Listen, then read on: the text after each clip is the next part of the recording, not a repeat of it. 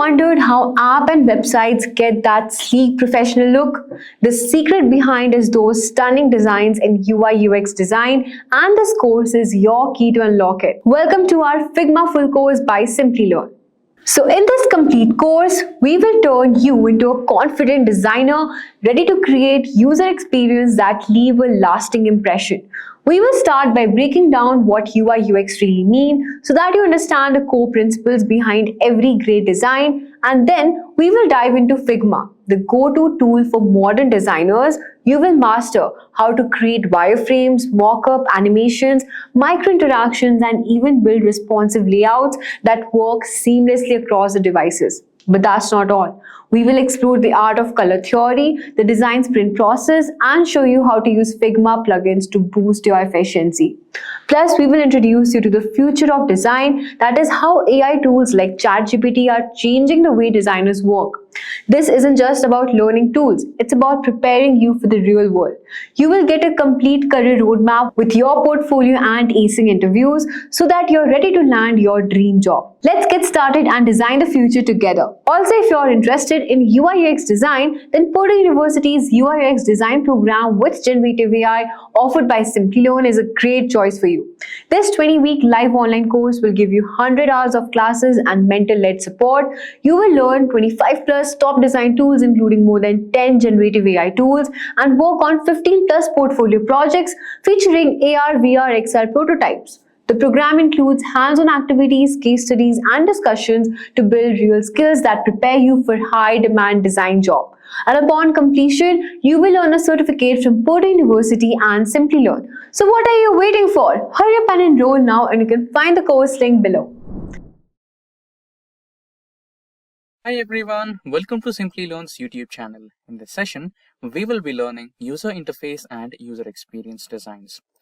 Now, before we begin, I would like to tell you guys that we have daily updates on multiple technologies. So, if you're a tech geek in a continuous hunt for latest technological trends, then consider getting subscribed to our YouTube channel and don't forget to hit that bell icon to never miss an update from Simplilearn.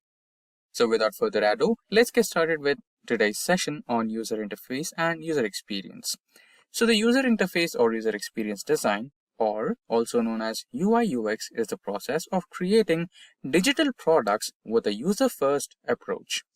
The goal of UI UX design is to provide a product that is both aesthetic and extremely pleasurable to use. It is a common idea that UI and UX are essentially the same thing and belong to the same discipline, but that is not totally accurate. They are separate fields that concentrate on different aspects of the user interaction with a digital product. However, they are closely related and overlap in so many ways that they are largely merged into one profession. So, to start off with, let's have a quick look at the agenda for today's session. We will start off by understanding what is UI UX. We will move on to what skills do UI UX designers need and what are their tasks. Next, we will see the difference between UI and UX, then what are the research techniques in UI UX and how they work together, and what are the disadvantages of combining them both. So I hope I made myself clear with the agenda. Now, what is user experience and user interface is our first topic. Let's get going. So, how a person will engage with a product, understanding your user's complete journey and translating it into a product. The interaction of human user with daily products and services is the subject of UX design. It includes user engagement. User engagement would come up if you were to summarize the aim of your user experience efforts. They maintain a connection with their user interests, motivations, and ambitions through engagement. Next, objectives. Objectives, as in the industry, UX design seeks to increase consumer satisfaction and loyalty through the usability, simplicity of use, and enjoyment provided in the engagement with a product. UX refers to the complete user experience that customers receive with a product. By evaluating products' usability, we can tell whether consumers can execute tasks successfully and quickly. Good usability is the basics for a successful user experience, and it is frequently confused by user experience and the simplicity of use. A part of user experience, UX design, is usability. Usability is the second level of user experience. Therefore, you must address your product's usability once you've established that it can resolve users' problems. The degree to which a designer's features fit users' demands and situations determines how usable the design is. And usability involves navigation, the discipline of creating, analyzing, and implementing ways for users to navigate through a website or app. Familiarity. Next is consistency. A usable and user-friendly design always provides a consistent experience. Followed by that, we have error prevention, alerting a user when they are making an error with the intention to make it easy for them to do whatever it is they are doing without a mistake. Next, we have feedback. Feedback is used to engage and explain and can improve the user satisfaction. Followed by that, we have visual clarity. Visual clarity is the measure of how effectively visual design prioritizes and conveys information. Lastly, we have flexibility. It is about knowing your customers and giving flexibility for different customer intents. Now that we have brief understanding of what UX is, let us understand what is UI.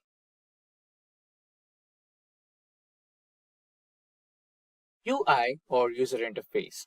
The point of human contact and interaction on a device is called user interface. This can include desktop displays, keyboards, mice, and other pointing devices. It also refers to the manner in which a user engages with a website or application. In other words, they design the user interface of a website or app. After knowing what is user interface, we will see the different types of user interface. First, we have command line interface, or CLI. CLI enables users to input commands into a terminal or dashboard window in order to communicate with a piece of software. And it is a platform or channel where users respond to a visible prompt by typing a command and receiving the system's response. Next, we have GUI, or graphical user interface. Graphical user interface enables people to engage with just an operating system using graphics. In the graphical user interface, there are menus like windows, scroll bars, buttons, wizards, painting pictures, alternative icons, and much more. It is simple to understand and natural. The user is shown or given information in any format, including plain text, videos, photos, etc. Followed by that, we have touch graphical user interface. A touch graphical user interface can be used with either the user's fingerprints or a stylus to control graphics.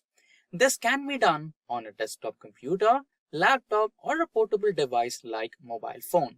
Touchscreen graphical user interfaces are increasingly used in hospital situations and provide both patients and healthcare workers with a number of advantages.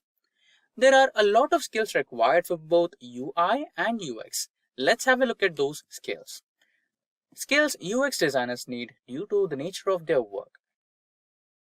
UX designers require a technological skill set such as design or development with programs like Sketch, Cause by Defect, and Adobe XD. Successful UX designers have had the following soft talents or abilities. Let's discuss the different skills for UX designers. In addition to hard capabilities are research, problem solving, and communication. Research. Research is a fundamental skill. Designers must derive useful insights from the data they gather, both in early stages and during the real-world testing. Next, we have problem solving. In a process called dynamic, UX designers look at a variety of methods to solve a single user problem. They not only fix difficulties during prototypes, but they also continuously develop and improve goods or services to make them more user-friendly. Finally, we have communication. Because UX design is indeed a highly collaborative process, communication is essential. This includes being able to effectively communicate within the team and to customers about the user's needs and requirements when using the product. Now, let's discuss about the skills that UI designers need. To work as a UI designer, they must need some hard skills. UI designers must keep up with current trends, methods, and technologies to grow. They must be familiar with design aesthetics, user interfaces, and brand design, layouts, and other aspects of graphic design. They must also know how to use graphic design and wireframing software. There are some of the following skills required to become a UI designer. Creativity. The only way UI designers can effectively fix problems is by coming up with novel ideas. Since imagination is a part of creativity, businesses seek out creative individuals. Teamwork and communication. The user interface designer must work well with others. They collaborate closely with product architects and web developers, so clear communication is essential for a successful end product. Adaptability. Technology evolves at a rapid pace. To consistently develop their products and services, good UI design embraces changes and keeps on top of the industry trends. After knowing the skills required for UX and UI designers, we will look into their different tasks.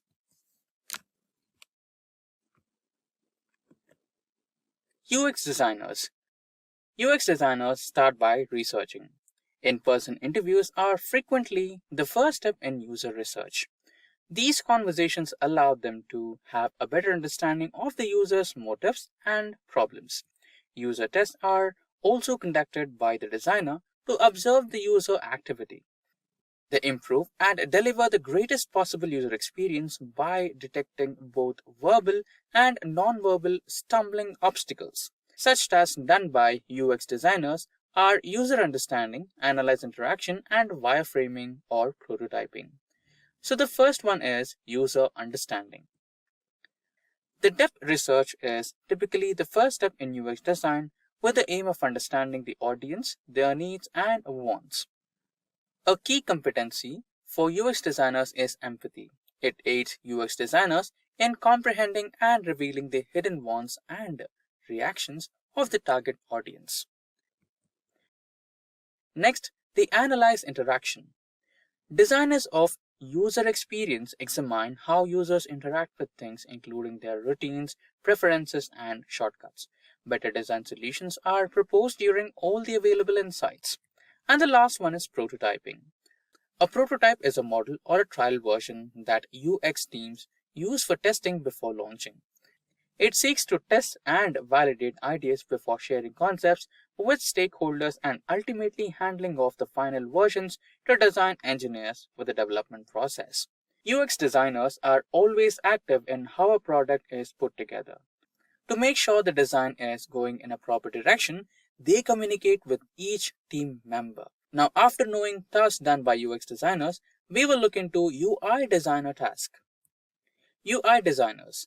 The web designer is in charge of creating how the product is set out graphically once the UX team has completed their process and handled over a wireframe. They must, of course, design from the user's perspective. This includes understanding interface design and implementing basic design principles. It also entails selecting fonts, menu designs, buttons, icons, and other elements with care to both express the brand and satisfy the user. There are several tasks done by UI designers, and the first one is testing. In general, UI testing, sometimes referred to as testing, is a process designed to test the features of any product that the user will interact with. Typically, this involves doing tests on the visual components to ensure that they are performing and functionally in accordance with the specifications. Communication. Typically, the technical team, UX designers, and UI designers collaborate closely. Communicational abilities are needed to grasp technical viability. Wireframing. One of the most important processes in UI UX design is wireframing. This involves modeling the framework of digital applications. A wireframe is a product outline that shows what software components will be present in important pages. It is an essential step in process of design interactions. Now, we will see the difference between UI UX. Two of the terms used in web and application design that get mixed up and confused most are UX design and UI design, and that makes sense. On the surface, they appear to be describing the same thing because they are frequently combined in phase UI UX design. But don't worry, we will try to understand the basic differences between UI and UX. User experience relates to the user's experience of the product or service, whereas UI refers to the visual components through which humans connect with a product. Therefore, UX focuses on visual interface elements like fonts, colors, menu bars, and much more, whereas UI focuses on user and their experience with the product. After knowing the difference of UX, UI, we will see the research techniques in both UI, UX. The practice of gathering information from actual users in understanding their demands and trouble areas is known as user research. There are the following UX research techniques. User persona. A user persona is a fictionized picture of average user. The objective of this is to assist UX designers to develop solutions with particular target user in mind as opposed to a general one. User interviews.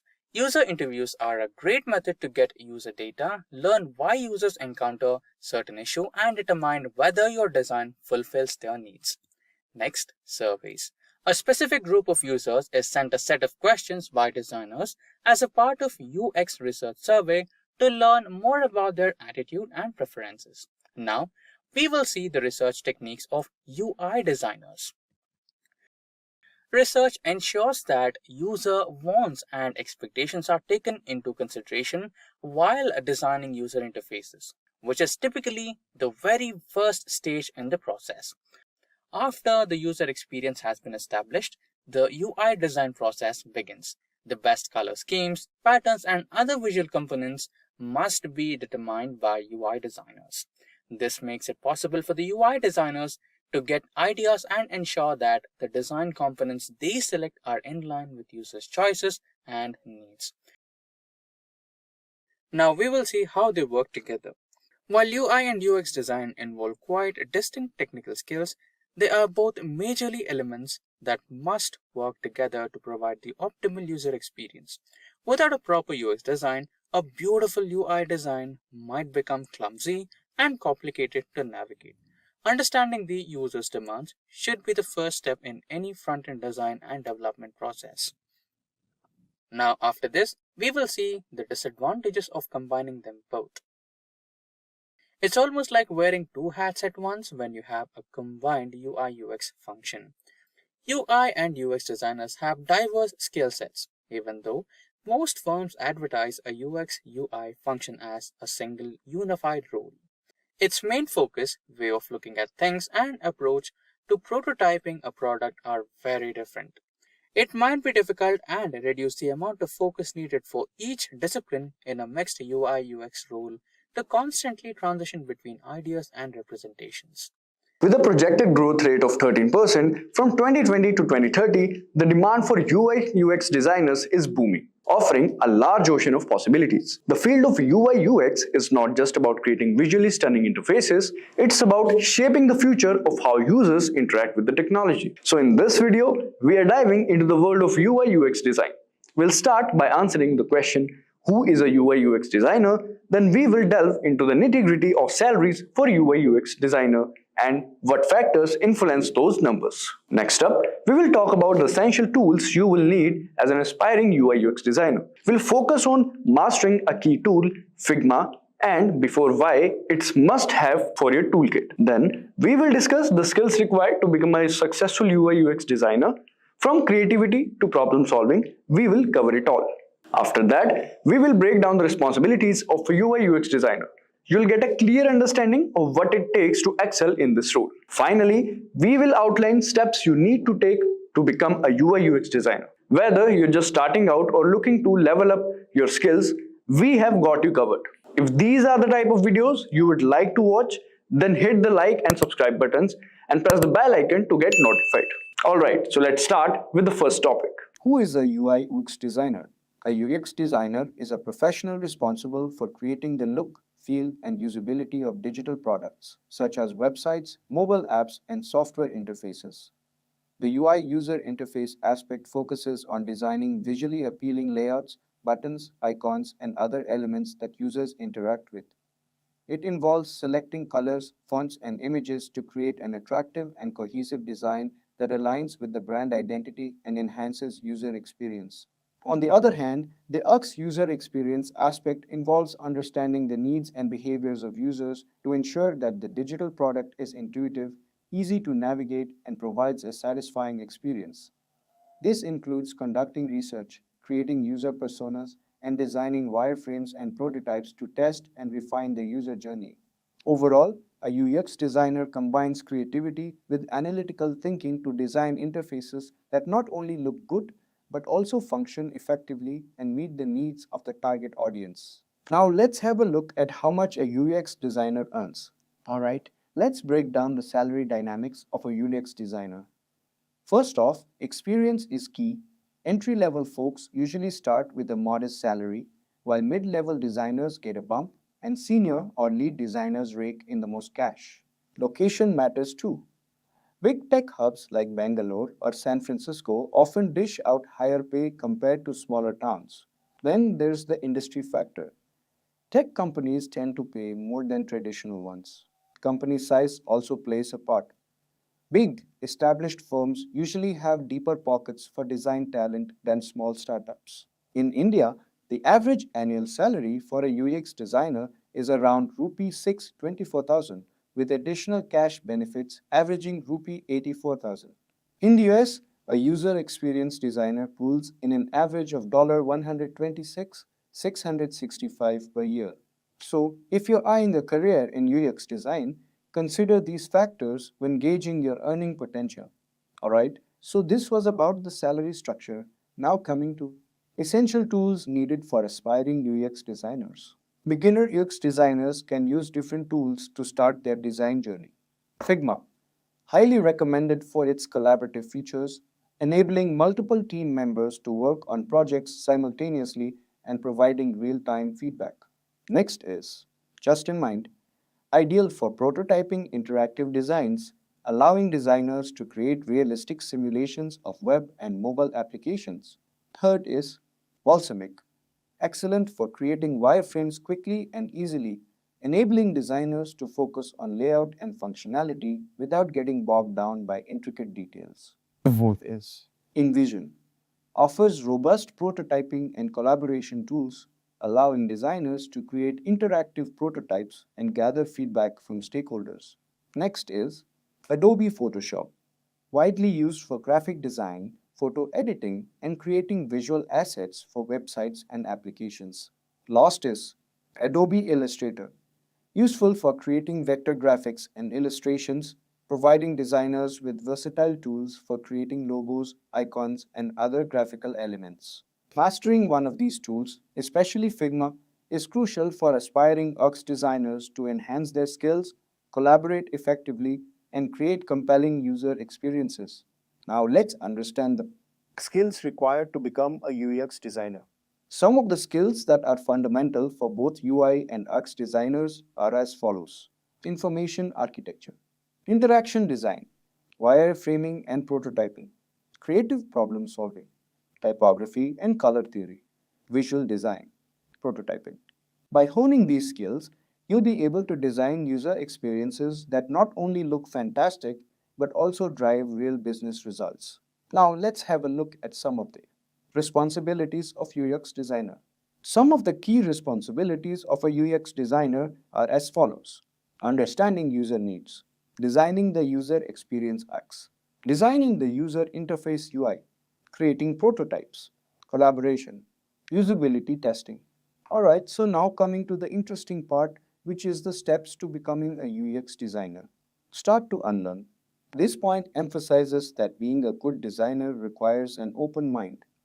Here's a breakdown. Design is subjective. There is no single perfect design. What works for one user or audience might not work for another. Unlearn preconceived notions. Don't cling to ideas of what good design is supposed to be. Be open to exploring different approaches. Embrace new ideas.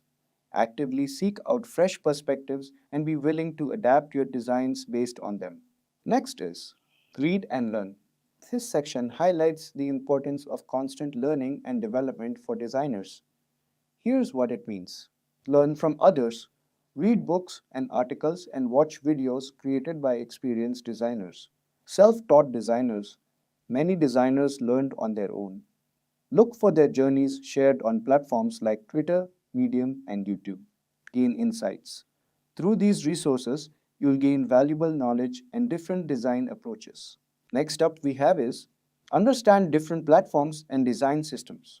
This point focuses on the technical aspects a designer should be familiar with. Operating systems OS. Understand the design principles and user expectations of different platforms like iOS, Windows, and Android. Design systems. Explore existing design systems like Google's Material Design or Apple's Human Interface Guidelines. These offer pre-built components and design rules for consistency across products within a platform. Next is learn Gestalt principles. This section dives into the psychology behind user perception. Gestalt theory. Learn the principles that explain how humans perceive visual elements, proximity, similarity, etc. Understanding principles like proximity, grouping related elements, and similarity using visual cues to show connection help create designs that users can easily understand and navigate. Coming to the next one. Pay attention to details. This point emphasizes the importance of meticulousness. Develop a keen eye. Train yourself to notice small details in design. Even minor elements can significantly impact user experience. Small details, big impact. For instance, the spacing between buttons or the size of font can affect usability. Next up we have is learn technical skills. This section focuses on the practical tools and techniques designers use. Master design tools. Learn industry standard software like Sketch or Figma. Wireframing and prototyping. Develop the skill to create wireframes, low-fidelity mockups, and prototypes interactive models to visualize and test design ideas. Color theory. Understand how colors can influence user emotions and behavior. Learn to use color effectively in your designs. Last one is practice regularly. His final point highlights the importance of continuous improvement. Practice makes perfect. Regularly work on design projects, personal or freelance, to develop and sharpen your design skills. Honing your craft. The more you practice, the better you'll become at creating effective and user-friendly designs. So, this was about UI UX Designer Roadmap. How to use Figma. In this today's session, we will see what Figma is. Moving forward, we will see how to use Figma. Now let's discuss what Figma is and proceed further for the same. Figma is an online tool for designing and editing users and graphics interfaces. It may be used for various graphic design tasks, including wireframe websites, creating users interfaces for the mobile applications, creating design prototypes, creating posts for the social medias, and everything in between. Compared to other graphics editor software, Figma is unique, mostly because it immediately works with your browser. Also, you can begin designing and getting your project from any computer or platform without installations of additional software or acquiring additional licenses. After discussing what is Figma, we will see how to use Figma. It is a web-based application, as we already explained. To begin using the app, you only need a desktop or laptop with a reliable browser and an internet connection. After that, you may sign up for a free account on the Figma websites. Additionally, you may immediately get to work on your designs. With Figma, you may design products from scratch or from pre-made templates using an editor that is incredibly user-friendly for the beginners. There are many sources that are available online to teach you how to use Figma, but learning will be much simpler if you use the lessons we provide below. In the tutorial, I'm going to show you the best way to start practicing designing apps and websites in Figma, and will give you step-by-step instruction you can literally follow click by click. I will only tell you the stuff that you need to get started designing interfaces. So let's get started. So we are going to look at the tool called Figma, and it has a few advantages. But most importantly for you, it's free to get started. If you are working by yourself, we like using it at Smart because it has also really good collaboration, so we can have multiple people working on the same design file at the same time, and it's really very fast. It works on any computers, whether you have a Mac, PC, Linux, whatever you have, it works right in the browser. As you're watching the video, if you have any questions about how to do a particular effect in Figma, or any comment or something that you want to recommend, please put it in the comment below. And if you want to find out more tips about UI and UX, make sure to subscribe our YouTube channel so you will never miss an update from Simplilearn. I wanted to start off with the templates. So what I want to do now is create a triangle for my own design, and it will called as frame.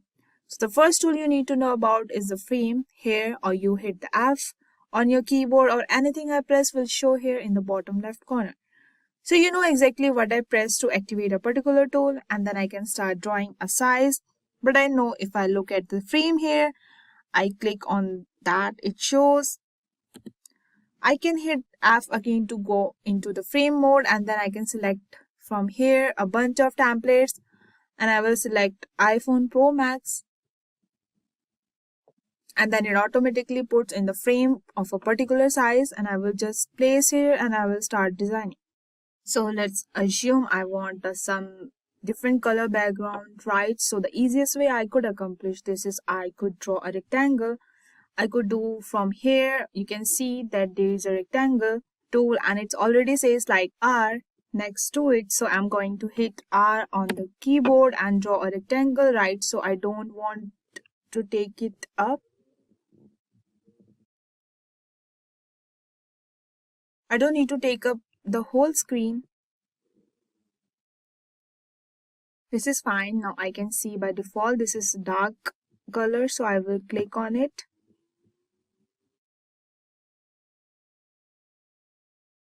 And so here's, I say whatever, like I can select the color.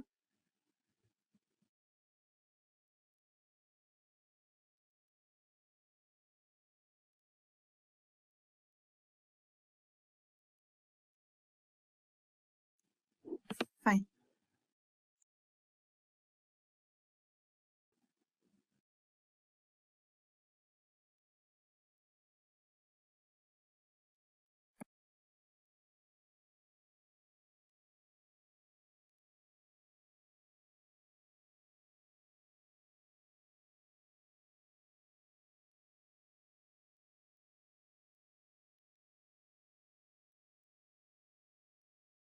To make it more attractive for the right under the position and the dimension. So if I want to change this,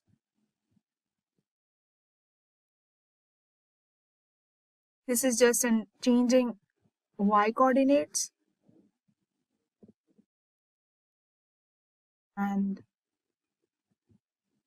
this is for this is for the y coordinates and this is for the x coordinates.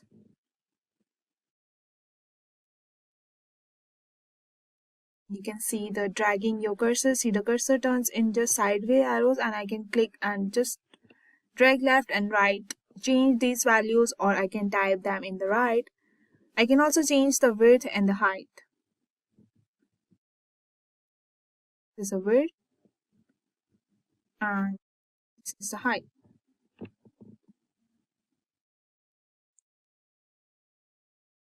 The right or the corners radius, right? So the rounding effect is there, so I can use that. So with the arrows, this is a rounding effect and corner radius effect.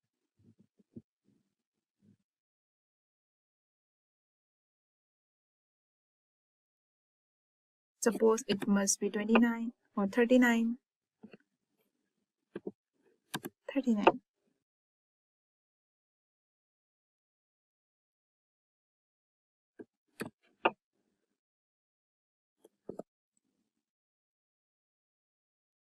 And I will keep this also by 39.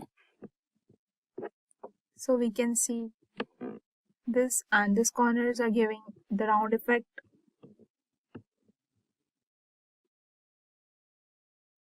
So if I change 0, you will see there is no longer rounded, and if I want to keep the top rounded but not the bottom, then I can change the bottom ones right, and now it looks good. Now the next thing I have to create is the circle. Is from the shape menu. You have an ellipse which you can also use with the letter O on your keyboard. Now by default you will be able to draw any kind of circle with any aspects of ratio.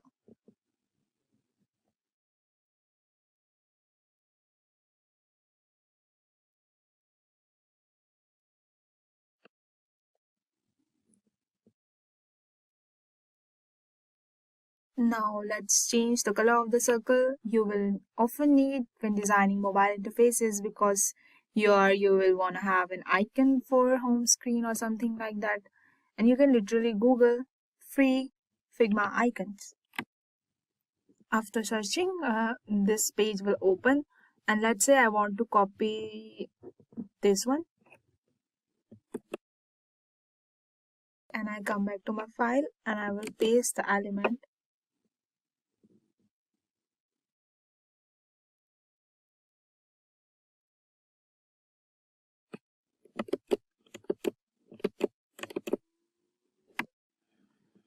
And Figma also helps you to with positioning. It automatically centers things, and let's say what I wanted to get an image here for interesting instead of the blank color. So one good website is called Unsplash. Here I just write food and I will get the image.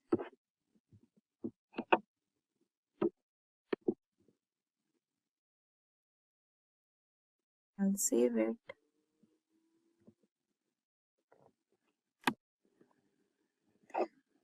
We will copy that and paste it over here.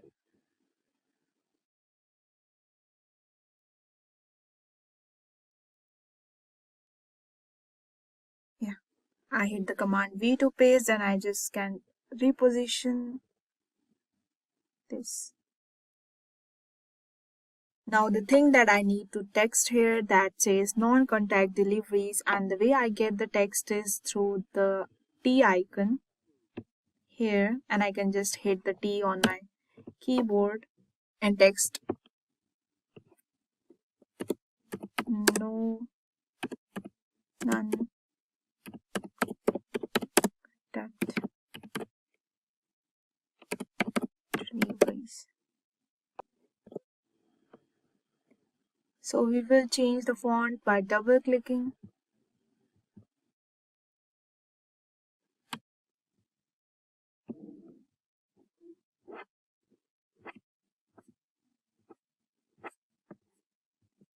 We will change the font of the text in SF Pro text.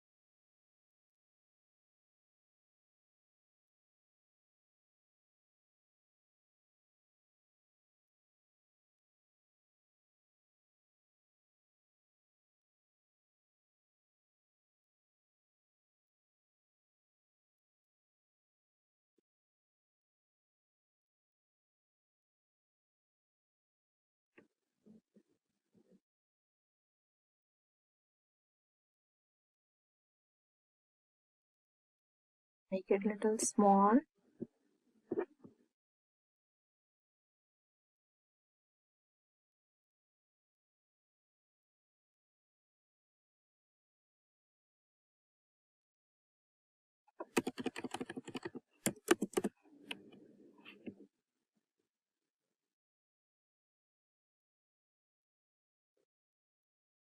So now we will write one paragraph here below. So I will hit the icon T again.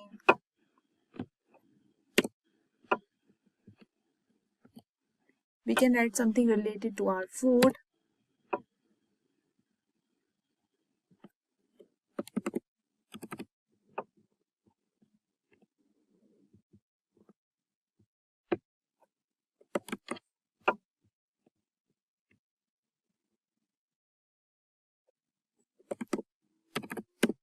And we'll make this font as small.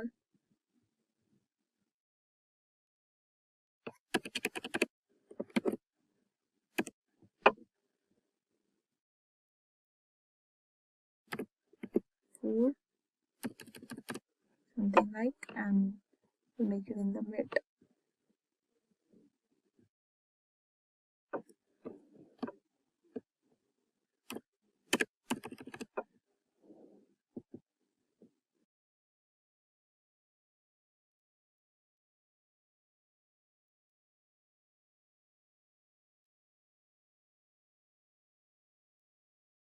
Yeah.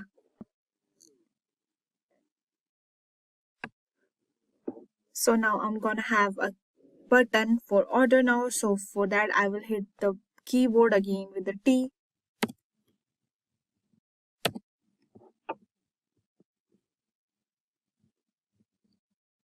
Repeat.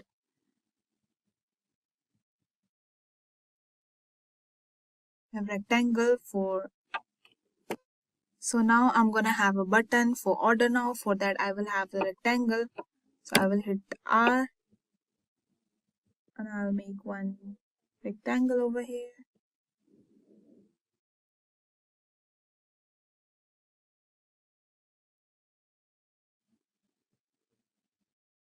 And make it in the center. I will pick one color for that.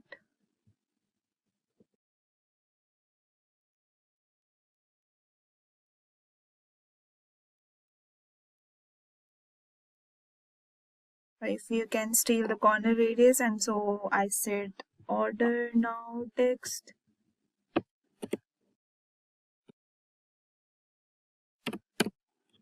And I will make it in the mid.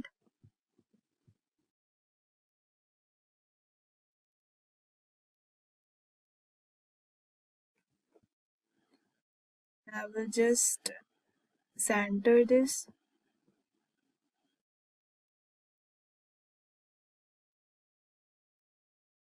and make it and let it be white.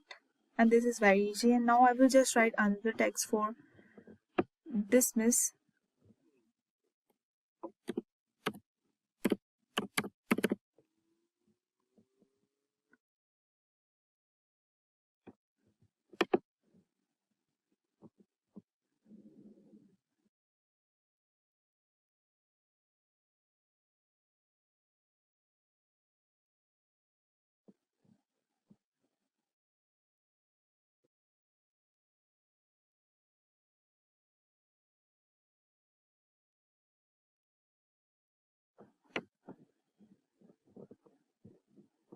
So starting with a template, we had make our splash first page for the food delivery app in Figma.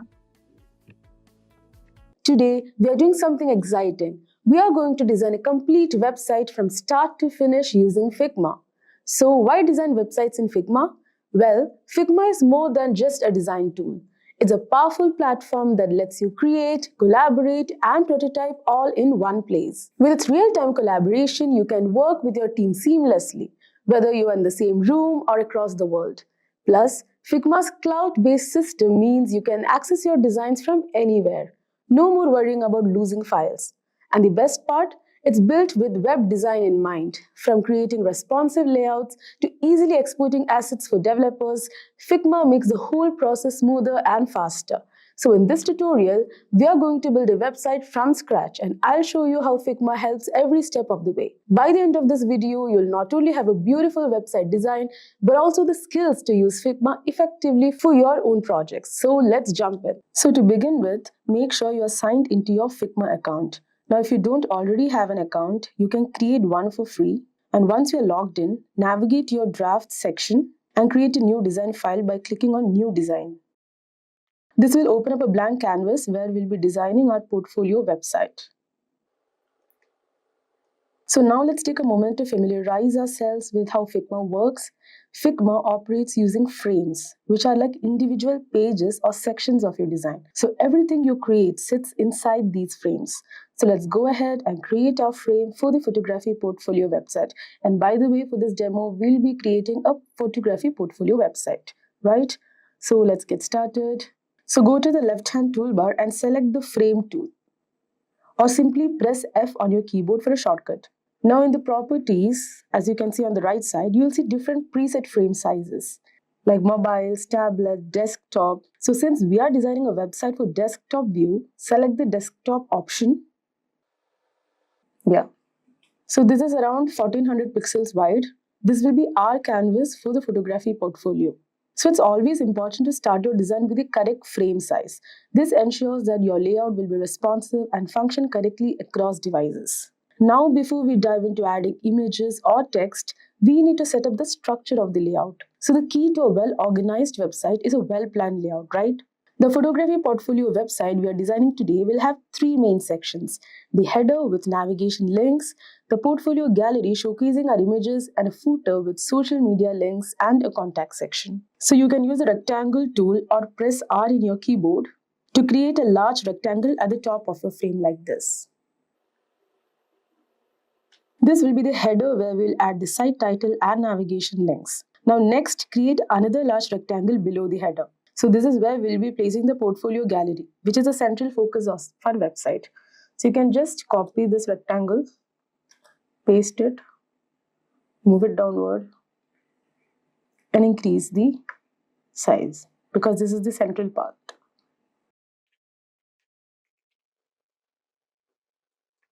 You can also increase the size of the frame like this. Okay, now let's zoom in. Okay.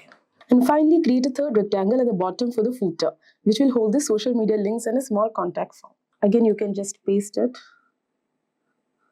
Yes, perfect. Now we are not worried about the exact sizes right now, so we'll adjust everything later as we add content.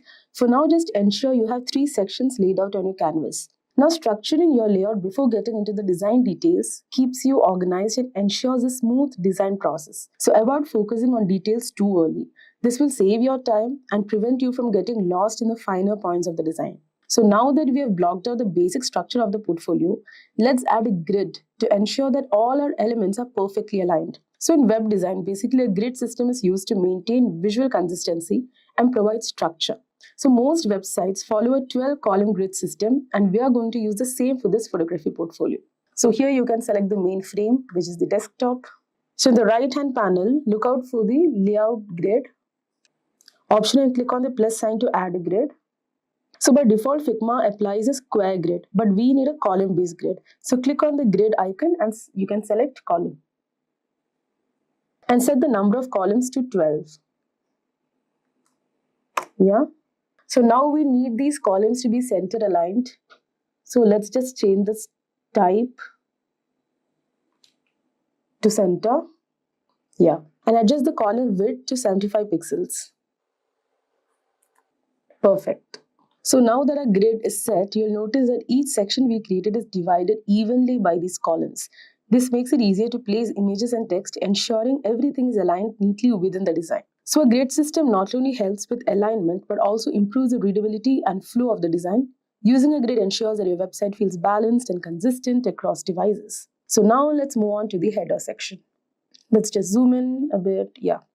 Now this will have the site title and navigation links like home, portfolio, about me and contact. We'll also give this header a transparent look over a background image. So first you have to select the top rectangle, which is the header section, and adjust its height to around 150 pixels. So here you can change the height into 150 pixels. This will give us enough space to include the title and navigation links. Now next we'll add a background image to the header. So how do we do that? So first select this rectangle. Go to fill. Let's just close these. Just a second. Yeah, go there. select an image, choose an image. Let's choose this image. And yeah, and you can also, change the exposure, contrast, saturation. You can do all these settings. And as you can see, this is a very light image. I think it's visible. It's like raindrops. I want to keep it subtle. So that's why I've kept it this way. You can add images of your choice. Now next, let's add the site title. So now select the text tool, the shortcut of which is T, and click within the header section. Yeah. And type the photography's name. For example, this is Sneha's photography. And we'll use the Google font Playfair Display. So here you can go and change the font. And we can give the font size at 48. I think this is pretty decent. And align it to the left side of the header. So let's align it to the left side. Now as you can see, we won't go beyond this grid. As you remember, this grid is for our reference and we are not supposed to add anything over this side and this side. So let's, yeah, I think this is fine. Now let's add some simple navigation links like home, portfolio, about me and contact. So you can create each of these links using the text tool and align them to the right of the header. Again, just use the shortcut. Here you can give an about. This you can keep it. The font size is 18. I think this is more than enough. But you can keep it 20, I guess. Yeah. So we'll align everything later. We'll just add right now the text that we need. Home. And let's keep just one more, which is contact. Right? Now we'll align all this towards the right. Yes, and again I'm reminding you to use the grid. Yes. See how simple it was for me to give equal spaces among these, right? So always keep your header design clean and simple, especially for portfolio websites like this, because our main focus is on the work, right? So now that we have a header in place, it's time to work on the gallery, which is the main focus of the design. So this section will showcase a grid of your best photography work. So here you have to go to the section of the frame, the larger rectangle that we have. Now we are planning to create a grid of 2 rows and 4 images in each row. So to do this, we have to use the rectangular tool R and then we'll duplicate it. Just draw a rectangle. We'll give it white color so that it's visible. Yep. Now let's duplicate it and keep it here. And we can keep it here. I think it's fine. Just a second. Yeah, now it's fine. Now you can just duplicate it by, selecting Alt option and bringing it down like this.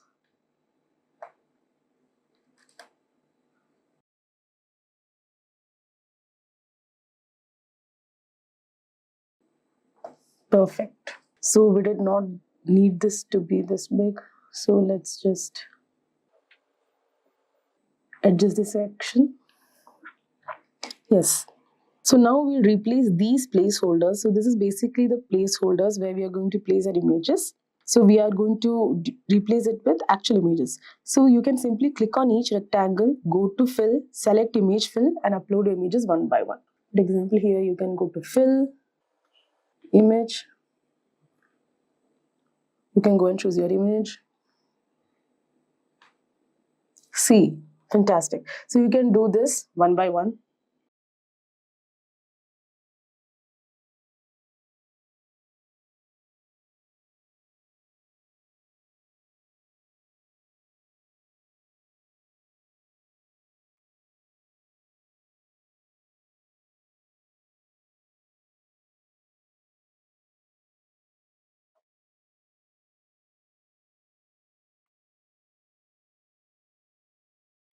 So when designing a portfolio gallery, it's important to maintain a clean grid-based layout. This allows your images to shine without distractions, giving them the space they need to stand out.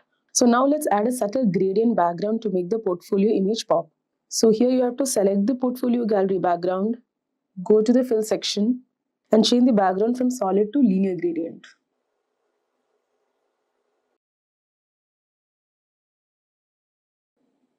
So this is gradient option.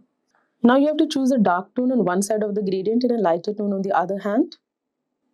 So for example, start with black at the bottom, fading to dark gray at the top.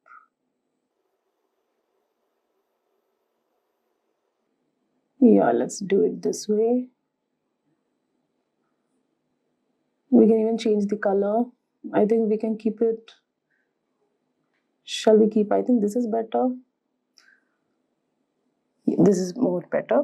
So let's keep it this way.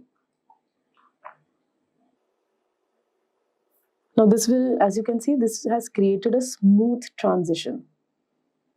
So as you can see, a subtle gradient can create a sense of depth and dimension. It ensures a portfolio stands out. Now let's go and design the footer section. So let's just decrease the frame because we don't need this much. Just a second. Let's select the frame. We're having the footer here. Of course, I'm just giving you a basic idea on how to use the features. And as you can see, I've just added the images over here, but then you can write text, create a text field, and you can explain what the image is about and everything and make it more interesting.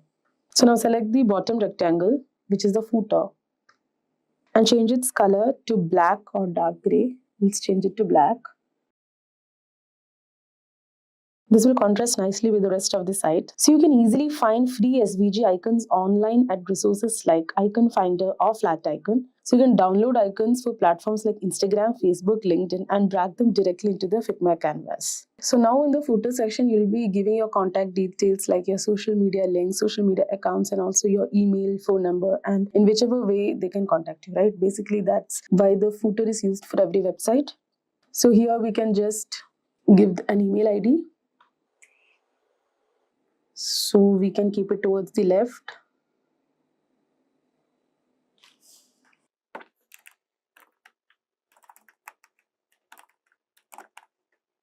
And always try to keep your font size and font style. So here I have just added the email address for contact. You can also give your phone number. And also if you have social media accounts, what you can do is you can actually download social media icons from websites like Icon Finder or Flat Icon. And you can download those icons as SVG format and upload them.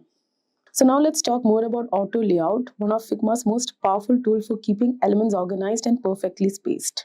So auto layout is essential when you need dynamic resizing and consistent spacing. Here's how it works. So you can select any set of elements that need to be evenly spaced or grouped. For example, the images in your portfolio gallery. So we can select these elements and press Shift A to group the elements in auto layout. You'll notice that Figma automatically spaces them out evenly. And you can also adjust the padding and gap values in the right-hand panel to control the spacing between elements. This is especially useful if you want to maintain equal distances between your images. Also, you can use effects like shadows and gradients. So this goal is to add subtle depth without overwhelming the content. So now that we have designed the entire portfolio website, it's time to zoom out and review everything. So you can just zoom out and review. I haven't added anything much. This is just a basic idea that I have covered. So you can zoom out and check how your website looks and check the alignments, spacing and everything.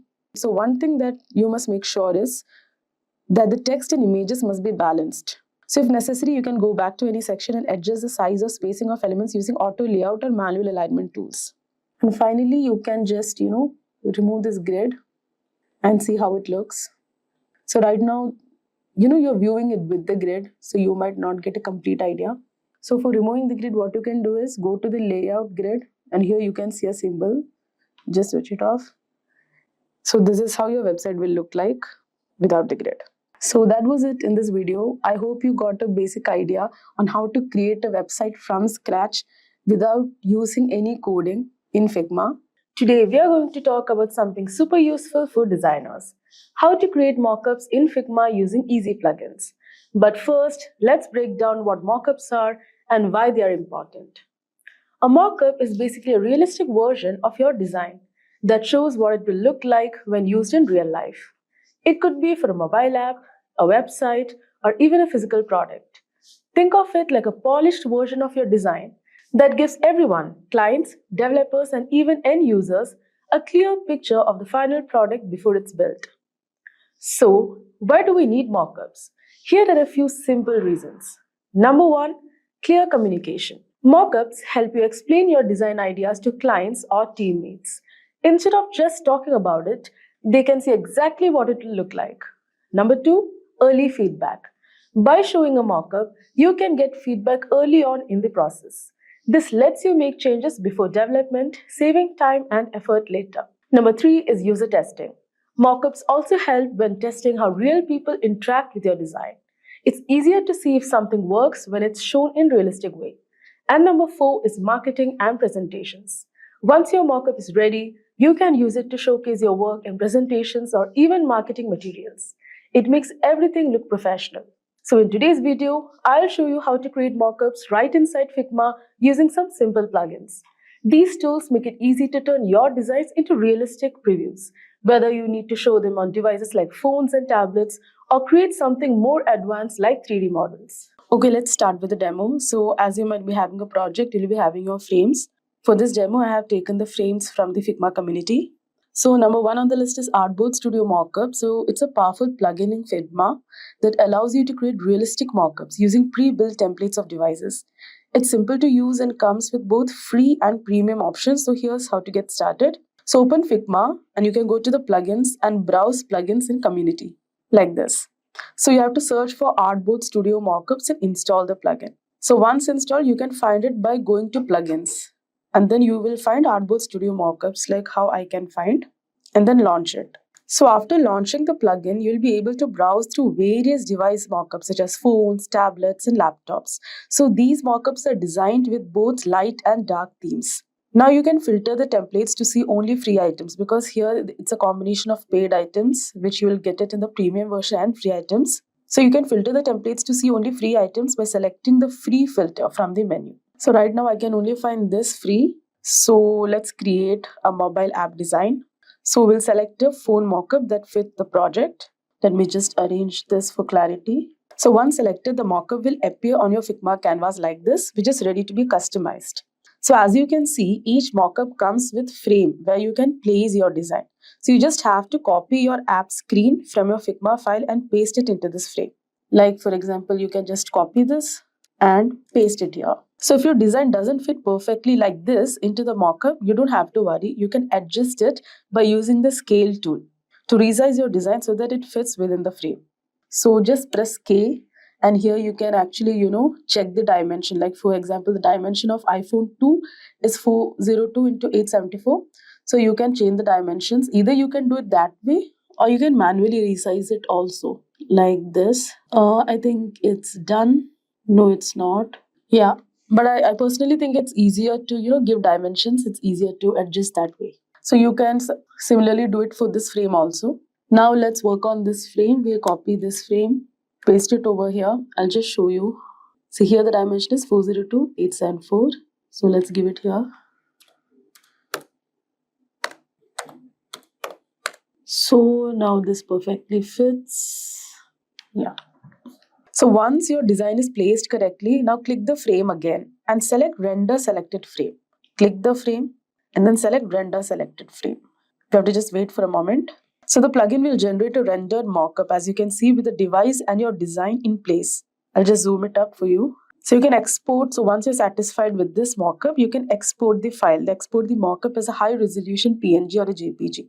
So you can export the mockup as a high resolution PNG or JPG. You can use the export function in Figma and make sure to select a high quality for a crisp and clean mockup. So Artboard is basically used because it provides a fast way to generate realistic device mockups as you have seen without needing to manually create them. and you get a professional presentation with minimal efforts, making it perfect for client work, portfolios, or marketing material. Now, Clay Mockups 3D is another useful plugin that helps you visualize your designs in 3D. So you can rotate and position the mockups to showcase your design from different angles. So for that also you can go to plugins and you can search for Clay Mockups 3D and again install it. I have already installed it, so I have it over here. So after launching the plugin, select the device you want to use for your mockup.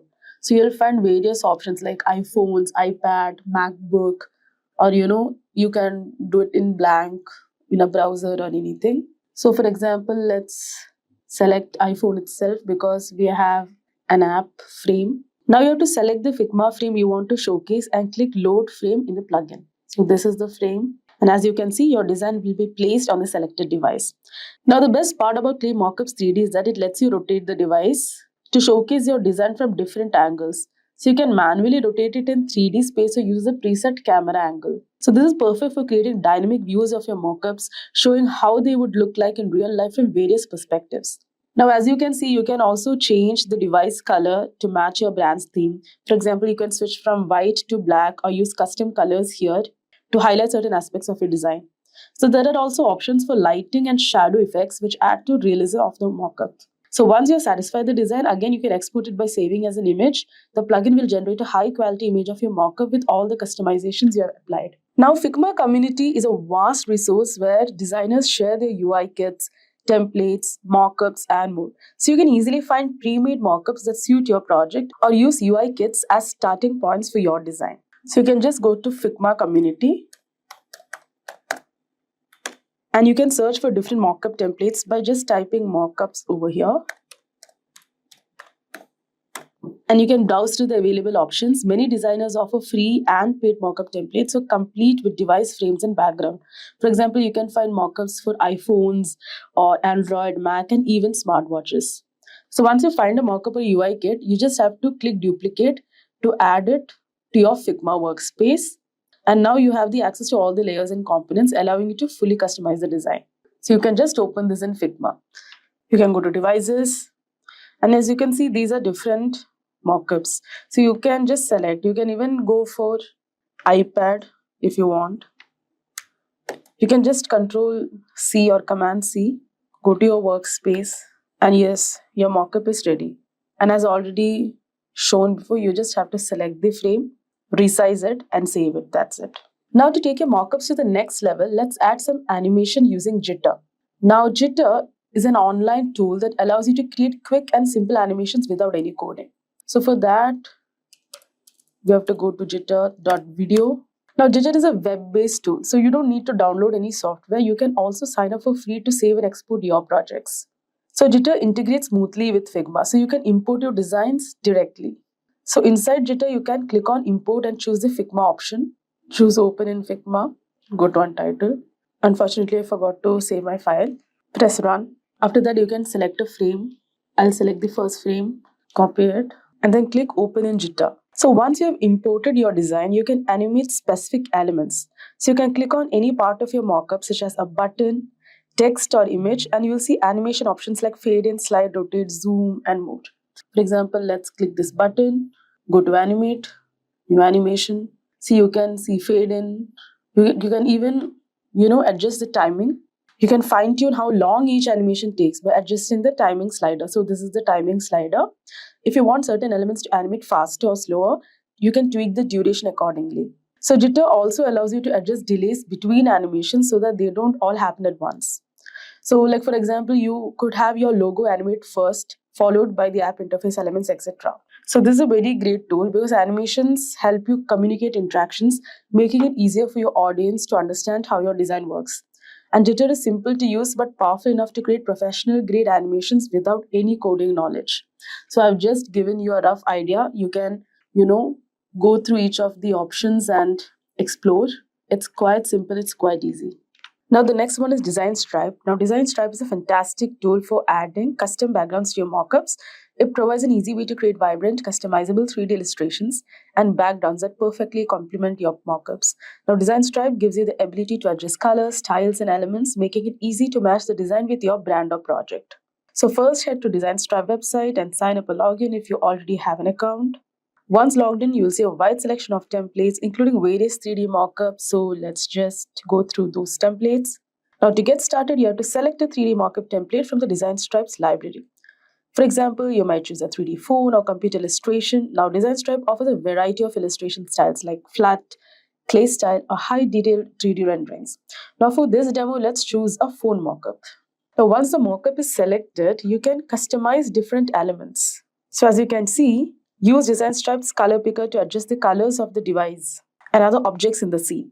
So, you can change the background, for example, device frame, or even customize small details like shadows and highlights. You can also add or remove objects around the device such as plants, tables, or whatever is present. And in this way, you can design the background. Now our next step is to add the design into this mockup, right? So just click here.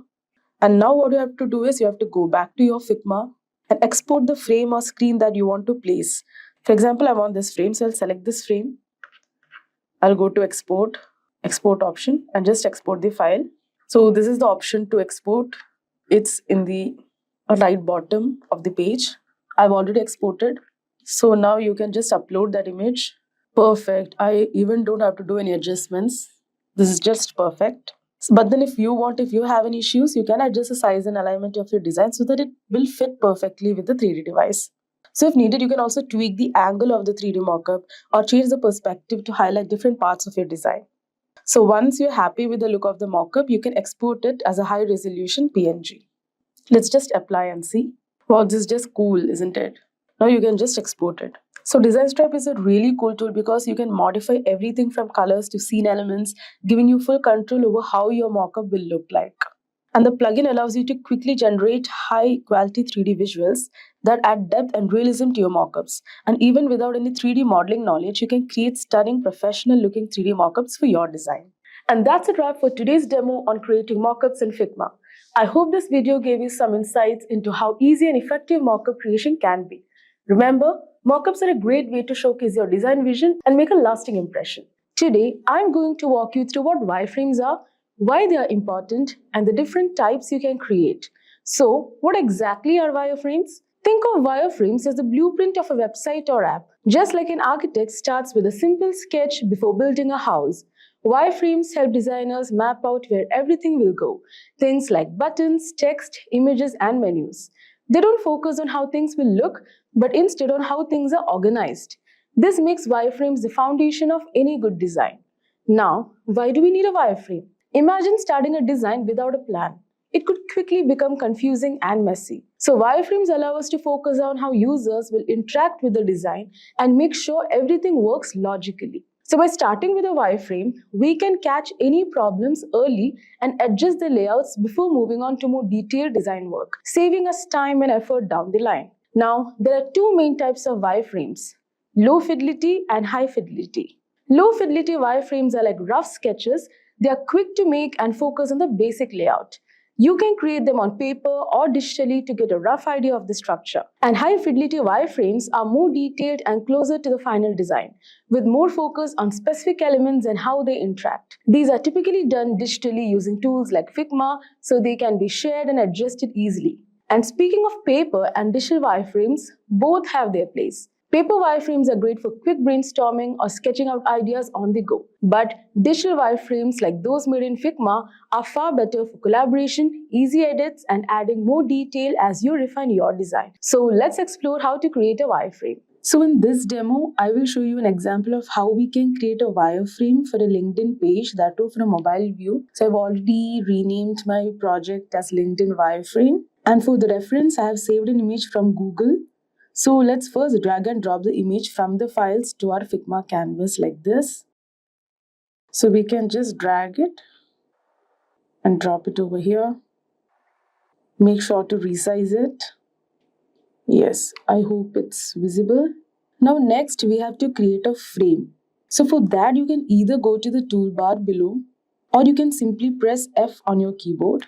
Now after which you can select the device from the right side panel that you want your frame to be. So I'm selecting iPhone 14 Plus. We just need one frame. Now we have to make sure that the screenshot or the saved image and your frame is of equal size so that your wireframing process will be easy. So let's just resize it to the size of the pic. Now while resizing, which essentially means while zooming in or zooming out, make sure that you press the shift key so that it resizes uniformly like this. Yes, I think this is fine. So now everything is set, and let's start with wireframing. So basically we start by using the rectangles. So now again for rectangle, you can go to the toolbar or simply press R on your keyboard. So as you can see here, first you have a box to write your name, then you have the profile photo, a background image, the profile bio, accept button, ignore button, more button, an about section, and the featured, and finally we have some tools down. So let's start to wireframe it one by one. So first let's just draw a rectangle over here. Again we'll draw a rectangle for the arrow button also. We'll place the arrow button inside it later. Now we need another rectangle for the background image. Yes. And the profile picture is inside a circle. So either you can, select a circle, or again you can go to rectangle, draw a rectangle, and you can curve the corners right here on your right side. Corner the radius like this. I think this is fine. We'll give this a different color. Yep. So we'll write the text later. Let's fill the boxes or shapes first. Now here we have 3 buttons. Let's draw the rectangle and then corner the radius like before. I think this is fine. So I've cornered the radius to 48, as you can see here. I think I'll reduce the size a bit. Yeah. So now 2 more buttons are needed. So just copy paste it. So as you can see, wireframe is just a blueprint, and it is mainly done so that the stakeholders or your team members get an idea about your project. So you don't have to waste much of your time perfecting the shapes and icons or the colors. So your main focus should be on the logic of the design. Now let's just mark the separations between each sections. For that also we'll use rectangle. Yeah. We'll just copy paste this. Now we need some rectangles for the featured section. So now as you can see, I don't want to, corner the radius of these 2 sides, just the upper part. So what you can do is you can select the upper part and yes, kept it 30. You can keep this 30 as well. So as you can see, it has cornered the radius of the top 2 sides. The bottom 2 sides are intact, just like that. So that's why we basically use the rectangle for every shapes and then we corner the radius. Again, let's do the same. Here, as you can see, it's the half of the image. So I just need to corner this particular side.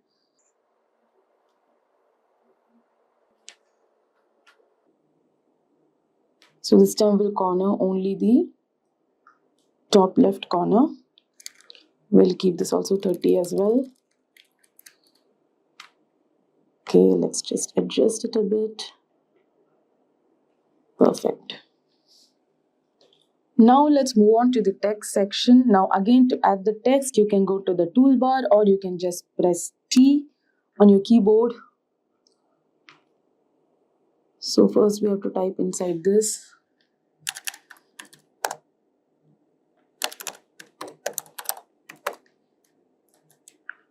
The font is pretty much small. So select your text, go to your right hand side. Increase the font size. So I think 24 is fine. Just drag it a little bit. Yes. Now this is of blue color, this particular box. So change the color to blue.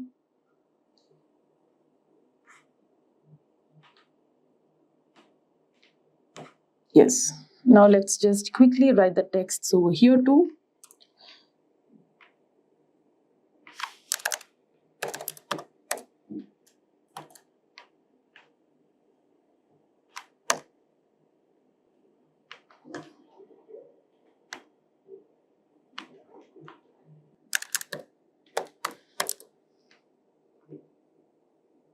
So as you can see, the ignore button is, a bit of grayish over here.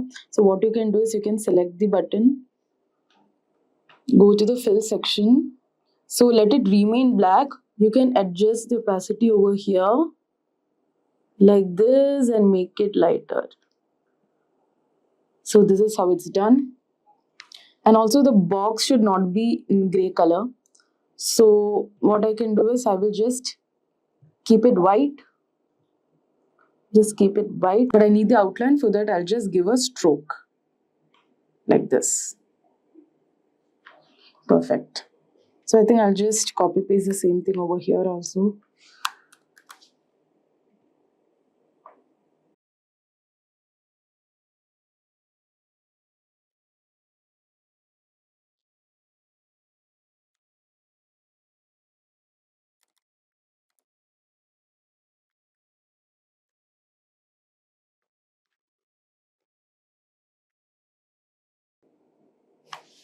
Next, let's type the about section.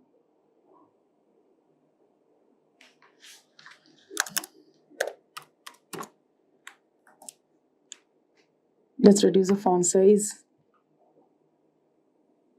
I think 32 is fine.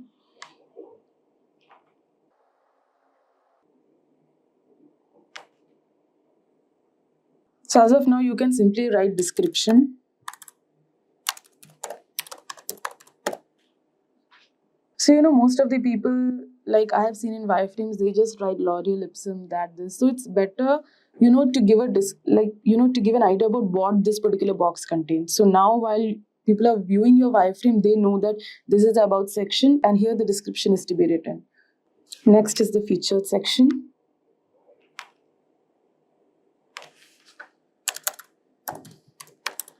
Featured.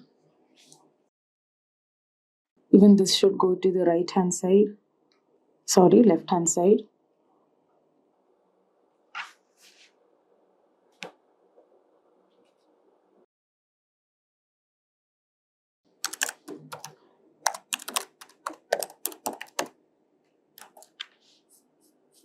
So let's just quickly finish it off.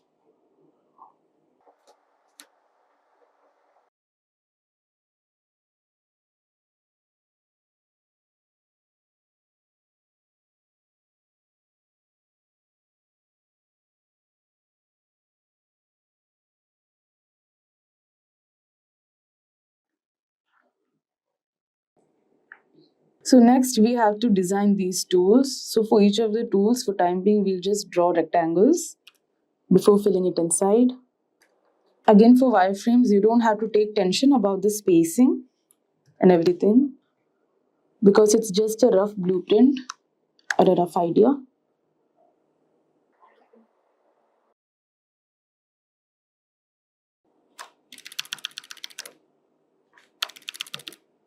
So now let's see how to create the shapes inside this. But before that, if you are interested in a career in UI UX, you can kickstart your career with the Caltech CTME UI UX Bootcamp by Simplilearn. It is an immersive Gen AI powered program designed to equip you with hands-on experience in cutting-edge design tools and techniques. This bootcamp offers a prestigious certificate from Caltech CTME along with up to 10 continuing education units.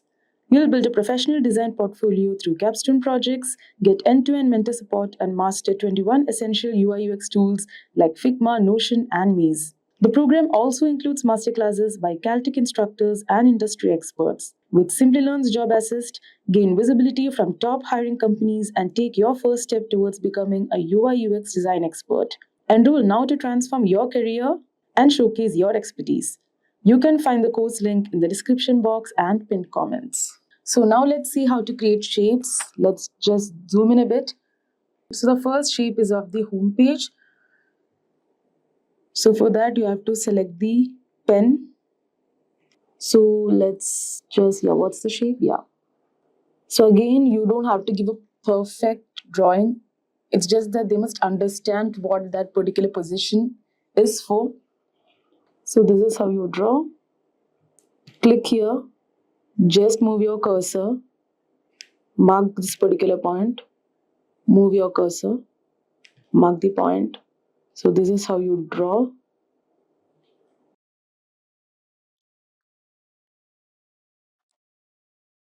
I hope this is fine. Like the people will understand this is for the home page. So quickly, let's just draw the rest of the icons. For rectangle, the shortcut is O in your keyboard.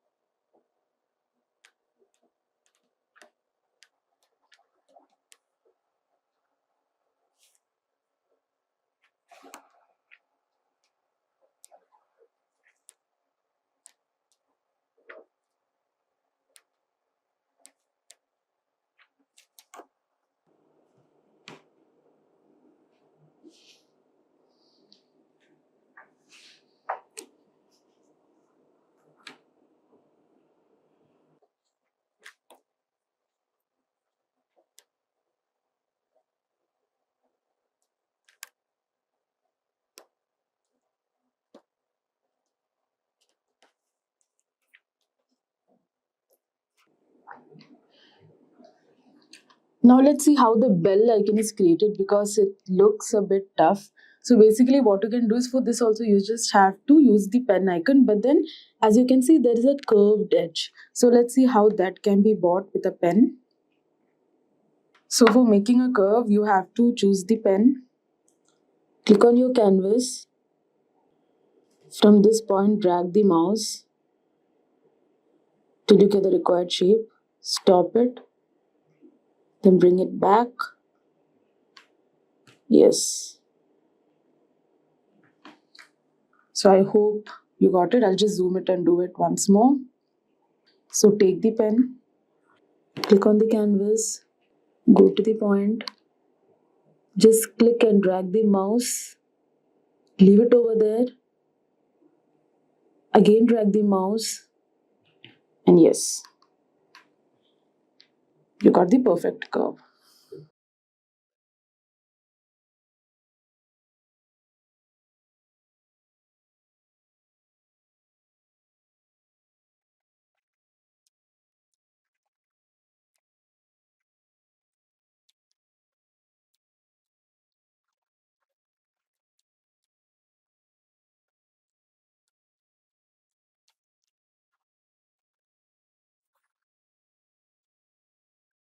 So as you can see, I have finished drawing the icons. I know it's not perfect, but I think this is more than enough for the viewers to get an idea about what is there in each position.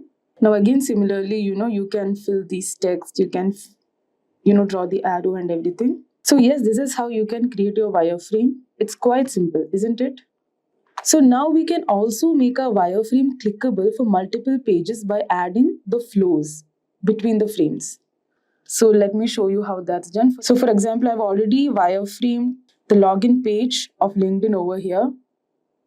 As you can see, it kind of looks exact. But again, as I mentioned before, wireframe is just a blueprint, so don't waste much time perfecting the shapes and icons of the colors. Your main focus should be in the logic of the design. So now let's just make it clickable. For example, I want the user to go to his profile once he logs in. So let's just consider if this is that person's profile. So what I can do is I have a sign in button over here. So first go to prototype, which is on your right side. So as you hover over the shape, you will find these plus buttons. So just click over there, drag it. Just a second. I have to zoom out a bit, yeah. So I will drag it to this particular frame. So the trigger is on click. So I don't want this page to come while I hover over it or while dragging it. I want it on click. So let's keep it on click. Action is navigating to. The animation, I want it smart animate, which means it's smooth. You can also, change the duration, the speed. So now let's just hit the play button. So here is a sign-in page, and once I signed in, here is the profile page. So as you can see, this kind of gives a complete idea on where the user will go after he clicks the login button, right? So yeah, this is it. This is how you create a wireframe and then make it clickable. And now here's a quick tip to make this process even faster. So you can use the Figma community wireframe kits. Now the Figma community offers tons of free wireframe kits made by other designers that you can drag and drop into your project. So this is a huge time saver, especially if you're in a rush or working on large projects. So to access these kits, you just have to go to the community tab in Figma and search for the wireframe kit and browse through the options. So there's something for almost every type of design project, as you can see here. And they're customizable, so you can tweak them to fit your exact needs. So for example, let's just check out this low fidelity wireframe.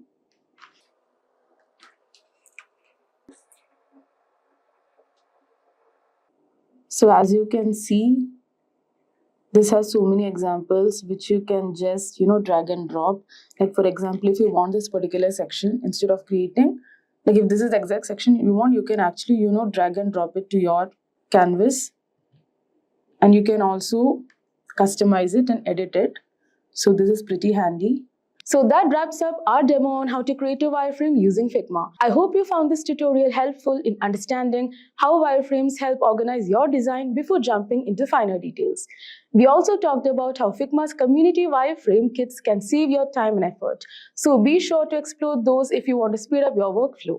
So guys, let's start with an introduction to animation in Figma. Guys, do you know that animation in Figma empowers designers to breathe life into their designs, elevating user experiences and enhancing visual storytelling? With intuitive tools and a seamless interface, Figma enables designers to create captivating animations directly with their design projects. From subtle transition to complex interactions, Figma's animation features offer a wide range of possibilities for bringing designs to life. Now, if we talk about keyframe, then keyframe animations serve as a foundation for creating dynamic movement within Figma. Designers can set keyframes to define the starting and ending states of an animation, and Figma automatically generates the in-between frames to achieve smooth motion. Easing options further refine the animation, allowing designers to control the acceleration and deceleration for a more natural feel. If I talk about transitions, transitions enable designers to animate changes between different states or screen within designs, adding fluidity, context to user interaction. Interactive components in Figma allow designers to prototype complex interactions and user flows. Now, this was some of the basic idea regarding animation in Figma, which we are going to study later on. So whether it's animating UI elements for a mobile application or crafting engaging micro interaction for a website, animations in Figma empowers designers to unleash their creativity and deliver immersive experiences. Now let's move on forward and try to set up our Figma. So setting a Figma for animation involves few key steps that you have the necessary toolset. The first thing that you have to do is, so guys, go to your Google Chrome and there is Figma. Just click on this. So you're going to see this first site. This is the official site of Figma. Just click on this and in this you're going to get. So before that, since I've already logged in, so it's going to ask you the authentication for your Gmail. So you can set up your Gmail account all over here. Now, what's the next thing that you can do, guys? You can start with a new project. Now guys, what you can do all over here, just click on design file. Now here is, okay, just click on all over here. So here you can see, here you have set up your basic stuff, and here you can create a new project. Now, as far as there are two proposals for it, the first one is the free version. So if you are a student or someone who is trying to learn, you can try using the free version, but I will always recommend you, if you are aspiring UI UX designer, then you should definitely take up the paid version of this, because it offers lot of features which can really enhance your UI development process. Now, in this way, we have set up our project, and just say, suppose let us choose a frame, okay, all over here, and so I've selected this frame, and let us draw a normal, say, a button stuff. So you can see, in this way you have set up your Figma. Now let's try to understand the basics animation principle. So guys, understanding animation basics is very crucial for creating engaging and effective animations in Figma. The first one is keyframes. Guys, keyframes marks the beginning and end points of an animation sequence. In Figma, you can set keyframes to define the initial and final states of an object or an element. Figma automatically generates the in-between frames known as tweens to create smooth motion between the keyframes. The next one that we have all over here is easing. Guys, easing controls the acceleration and deceleration of an animation. It determines how an object moves between the keyframes, affecting the speed and timing of the animation. Figma offers various easing options such as ease in, ease out, and linear, each producing different motion effect. Easing is essential for creating natural and visually pleasing animations. Next one is transitions. Transitions are animations that occur when transitioning between different states or screens within a design. For example, transitioning between pages in a mobile app or changing states of a button when hovered over. Figma's transition feature allows you to specify duration, easing, and properties to animate, enabling smooth and seamless transition between design elements. Now, if I talk about some of the basic principles, the first one that comes up to my mind is timing. Guys, timing refers to the duration and rhythm of an animation. It's essential to consider the timing of each animation element to ensure it aligns with the overall flow of the design and user interaction. Next one is spacing. Spacing refers to the distribution of keyframes and distance between animation elements. Proper spacing helps to create a sense of movement and flow, ensuring that animations feels natural and cohesive. The third one we have is overlap and follow-through. Overlapping actions and follow-through add realism to animations by simulating the behavior of real-world objects. Objects don't always move in perfect sync. Some parts may move faster or slower than others, creating sense of depth and functionality. And also exaggeration. Exaggeration involves amplifying the movement or behavior of animated elements to make them more visually appealing and engaging.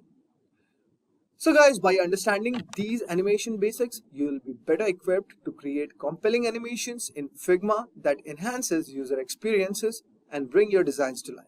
Now we are going to move on the hands-on part, where we are going to create a simple animation. So guys, let us create a simple animation. So as you can see, I have selected a frame all over here, and for our prototype, we are going to take iPhone 8. You can choose any one of them. As you can see, it has a lot of various options. Now, I have selected this frame. Now, what we are going to do, let us select a shape, and for our case, we are going to take rectangle. So here you can see, I have made one rectangle of 280 cross 63 size. You can take it something like this, or you can minimize it based on your choice. Now, let us go to the design, as you can see, and here, let's add the corner radius. So for the left one, I'll put 50, right one 50, then right bottom 50, and left bottom I'm going to take 50. So this is makes a kind of an equidistant stuff. So now we'll move on and try to change the color. So for this, we are going to take a normal red color, and let us try to draw one circle. So here is an ellipse all over here of 41 cross 41 size. Now what we are going to do, we are going to change its color. So for changing its color, let us choose black as its color. Now click on the text and say you can also add certain things like off, okay, so which denotes is as an on or an off, but for red is there, so we are going to choose that it is an on. So as you can see here, let us change the size from 20 to 12. Okay, this looks pretty diminished.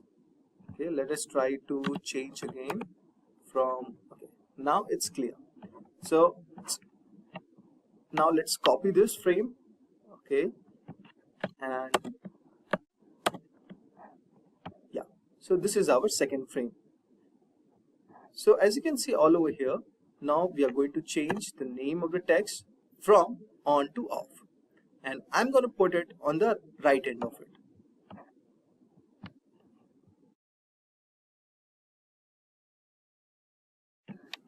So right off all over here. Pretty good.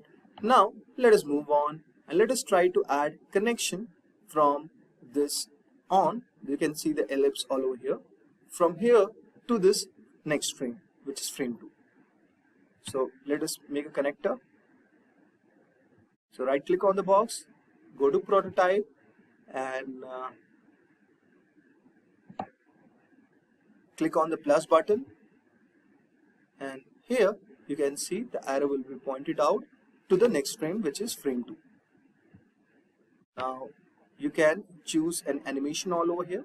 So basically I have selected Smart Animate. So I'll also show you a lot of various other animation options. So just click on Smart Animate and you can see there is dissolve, move in, move out, slide in, slide out. These are various type of animation which you can apply to your prototype design. Now since I have chosen Smart Animation, and in under which I have chosen ease in and ease out, and the time frame would be 600 milliseconds. Now let's move on and let us make another connector from off to frame 1. Okay. So this is being connected, and let us see. Now after doing all this, what you have to do, guys, as you can see all over here, there's a present button. So just click on this. Now let us try to see how our animation is working. So if you're trying to click on button, so as you can see it's going off, but there's something wrong about it. So as you can see, when it's going off, then the color is not changing, so we might change its color. So let us remove the red color.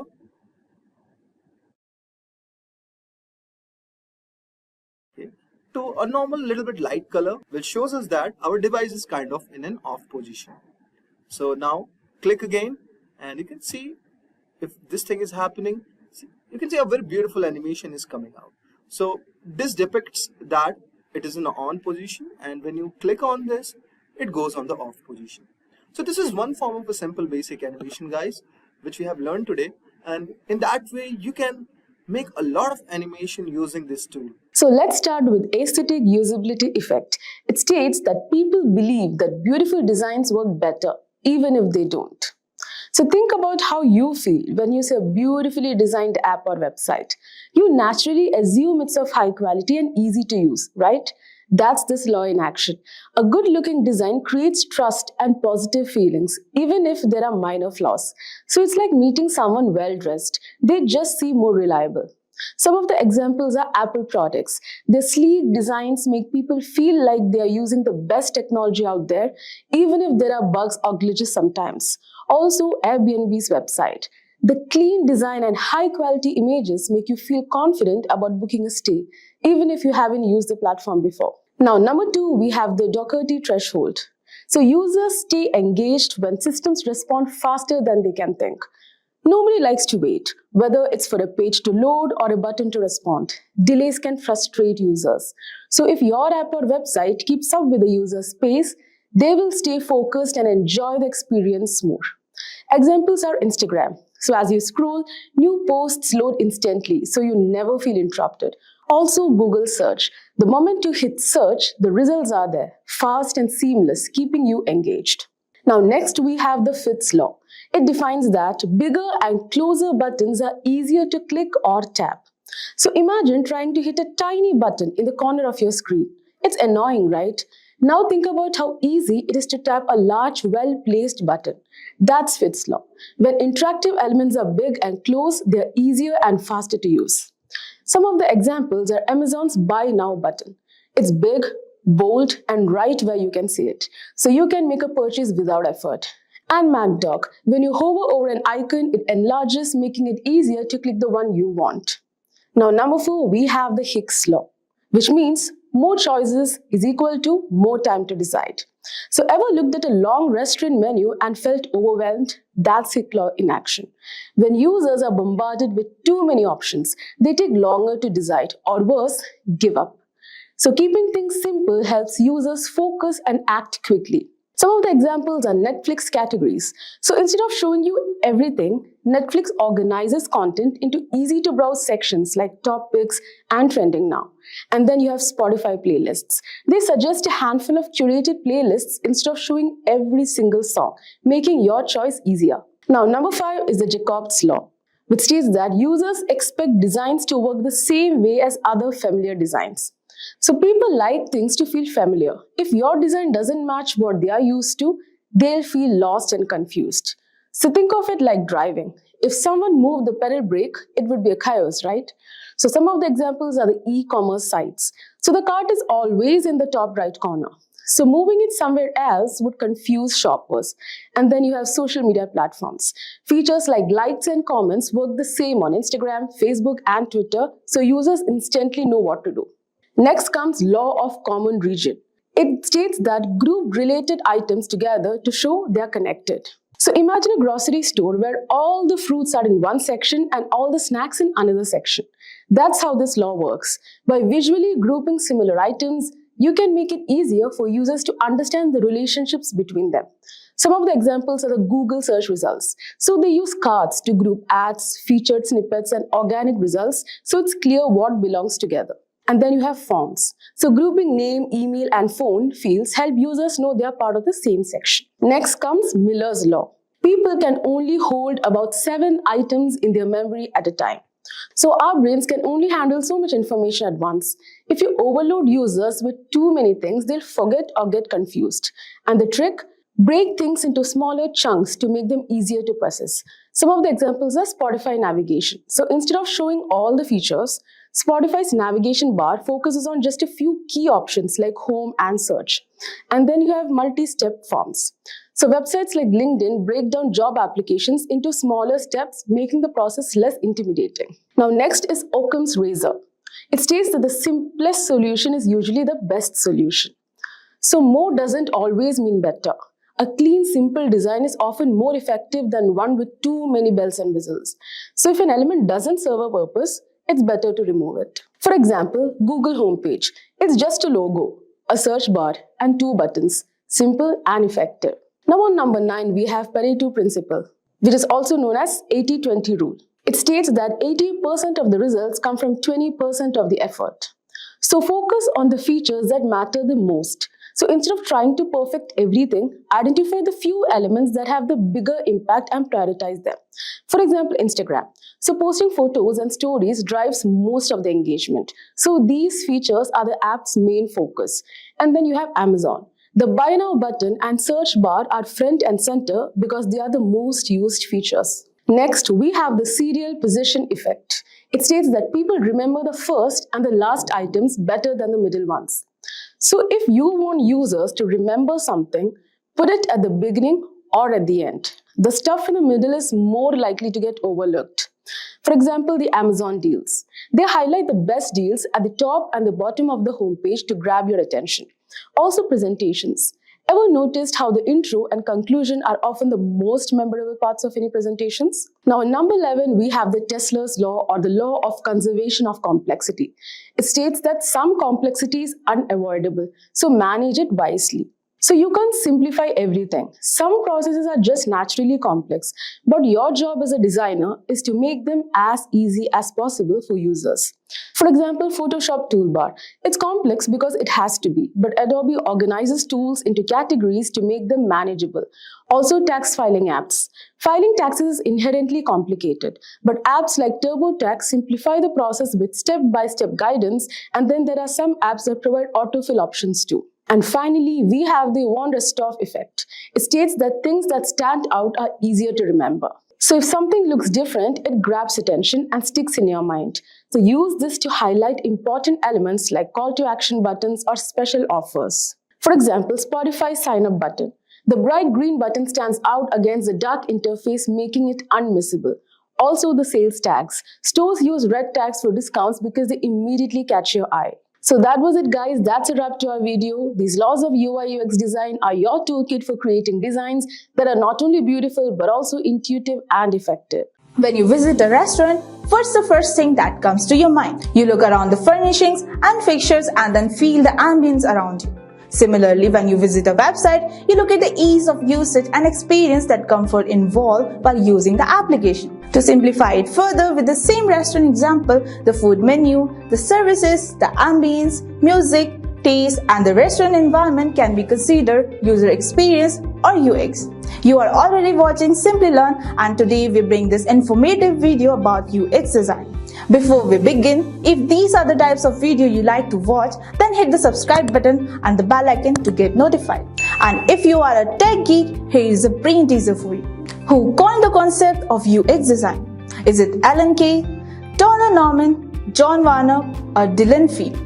Let us know your answer below and get a heart from Simplilearn. Without any further delay, let's get started with the session on what is UX design. UX design creates software or desktop application considering the end user expectations and requirements. It's the process of creating a streamlined experience, whether digital or physical, that customers will find practical, simple to use, and enjoyable to interact with.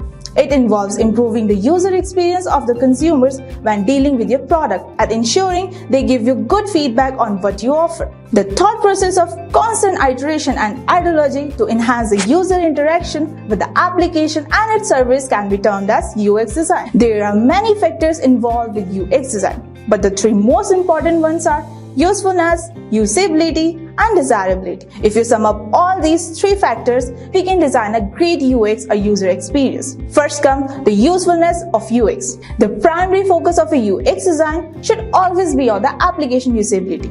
A website becomes dominant only when it's simple to use, serves the purpose, and proves beneficial to the user. Next comes the usability of UX. These factors, usefulness and usability, may sound the same. Still, the parameters considered in usability revolve around the effectiveness, efficiency, and performance of the application, and it's scalable to handle multiple user requests at the same time without crashing. The UX designer must ensure the application is strong enough to easily serve multi-user environments. And the last one is desirability, that plays a key role in UX design. The visual aesthetics of an application engage desirability in users since the application need to compete with several other similar applications. Higher the desirability, better the application. Look at all the products around you. Think about usefulness, usability, and desirability and see which one has a better UX. Next, we will discuss what will make the user experience better. Let's see some examples. One of the most helpful employee onboarding checklists is provided by LinkedIn. How would you go about looking for work or hiring new people? As LinkedIn helps in recruiting new people easily, and it's relatively easy. While opening a LinkedIn account, we notice how the website keeps offering suggestions to improve our LinkedIn profile and use the tool more effectively. It can be either by adding relevant skills, acquired certification, or just connecting with people in our domain to create a network. And we recall completing them because they seem important and will give our profile better visibility. In this case, LinkedIn is a success. Let's take a look at another example. Spotify completely modified personalization. Spotify Wrapped deserves a market award. One thing is obvious with Wrapped daily mixes and the most recent addition, the blend tool, that enables you to combine your music and create a playlist with your friends. Nobody does personalization better than Spotify. Spotify's UX is different since it offers the customization that we all desire in 2022. The Spotify user experience includes not only customization but also how the software revolves around the idea of personal music. They retain users on app by creating a loop of personalization music, while constantly recommending music you may like with daily suggestion and recommend playlists. This helps create a musical experience that other platforms strive to replicate. User experience, one of the industry's trending themes. You should be more familiar with the complexities of user experience if you are in the design profession. So far, we have seen the big picture of UX design. Now let's look into more details about the process and what steps are required to have a good UX design. So the first one in the process is to understand. This is one of the most important procedure in the UX designing for the product team before creating anything in the market. Because understanding the product context is more important before designing it. This phase of understanding gives you the foundation for the design process. Next is the ability to research. After brainstorming ideas, the product team moves the application to the research phase. Then the designer conducts thorough research, identifies the problem, and comes up with a better solution. The research phase can be classified into two categories: market research and user research. Market research is checking out similar products available in the market and understanding their unique features that make them stand out. User research will be given a higher priority and will form a base of your product by hosting test groups and conducting surveys. This information will help you discover user expectation and serve a better design platform. Up next, we have design.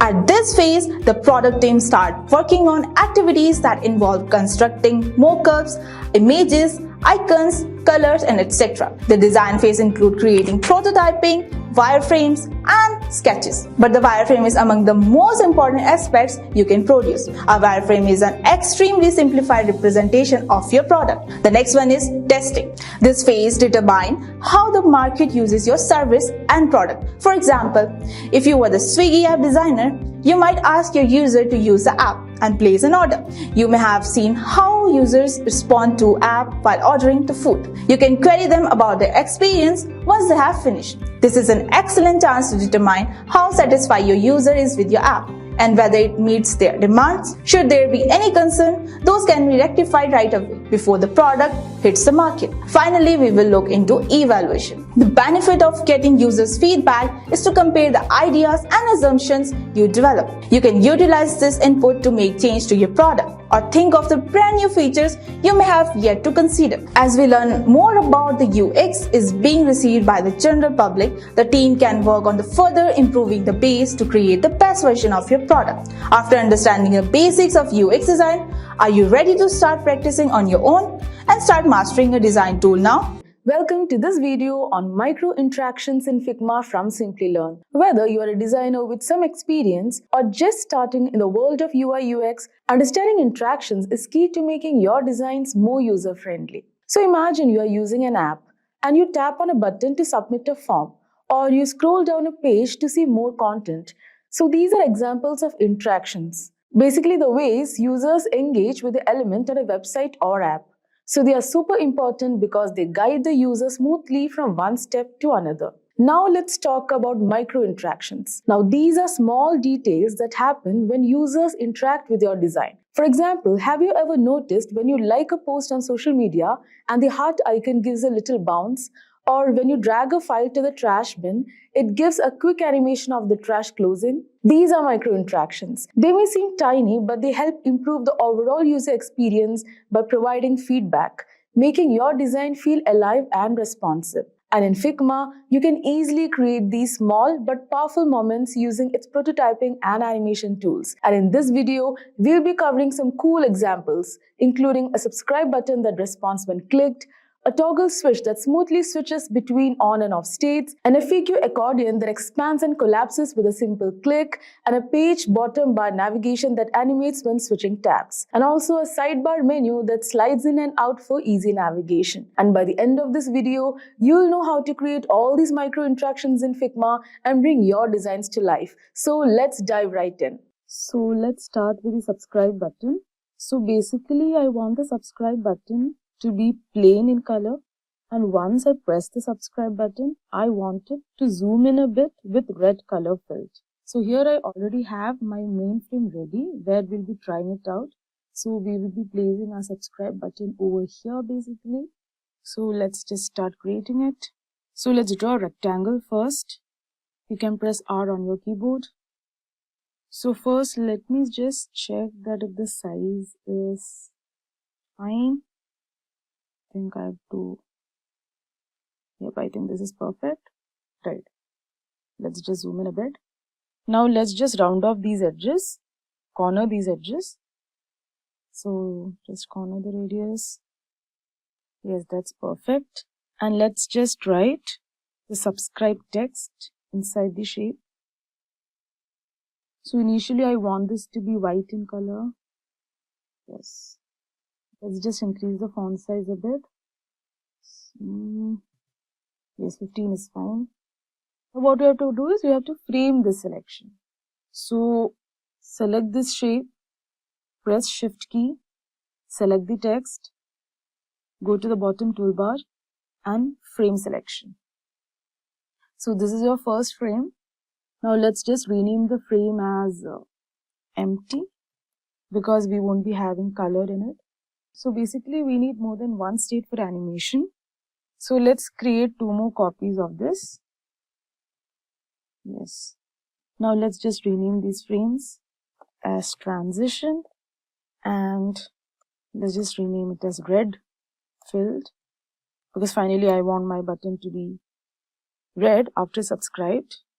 And here let's just change this text to subscribed. Yeah. So now we have to create a component set of these. So for that, select all and go to the button toolbar to create a component set like this. Select everything, go to the toolbar and create a component set. Let's rename the component set as subscribe button. Yeah. Next step is to fill the color inside each of the buttons. So even though we need the button to be, plain before the click, it is important to fill the components with the same color, like all the components with the same color for transition. But then you can adjust the opacity of the color. So I'll just show you so that you get an idea. So basically, after subscribe, I want it to be red, right? Like the button's color.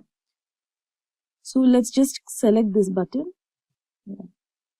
Let's give this red color.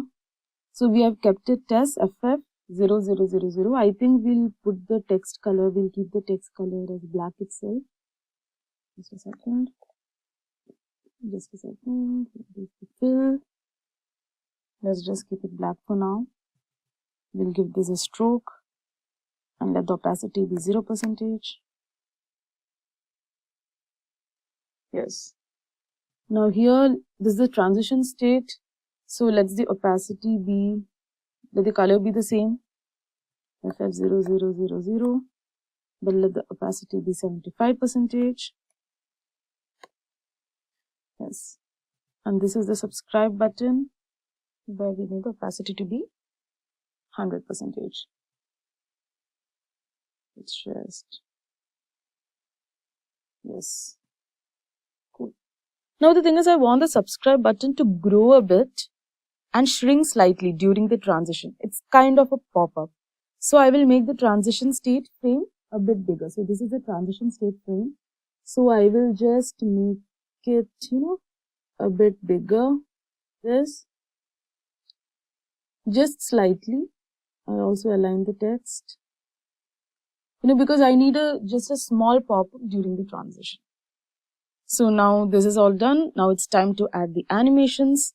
So for that, we have to go to the prototype on your right side.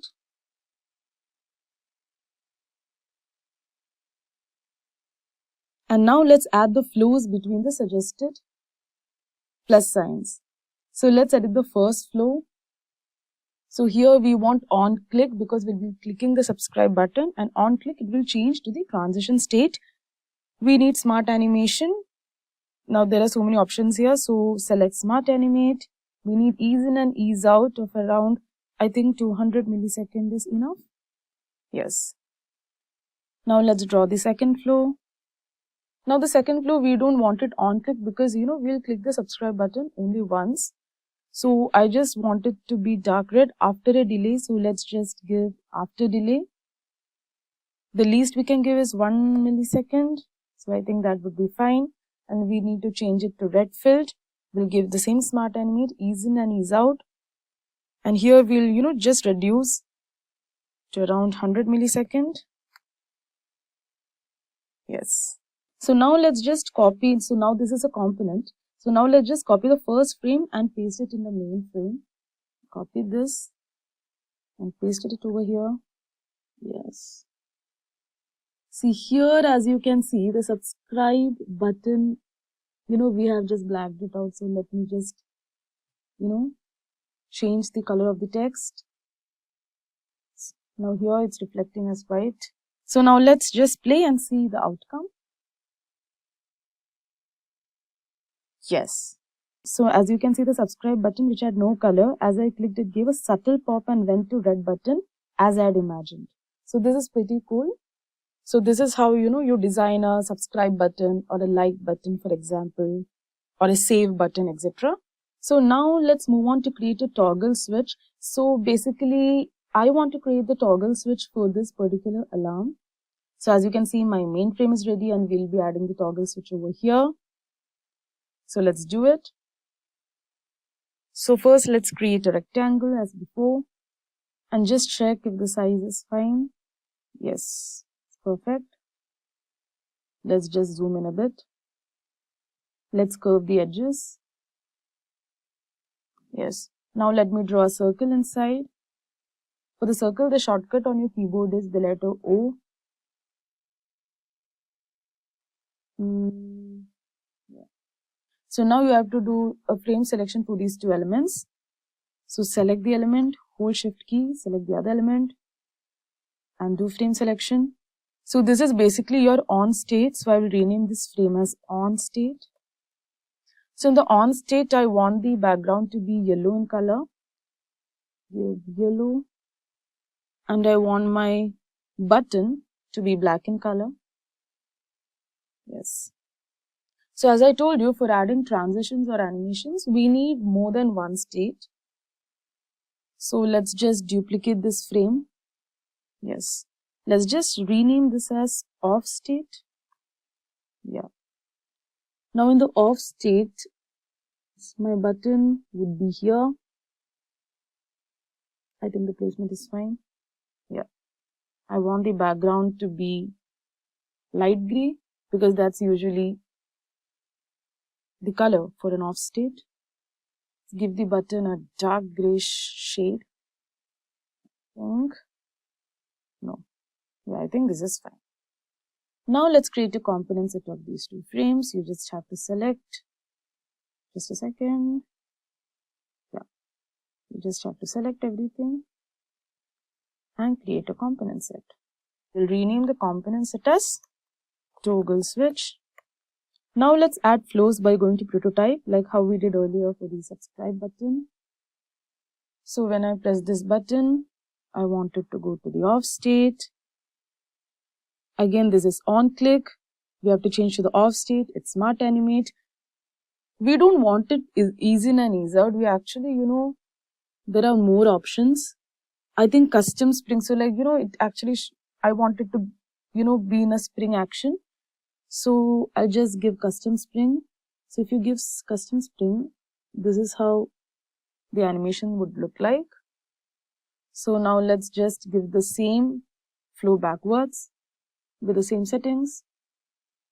Yes. Done. So once it's done, let's copy the first frame and let's paste it in the main frame. So this is our first frame. We have pasted it in the main frame. Just a second.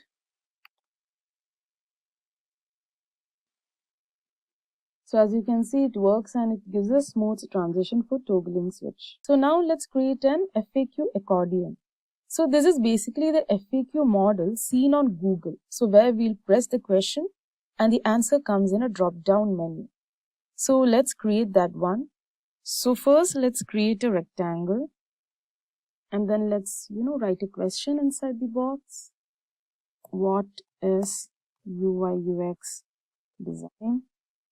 The text is not visible, so let's just first change the text color. Just increase the size to 20, or I think 25 would be fine. Let's just align it. Yes. So now let's do frame selection for these two objects, like for the rectangle and the text. So as you might have seen, the basic steps remain the same for creating micro interactions. So let's just do frame selection and rename the frame as question. Now let's create the answer part. Just a second. Let me just, that is fine. Now create another rectangle. Make sure it's of the same size. Now let's just copy paste expression. Okay. Bring to front. Yeah. Now we have to provide the answer. So basically I have just, I have the answer over here. So let's just drag it.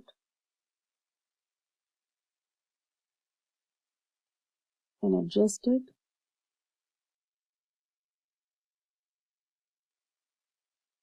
Let's just frame select these two. This question, this frame, let's rename it as answer. Now let's create a component set of these two by selecting everything. Let's rename the component as FAQ. Now let's add the animation. Go to prototype. It will be given smart animate with easy in and out. Same backwards. Yes. Now we'll select this particular frame. Copy it to the main frame. Let me just adjust the frame size. Now let's just play and see how our FAQ section looks like. This is pretty cool. So this basically looks how an FAQ section looks like a Google search page, isn't it? See how easily we made this transition. So now next, let's see how to create the sidebar menu that we usually see in apps. So I'll first show how I want it to be so that you will get an idea. So yeah, basically I want my animation to look somewhat like this. So first we'll be having the main page, and when I click a button, I just wanted to zoom in a bit, and the next page should appear. So let's see how this is created. So here I've already selected 2 frames. So first we have to create a frame. So let me just check out the resolution of these screenshots. Okay, it's 461.29. This height is 998.85. Yes. So we have created a frame of equal size, and now we have to layer the 2 images one by one inside the first frame. So make sure that the sequence of the frame that you layer is correct. So the thing is, basically I want this as my first frame. Like while I'm using the app, I want this as my first frame, and I want this to zoom in a bit while I click a certain button. So the second page that I want, we kept here. The first page that I want will be layered above it. Yes. So let me just, rename this frame as closed. Let me just duplicate this frame. Yes. Now in the second frame is named as open. So in this state, I want this particular image to look small. Just a second. Yes. To be somewhat like this. Now this is not a perfect example. I just want you to know how such an animation can be done. That's all. Yep. So now I have to create buttons. So like for time being, we'll just create some shapes. So I will just give a small square as my first icon. And here I would like to represent my close button as a small circle. For example, let's keep that black in color. Yeah. Let's just zoom in a bit. Now we have to edit or, like make animations for these particular shapes. So let's just do that. Again, create a component set of these two.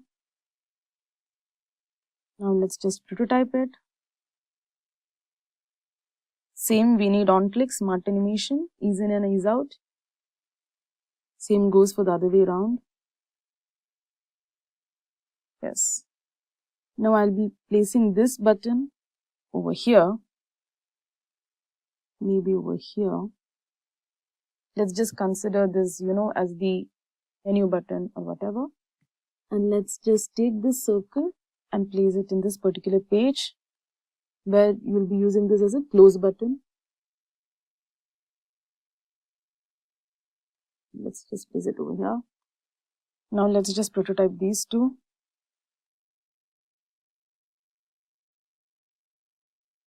Now let's just see the result.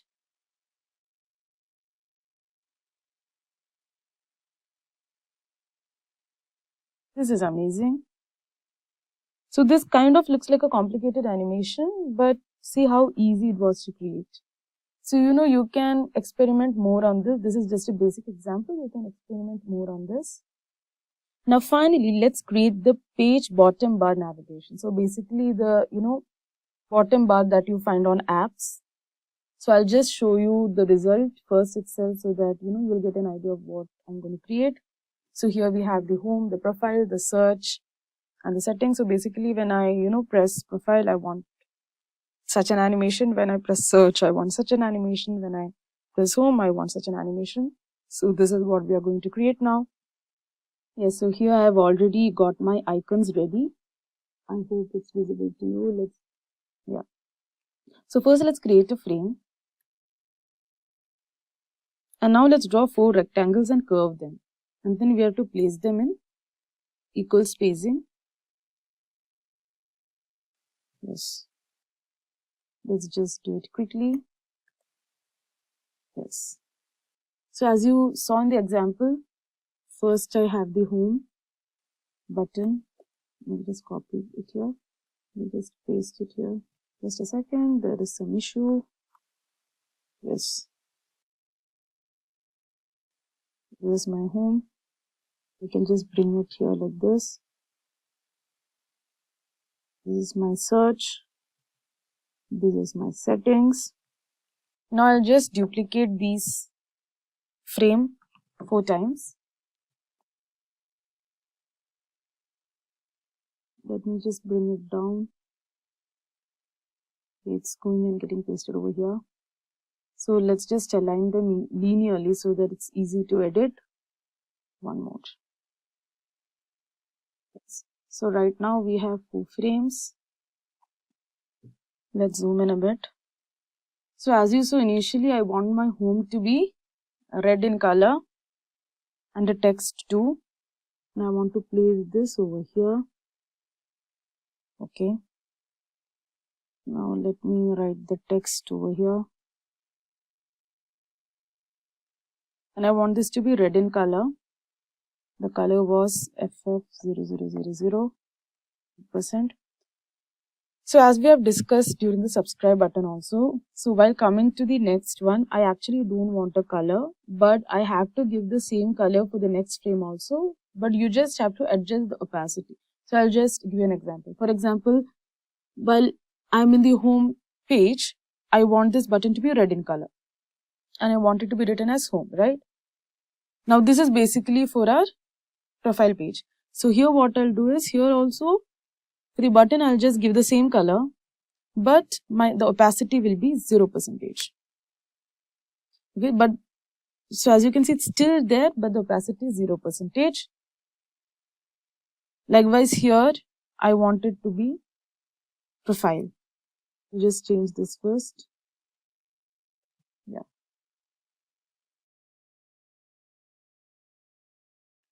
Profile. Here we gave green color. So here we'll give, but here also we'll give the same color. In the rest of the frames also we'll be giving the same green color. What was this color? Just a second, 3900. Yeah. So you have to give the exact color, but the opacity will be 0%. So you have to do likewise in everything. So I will just quickly do it because it will take a lot of time. So I'll just quickly do it and come back to you.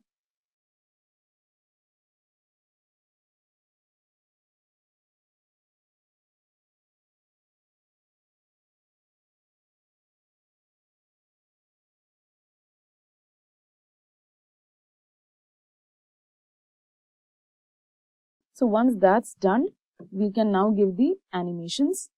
So let's go to prototype. So when I'm on the profile section, it must go to this. It's smart animate, ease in and ease out. From here also we'll go to the second frame. So all the profiles while clicked should go to the second frame. Now all the home, for example, while clicked should go to the first frame. So follow this pattern and draw flows for each of the icons. I hope you understood. Like for example, the search button, like whichever search button they press, they have to go to the third frame. So you can draw the flow from each of the frames to the third frame.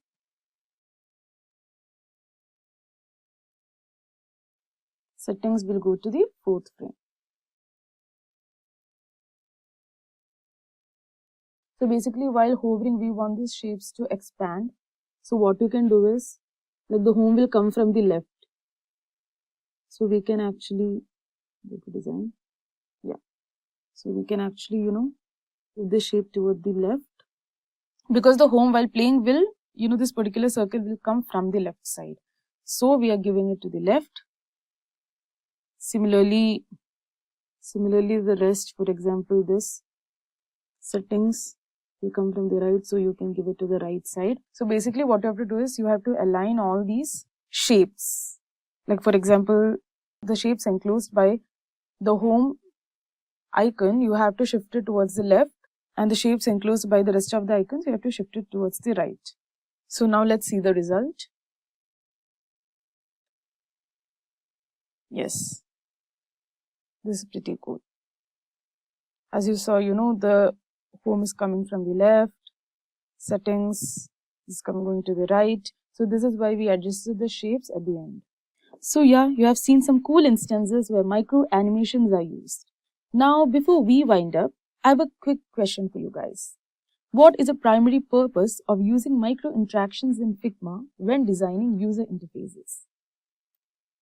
Option A, you have to add complex animations for visual appeal. Option B, to guide users through tasks by providing feedback. Option C, to enhance the layout structure of the design. And option D, to reduce the number of screens in a design. So you can give your answers in the comment section and we'll be checking your answers and addressing any queries. So I hope you liked our tutorial. Hey everyone and welcome to Simplilearn's YouTube channel. You're already watching Simplilearn and today we bring you this informative video about Adobe XD tutorial. This tutorial is designed for learning UI UX design using Adobe XD. It is very useful for UI and UX designers, graphic designers, and the other professionals as it is leading and trending the market among the UI designing tools available because of its many advanced features and tools. Before we begin, if these are the videos you like to watch, then hit that subscribe button and the bell icon to get notified. And if you are a tech geek, here is a brain teaser for you. Who coined the concept of Adobe XD? The first one is Don Norman, Talon Wordsworth, Dylan Field, or is it Raymond Lloyd? Let us know your answer below and get a hat from Simplilearn. Without any further delay, let's get started with the session. Now let's take a quick look at the agendas first. Here we cover the basics and advanced topics of Adobe XD. First, we will start by understanding what Adobe XD is. We'll then review some of the Adobe XD's advanced features. Then we'll see how prototyping works in Adobe XD. Lastly, useful tips for designing and creating image graphics and web designs in Adobe XD with top use cases. What is Adobe XD? Adobe X is a powerful and trending design tool that is easy to use and a vector-based software tool for designing digital designs and prototyping UI and UX that gives the tool that a developer needs to develop the world's best experience collaboratively. Adobe X is designing the UI or UX for web applications, mobile applications, and many applications. It also provides an ideal way to create assets for different applications. Adobe X is provided and managed by Adobe Inc. It comes for macOS operating system and Windows only. We cannot use it in Linux-based operating systems. It creates a web-based link that can be opened using any web browser. But Adobe XD becomes the most useful tool. Before Adobe XD, the Photoshop tool was widely used for design purposes, but Photoshop doesn't have a user experience. This disadvantage of Photoshop design makes Adobe XD the most efficient design tool as we have an application for user experience. Its prototyping and animation features give the application a complete virtual tool. The best thing about Adobe XD is that it provides a user interface for design. Each tool in Adobe XD has optimal options, making it incredibly simple to utilize. As a result, it saves the designers a huge amount of time. On the same project, designers make various places can simply work together. Team members can watch and provide comments and suggestions through commenting and pinning directly from their browser using the link sharing tool. Now we will see what are the advanced features of Adobe XD. Adobe XD has a wide range of extensive and powerful features and applications that makes it an essential tool for any UX designer. Some highlighted features of Adobe XD are: the first one is Components and states. second, padding and stacks. The third one is repeat grid, and the last one is responsive resize. So the first one is Components and states.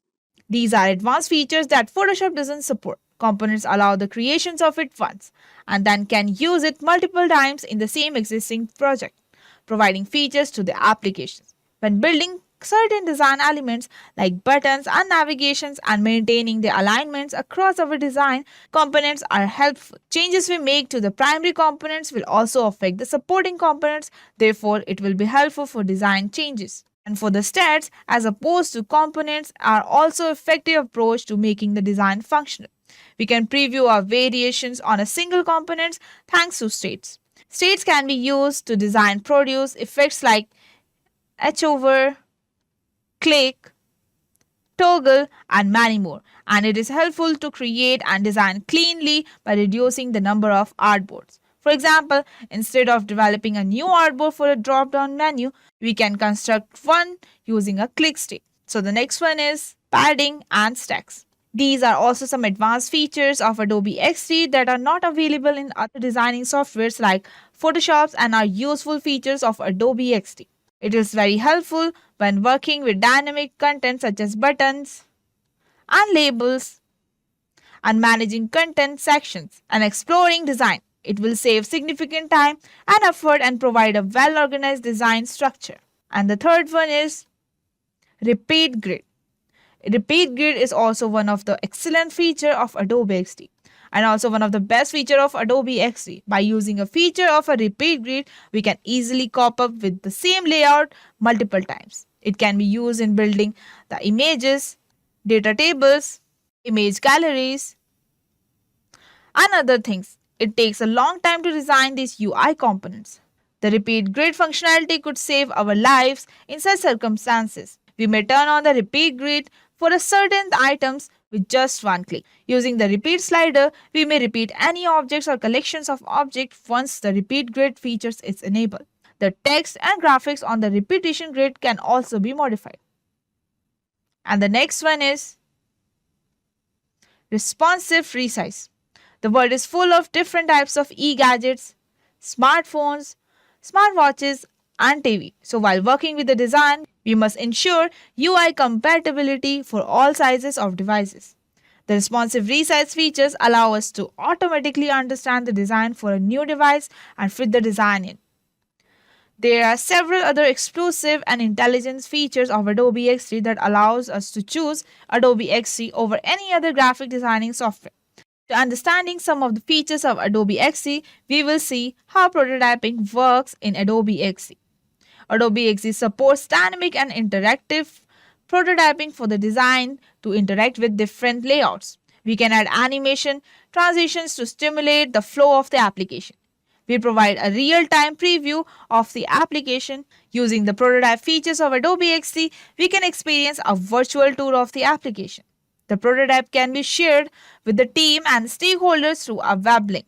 The team can experience a complete preview of the applications and provide valuable feedback right from the browser. Adobe XD supports dynamic and interactive prototype for the design to interact between different layouts. We can add animation, transitions to stimulate the flow of the application. It provides a real-time preview of the application. Using the prototype features of Adobe XD, we can experience a virtual tour of the application. The prototypes can be shared easily with the team and stakeholders through a web link.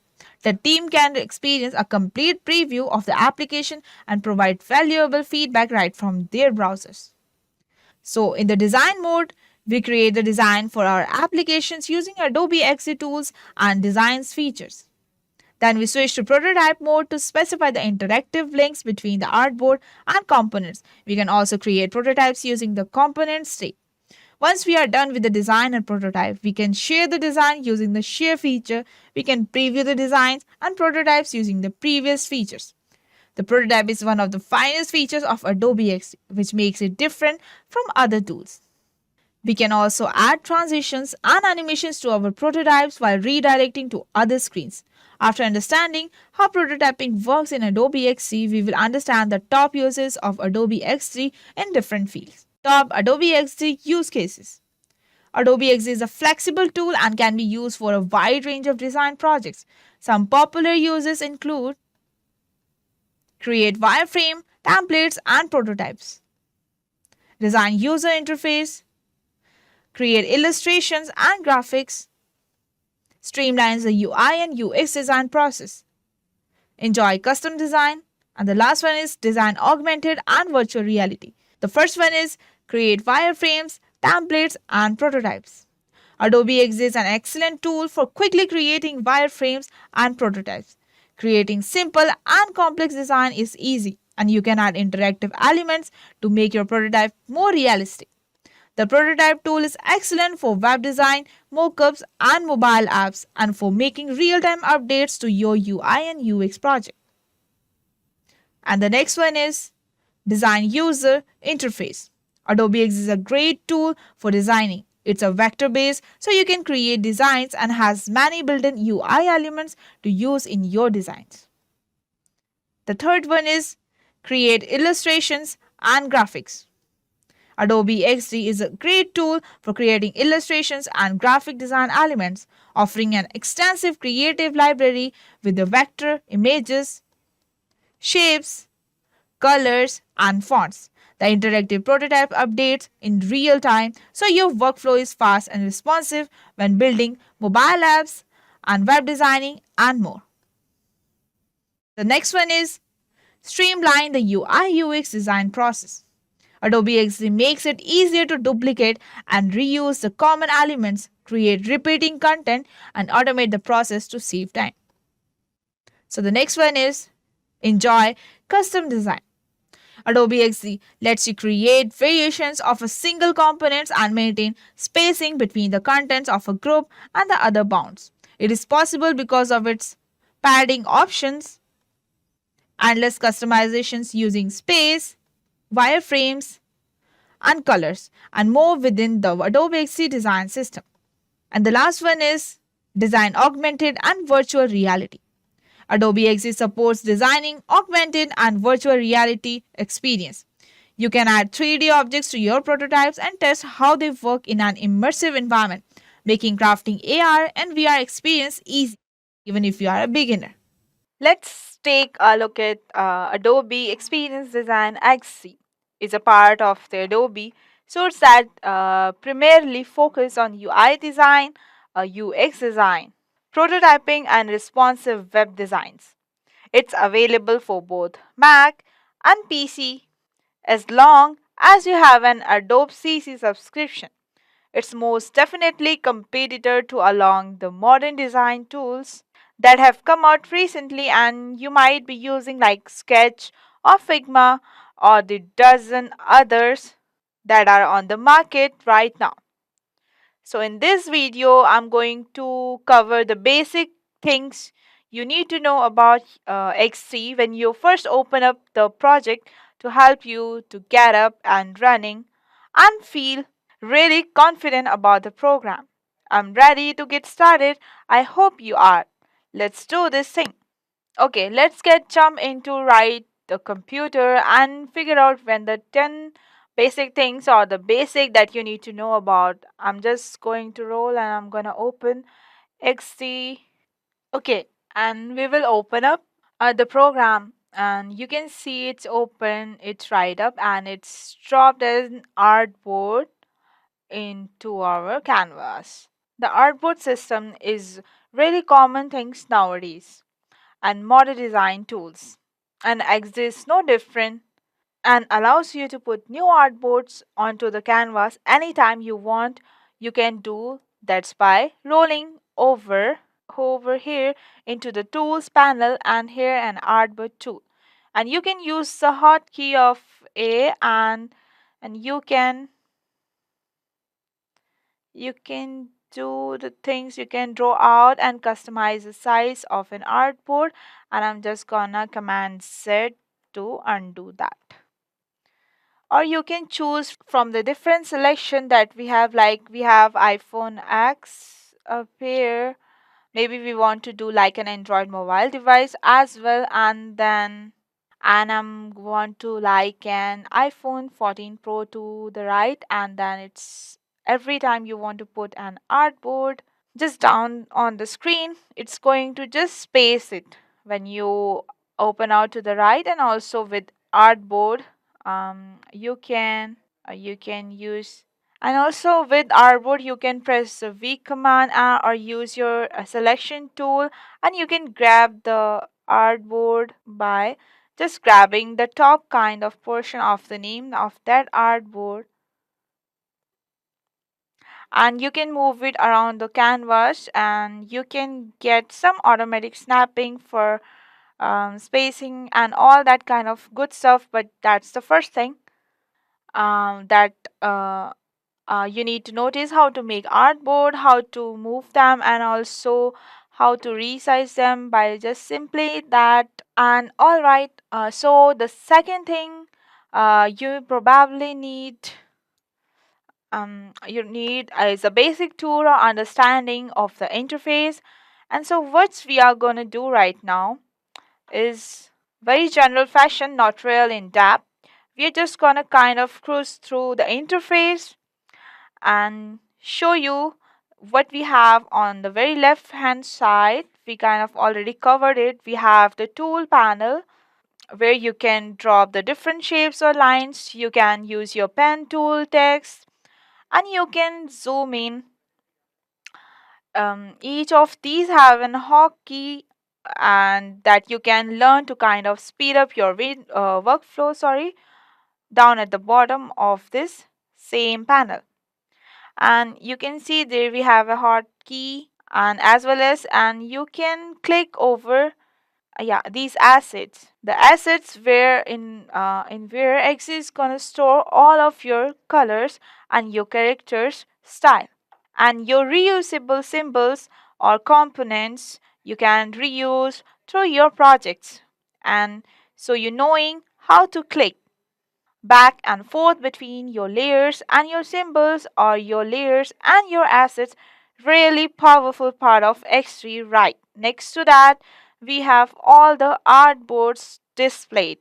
We can see all the three on their own separate line. Up at the top left, you can see we are currently on the design tab, and we'll talk about this layer, but we can click over to prototype tab where we can able to create interactions between our kinds of artboard and create interactive prototypes. So that's the difference between these two tabs, that we have the name obviously of our project, and then we have some basics controls on the top right, like zoom in, zoom out, like what percentage are we currently looking at.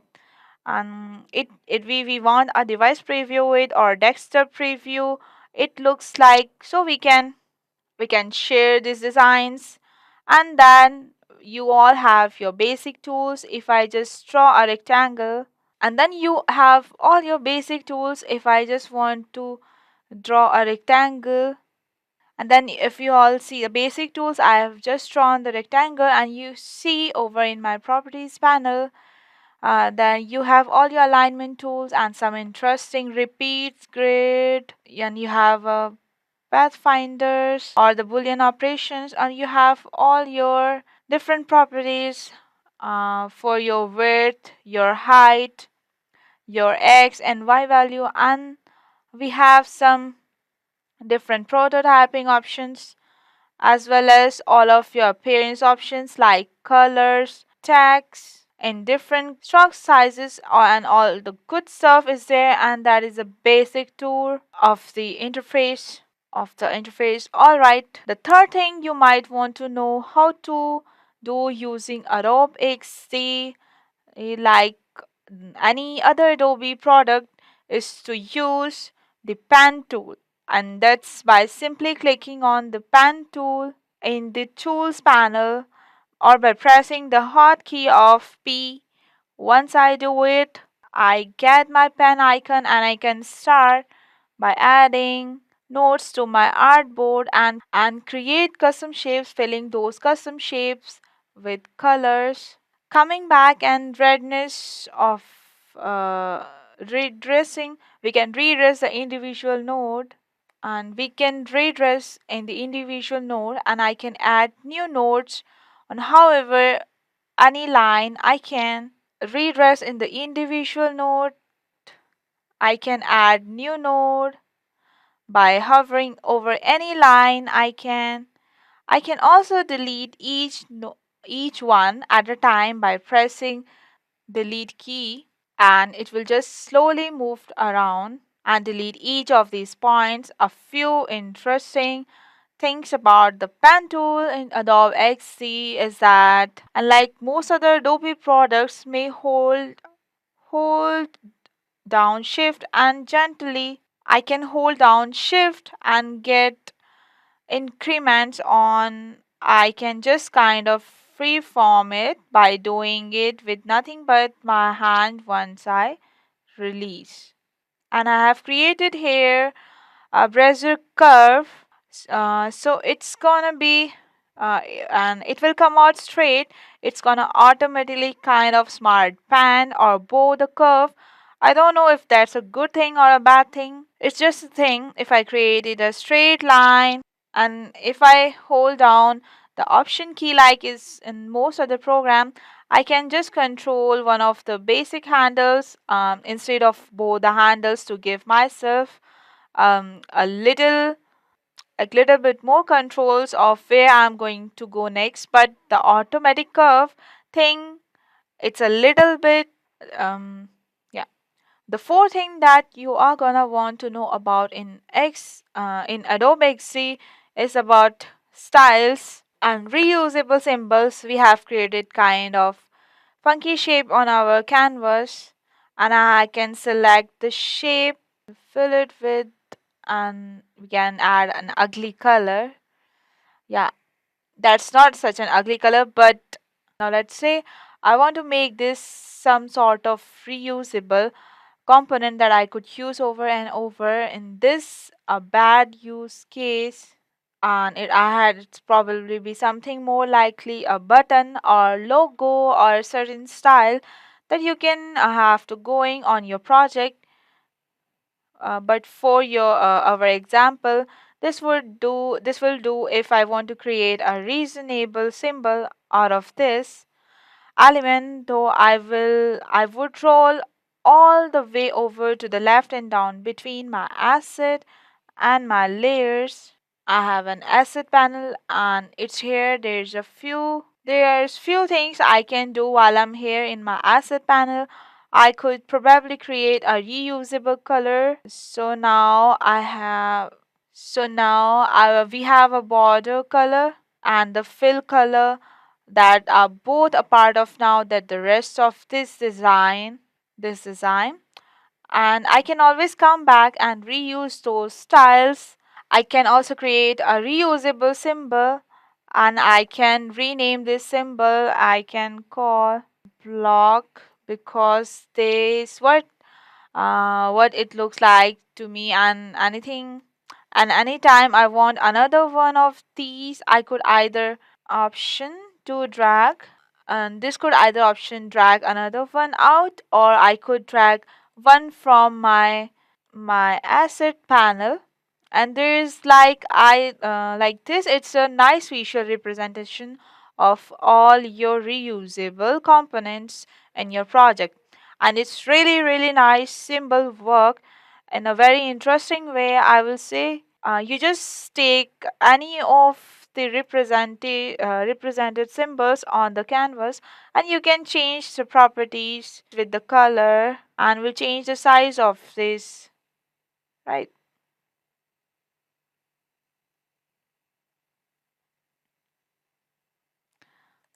And I can also double click and change the size of the element. When I do that, it changes every symbol, not only on the canvas but also the symbol panel.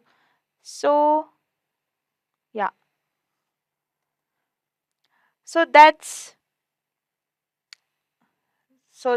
kind of interesting. So now we have changed the size of our symbol, and maybe we want to have that color into our colors. We also have character styles, so I can use my text tool. I just drag out some text and say let's just write headline, and let's choose a headline and just drag out some text and say that let's just write a headline, and let's choose a headline, like maybe we will all grab a Fedora or bold, or let's make the size little big, and maybe even make it little more bold. Yeah, and our headline still something like 60. And then we can take the character style, and we can take that headline into our character style, and we can add it into our character style panel, and we can rename like, and we can take the character style, and we can add it into our character style panel, and we can rename this, like maybe we want this just to be like h1. And so we have a headlining, and anytime we have like two new text, we could start when typing anything like, see, with kind of text that I was using, I can apply that character style simply by clicking on my new and text and double clicking on my character style, and home, and we have our headline style has been applied on one thing. And I really enjoying is if you have a multiple of those styles or multiple of those symbols on a page or across different canvas, you can right click and highlight all of them on every canvas throughout your entire project. That's really cool as well. The fifth thing we are going to talking about Adobe XD is, in my opinion, uh, one of its coolest features, and that's its ability to repeat grids and speed up the design process with its repeatable great features. I have now created what I consider to be a reusable component. I'm going to click back over to my layers view, and I'm going to group it together. I'm just going to call that card. Okay. Now I'm going to group that together. I'm just going to call that card. Okay. And now I want to perhaps make lots of these cards and then added the spacing and how they all work together, like all at one time instead of duplicating again and duplicating.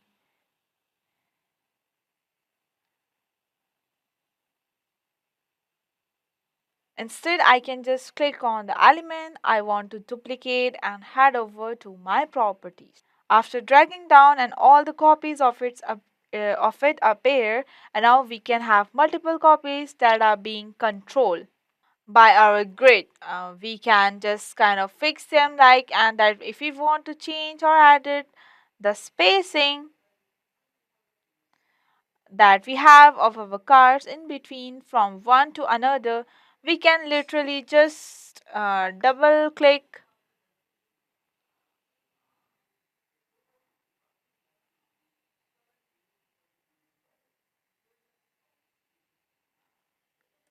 and we can roll over those margin areas and we can grab and just kind of stretch out to our liking.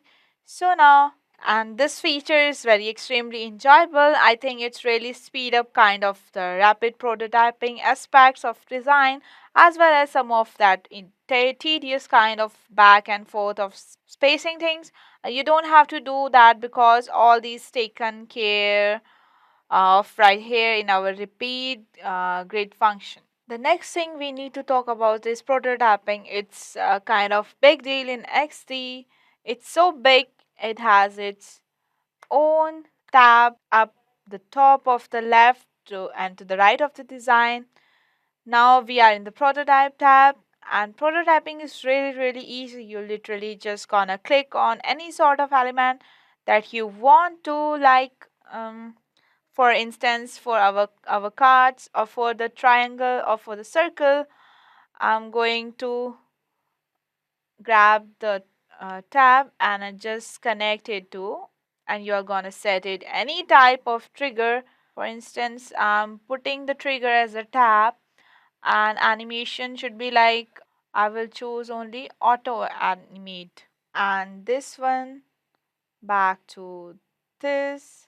For this we have to see whether is it working or not. First we will tap on this and we have the play button over here, so the thing it will pop out, and when the thing we have putting on the trigger as by tapping, when we will tap on the circle, the next page of the iPad is coming after the iPhone 14 Pro to the iPad 1.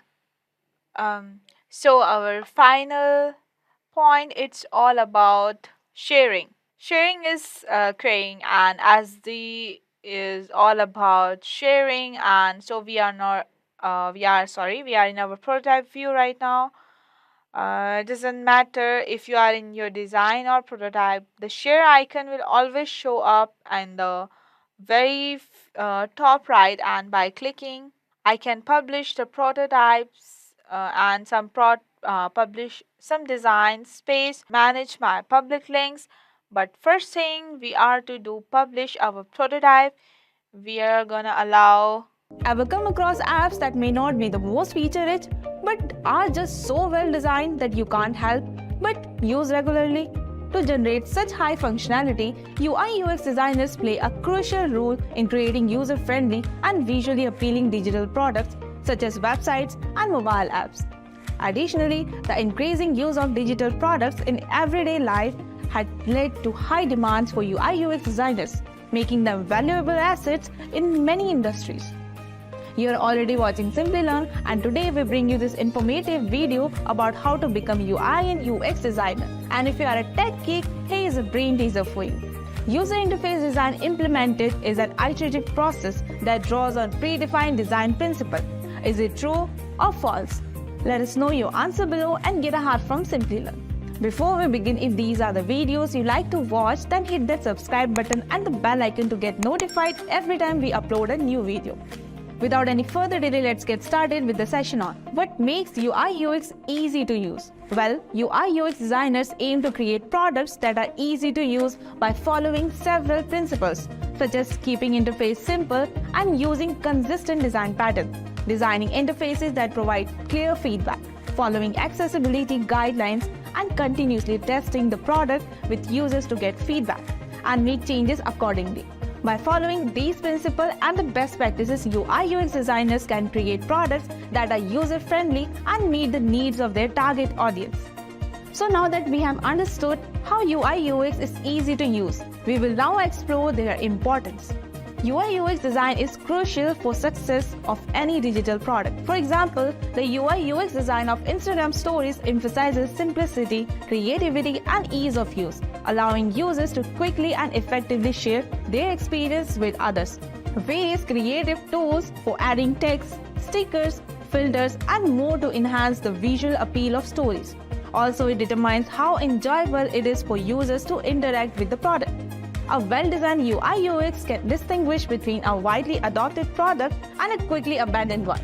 But why UI and UX? UI UX is important because it directly impacts a user experience with the product. A well-designed UI UX can make a product easy to use, visually appealing, and provide a seamless experience for the users. This can lead to increased users' engagement and satisfaction and even drive sales. In short, a good UI UX can make the difference between a product that is successful and one that is not. A poor UI UX can lead to frustration, confusion, and ultimately users abandoning the product. Additionally, it's also a way of differentiating your product from competitors, as a well-designed UI UX can make it stand out in the market. Now that we have covered all the basics of UI UX, next, let's discuss the salary for both UI and UX designers. The salary for a UI UX designers can vary widely depending on the factors such as location, experience, and the specific company or industry. However, here are some approximate salary ranges for UI UX designers in India and the US. UI UX designers' salaries in India ranges from 2.1 lakh to 15.0 lakh per annum, with an average annual salary of 5.5 lakhs. And talking about the US, a UI UX designer's annual salary is approximately $98,000. The employment situation for them is stable and expanding. But what kind of role should UI UX designers aim for? UI UX designers play different but complementary roles in the design and development of digital products. UI designers are responsible for products, visual design, and layout, including the layout of buttons, menus, and other interactive elements. They create the overall look and feel of the product and ensure that it is visually appealing and easy to navigate. UX designers, on the other hand, focus on the overall user experience of a product. They conduct user research, testing, and analyze to understand the needs and behaviors of users. They use this information to create wireframes, prototypes, and user flows that will guide the development of the product. They also ensure that the product is easy to use and efficient. In summary, UI designer focus on the visual design and layout of the product, while UX designer focus on the user experience and usability of the product. Both roles are work together to create a digital product that is visually appealing, easy to use, and provides a great user experience. Now that we have talked about the role, let's explore the roadmap for becoming a UI UX designer. The first one is learn the fundamentals of design. Study design principles such as layout, typography, color theory, and user experience. And the second is get familiar with design tools. Learn to use popular tools such as Adobe XD, Sketch, Figma, and InVision. And the third one is build a portfolio. Create a portfolio of your design work to showcase your skills and abilities to potential employers. The next one is network. Attend design events, meet other designers, and join online design communities to learn about new design trends and technologies. The next one is keep learning.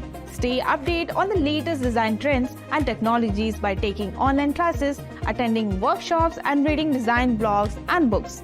The next one is specialize. Decide on a specific area of UI UX design in which you want to specialize, such as mobile design or web design. Continual learning and development as a field of design is constantly changing and evolving. It's important to keep learning and staying updated with the latest design trends and technologies. And the last one is certification. If you want to demonstrate your skills and knowledge in a specific UI UX design area, consider obtaining a certification. Up next, we will see the skills required to become UI UX designer. Now, to become a UI UX designer, one must possess technical and creative skills. These include strong understanding of design principles, including layout, color theory, typography, and user-centered design. Knowledge of user research and user testing method or understanding users' requirement. Strong communication skills to effectively present and explain design decisions to stakeholders. Understanding web development technologies and ability to design for various platforms including desktop, mobile, and web. Strong problem-solving skills to create effective and efficient design that meet users' needs. Knowledge of accessibility and inclusive design principle ensures the design is accessible to all users. Continuous learning and keeping up with new design trends and technological advancements. In summary, UI UX designers must have a blend of technical and creative skills, a deep understanding of design principles, a user-centered design approach, and the ability to learn and adapt to new technologies and trends constantly. Now we'll see what tools are required or what tools are commonly used in UI UX designing. So the first one is Sketch or Adobe XD. These tools are used to create wireframes, mockups, and user interface prototypes. Axion. This prototyping tool allows designers to create interactive wireframes and prototypes. Envision. This is also a prototyping tool that allows designers to create interactive wireframes, mockups, and prototypes. Figma. This is a cloud-based design tool that allows for collaboration among multiple team members and can be used for creating wireframes, mockups, and prototypes. User testing. This tool allows designers to conduct user research and testing to gather feedback on their designs. These are some common tools used in UI UX design, but the specific tools used will depend on the project and the designer's preference. Let's discuss what practices are needed for UI UX designers. Becoming a UI UX designer requires education and practical experience. A strong foundation in design is essential. To gain practical experience, designers can participate in internship or freelance projects.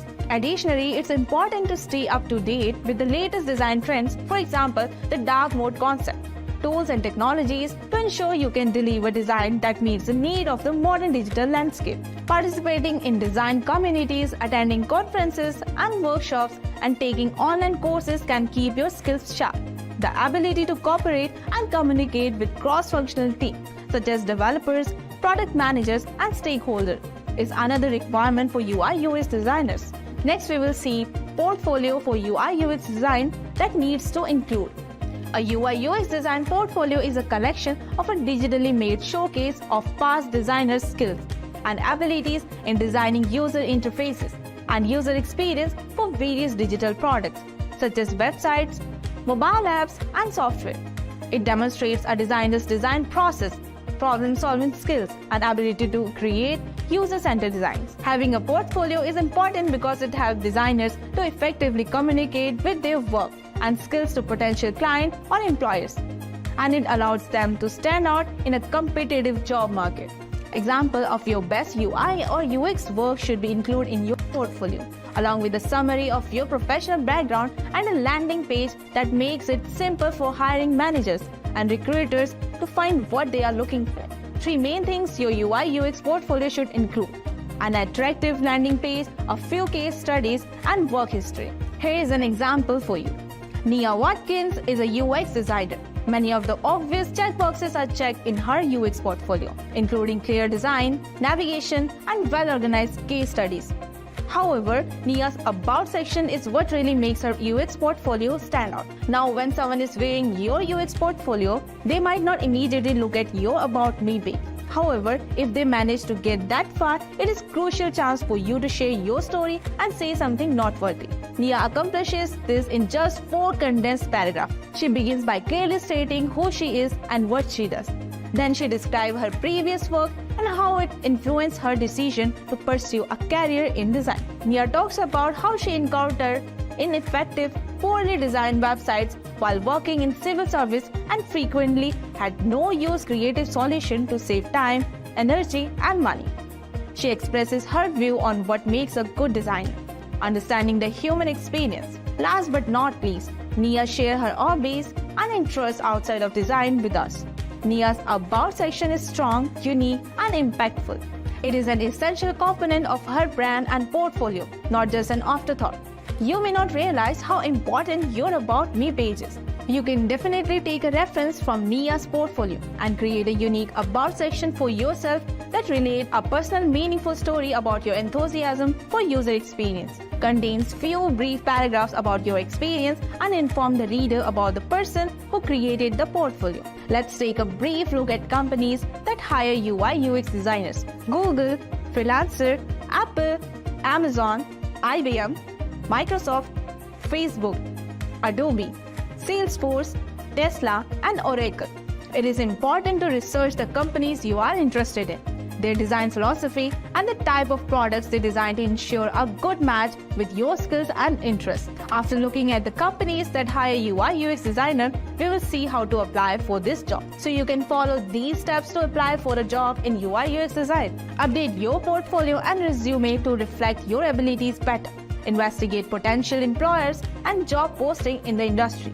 Personalize your cover letter and resume for each position you can apply, and network with others in the field to obtain recommendation or connections. By practicing and showcasing your design process and problem-solving abilities, you can get ready for the interview. Now at the last, we will discuss some tips for interview. Know the company and the role. Research the company, its product, and specific role you are interviewing for. Show your portfolio. Have a strong portfolio that showcases your design skills and process. Understand the design process. Be able to explain the design process you created and how you approach solving design problems. Be familiar with industry tools. Know the most commonly used design tool and be able to explain why you are using them. Know the user-centered design principle. Be familiar with user-centered design principle and be able to apply them to real-world scenarios. Stay up to date. Be knowledgeable about current design trends and technologies. Be yourself, show your personality and let your passion for design shine through. Gathering user requirements, creating graphic elements and creating navigational components are all duties of a UI UX designer.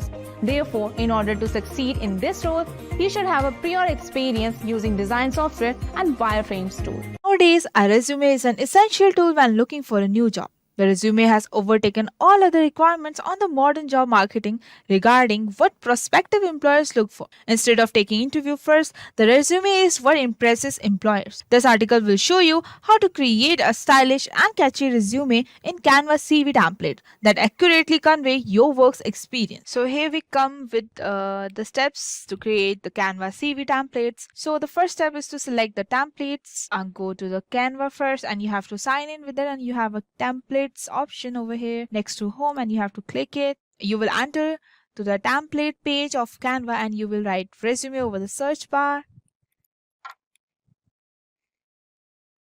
and select the desired resume according to your choice and find your ideal template for your resume by scrolling up. And once you search the resume, you will see a millions of resume templates available in this Canva, so you can choose according to your needs. So we are creating a Canva template, so we will choose a blank page. So first we will take a frame, circle frame.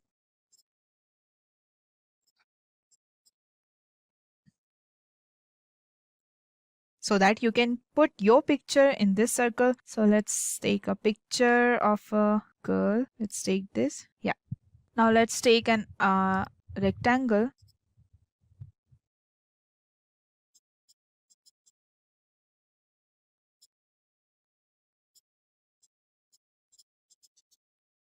Bring in front. We will change the color for this. Let's take a light color. Take a little big. So in this, you can keep your name and your designation to highlight it in the resume. So first,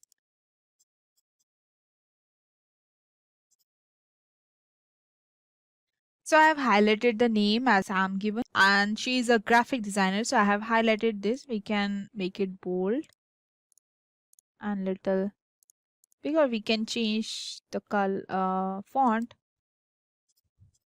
Okay.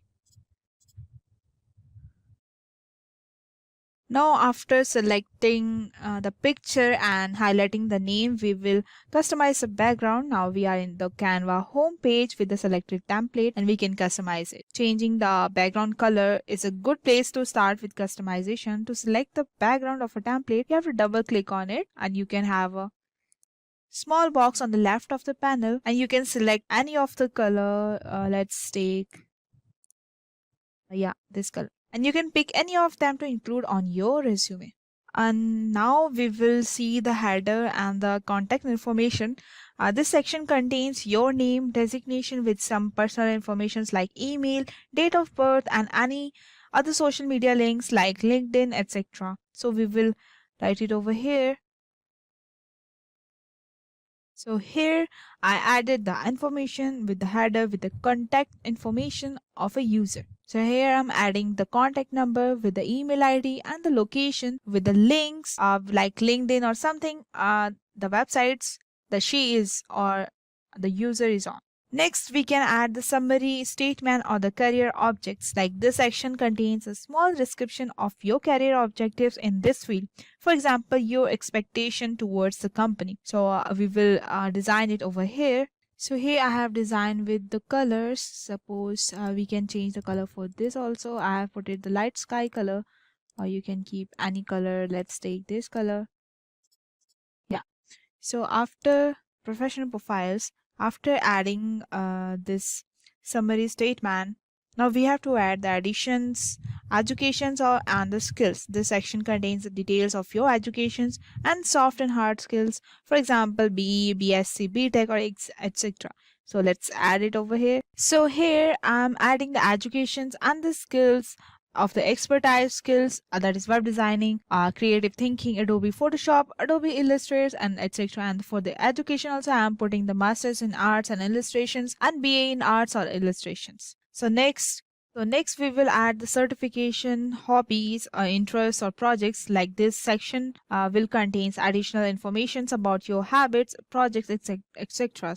For example, hobbies like playing cricket, etc. We will mention it with the stars, or we can mention it with the dots, or we can with the poll, how much the language you know. So here I have mentioned the certification or the hobbies, interests or the projects, like the language also, like how much she knows the language of English, like she knows. I have written it by, I have mentioned it by the dots, like how much out of 5 she knows, almost 4, or out of 5 she knows only 3 for the French and etc. And for the interest, she's interested in traveling or reading books. So this part is of the certification, hobbies and interests and the projects.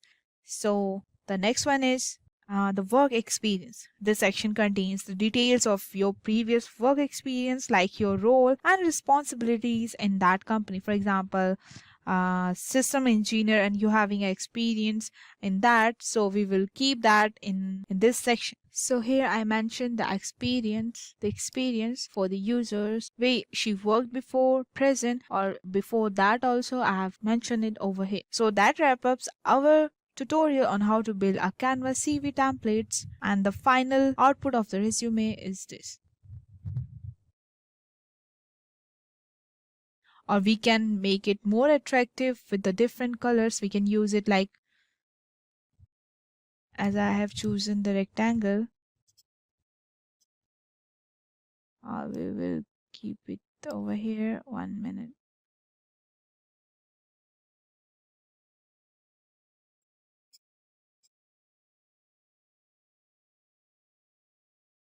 Send backward.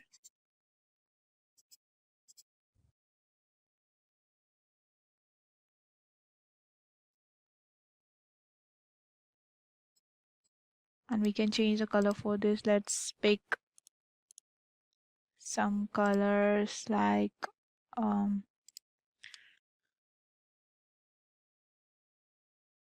So let's bring it there.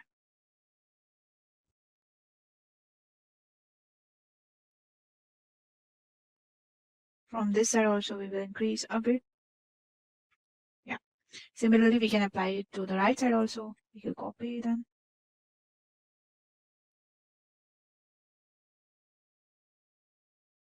Yeah. So this is the final output for our resume template in Canva that we have created, where we have wrap up with the profile picture of the user with the name and the designation in highlights. After that, we have come with the header with the contact information where we put all the information of the user. After that, we put the professional profile where we are putting what the expectation from the company and the expertise skills of the user and the educations of the users, masters or BA or something else, are with the interest and the language. And after that, we have mentioned the header with the contact information, and after that we have mentioned the summary statement and the career objects with the educations and skills. And after that, I have put it the work experience of the users, and the final I have mentioned the certifications if we have, or the hobbies and the interests and the projects. So to start off with, let's understand the top UI and UX tools to master in 2022. And the first one is Adobe XD. All the graphic designers are familiar with the Adobe industry's leading software, including Illustrators and the Photoshops. These Adobe XD cloud products are beneficial to the UI and UX designers. Photoshops can be used to modify, composite, and produce visual content such as arts and graphics. Some of its features are they can change the master component, then distribute it throughout the company. And it is perfect for designers in huge business and organizations with the necessity for asset uniformity. And it is good for prototyping and designing. And it works on Mac OS and Windows. Next one is Sketch. In order to create high quality prototypes and the interfaces with just an intermediate preview on the mobile devices, Sketch has become a common UX tool. It has an icon that makes it easier to construct UI elements for reuse. With the help of these capabilities, it is possible to create design systems and uphold consistency in interface design. Some of its features are user can generate mockup using these design and prototype tools and share them with the group for the feedbacks. To get an accurate knowledge of the final product, they can add photographs and edit the text. And it is good for prototyping and designing, and it works on Mac. The third one is InVision Studio. It is a set of 3 UI and UX tools that offers user a centralized workspace for the collaboration and quick screen design prototyping. All the prototypes, sketches, and the designs are accessible in one place. So thanks to InVision Cloud. Communication is also made simpler through InVision Studio, and they can get intermediate input and stay informed about the document's modification at every stage. Some of its features are the Studio platform provides a simple method for quickly producing responsive design for the any screen, as well as the ability to quickly test a user experience with the vector-based drawing capabilities. It mimics users' navigation by animating screen changes, and it is good for prototyping and UI designing, and it works on Mac OS. The next one is Figma. It is one of the top UI design programs. It features a drag and drop user interface designers that enables cross-organization collaboration.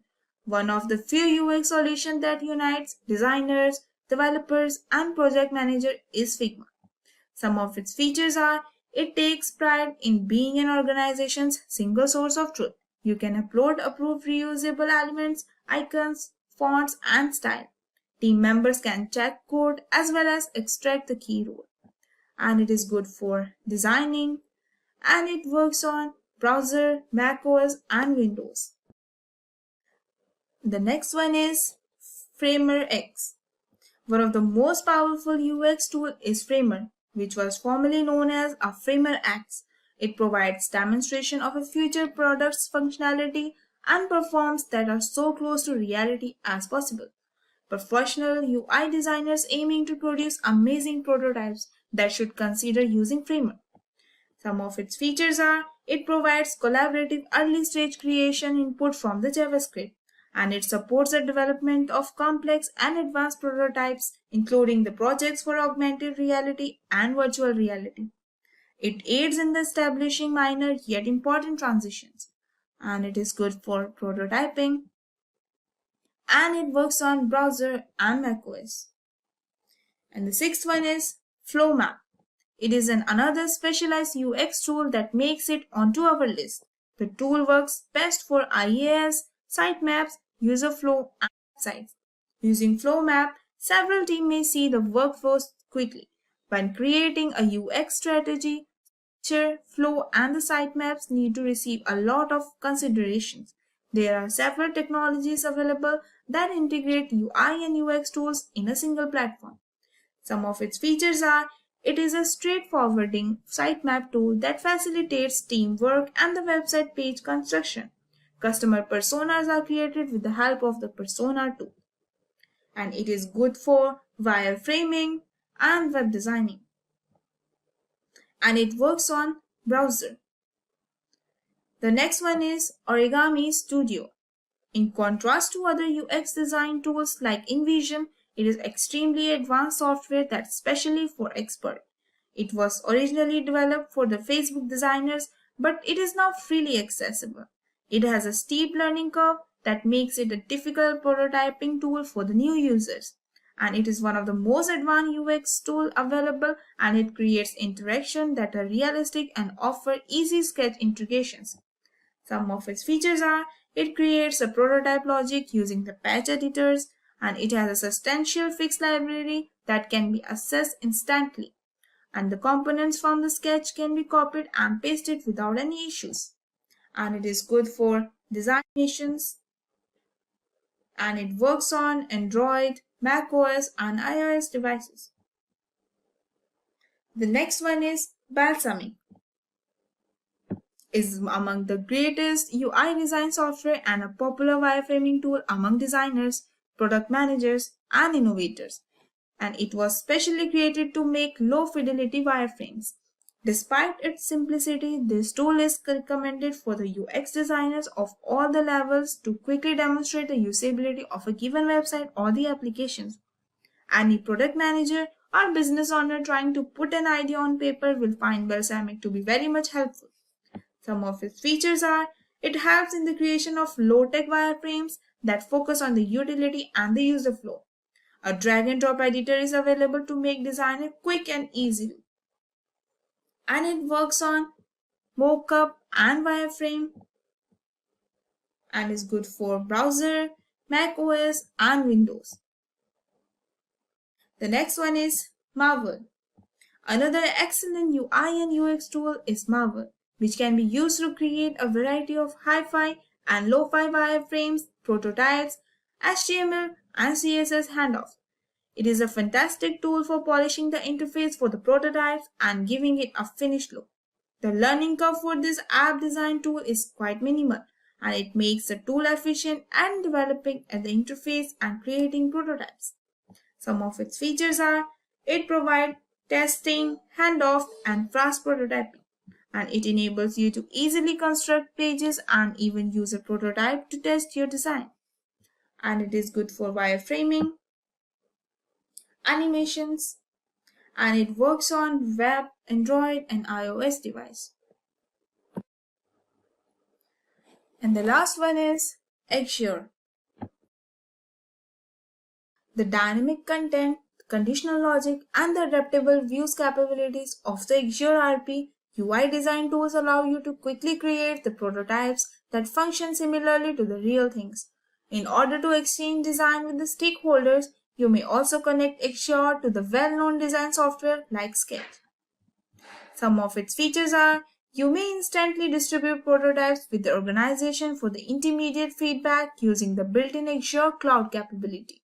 It enables UX designers who don't frequently work with the coding to transfer a design to the development team with the full documentation. And it is good for prototyping, and it works on Windows and macOS. Now let's discuss what Figma is and proceed further for the same. Figma is an online tool for designing and editing users and graphics interfaces. It may be used for various graphic design tasks, including wireframe websites, creating users' interfaces for the mobile applications, creating design prototypes, creating posts for the social medias, and everything in between. Compared to other graphics editor software, Figma is unique, mostly because it immediately works with your browser. Also, you can begin designing and getting your project from any computer or platform without installations of additional software or acquiring additional licenses. After discussing what is Figma, we will see how to use Figma. It is a web-based application as we already explained. To begin using the app, you only need a desktop or laptop with a reliable browser and an internet connection. After that, you may sign up for a free account on the Figma websites. Additionally, you may immediately get to work on your designs. With Figma, you may design products from scratch or from pre-made templates using an editor that is incredibly user-friendly for the beginners. There are many sources that are available online to teach you how to use Figma, but learning will be much simpler if you use the lessons we provide below. In the tutorial, I'm going to show you the best way to start practicing designing apps and websites in Figma, and will give you step-by-step instruction you can literally follow click by click. I will only tell you the stuff that you need to get started designing interfaces. So let's get started. So we are going to look at the tool called Figma, and it has a few advantages. But most importantly for you, it's free to get started. If you are working by yourself, we like using it at Smart because it has also really good collaboration, so we can have multiple people working on the same design file at the same time, and it's really very fast. It works on any computers, whether you have a Mac, PC, Linux, whatever you have, it works right in the browser. As you're watching the video, if you have any questions about how to do a particular effect in Figma, or any comment or something that you want to recommend, please put it in the comment below. And if you want to find out more tips about UI and UX, make sure to subscribe our YouTube channel so you will never miss an update from Simplilearn. I wanted to start off with the templates. So what I want to do now is create a triangle for my own design, and it will called as frame. So the first tool you need to know about is the frame. Here, or you hit the F on your keyboard, or anything I press will show here in the bottom left corner. So you know exactly what I press to activate a particular tool, and then I can start drawing a size. But I know if I look at the frame here, I click on that, it shows.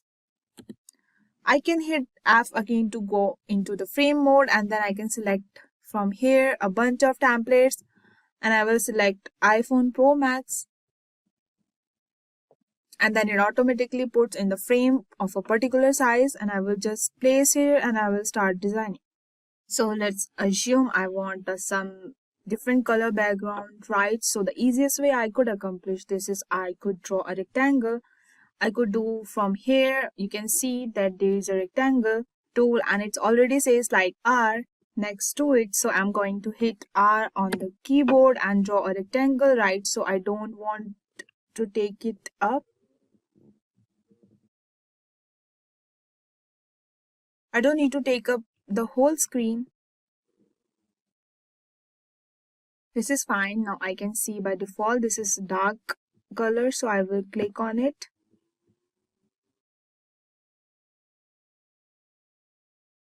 And so here's, I say whatever, like I can select the color.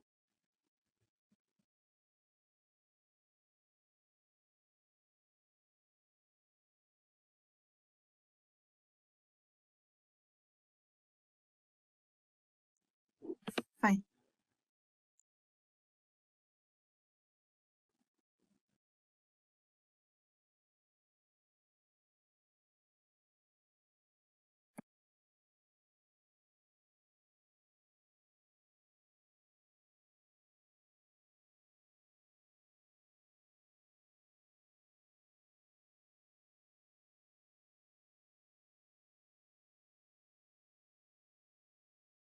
to make it more attractive for the right under the position and the dimension. So if I want to change this,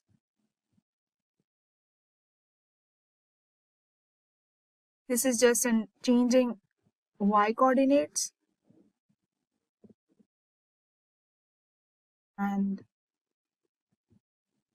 this is for the y coordinates and this is for the x coordinates.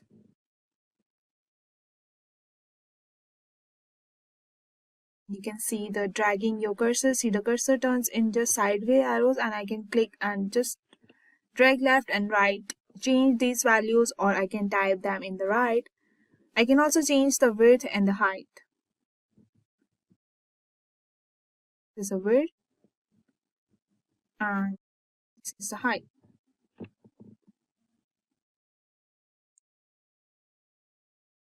The right or the corners radius, right? So the rounding effect is there, so I can use that. So with the arrows, this is a rounding effect and corner radius effect.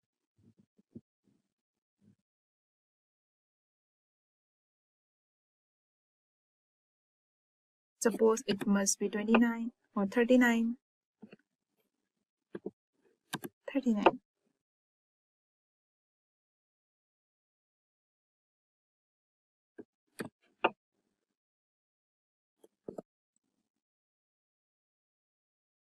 And I will keep this also by 39.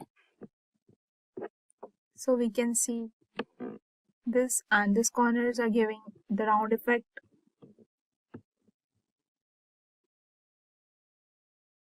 So if I change 0, you will see there is no longer rounded, and if I want to keep the top rounded but not the bottom, then I can change the bottom ones, right, and now it looks good. Now the next thing I have to create is the circle. Is from the shape menu. You have an ellipse which you can do also use with the letter O on your keyboard. Now by default you will be able to draw any kind of circle with any aspects of ratio.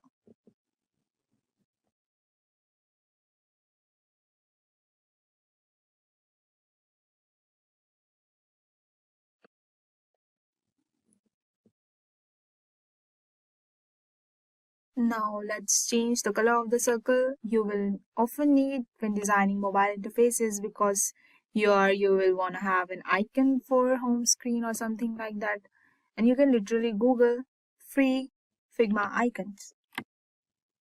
After searching, this page will open, and let's say I want to copy this one, and I come back to my file and I will paste the element.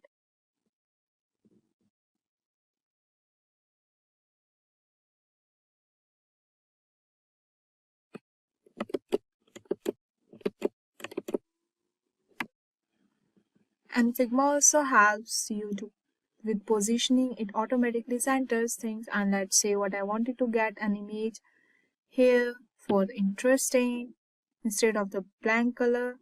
So one good website is called Unsplash. Here I just write food and I will get the image.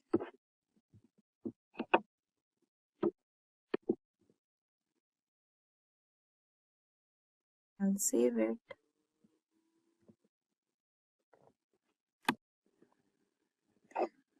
We will copy that and paste it over here.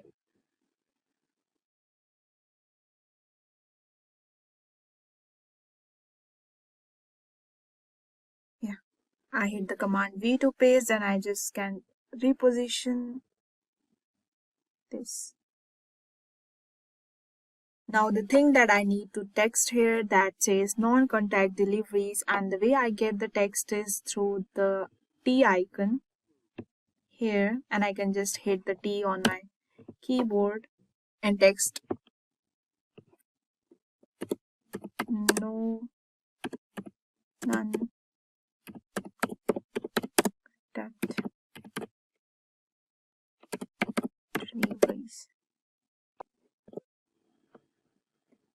So we will change the font by double clicking.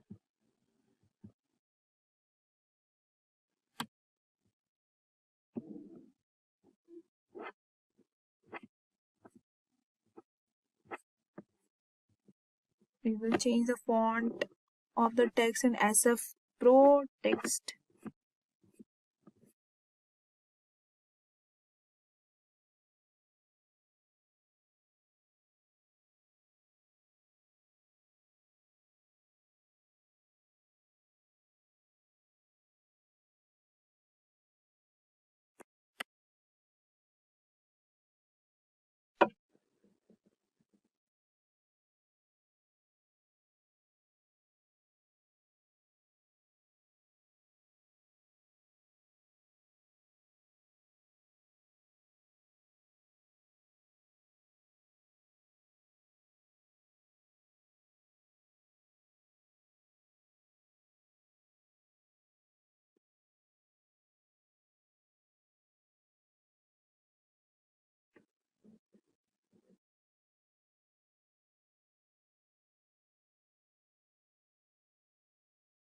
Make it little small.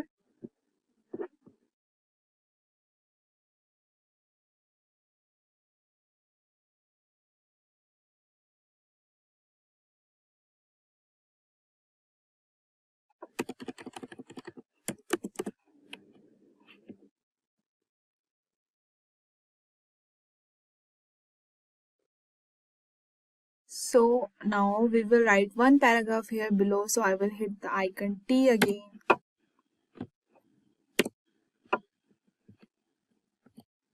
We can write something related to our food.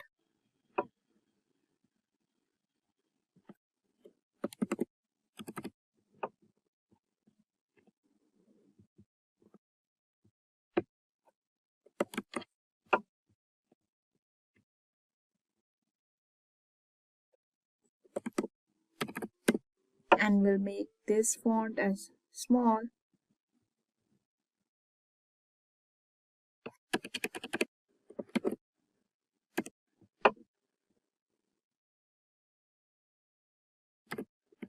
Food, something like, and we'll make it in the mid.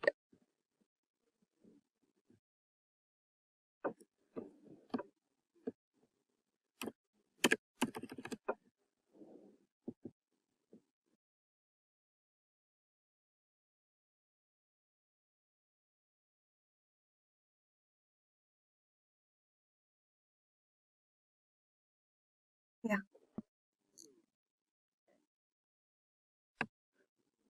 So now I'm gonna have a button for order now. So for that I will hit the keyboard again with the T.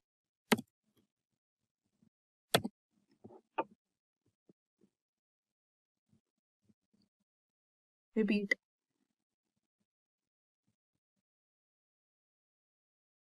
Have rectangle for. So now I'm gonna have a button for order now. For that I will have the rectangle.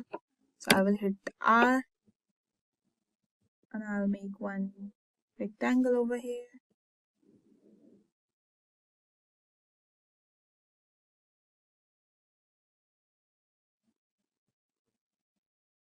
And make it in the center.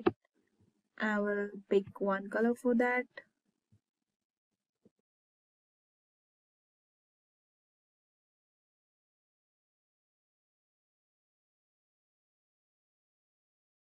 If you can steal the corner radius, and so I said order now text.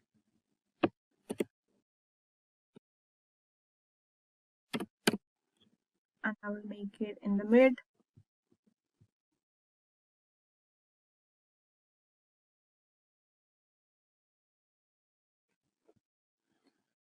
I will just center this.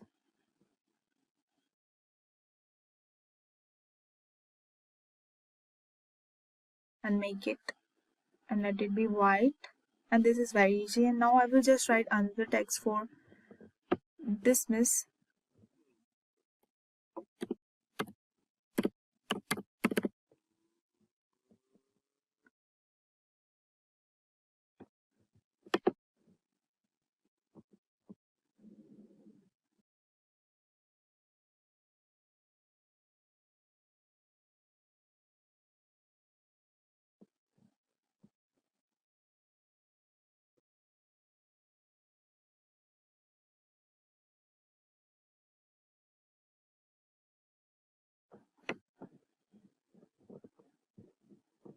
So starting with a template, we had make our splash first page for the food delivery app in Figma. If you are a web designer or UI UX designer, you may already be familiar with the Figma and all it can do for you. But did you know that some simple Figma tips and tricks are available to help you with your tasks? And it is a tool that are responsive, quick and simple. Although the tool is simple to use, there are many hidden yet effective features to find. Although if you feel comfortable using it daily, these additional 10 suggestions may improve your workflow.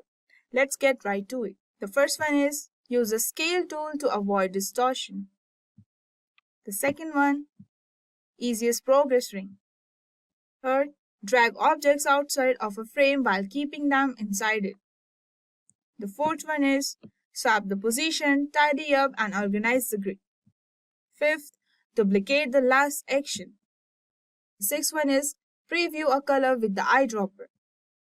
7. Fix the line height in seconds. 8th, create the square cells with ease. 9th, control the reels and unsplash. And the last one, more tricks with spacebar. Let's get into in details. So the first one is use the scale tool to avoid distortion. With the scale tool, you can keep your design pixel perfect, and to use it, choose what you want to scale, press K on the keyboard and drag. This tool is extremely flexible and has several benefits. Firstly, adjust an object size is simple without picking it up a key. Second, you may adjust the sizes of several items at once with the free transform tool. Third, you may rotate an item using the free transform tool. Among the most crucial design concern is scale, which needs to be given great thought in each project. And the next one is easiest progress ring. Figma is a great application for designing rings, since it has many tools and features that makes it simple to construct beautiful patterns. These are helpful for reminding users to carry out the desired action or for letting them know how much of a product or plan still they have left. And in Figma, you must first create a new file, and to begin, select Create New File from the screen upper left corner menu. In the menu or the left side of the screen, select the shapes. That will be the tool. Doing this will appear in the menu of several forms you may use in your design. We advise utilizing the circle from the rings. And the next one is drag objects outside of a frame while keeping them inside it. An object can be dragged so far. Any object can attempt to drag off the canvas while immediately log back into the position. To keep an object inside a container while dragging it outside of a frame, hold down the spacebar. In order to view the object while it is outside of the container, you may also disable Clip Contents for the frame that includes the item. And the next one is swap position, tidy up and organize the grid. Organize your design by selecting numerous objects in an array and then clicking the grid symbols in the corner. As a result, every object spacing is equalized and you may drag items to rearrange them and change their spacing. And the fifth one is duplicate the last action. By choosing the item in Figma, hitting the keyword Ctrl+D, that is Windows or macOS, and then dragging the copy to the desired area, you can copy an object several times. Additionally, you can use the duplicate menu option under the edit menu. Use the replicate menu or the command to copy an item many times in the grid or the pattern. And the next one is preview a color with the eyedropper. You may paint over text, layers, strokes, and other vectors object with the color picker. The eyedropper tool allows you to add color samples from anywhere in a picture to your element panels. To acquire the desired effect, adjust the tool setting like sample size and sample using the option bar. Select the color you wish to view by clicking. Apply solid fills, gradients, or pictures using the color picker. In addition, you may use the blend modes to modify a color situation or opacity. And the next one is fix line height in second. When you input auto or remove the current value from the line height box, your line height automatically adjusts if it appears weird and you don't have a specific value. Using the leading setting in the text section of the inspectors panel is a second technique to modify the line height in Figma. You may enter a number or a percentage to specify the distance between the line of a text in this option. And the next one is creating square cell with ease. Do you know how iOS app icons are shaped? They don't resemble typical rounded rectangles, they resemble squares. In between a square and a square cell is a form. The term square cell has at least two meanings, the most popular among which is based just on the square ellipse, a combination of terms square and circle, the word squares. In UI design, this kind of form is becoming more and more common. How to make a shape like this in Figma? It is incredibly easy. The square cell is in between a circle and square. And the next one is control reels and unsplash. Two essential plugins to save the time are Content Reel and Unsplash. Avatars, names, and address and much more can be added to your design with just one click. And thanks to Content Reel, a free resource for high-quality graphics is Unsplash. When creating a new file in Figma, choose New from Unsplash to use Unsplash images. This will launch a photo library that you can look through and utilize it for your design. And the last one is more tricks with the spacebar. You may also set aside space as you sketch a form so that you can reposition the object afterward. Pressing the spacebar will cause Figma to immediately transfer the item into an auto frame or design if it is sufficient, and can be used in the place of nesting. A spacebar is a great tool. To expand the selection size of your pointer, drag a selection region and then hold down the spacebar. You may also hold down the spacebar while sketching a form to move the items around. And in addition, you may also use the spacebar to prevent the Figma from automatically nesting items inside the frames. Figma is a great tool for prototyping in UI and UX design that allows you to create an interactive flow and that allows users to interact with your design. Prototyping is important for different reasons, setting the workflow for the new users and examine and getting feedback from users. So now we will see what is prototyping. Prototyping is important for many reasons and you can examine new users' workflow. Prototyping is what allows designers to design. In the era of digital products, prototyping is the interactions between the users and the interface. Prototyping is the process of how the final product works, and this allows the product team to test their design. After understanding what is Figma and prototyping, we will see how prototyping works in Figma. So the first one is we can add prototype flows, add interaction, fix position, add overflow scrolling, and how to present and share prototype. So the first one is add prototype flows. In the Figma file, you can have one or more than one prototype flows on each page, and they should have their starting point and unique name. Select the first frame you want to appear in your flow and then click the add icon right to the flow starting point. And after adding, you can rename the flow by clicking on the name input and can add a description by using the point by clicking the delete icon next to the flow starting point. And the next one is add interaction. Interactions are used to build a prototype and can be used to show a different behavior, a pattern of navigation, and outcomes. And they work by connecting two different layers, and then we'll examine how these two layers will interact with each other by adding animations, act, and triggers. Interactions can be simple and easy, but sometimes it's more complex too, as animated elements move and change their properties.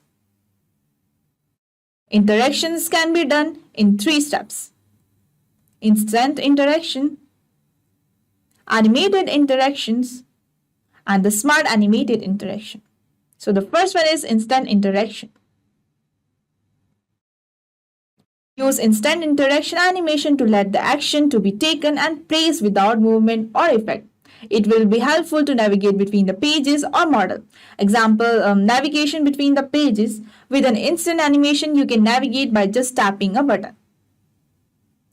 The next one is animated interaction. Use animations to add movements in interaction that helps move in, move out, slide in, slide out, etc. Use different features that are available. And the last one is smart animated. Use smart animations to examine matching layers on different frames and animate their differences. These differences can include a change in color, size, and position. Fix position. Fix the position of an element in the prototype so that it will easy to stay in the same place while scrolling. And it is helpful for the element that wish to be in the view. Example, navigation for top and bottom, configure the design panel set. The next one is add overflow scrolling. It allows scrolling through each frame inside the prototype. It is very helpful for prototyping components or UI region that have their own property of scrolling. Example, menus, table, list, etc. And it is important to have a frame with content overflow while using overflow scrolling. And the next one is how to present and share prototype. First, select the present icon near the top toolbar that presents the prototype. And if there are multiple flows on a single page, switch them between the sidebar. And here comments can be mentioned as notes, tasks, and questions, although you can leave feedback too. Prototyping can be shared by clicking on Shared Prototype in the presentation toolbar.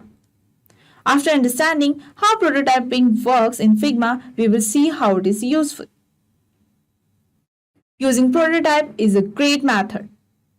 We can use it in user flows and interaction in advance, idea sharing, and improvement. We can get the feedback from the users. And also we can test the users' interactions. And the last one, present your concept to the interested users. You may preview a user's journey and experience with your ideas by creating several flows for your prototype on a single page with Figma's prototyping features. So in this tutorial, we will look at how to create prototyping with Figma. Figma is a powerful design and prototyping tool that you can use for both your UX and UI projects. If you are new to Figma, I recommend you to check out the tutorials I created on how to create mockups in Figma first, which I will link to it in the description below. In this tutorial, we will make some interactive prototype. So we will get started by opening up the Figma file with this wireframe. Here we have few static pages including the home page and the women's category page and the product page. And I will walk you through in this tutorial is how to connect these pages so users can click through just like they would on the real products. So the first thing we want to do is enter the prototype in the Figma. And you can do that by clicking on the prototype tab in the top right corner. Now you will notice that nothing really changes except for the content in the right sidebar. Yes, the sidebar. So we will start there. And there are the settings for your prototype. These are the few things you want to change depending on your device your design. So the first setting that you may want to change here is the device. And device refers to the device that your prototyping is presented in. So in this case, we are designing for the desktop. So we are probably would not want to present these design inside any additional device, I think. So, wait, let me do it in that. But if you were designing for mobile instance, it would be nice to show these designs. These designs inside an iPhone. But for our case, we will design it for the desktop. So let me back with the none. Okay. Another setting that we can change is the background color, and this refers to the background color of our prototype that appears where you are presenting the mode or this present mode. So if I open up, present mode, here is a top right hand corner, right? So I can see the design here.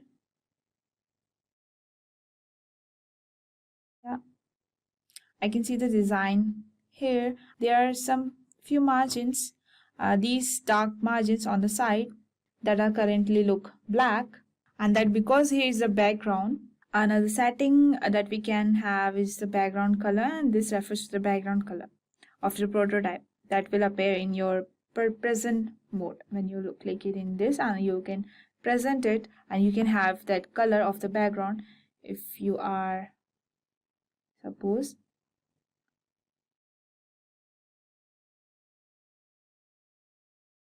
yeah, this is the color of the background, that is black, and you can change it.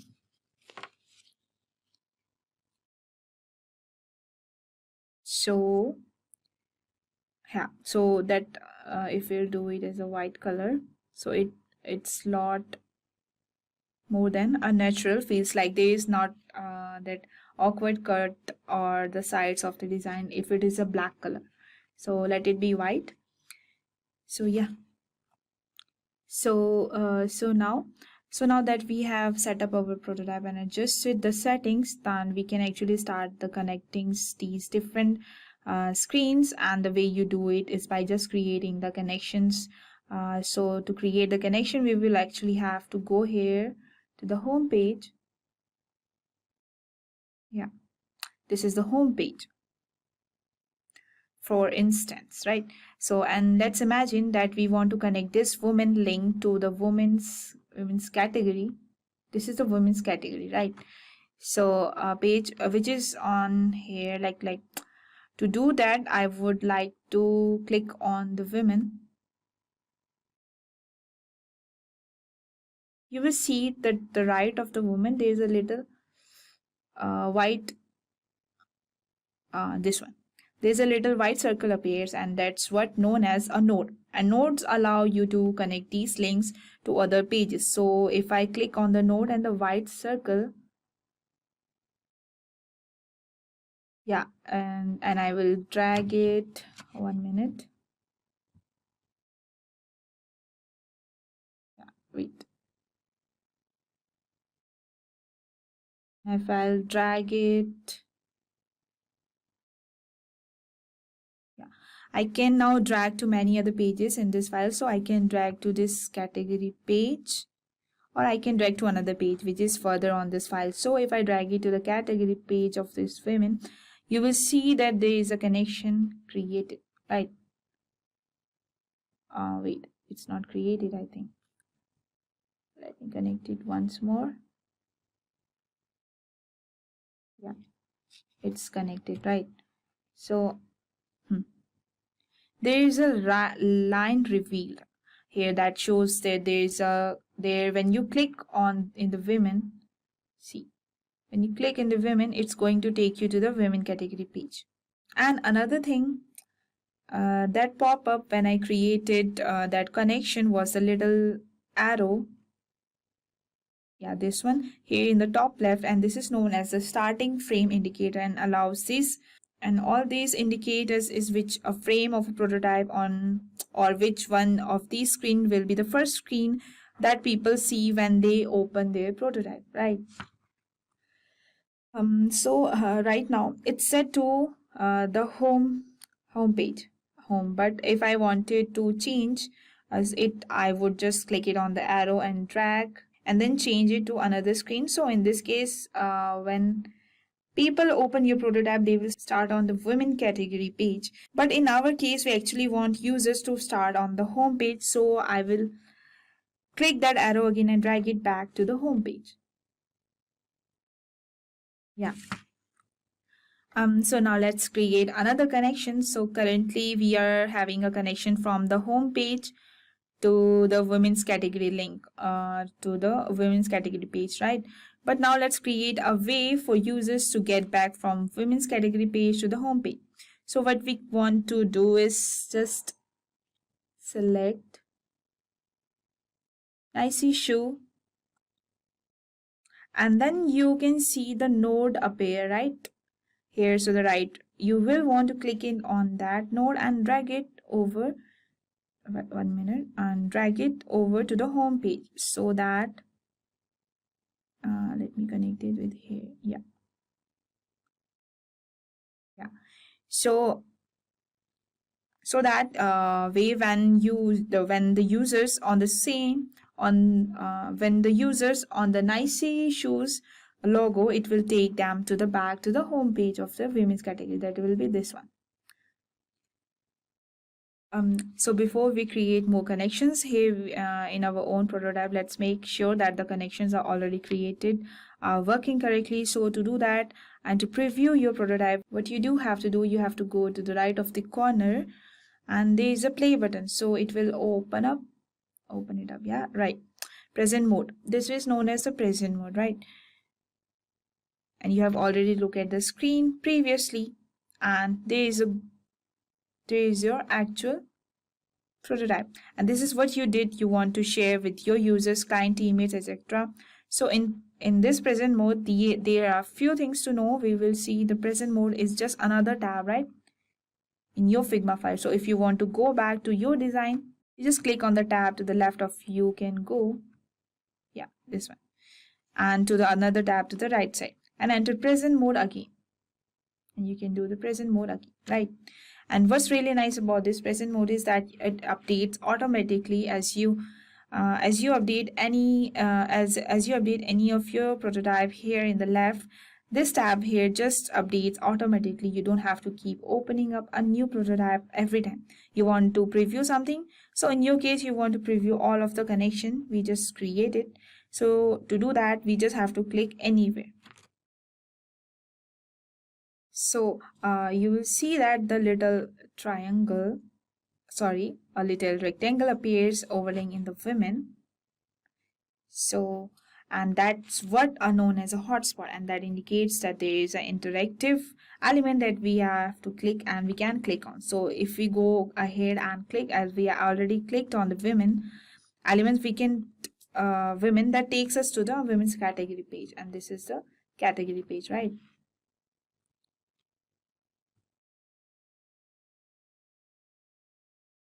Scroll down and this page, check out the content like a normal website, and then we can also want to click again to see if there is any other hotspot in this page. So yeah, so if we click here, we will see there is a hotspot on the logo, which is we know as we created, and that will take us back to the same page if we'll click on that. Yeah. So it's look like both our connections are working correctly, right? Let's create few more. Okay. The next connection we want to make is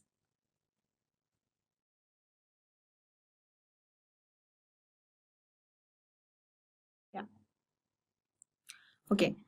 Sorry. The next connection we'll want to make is from women's category page, right, to the product page, product details, and where we want to add the connection is here to the button. Suppose button in the top kicks for the women's as a specific product, right? Product name, top kicks for women. So I could just go ahead and select the image and drag the node and bring it over to the product page, right? But what I actually want to do is to make this whole card clickable. So this image here, or this block, and then this title as well as. So to do that, what I want to do is select both the elements here and then hit the Control G. 1 minute.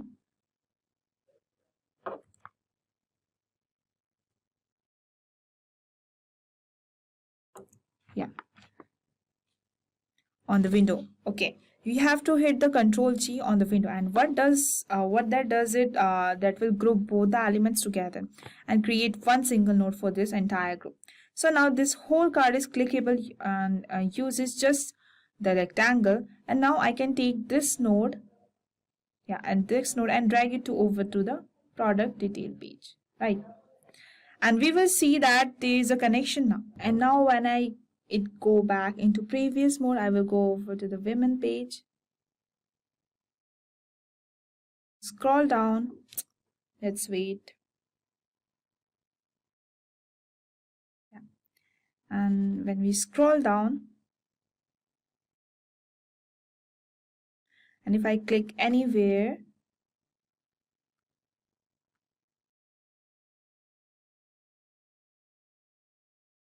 yeah, here is the prototype. I will see that the hotspot is for the entire car. So I can go ahead and click that, and that takes it to the product. Yeah, product page. This is the product page. So the next thing I want to do is give users way back to the women's category page. So actually I want to include include a link right here. So yes, or connecting that link back to the women's category page. Or to do so that, I will go back to our design file, and then I will select this women here by double clicking on that. Yeah, when I select the woman, the selection box or this boundary box is actually pretty large, and I will show you what that means when we go to our prototype. So if I click in on the node and will connect it to the women's category page, I will zoom out. See, yeah, so you can see what when we go back to the prototype, that the selection box is actually the same as our hotspot. Yeah, is actually pretty large, as well as it would be fine for the most cases that prototype fine in this cases, because it's just a couple of pages, and we are just linking back and forth. But if we had a more complex prototype where you want to include a link on women's and then another link on a sneakers, that's really wouldn't work. So to fix this and to make this hotspot slightly smaller, what you do, you have to go back to your design file, and then we have just click to drag the selection on women's here. You have to drag it slowly and make sure it only covers the women link. And now when you go, and now when you go back to our prototype, we can click anywhere. You can see that the prototyping, let's wait 1 minute. Yeah.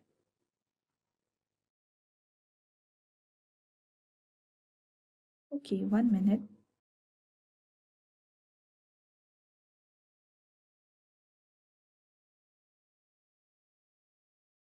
Yeah, actually, yeah, after prototype, we click anywhere.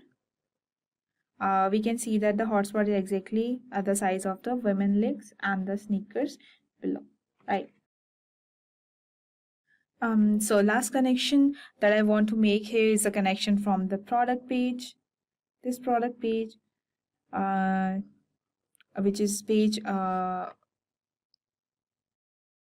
page, which is the page where on the back on the home page. So to do that, I will create a connection here on the logo of nice shoe. Yeah, logo that links back to the home page. So we will go over this design file. Design file is this one. Yeah, I will could just select the nice shoe logo, drag the node, drag it over to the home page. But I'm actually going to show you a trick to speed up this process of creating connections, especially when it comes to navigation element. So what can I do is go to another page, and I can select this element and then simply paste it into another page. So first I will copy this,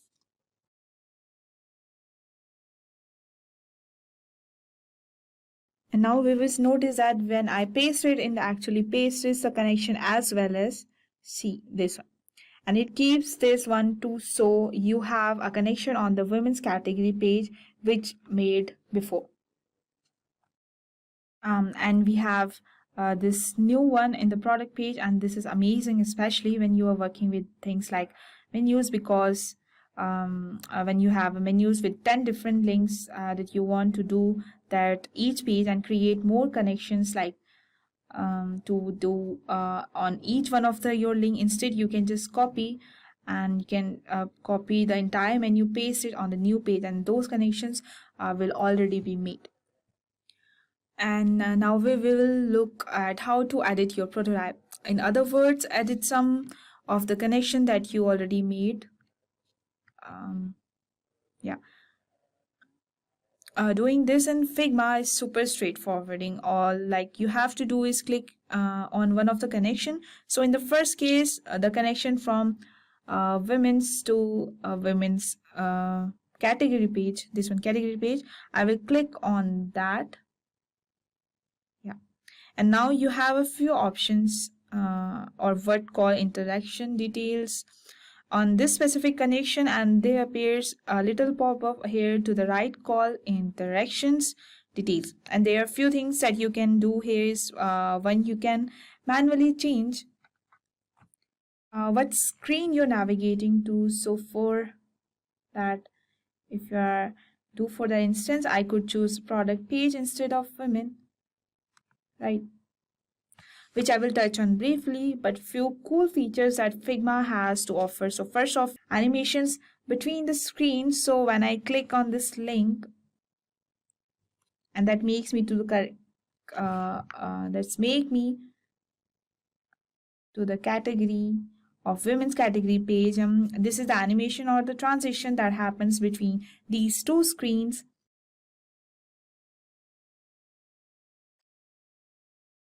So right now it's set to instance. So yeah, the animation, it sets to instance. So you can see when I click on the women, so instantly it's taking me to the women's category.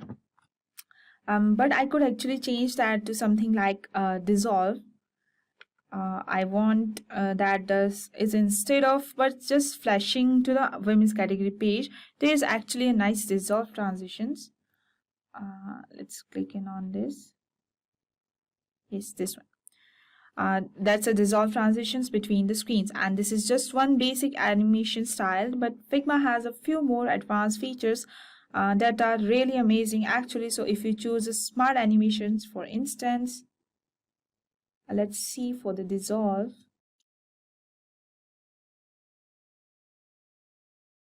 Yeah, suddenly it dissolves, right? That effect. And actually, if you choose a smart animation, for instance, let's choose.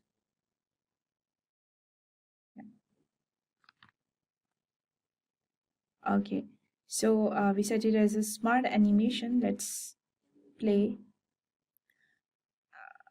And if I hit the women, there's a smart animations. For instance, if I hit the women, it will go with the smart animation of instance. And if you can see that some elements start to shift, and that was not very smooth because these were not a lot of common elements from page to page.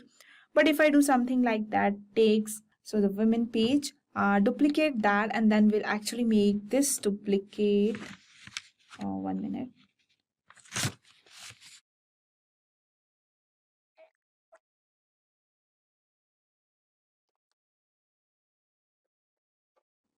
And if I change this,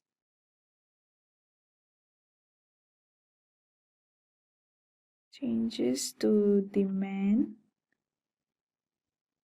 make it a little small,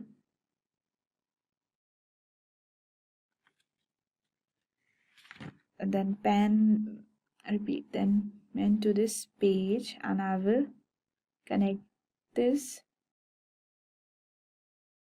And if I link man to this new page, and now I preview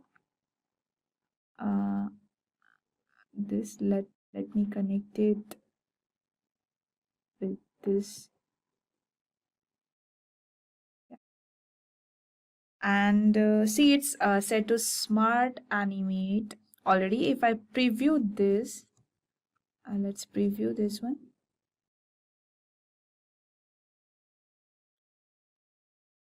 Here what I looks like is, so as you can see that the line automatically animate. See, and its menu link in the case if it is also gets smaller, I mean that what smart animation can does, that's really basic example.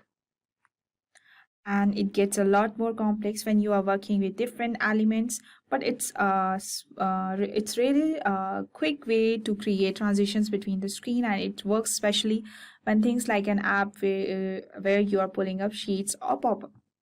Yeah, Figma offers some amazing features when it comes to animations, and it's really powerful. So I definitely encourage you to play around with some of these features in the interaction details panel.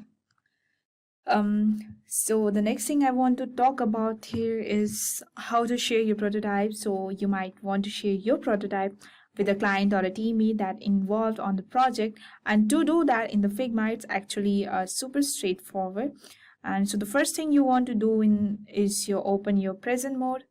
If it is not open, then you can click it on the right side of this one, or otherwise we already opened the prototyping present mode. So you could know that when you open up this tab, you already open, then you have to hit the share prototype.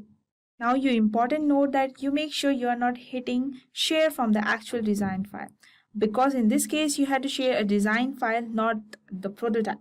So when you are sharing just prototype, make sure you are not doing it from present mode.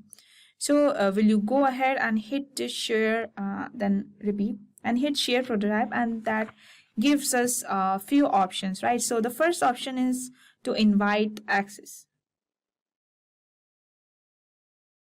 And you can do that by entering email here or here, and just they will get an invitation to the prototype, and they will get open that up with that.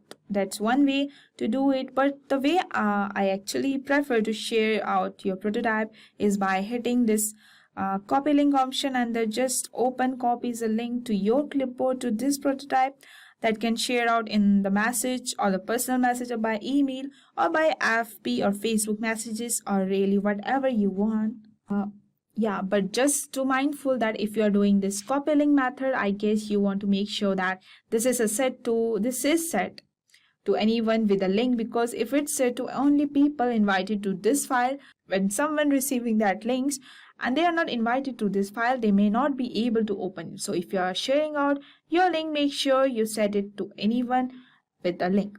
Hope you enjoyed this tutorial, and if you are interested to learning about more UX or becoming a UX designer, please check out the link below for the UX design, and we will cover the fundamentals of UX design. Let's say you are creating a poster for a school event. For that, you need to design a poster by choosing various assets. To edit an image, we need a Photoshop. For creating books, magazines, and brochures, InDesign is there. And if you require different pictures, then there are many stock photo sites with a collection of templates. Rather than navigation to so many platforms, for these tasks, we present you Canva, the one-stop solution that combines not only these editing but also publishing tools that provides an online design platform. So hey everyone, welcome to Simplilearn's YouTube channel. Today in this video on Canva tutorial for beginners, we will showcase Canva tools for designing. But do you know that UI UX expert use Canva too? So if you want to learn UI UX expert in 5 months and attend masterclasses from the top faculty of IIT Bangalore, consider our advanced certifications in UI UX design course. Check out the link in the description for more details. And if you are a geek, here is a brain teaser for you. Which country uses Canva the most? Is it Australia, Japan, United States, or Russia? Let us know your answer below and get a heart from Simplilearn. Without any further delay, let's get started with the session by taking a quick look at what you are going to learn. We start by introducing what Canva is and what makes Canva so popular. We then take a deep dive into some of its features. Finally, we look at where Canva is used along with its pricing. And also, we will create a poster for the school. So let's take an overview about Canva. Canva is a platform with a graphic design that provides user with the tools and resources to create visually appealing design for various purposes. Canva users can create professional looking graphics, social media posts, presentation, and marketing material among other things. Canva is a popular graphic design tool where users can create visual content of a wide range of templates, customizable design, collaboration, and cost effective. Now that we have a good understanding of what Canva is and what makes Canva so popular, let's take a deep dive into some of its features. And we know Canva is a popular online graphic design tool that derives some of its key features include the first one is user-friendly interface, free and paid plans, social media integration, customization option, design elements, and it has inbuilt and comprehensive image library. Overall, Canva is a versatile and user-friendly tool ideal for creating professional-looking design quickly and easily. Moving ahead, a deep dive into where Canva is used. So, Canva is used by businesses, marketers, educators, and bloggers, and individuals who need to create high-quality visual content for their brand or personal projects. With its user-friendly interface and extensive features, Canva has become a popular tool for creating visually appealing design for various purposes. Finally, the pricing for the Canva. Canva offers both free and free plans. Here are details of each plan. For the free plans, it includes access to Canva's basic features including thousands of templates, photos, and design elements. Users can also collaborate with others and share design. And for the Canva Pro, it is a paid subscription plan that offers for one person only. It is 3,999 rupees per annum. And some of its additional features are their advanced collaboration and team management feature, the ability to create and save brand kits for consistent branding, and the ability to schedule social media posts directly from Canva. And the third one is Canva Enterprise and for the team. It is a custom pricing plan for larger organization that is for 2+ people. It is 6,590 rupees per annum for the first 5 people. That requires additional features and support. Custom branding options, advanced security and compliance features, custom templates and design elements, and advanced analytics and reports are there. In today's tutorial, I'm going to share an in-depth Canva tutorial for beginners. And you will learn everything there is to know, like to start designing your own graphics. And whether you would like to use it for YouTube, Instagram, or other social media channels, it doesn't really matter because Canva offers a great variety of tools and it's free to use as well. After watching this video, you will know how easy it is actually to design with it. So let's do this. So I am bringing you a comprehensive Canva tutorial, and if you have not heard about Canva, it's a free design tool, completely brilliant. It's got tons of different photos, elements, and other graphics for you to use. So in other words, a complete lifesaver in the content marketing world. It's absolutely brilliant for any graphics that you want to design. Whether it's a social media, your website, and blogs, whether it's for any presentation card, invitation card, anything of that nature, Canva will sort you out. So without any further ado, let's do this. Okay, so we will start off with creating an account in Canva, and it's completely free to begin with. So you can sign up either with Google, with Facebook, or traditionally with an email address. Obviously, I have an account already, so I didn't need to do that. So just signing up, and it's super easy, and then we will start designing. All right, first. So in the top left, you have got the main navigation panel, and you have got the the returning of the home page, of course, and then you have got the templates, and then obviously categorized into different types. You have got their social media templates, background, birthday, marketing, educators. So there are various different templates for you to browse, and whenever you need something, you can just glaze through it and see what they offer already in Canva. You have got the features. Let's see the features section as well with the photo icons, print, because Canva now offers printing as well. There are different apps you can have to connect it with Canva, and some of the use cases are there with different graphics, charts, video, teams. You can invite your teams, different templates are there. So there is also the learn section, which is super important, especially when you are a beginner. So after you watch this whole video, set up your account, kind of get the feel for what Canva is. I would highly recommend you actually go to the learn tab and watch some of the kind of videos like how to create top designs, logo maker, flyer maker, and then so that as they say in here, you can see how to learn, how to connect and grow your community here. So they have give you quite few different features and tips for you. So the learn section is really important, and I will mention something at the very end of this video as well, a resource for you to learn even more in depth than this video is going to go. But stay tuned, I will explain at the very end. So this is what the Canva homepage looks like. There are quite a few different areas to help you navigate. So I will explain each and every one of those so that you can you know where to go, certain functionalities over there. So let's start off with the top right panel. You have got your account, so there's where you are, and you can find a change of your account settings. You can set up your profile photos as well and refer your friend, the things of that nature. Then there is a create design button, which I will explain in a moment. You have got the setting in here, the account setting, as well as there is a help center. So let's get back 1 minute. Yes. So, and one of the most important part is the search bar. You can once you have signed up for the free Canva account, there are some different between the basic kind of free Canva and Canva Pro, which I will explain at the end of this video. So make sure to watch till the very end.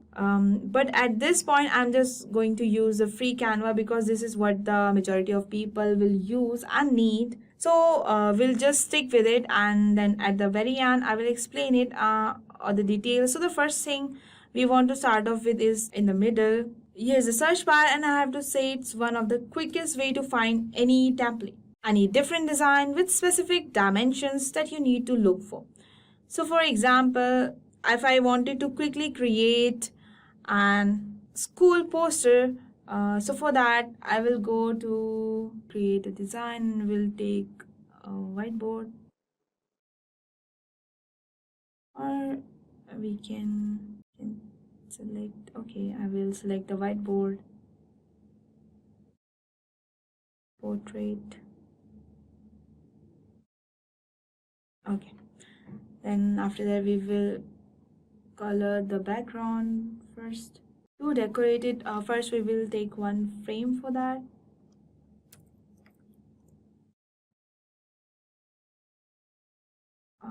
Let's search more about it.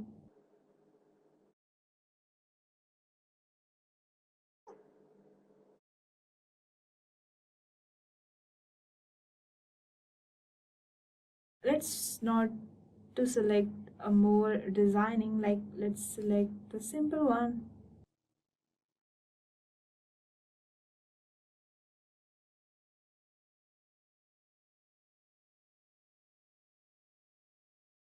Or we can choose another one. After this, we already taken the border, like it is not that designy but simple, and so not that much designy but simple. Let's take a picture. Let's find some pictures regarding school, say board.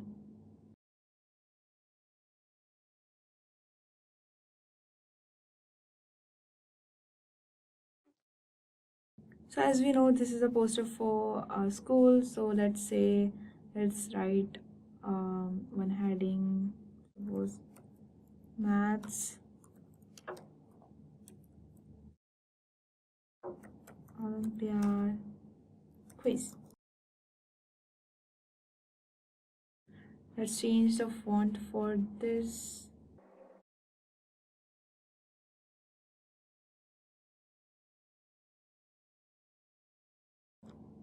Now let's add some elements, some images that I've already installed, I think, to decorate this poster for the school. Let's take this medal. You can download these pictures from Google and you can actually paste it over here. You can download the pictures regarding your topics, whatever you are going to create. So these are the collection that I have stored.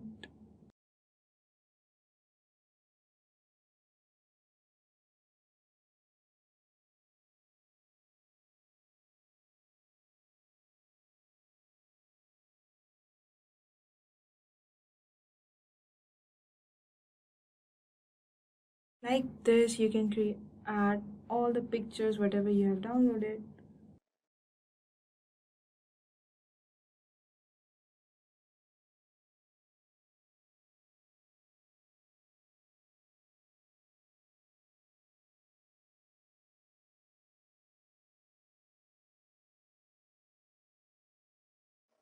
You can add elements according to your needs. So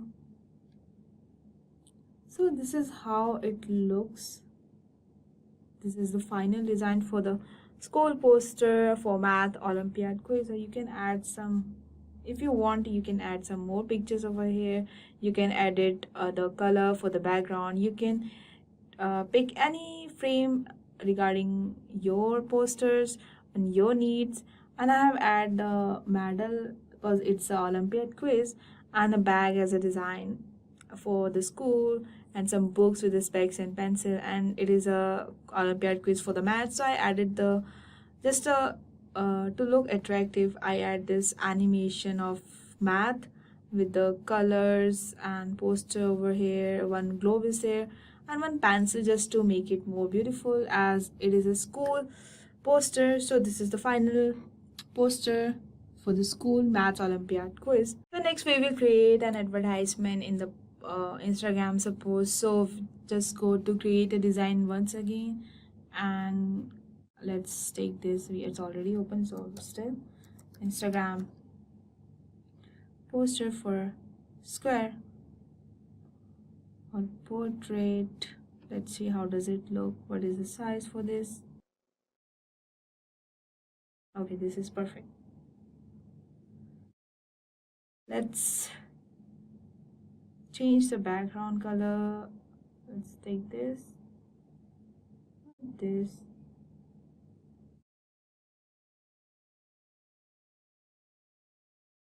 and just go to file and show margins.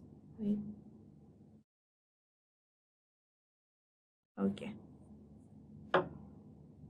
So after this, choose some elements to make the design look, repeat. So now just choose some elements to make your design look more attractive and beautiful. So we'll add some elements. Let's say circle. We did in the mid. Change the color for this. Let's take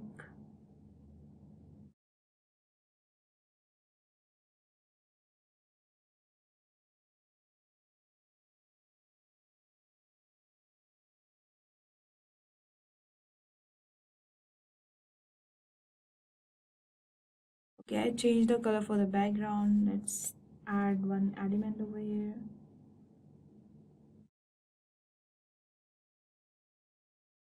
Be little darker in color. Let's suppose this.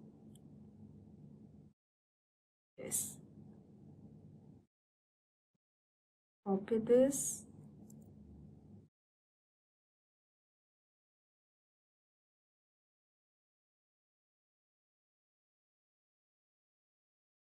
Make a design with this. Let's make it over here.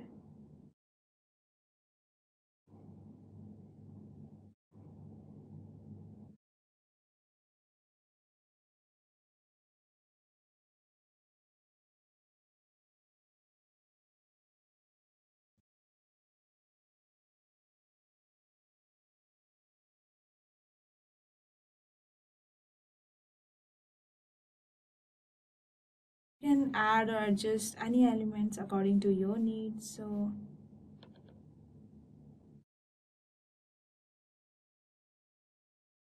one line over here.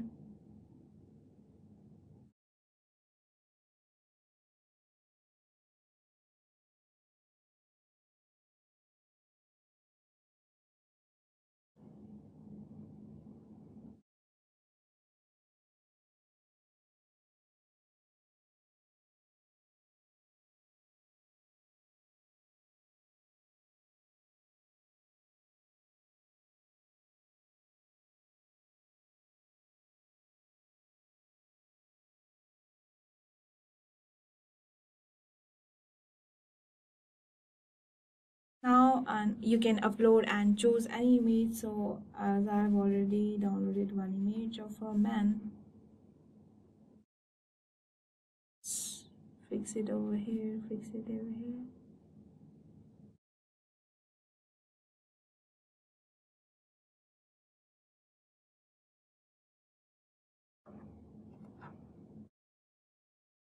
Okay.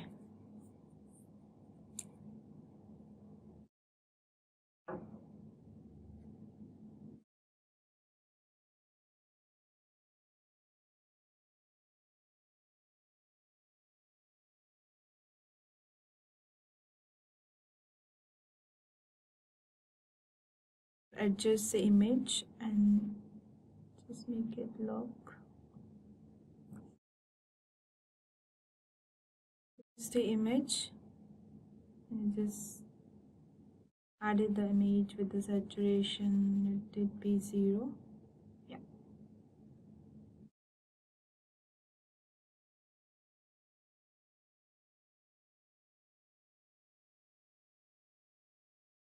After that, just add a text to your design.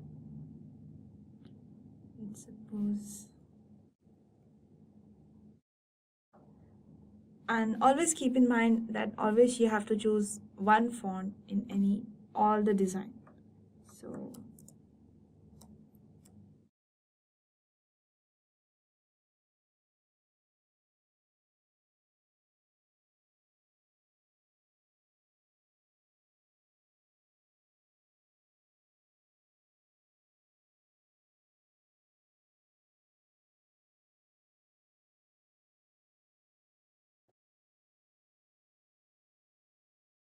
you can adjust your letter size with according to your design. Let's choose one.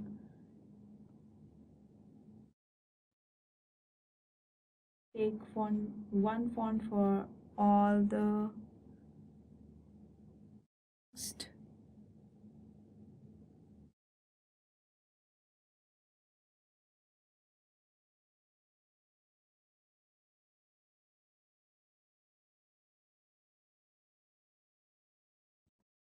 Okay.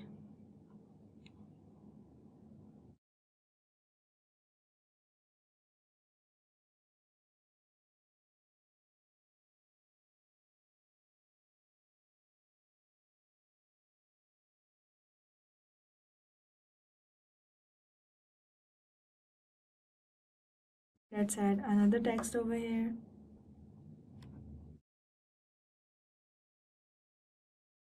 Just adjust the size.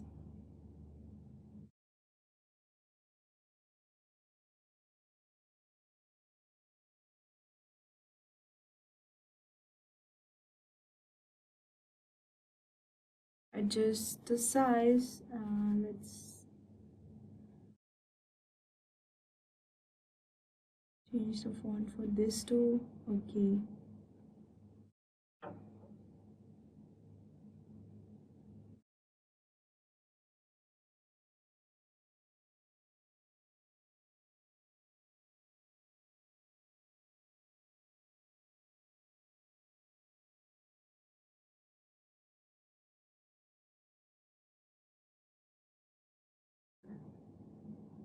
Okay, let's make it look more beautiful. Let's add a text as facts. And always keep the same font. Let's change the color for this.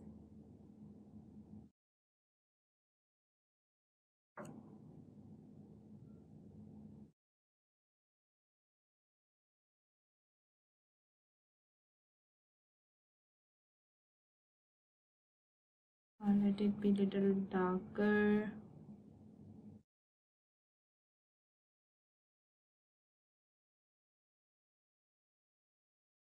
Fine.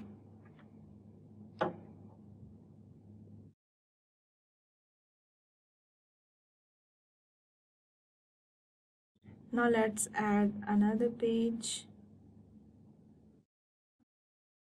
Copy this first. You can paste over here. You can write actually anything, but for the design, let's look how does it look, then again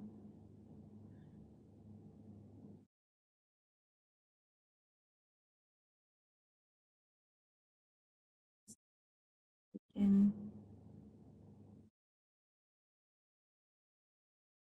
paste. So actually we will keep it little down over here.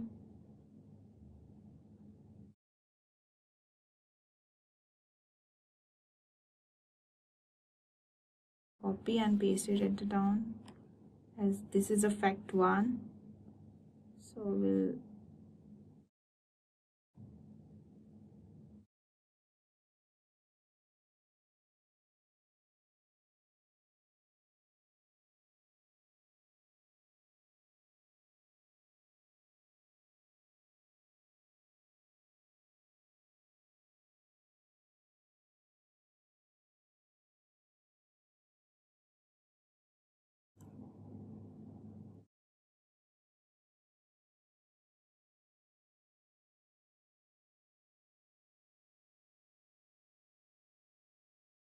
you can add design to carousel your effect.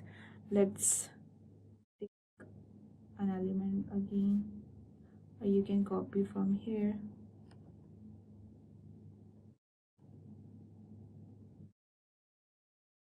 Let's make a different color.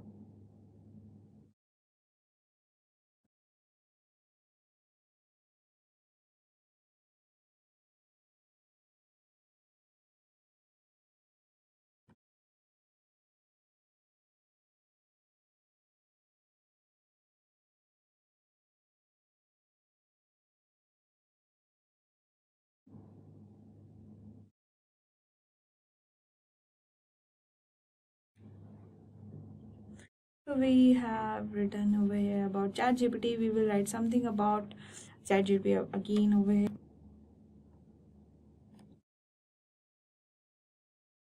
We'll adjust it. Let's size big and same font again.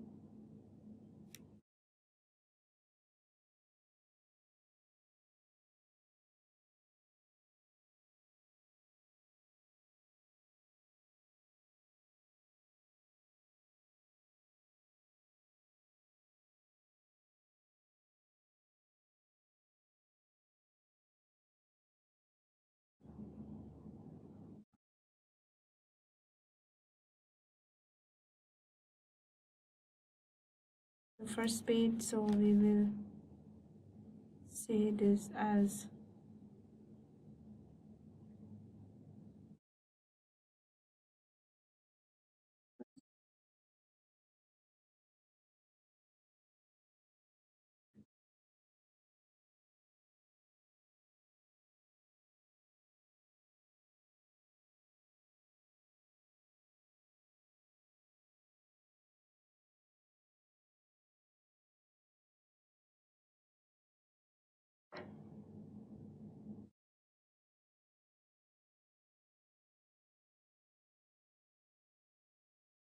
just adjust the size and the alignments of the text.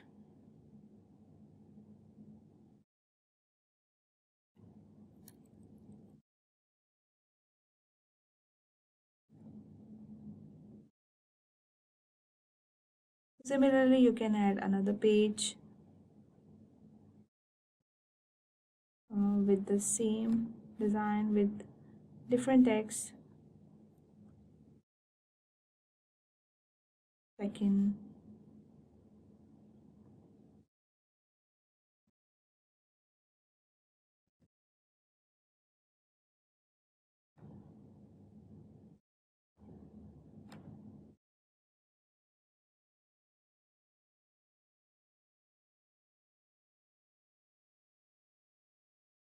two, and again. You can add any other text over here just for creating and just want to show you how does it work. I'm just making this.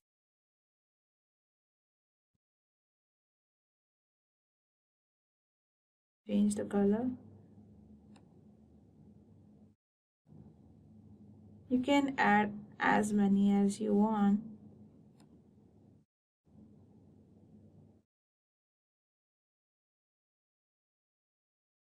Let's change the color for this also. Yeah. So this is how does it.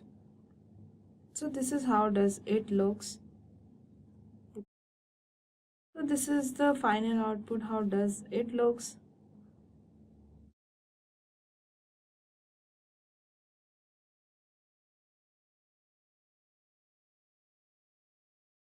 So next we will create a web page.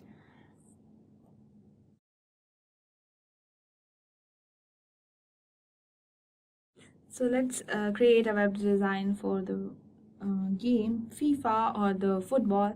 Let's create it. Let's take a whiteboard.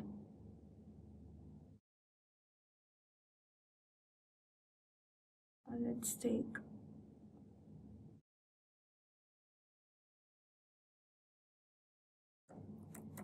site line. First we will choose a background color. Let's give a theme. So I have already installed or downloaded one theme for the football.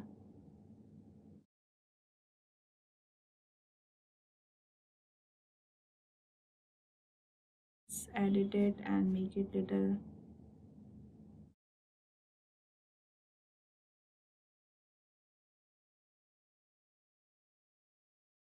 Let's see more if it is there. Yes.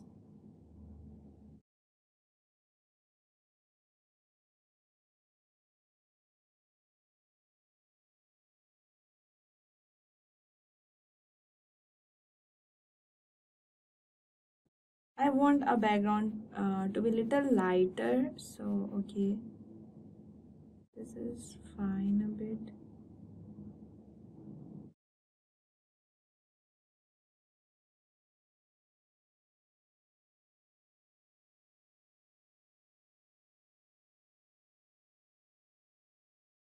It's good. So we'll add elements. First we will upload a picture of a man playing football. 1 minute.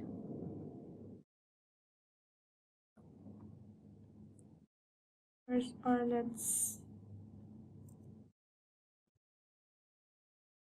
just do this.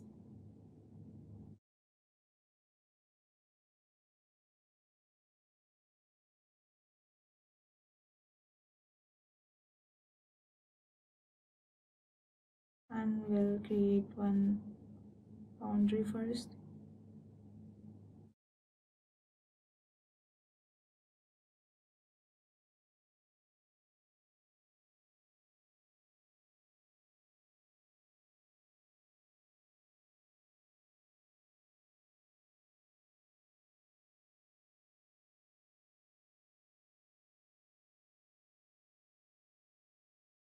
Let's give a background color as we have.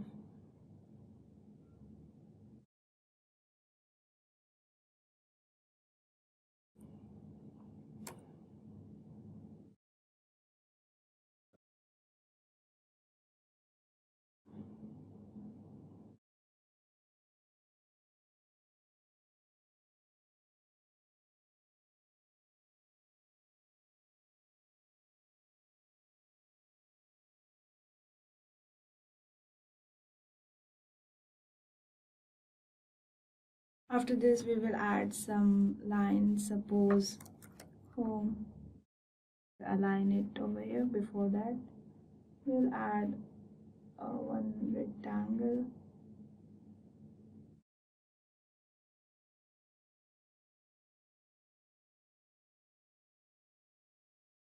Just as a margin.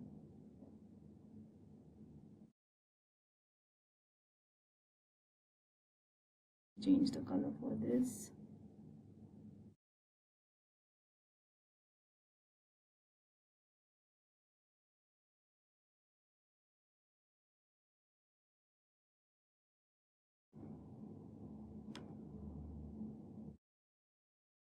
Will be about section.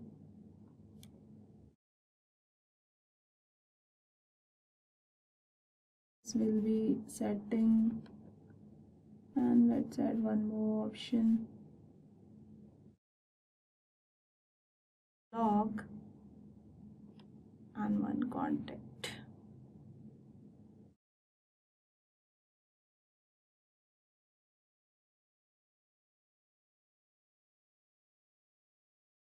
Match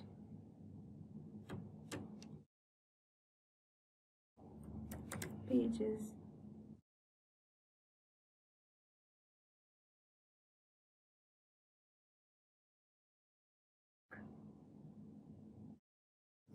This will be contact.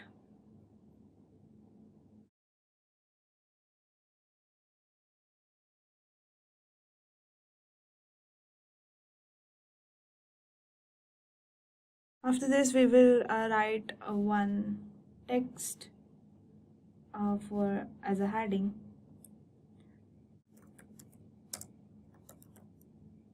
Best game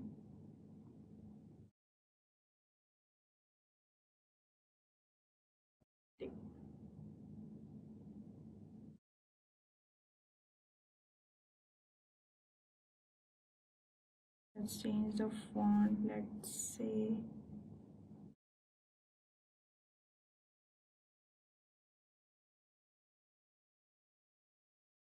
always remember just to keep a same font.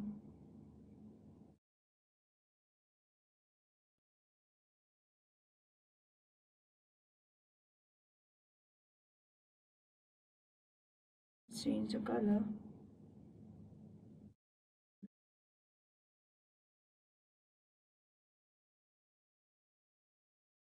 Also, we will change the color.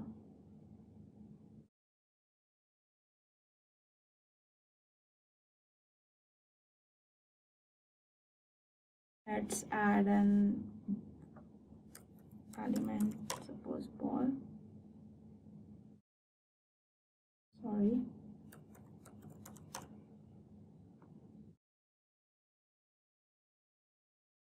To highlight it, add some elements.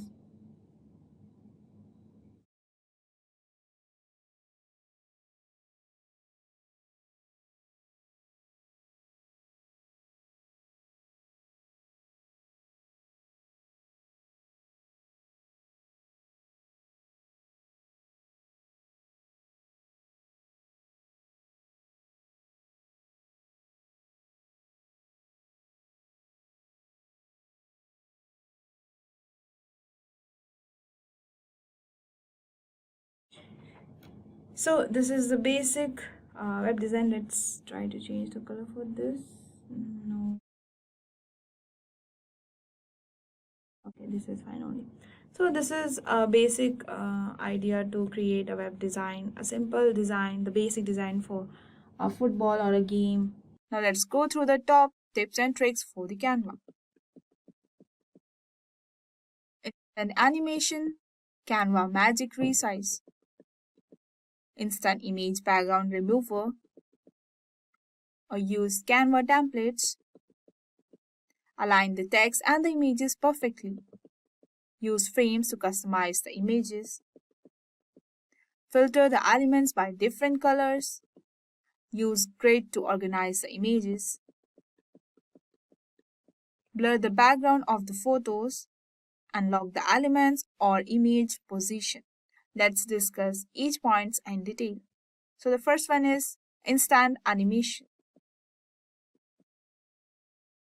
With Canva Pro, you can quickly add instant animations to the presentations, social media posting, and other places where you want to create a lasting visual effect. Click once to start animating and save the file as a GIF. Thus, your customized animation films will help in improved knowledge intake and storage. Repeat. A free animated movie generator includes all the tools you want, whether you are creating a video for a lecture in your class or presenting an idea at work. So the next one is Canva Magic Resize. Canva Magic Resize is essentially the finest thing because if you ever created a graphic template, which I'm sure you have, you are aware of how much time is lost when you must recreate the design to fit various platforms. And unfortunately or fortunately, Canva Pro's magic resize function takes care of that issue for us. You can use the tool of bulk resize your visuals to fit numerous preset formats. To view their measurements, move your mouse over them. More than one size is available. Click Resize a change and design the size. And the next one is Instant Image Background Remover. Visual impact is crucial for everything, from social media to e-commerce. But even in the case of flawless photograph, backdrops can be annoying.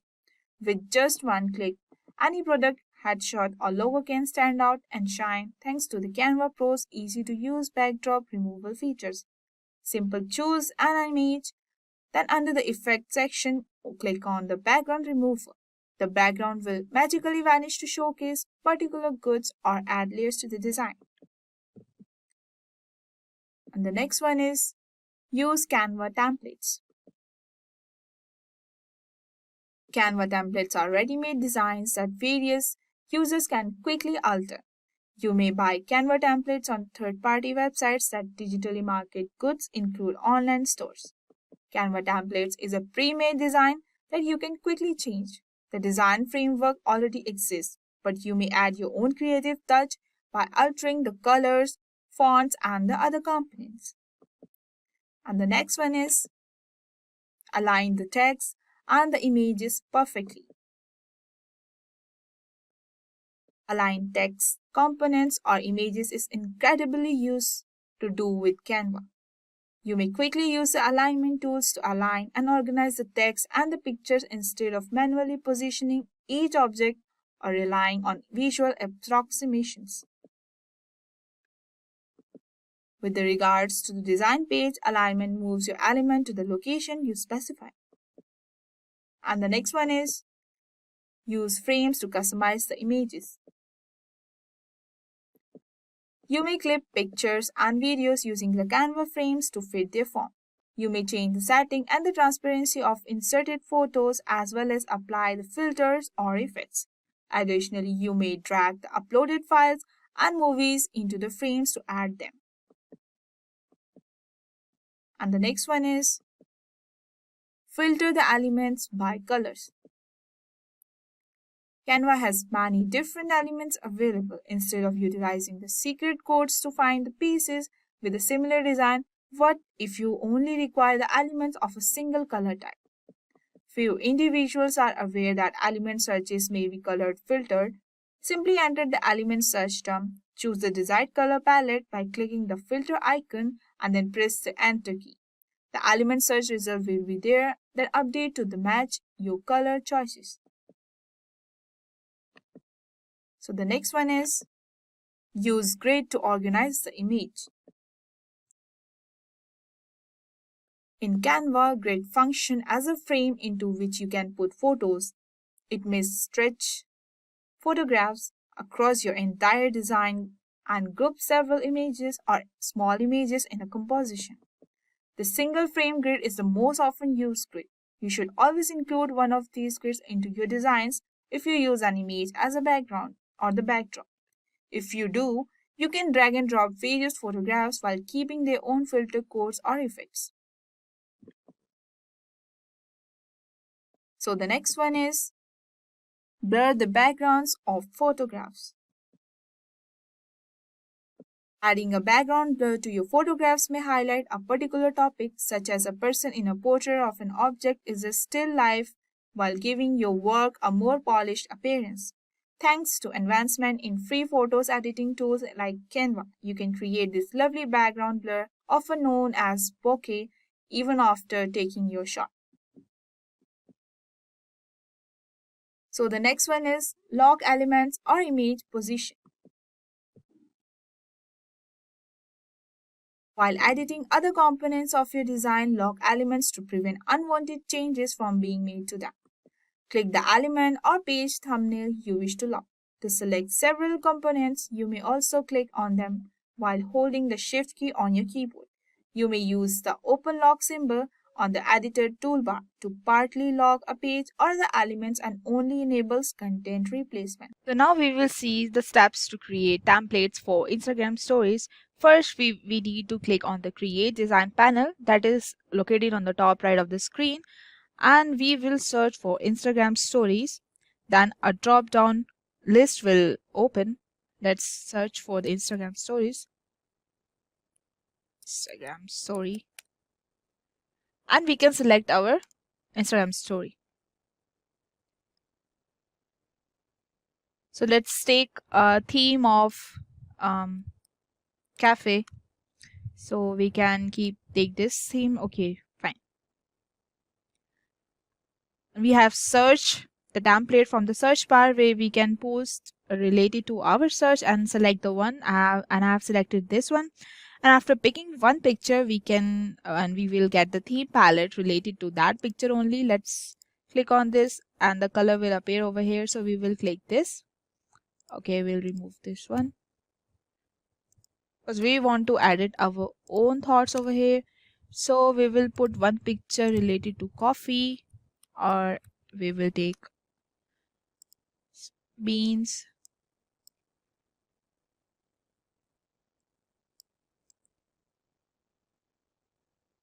Keep here, and we can take this also. We can keep it over the bottom.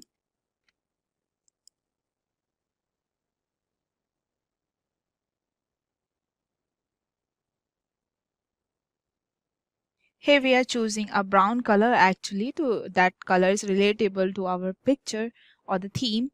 After picking up the color, we will insert some elements like we have inserted this cup, or we can choose another picture. Let's take this one.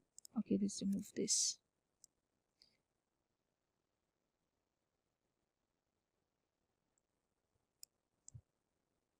And after that, or we can make it little small and we will keep it on the top of this. Let it be here.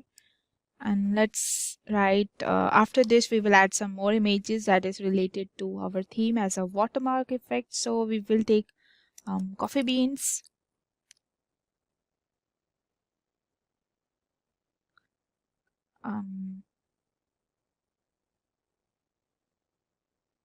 we are not getting a good picture.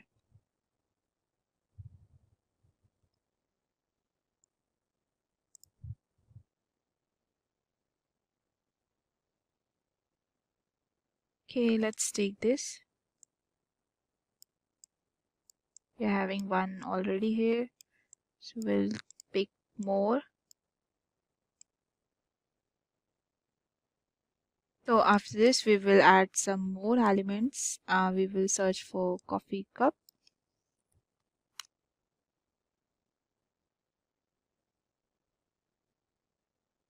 Let's try to find some good pictures of a coffee cup.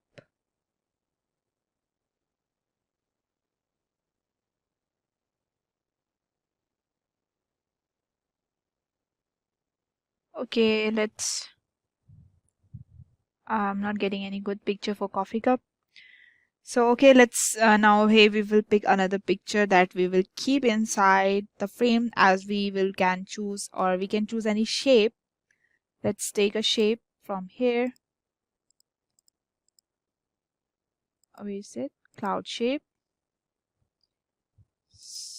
Okay, for frame.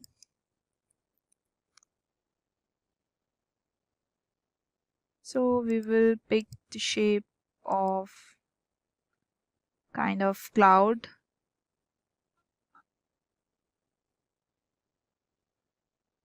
So here we will keep inside the frame, as we can choose any shape of the frame, then we can insert that image in that frame according to our need. So we will pick this one.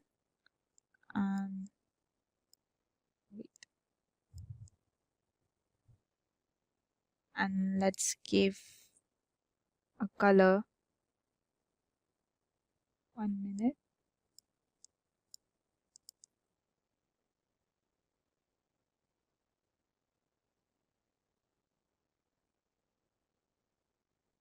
Now we can give a color to this. It's not this one. Yeah, this color.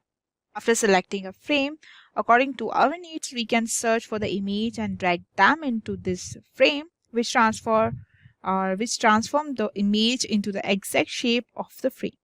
So let's take a circle frame. Wait.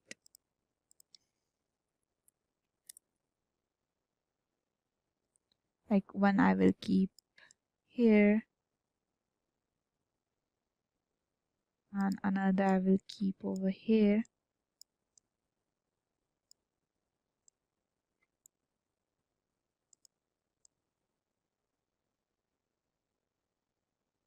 Yeah. So I can search for the picture, suppose, let's say coffee cup. Like this, I can drag it inside the circle frame. And another one, let's take this one. Yeah. Or I can keep another picture over here. 1 second.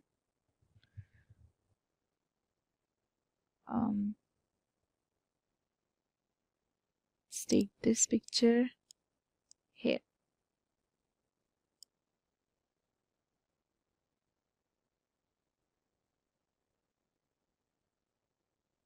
Yeah.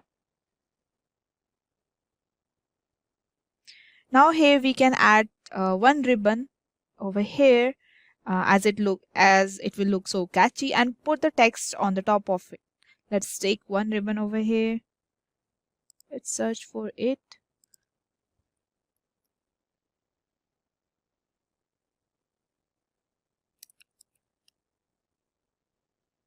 Let's take one ribbon. Okay, I think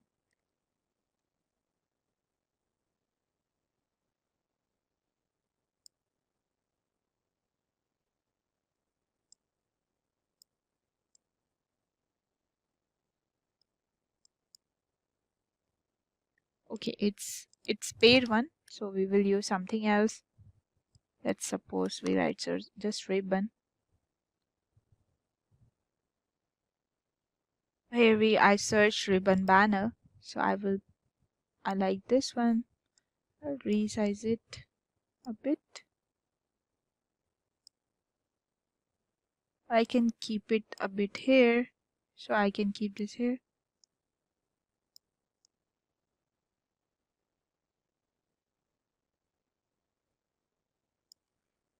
So I can write here something.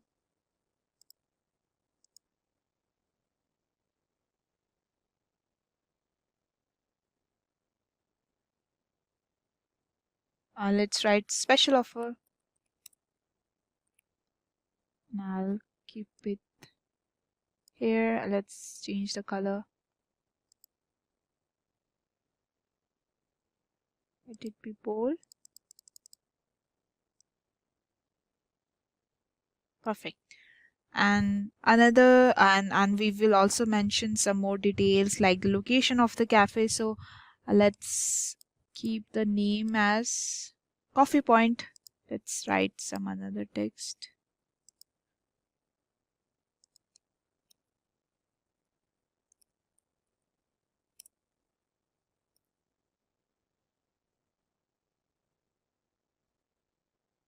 And we will keep it here. Size.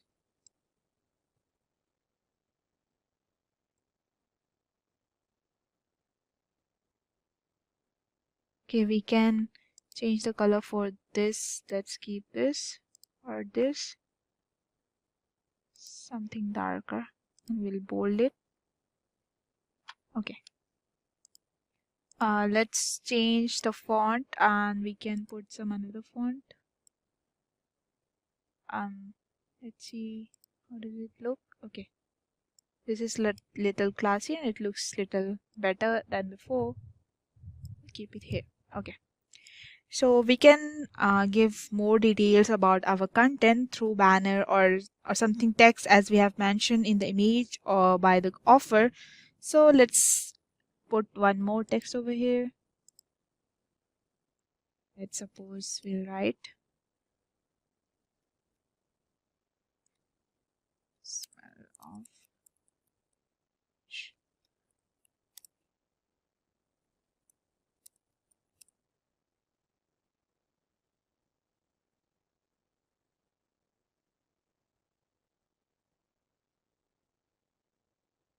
yeah.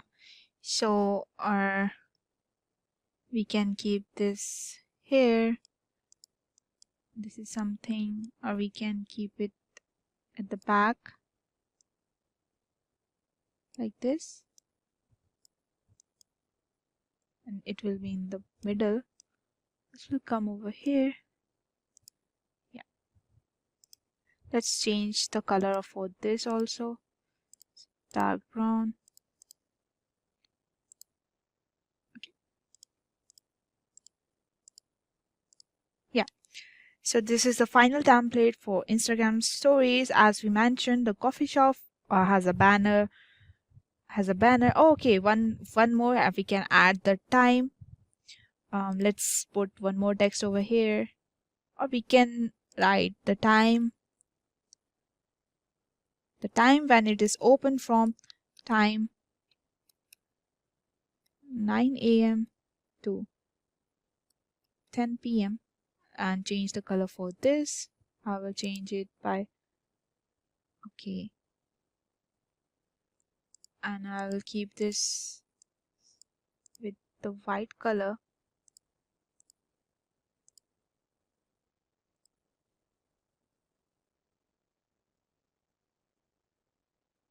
It will be a little small. You can keep it in the bottom, and also we can add more details with your needs. And after understanding the creation of the template for this Instagram story or the template for social media, we will create another template for the birthday invitation. So the steps to create the template for birthday invitation, first we have this blank page, and we have to click on the search bar. Let's take the search bar, and we will search for the background color for our greeting as we have seen here. So we will search for the colors. Let's take gradient.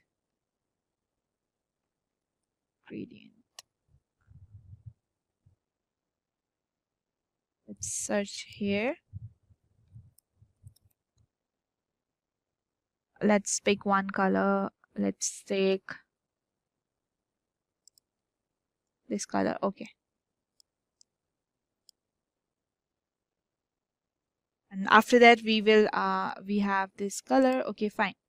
So after that we will add some more images related to birthdays, as we know that in the birthday we are going to use balloons or some beautiful glitters or some things, and then we will search for balloons.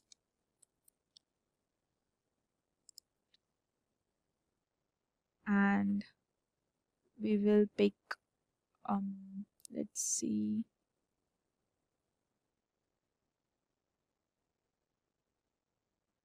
let's take this, and we will keep it over here. Yeah,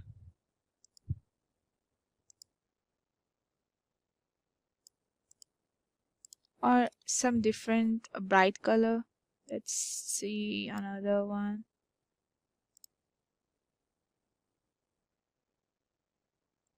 How can we keep it over here?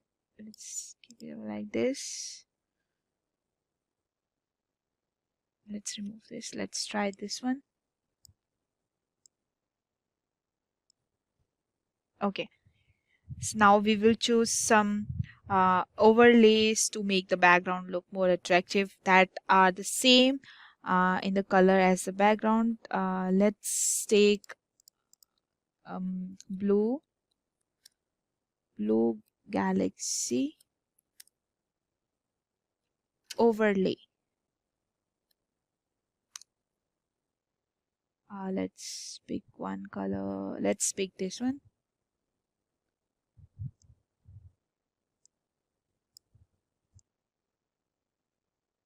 But the background is different. Let's pick color similar. No, it's not matching. Let's take another one. This is not matching.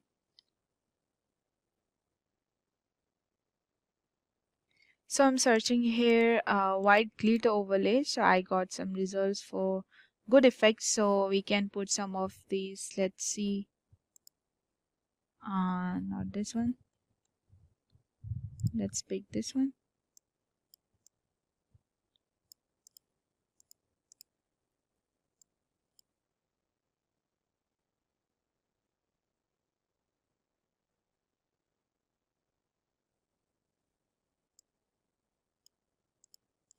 So it looks more fine, better than before. Next, we will use elements related to birthday. So we are going to use some ribbons. Let's write golden party ribbons. So we are going, golden party ribbons. So we are going to decorate the template and we'll copy paste it. Like first we will pick the ribbons like this, and we will make it as a small in size. We'll keep it here.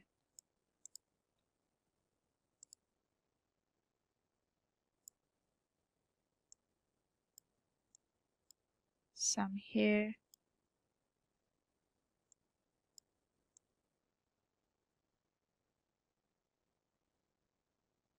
We'll copy it again. Keep it over here. Fine. Now we will add some more gift item in different places in this template with the small sizes. So let's search for birthday gifts. Birthday gifts. Let's pick this one. We will keep it here,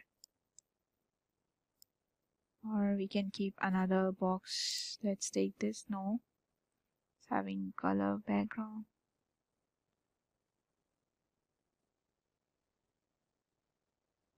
It's also not working. Okay, it's fine. We will copy and paste it over here.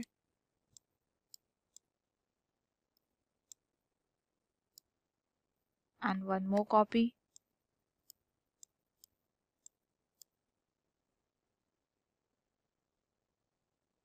Okay. Now we have come to the graphic tab. Let's search for the elements and then search for a circular frame with the borders that we can fit it into to make a decorative frame. So we will search for frames.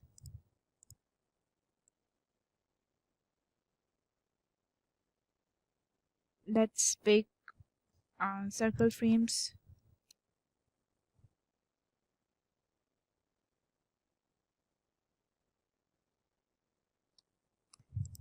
Let's take this circle frame and then we will search for the image. Suppose we can have a frame. We will keep it inside.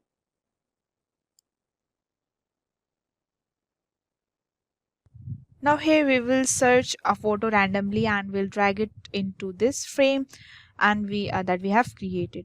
And let's pick a picture for baby whom's the birthday is there. We can select the picture for that. Let's pick a picture for a baby, small baby.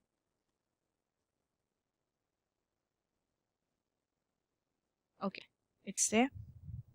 And after that, we can put some text on the design for the invitation with the name of the birthday person as we have mentioned below in this image.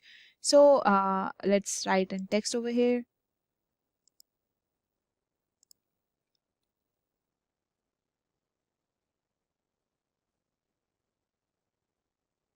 You are, let it be in capital letters. You are invited to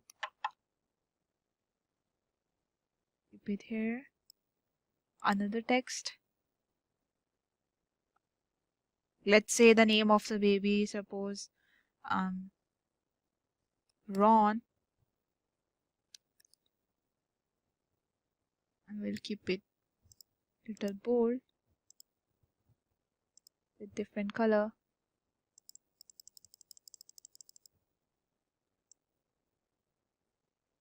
We will give another font for this. Yes, for Ron's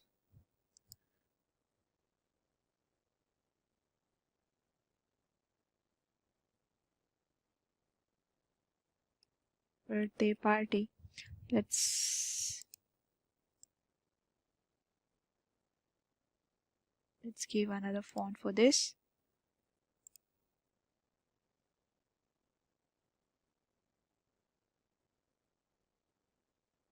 We'll keep it here with a different color.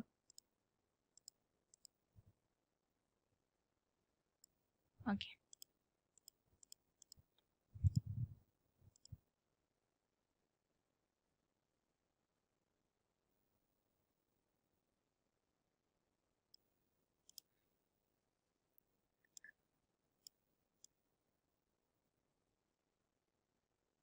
We'll keep it little down.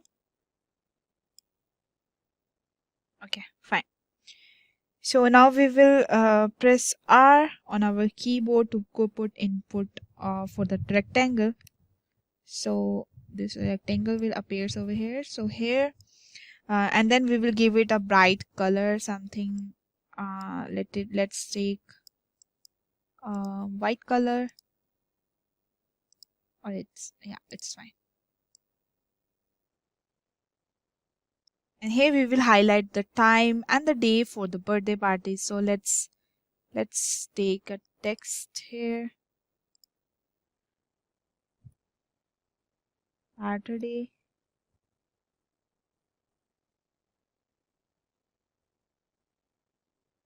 Saturday, June 21st.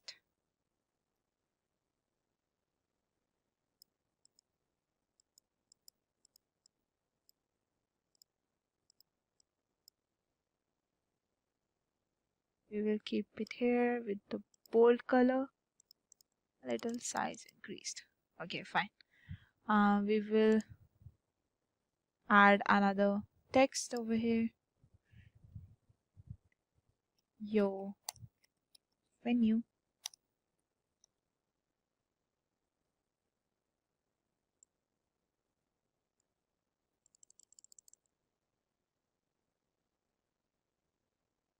Okay. Under the text, to greet the people,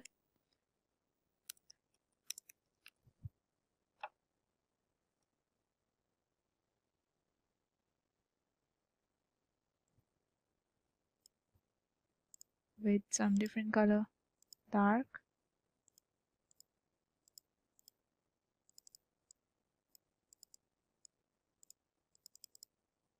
Okay.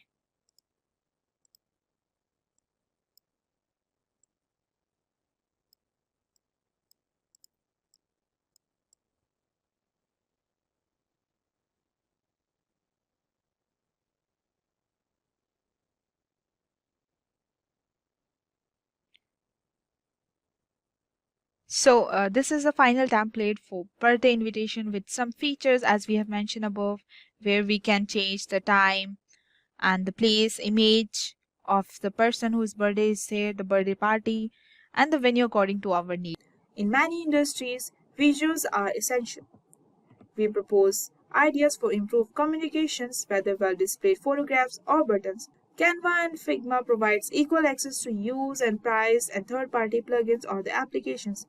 But there are also many distinctions. with some of the basic comparison between the two. So the first one is platform access, best design purposes, drawing tools, image editing, and the last one, plugins and apps. Let us have a simple quiz question to brush up on our knowledge. Who is the founder of Figma? So the options are Melanie Perkins, Deland Field, Shantanu Narayan, and the last one, Steve Jobs. Please answer in the comment section below and we will update the correct answer in the pinned comments. You can pause the video, give it a thought and answer it in the comment section. So now let's discuss it in detail. First we will see what is Canva.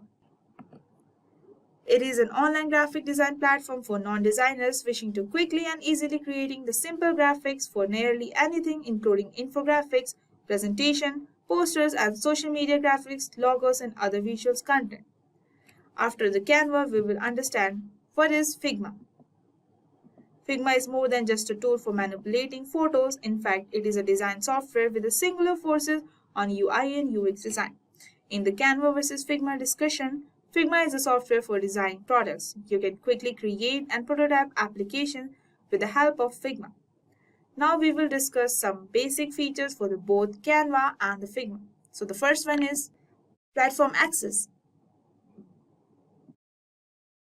The key factor to consider when selecting a design platform is accessibility. The places where you can utilize the Canva and Figma are listed below. For the Canva, you may use Canva as a browser-based design tool by downloading an app for Mac, Windows, iOS and Android. Your previous design will be saved in your Canva account even if you can check in using a different device. You could use an app to save work locally if you don't have an internet connection. For the Figma is another online design tool that can be used on Mac, Windows and Linux desktop computers. An iOS and Android mobile app is also available for Figma. Your design history, files and plugins are all accessible from any device when linked to your Figma account, although the application permits offline design. And the next one is best design purposes. Consider their simplicity, convenience, and accessibility. Certain platforms are made for more effective uses than others. Here is a list of what Canva and Figma excel is. For the Canva's primary area of expertise is social media design, including Instagram stories, YouTube thumbnails, and Facebook banners. There are a lot of free themes available for popular social networking sites. You can produce a variety of reasons. Canva offers easily editable templates for calendars, presentations, and stationeries. And for the Figma, since Figma is primarily employed as a user experience and user interface design tool, it performs well when being used to create the website, applications, and other interfaces. However, you can also use it to make other things like presentations, resume, and the animations for Instagram stories. Most design in Figmas are dynamic rather than static. And the next one is drawing tools. If you are required drawing instruments, the comparison that follows will assist you in making the best option. And for the Canva, it is the design capabilities that are limited in comparison to other design software. There is no pen tool available in the Elements menu, only the line and the form tools. It's free to use lines and curves in your sketches than to start from the blank. And for the Figma, drawings can be edited right in the app using Figma Pen and Pencil tool. A few form tools are also included that can utilize an additional to the pen tools. Having the ability is great. However, it's the best to import individual drawings from other applications for the UI and UX design. The next one is image editing. Image editing is a workflow feature whether you manage social media or are photographers. You may read more about the Canva and Figma's abilities in the section below. For the Canva, most of Canva image editing capabilities are adjustment, switchment, and third-party filters. While some of its features are equal to those of Photoshop's, Canva products offer less customization. And the texture application is covered in the tutorial. With the Canva Pro, you get the access to more and better editing tools. And for the Figma, the majority of Figma's image editing features are quite basic because it is not designed to be used for photo editing. Additional options include altering the colors or applying blend modes to the image. The tool called Figma needs to change image from another tool to be provided in advance. And the last one is plugins and app. Your productivity may be greatly increased by using plugins. The tools that you can combine with Canva and Figma are listed below. For the Canva, these provides unique method for locating and utilizing other resources. The Elements panel is the first item on the menu bar. To use your creations, you can find here graphics, audio, video, movies, animations, and illustrations. You can actively download elements that are not already in the Canva. However, you can only perform searches for the particular words. And for the Figma offers a huge selection of plugins on its community page. In addition to the third-party applications like Unsplash for stock images, wireframes or initial designs, and placeholders plugin for the text, Figma also offers mockup plugins. Anybody can make a plugin with a Figma account, and anyone also can use a plugin. After the comparison between the Canva and Figma, we will discuss the pros and cons for the Canva and Figma.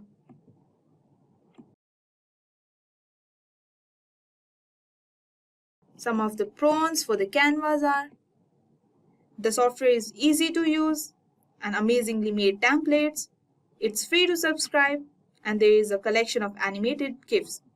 And some of its cons are: not for professional designers. There are not many free templates readily available in Canva. Now for the Figma, some of its pros are: it makes quick prototypes and presentations possible, utilizing the browser-based application for the cloud data storage. It works well for design and graphics. Some of its cons are: it's difficult to understand the auto layout. The presentation mode might be improved. After understanding the pros and cons, we will see the pricing for the both. Figma and Canva offer the free version of the program and paid edition depending on your needed capabilities. There are 3 price categories for the Canva. It's free as $0, and the premium will be $12.99 monthly with a maximum of 5 persons. You will be charged $7 for each new member if you are a monthly plan, or $60 per month if you are an annual plan. One is the Enterprise, $30 per user per month, minimum of 25 users. And the Figma offers 4 pricing categories. The first one is free, access to the mobile app and plugins, 3 Figma and unlimited users and the personal files. And the second one is professional, include all the capabilities of plus free unlimited Figma files, version history, and access permissions. And the third one is Enterprise, $75 for each Figma editor monthly with more sophisticated security measures. And the last one is organizational libraries, centralized data management, private plugins, and more are included in the $45 per month per editor. What are mockups? Now let's discuss what mockups are and proceed further for the same. Mockups are merely designs that represent how a service or product will seem in the future. Anything from websites and mobile applications to the basic thing like packaging may use them. Before devoting excessive time and money to a particular design, mockups allow designers to test their ideas quickly. Additionally, they allow designers to gather early clients or other stakeholders' comments, which can assist in enhancing the finished product.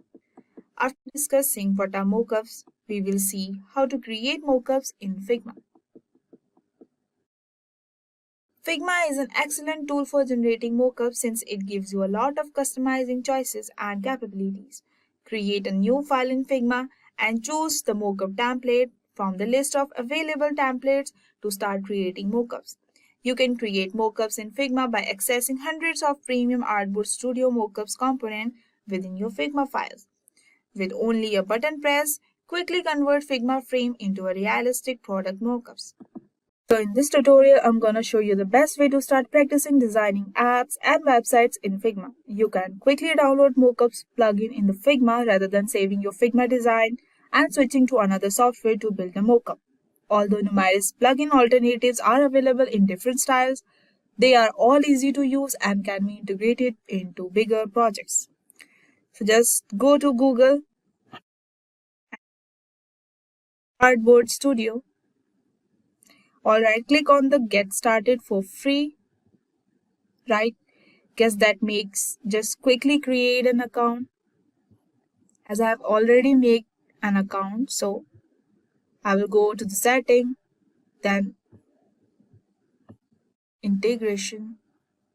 Okay, then click on the setting to reveal the API key, and you will be shown an API key, and then copy this and come back to the Figma and paste here in right. Now here you can see you can reveal the API key over here and you can paste it over here.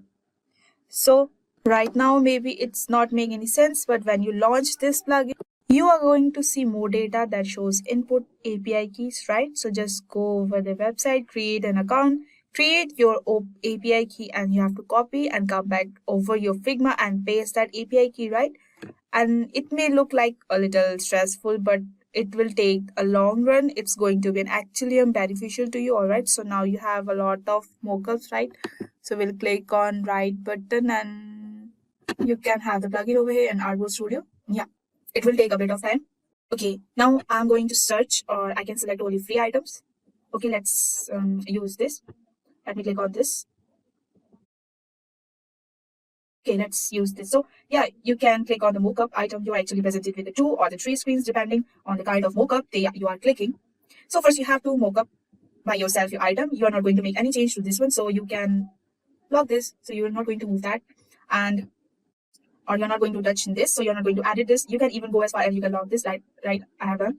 And so this is what you're going to make changes to. Whatever changes you are going to implement. We'll put here. It will reflect on this mockup. It looks like a magic, right? So let's create a design for the food delivery app for the first splash screen. First, let's change the color for the background. Let's take a light color, maybe. Yeah, this is fine. And so we will give the effect to this. We will change this color also. Let's take the sky with the gradient. We're not going to get the gradient effect, so fine.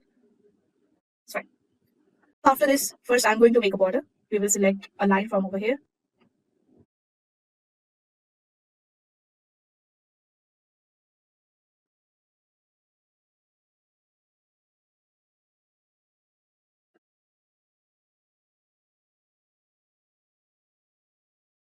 Yeah, again I will press the keyword L and I'll make the border. So similarly, I have drawn all the 4 borders. I'm going to make the width a little bit big. Let's give this a black color.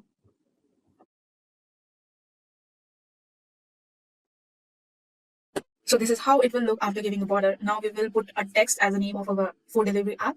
So we will give a name, suppose Healthy Eat.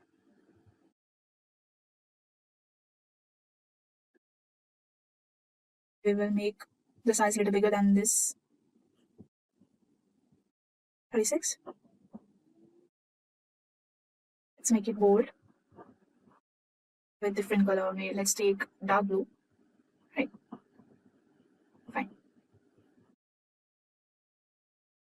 Now we need to make a button with the name Get a Meal. So we will keep one rectangle over here and with the text. Let it be a little small with suppose 16. 24. Yeah, fine. We'll align it in the mid and we'll change the color for this also.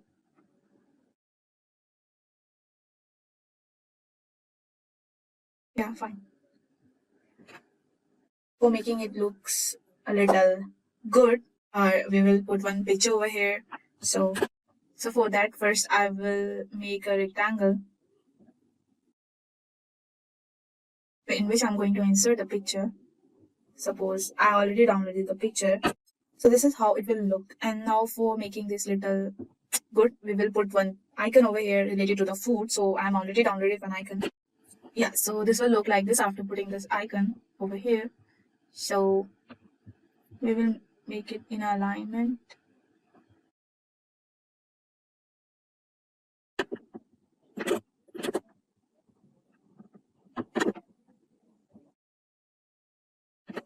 So after importing all the items and customizing the frame, click on the render button. First, we have to choose the screen, that is a splash screen. So we will render this and it will reflect whatever you're designing is going to render the item in that perspective. And the changes that are going to be made on this same frame would be rendered on the item after the render button is clicked on the consequence visible in this screen. See.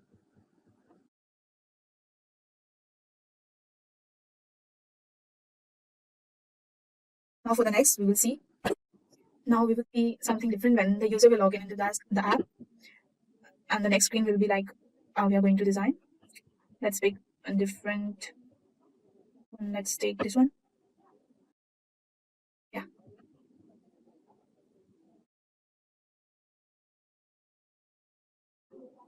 We will again log this one. So we are not going to make any change in this and I'm not going to add this, but this, yeah. First, I will pick the line and now I'm going to copy the line. Sizes 3, 4. Yeah. Now I'm going to copy this. I will resize this also. I'm going to copy this and so it will look like this. Next thing, I want to add a text and that text should describe or what you want to select your mean different locations, maybe from your workplace or something like that. So we will going to add a text over here.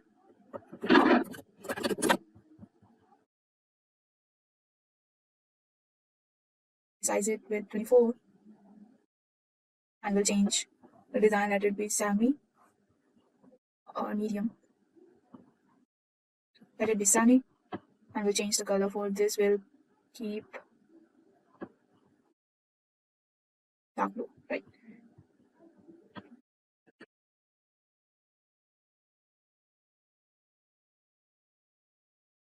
The bottom, yeah. And we will change the color of our region.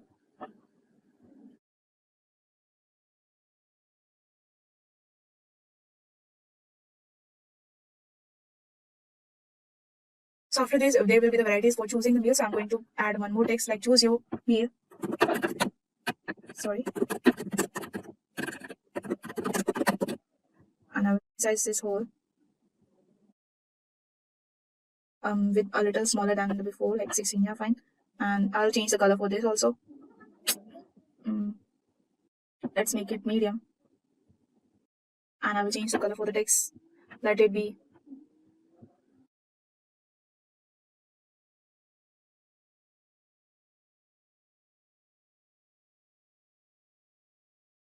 here about blue only. Okay, fine, this is fine.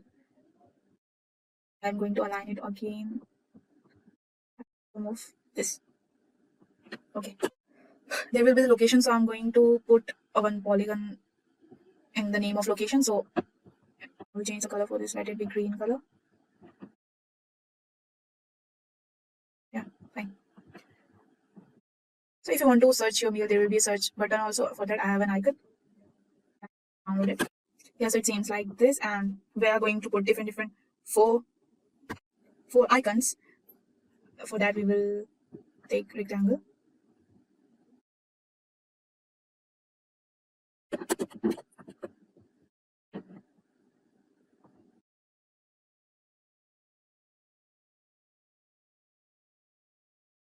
Align it.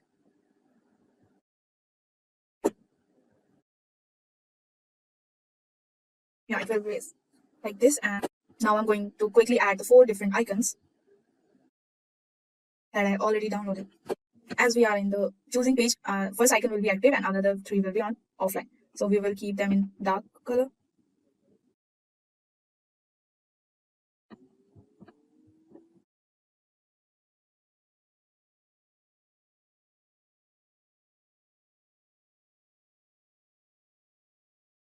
So it will be visible like this. So we are going to add the items or the food that we are going to select. There will be different options. So let's do it. So first I'm going to take a square and one circle. Or we will use a rectangle later. We will keep the circle over here. And we'll select a picture of the food that we are going to insert over this. So first, and I have inserted picture. I have already downloaded from the Google, and I'm going to shift this rectangle over there.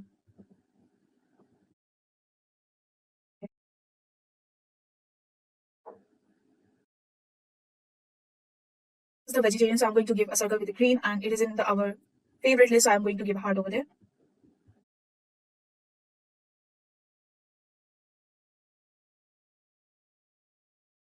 Change the color with the green as it is vegetarian.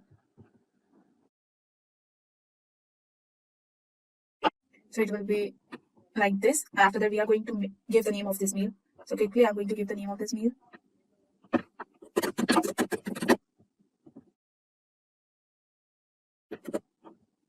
And I will resize this.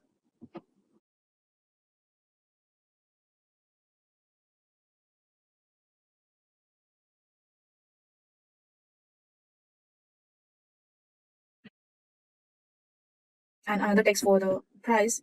So I'm going to give like 0, 0. It will be in like italic and the size bigger. Color. Yeah. So similarly, we are going to make the different rectangles. Suppose like here.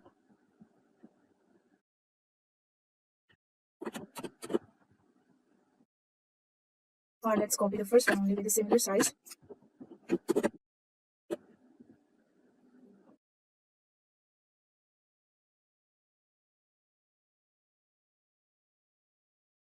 Yeah, now we are going to render this.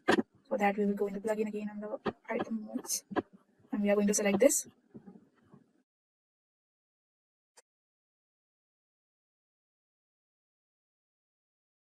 Yeah, so it takes a little bit of time and we are going to proceed it to reflect in the screen. So it will be like this. So whatever we are going to make a change in the first screen, and that will be reflect on our mockup screen. Suppose we take another, let's take this one. Let's try to put this screen over here. Let it be like this. So this is for this mockup screen. So I'm going to render this and it will come over this also. Let's quickly plug in and open add mockups item. And I'm going to render this.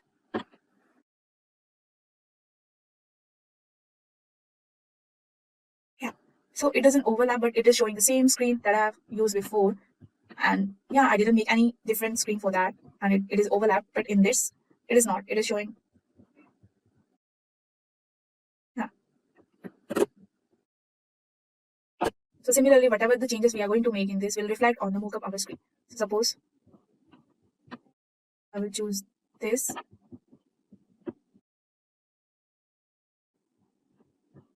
Anything like or any other shape. Let's take star. Give it a color with. I'm going to render this screen.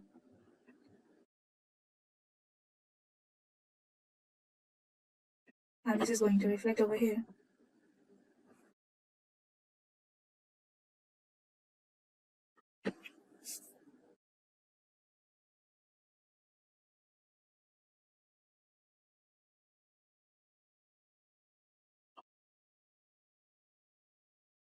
Yeah, after importing the items and customizing the frame, click on the render button and your design is going to render on the item in that perspective. Or any changes that you are going to make on the same frame would be rendered on the item after the render button is clicked on consecutively. So this is how we create a mockups in Figma. What is wireframe? A website service can be designed using wireframes and is frequently utilized to lay out functionality and content on a page while considering users' need and journey. And before adding visual design and the contents to the page, the basic wireframe and the framework of the page is established using wireframes early on the development process. It is a double structure sketch of a web page or app comparable to the visual interface design. In wireframes, style, color, and graphics are typically kept to the minimal because they represent the initial product concept. Depending on the level of information required, wireframe can be created either digitally or manually. The most frequent users of wireframings are UX designers. Before the developers begin writing code for the interface, this approach enables all the partners to agree on where data is placed and will place the data digitally or not. After knowing what is wireframe, we will understand its purpose. Wireframe having three main advantages. They keep the concept and they are quick and inexpensive to produce because they stimulate users' feedback, kick off conversation with the stakeholders, and inspire innovations in designers. Wireframes are helpful as communications tool. The designers can receive direct feedback and identify key problems that help them to create the proposed product by conducting users testing during the first wireframe stage. They clarify and describe website functions, and they maintain the concept users focus. With particular wireframing features, you may explain exactly how they will work to your clients and what function they will serve. And it helps all the stakeholders combine the website's information, architectures with its visual design and make the page operational clear. The third one is quick and cheap. The best thing about wireframing is how easy and affordable is it to create that. You can design a wireframe with a newspaper, paper, and pen. Thanks to the abundance of tools, you can quickly develop a digital wireframe. The consumer is typically less likely to be honest about their early thoughts whenever a product is highly polished. The longer a period is developed, the harder it is to make the change. After understanding the purpose of the wireframe, we will see the different types of wireframe. And the first one is low fidelity wireframes, and they are very simple visual depiction of the web pages and are typically used as a designer's foundation. As a result, they usually lack of all the sense of grid or pixel accuracy and tend to be quite sloppy. It contains basic pictures, block forms, and dummy contents, including fillers, text, or labels with the headlines, and they leave out any information that would serve as a possible distraction. These are useful for starting conversation, selecting navigation's layout, and mapping users' flow. And the second one is mid-fidelity wireframe, the most popular of the three. While they avoid distractions like graphics and distracting fonts, they mostly focus on specific features distinct from one another. Headings and body materials could potentially be separated using different text weight. Although remaining in black and white, artists can convey the prominence of specific features through various shades of gray. These are typically produced using a digital wireframing program, such as Sketch or Balsamic, even if they are still useful in the early stages of a design. The third one is high fidelity wireframe. Finally, the pixel-specific layouts are features of high-fidelity wireframes. They may have actual featured images and textual information unlike low-fidelity wireframes. They are the best choice for exploring and capturing ideas, menus, or interactive maps because of their additional depth. And rising wireframes should be safe for the last stages of the product's designing cycle. Now, what is included in the wireframe? As we briefly said previously, whether a wireframe is low, mid, or high quality greatly affects how many details are contained. However, elements like thread makers, searching areas, headings, share buttons, and placeholder text are frequently seen in wireframes. So the first one is information design. By illustrating the routes between the pages, wireframe relates the web database structure to its visual design. Among other things, explain how it should display specific type of information consistently on the interface. Identify the interface primary use of the functionality. The second one is navigation design. A site structure comprising all the components is structured so users can easily discover informations, wireframes, navigation charts, and etc. To develop a flowchart of your website, you will be evaluating, sorting, grouping, and linking comparable information during this process. And the third one is interface design. The method designers use to create useful software interfaces or electronic devices emphasizes aesthetics or styles. Designers strive to produce user-friendly and enjoyable interfaces. User interface design and other types, such as voice control interfaces, are called UI design. It's vital to remember that because wireframes are two-dimensional, they don't work well for displaying the interactive elements of the users. Now we will discuss what tools are used to create the wireframes. Three best wireframe tools are: the first one is Figma. As a potent cloud-based substitute for the applications like Sketch and XD, Figma stands out. The best thing is that it offers a range of usual capabilities, whether you are a freelance designer or a member of a large team, with no restriction for free users. There are many available free wireframes too. Figma is a fantastic alternative if your team wants one simple tool for the entire creative process, but it's also a great option if you are a tight budget. You may discuss and map user journey with Figma and a digital whiteboard that consists with Figma. Without exporting your ideas to another design program, proceed directly to wireframing and testing. Second one is Adobe XD. Adobe XD stands out as a user-friendly choice for wireframing and UI design tasks, even though Adobe technologies are famous for being content and challenging to learn. Within XD, you can do anything from wireframing to simple prototyping. Additionally, XD Simple UI is a breath for fresh air in the comparison to certain other features-rich Adobe XD tools.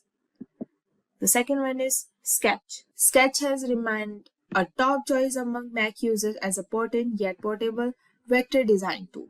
Wireframes, contemporary UI, and simple graphic art, some interaction design, and more can all be done within on their own. Compared to the industry leader, the vector design, Atomic Designers, and Adobe Illustrator, it has a simpler and more user-friendly interface. Because of the sketch simplicity, wireframe may be quickly constructed using a combination of templates and graphic shapes. So guys, I have an empty page and I'm going to start my design right away.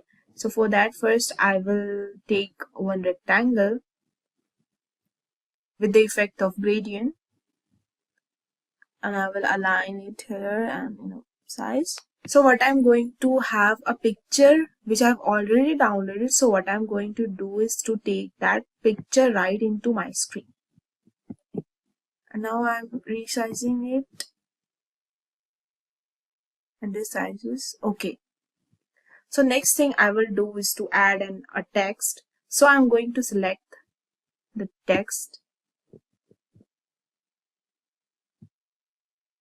and click here, and some basic configuration is there for my text, and I need like to say text to be complete and bold. But before, I will go ahead and I will type healthy eat. For the configuration of my text,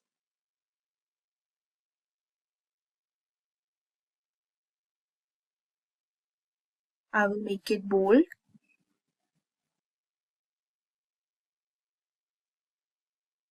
And I will just go ahead and will change the color. Color, say I can white.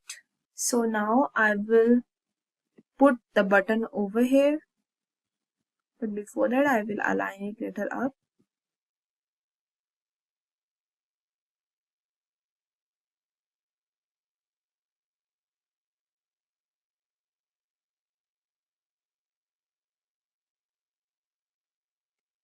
And we'll change the color.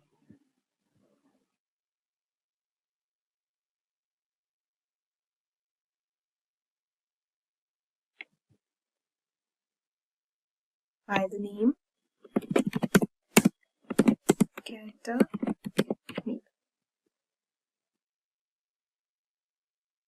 We'll change the configuration, we'll change the size. Sorry, this could be me. Let's do the little light color or some other color that could match with the background.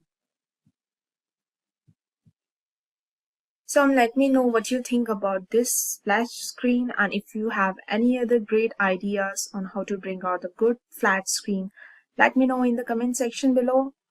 And for now, we are going to proceed further with the home design and the next splash design. So guys, the next thing I want to do is the home, as I said earlier. So we will copy this first.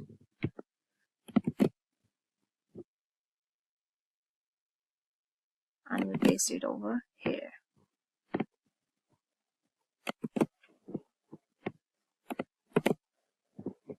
Yeah.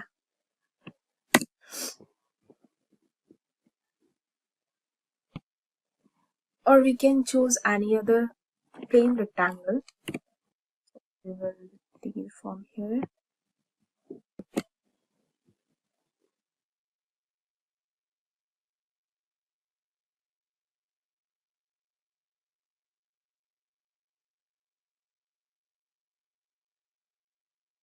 Now I will pick the line.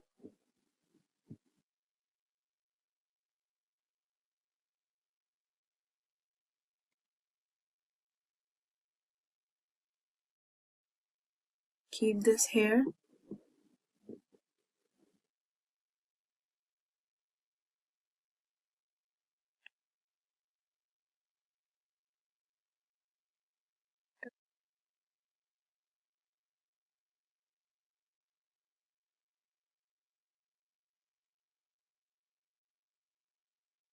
And I'm gonna copy this,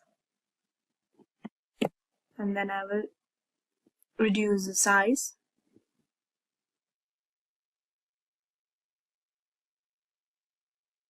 I will again copy this,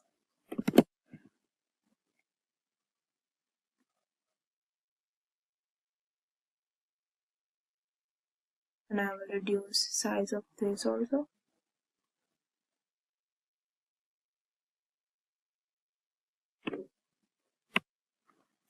And the next thing, I want to add a text, and this text should describe or what you want to select your meal from different locations, maybe at your workplace, in your school or office.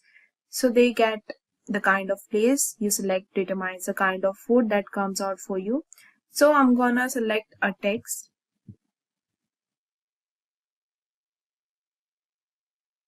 And I'll give a text, let's say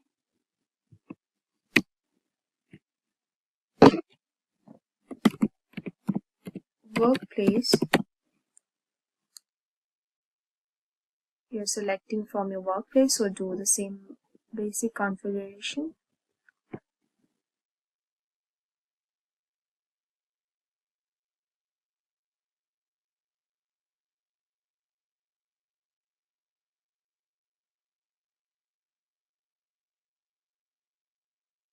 Hit bold, and should be left aligned.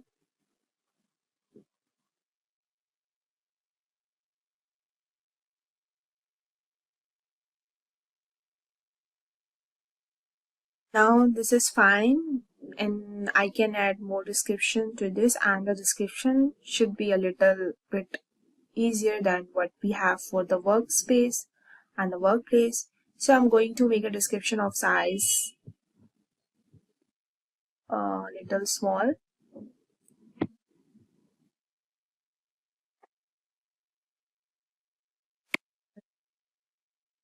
Text it actually like choose your delicious meal.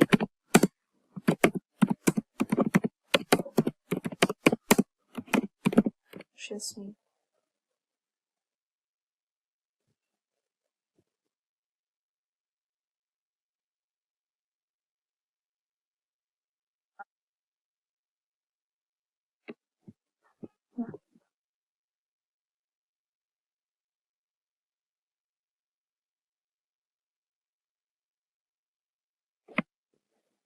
So now I can drop this here with a point like a more description. So you might want the users to select a different location, so we can achieve that with our triangle icon.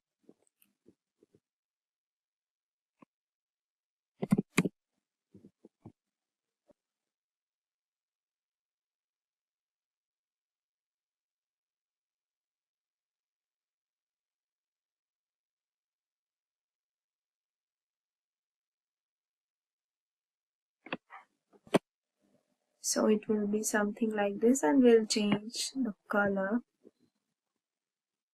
to white.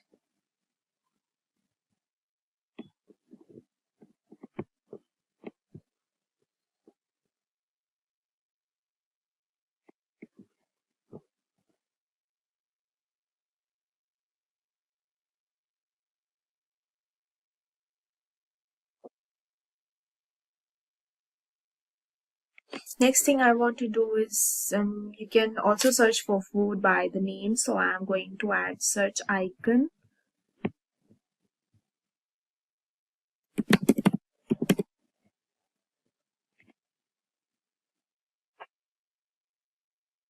Yeah.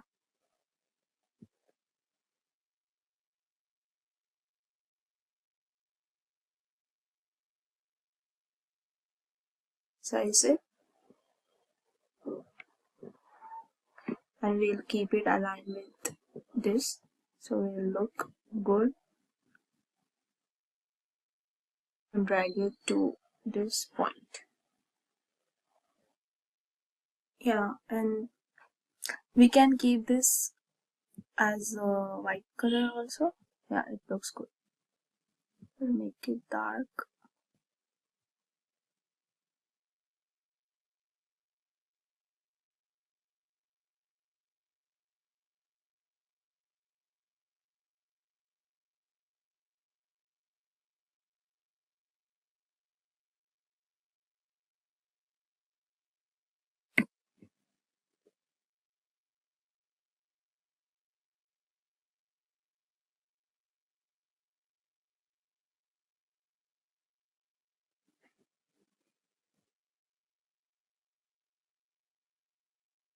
So next, what I want to do, quick two icons. So I'm going to create some icons with the rectangle with some curves. So I will add the icon home over there.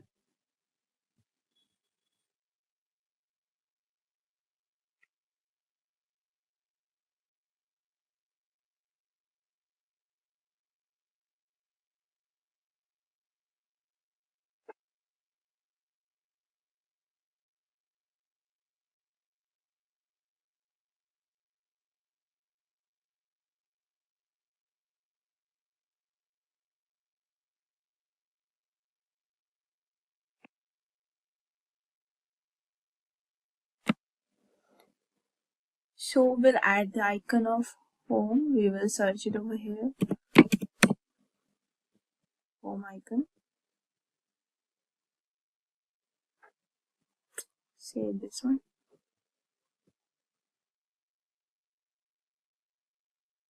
And I'm going to drag it into the home screen, and I will bring it in the center this way, and also going to change the color, or this color is fine. Okay, I'll change the color. Yeah. So next thing I will do, I'm gonna copy this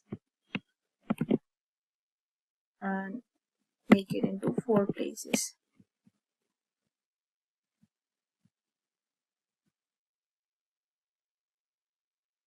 The same alignment.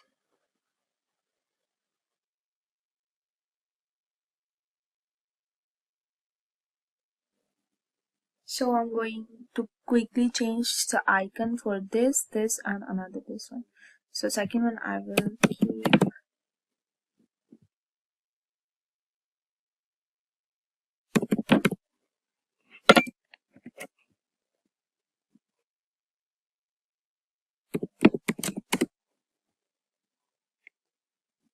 this one.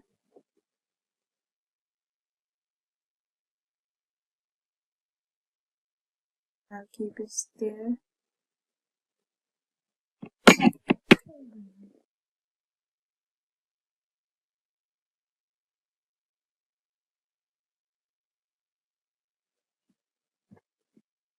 The third one, I will use the filter icon.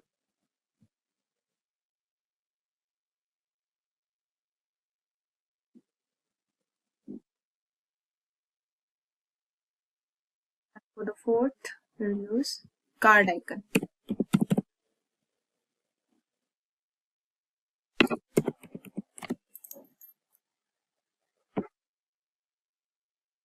Like this.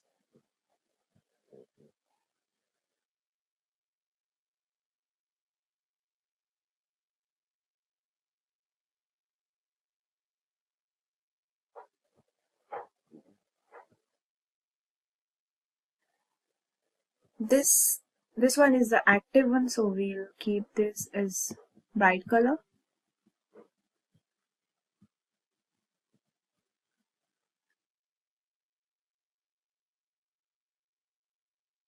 And these are not active, so we will keep it in light color.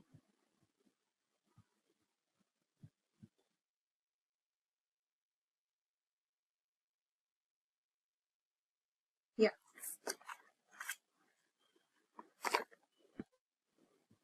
So guys, I'm having my icons, the 4 icons that should show me the favorite meal which I have started offer. Now this should show me like a filter screen where I can filter if I am a vegetarian, same meal that are good for vegetarians, and this should show me the tense card. I have selected to my card, then from there I can payment also. So what I'm going to do now, so the next thing I will do is to add our card for the different meal where you can select. So I am going to add a card. So what I will need is a rectangle tool. So we'll click on the rectangle.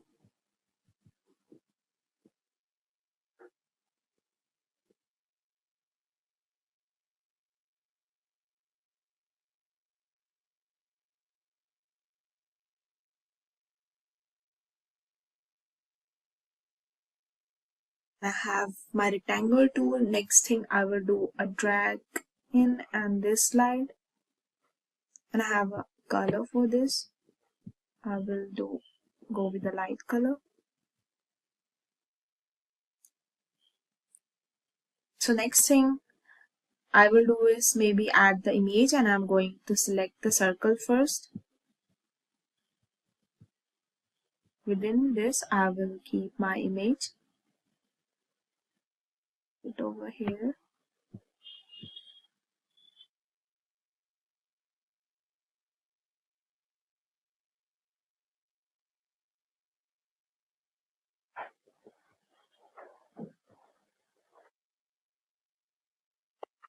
And we will align this here. Now we will add the image in the circle. What to do again, image, you can just select the image from where the image is in your system and upload it. As I already downloaded, so we'll upload it here.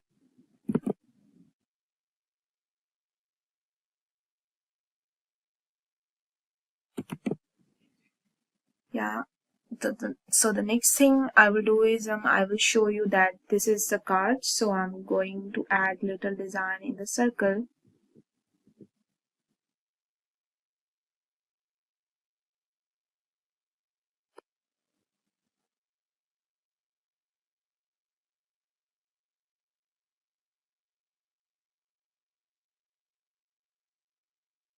Circle over here.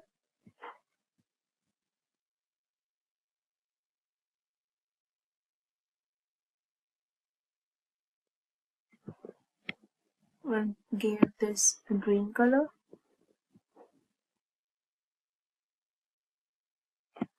We'll copy this and make another circle.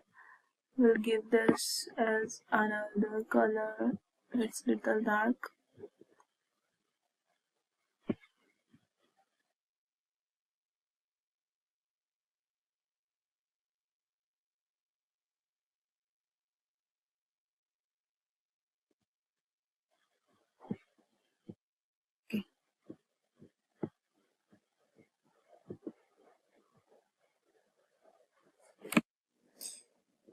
And I will copy the heart and make a duplicate over here.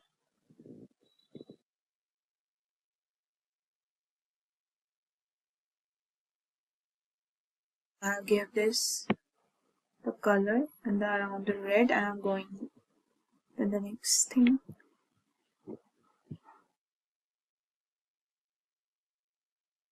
Then the next thing is what the name of the meal. So I'm going to selecting the text so I can copy the text.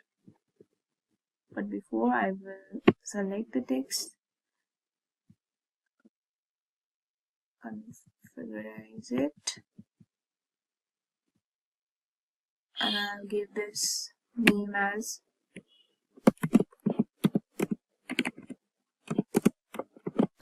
veg burger, and I'll make it small. Keep this over here.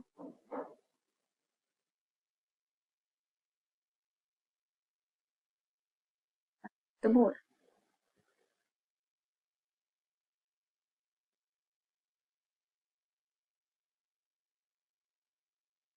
Yeah.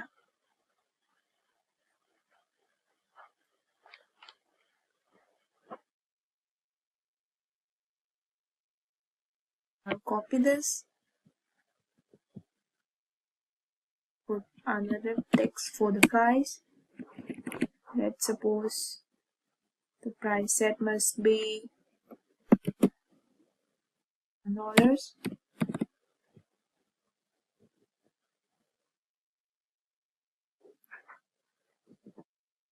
So we'll put it all here.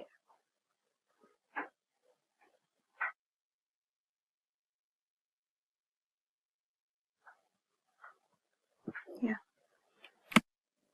And the next thing is we add a button down over here like plus icon. So here we can add a button.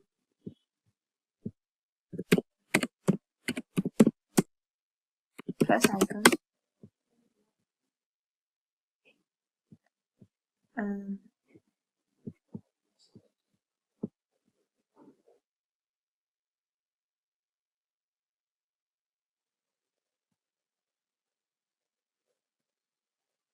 We'll keep this here.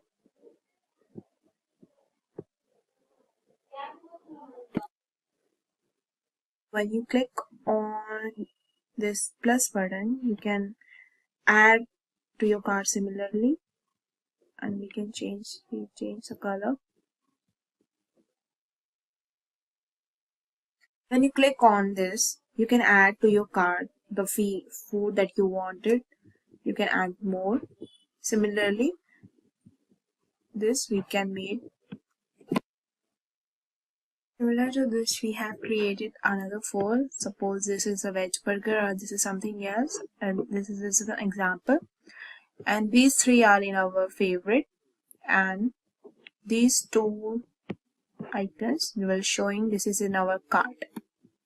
So here we can add a little description that says okay days there is a discount in this particular meal.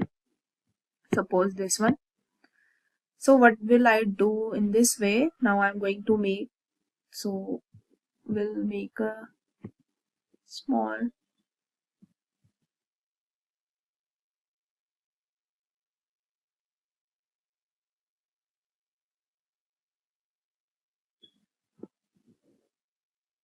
description over here with the red mark.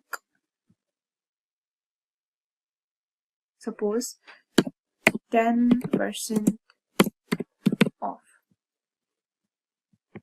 Let's just use this size. Yeah. So we'll change the color also. Yeah, I changed the color, and so now we have something like this. If you're really enjoying these two tutorials, you can let me know in the comment section what you think about this tutorial, and if you think I need to improve or something also, let me know.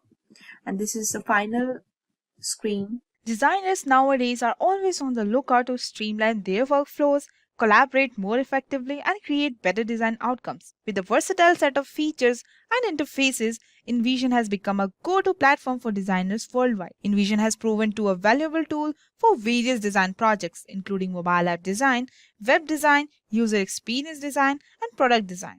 It is a leading digital product design platform that enables teams to collaborate and create interactive prototypes, animation, wireframes, and designs. Whether you are new to InVision or have been using it for years, this tutorial can help you to get the most out of the platform and take your design to the next level. So hey everyone, you are watching Simplilearn, and today we bring you this informative video about InVision. For a more thorough approach on web designing, check out our course on UI UX Design Master Program. Here you can learn the design-centric approach towards user interface and user experience, including UX research, UI styling, wireframes and prototypes, usability testing, and more.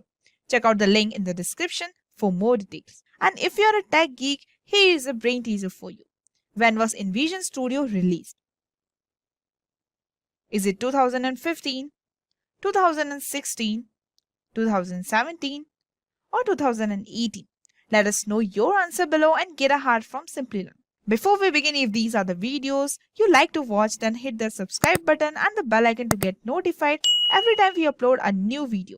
Without any further delay, let's get started with the session on. So you have delivered your final design to your internal or external client only to find out the work you created was way off the mark and the hours you have spent on the original design have been wasted. Sound familiar? This scenario and others are exactly why wireframes are an essential step in turning any digital products into a reality. Think of a wireframe like a building blueprint, but for your digital product. The goal of a wireframe is to create the basic skeleton for each screen in your design that you can review the overall layout of the design with your clients before things like imaginary, color, and branding get brought into a mix.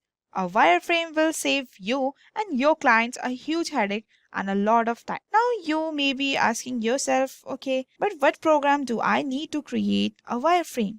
So in this video tutorial, we'll be using InVision, one of the standard software used in industry. Let's get started. InVisionApp.com. After signing in, it may take you to the project dashboard. Near the top right of the page, click the plus button or the red circle, but before that you have to sign it up or sign in. Create a whiteboard with a free hand. Let's wait. You can just log in, you have to cross it out.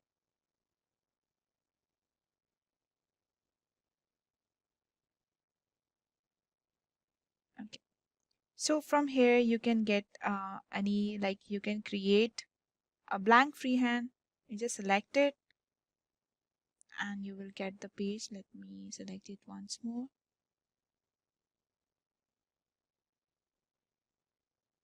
Blank freehand.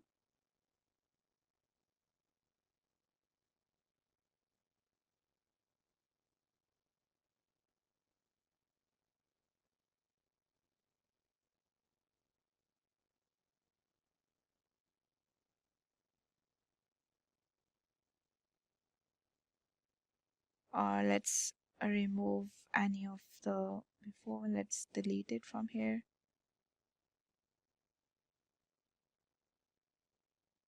Let's create it.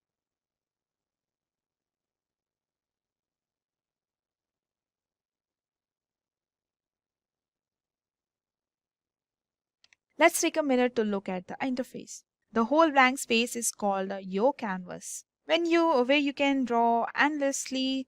In the top left hand corner, there is an InVision logo to go back to your dashboard. Beside the logo is the title documents. Wait a minute. Yeah. Hi. This is a highlight document that name to be typed in for the new file. Let's take it demo InVision. In the middle, these are the different tools. In the top right hand corner, these are the menu options. After that, access an additional menu for exporting and version history. Creators and enter presenters mode to share your net. On the bottom side, on the left side Or at the bottom in the middle of the toolbar to start your drawing. In the bottom right hand corner, you get a pen, edge, or to hold space, zoom in and zoom out. Now let's talk about the first tool, that is pointer tool. Pointer tools allows you to select, move, and resize. Suppose it helps you to move the elements or the pictures on your canvas, and you can make a copy of this. Let's make it like this. You can click it whole and drag and create a box around and choosing things like a selection in Adobe Photoshop or Illustrators. Alternatively, you can hold down Shift key and click each object.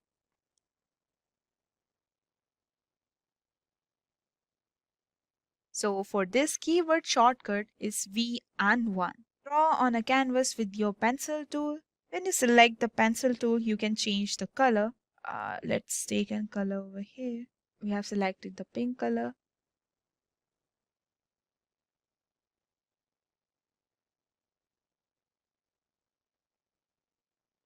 And you can change the color even from here again. Let's take this color.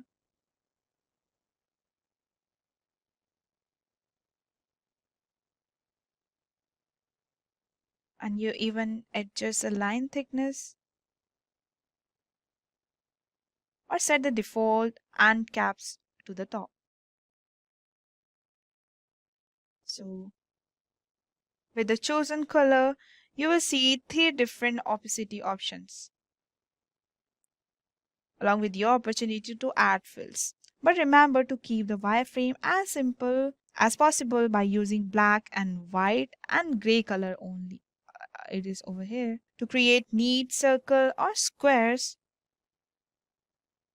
hold down the Option key while drawing.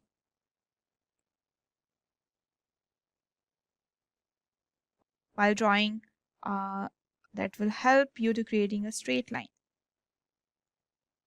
Suppose I'm making, it will be automatically will become straight at 0 degree or at 0 degree, 45 degree or 90 degree. To create any straight line at any angles, let's take another color like this, like this. Like if we will make a line without pressing the shift key, it will be like this. There will be no straight line, but if we'll press while using shift key, it will be straight and automatically. Okay. Hold shift key whenever you click to draw, but release shift before finishing your line. Let's take a look how is it work. Like this. You can see we can make it up at, okay. When we release the shift key, it will become a straight line. Keyword shortcut is P or 2. Okay. So now to erase or clear the canvas shape with the eraser tool, click once on the pencil. Or in the pencil tool, you can see on the right side there is an eraser tool that you can use it to erase whatever you have done before. You have to just touch it over it or pat it over that eraser on the top of the line that you want to remove, and it just get erased. And the keyword shortcut is E. So the next is when the text tool is selected, click once on the canvas. The text tool adds to type something. Go ahead and enter text on your canvas. To create a line break, press enter. Switch to the pointer key tool to resize. You can see the resize. You can use it with your use of pointer key. You can change the color, formatting, and alignment. Let's change it to the red color, metallic, or let it be. You can highlight the text and you can format the line of the text, or you can do it italicized and set the text alignment to the left or right or center, as we have already text align in the center. You can also lock the text on the canvas to keep it in place, or convert any text box into a sticky notes. Let's see.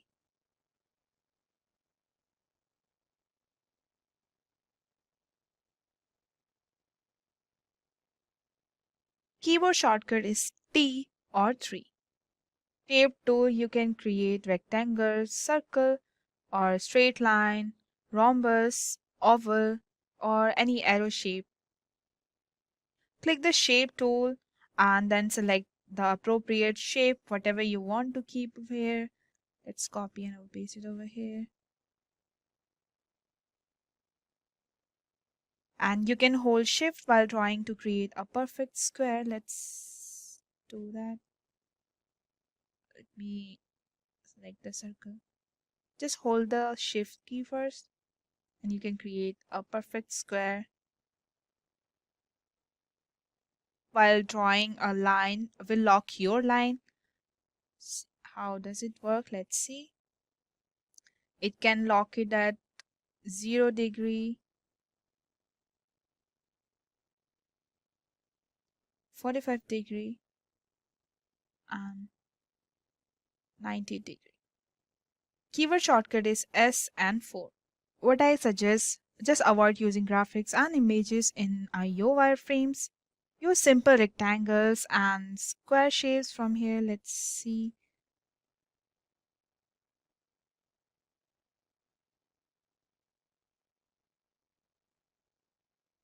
If you place an X through the middle of the box,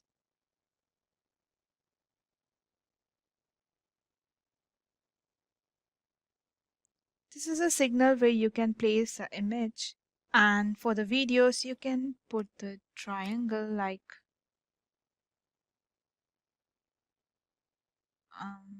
let's make it like this.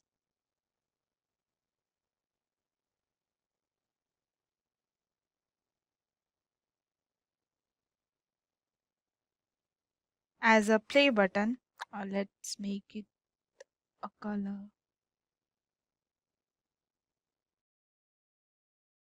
Got a note, you want to clarify a point. Sticky notes allow you to add notes anywhere on the canvas.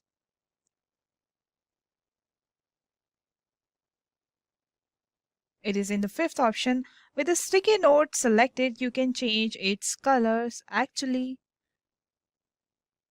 adjust its width, and you can even add a text over here. Let's suppose.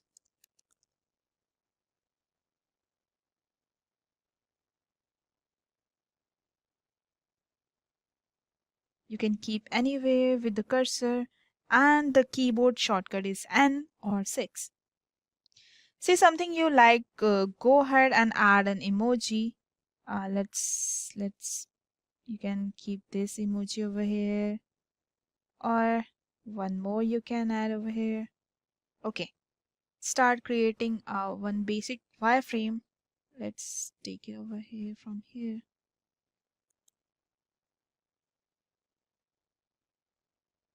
Let's select this one. We will use some basic tools with the shape first. We will have this.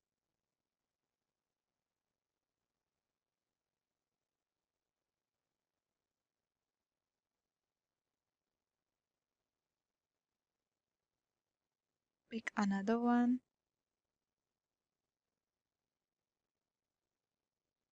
And the editing toolbar appears when you have one or more objects selected, like this. And let's edit it with the text. Let's write something.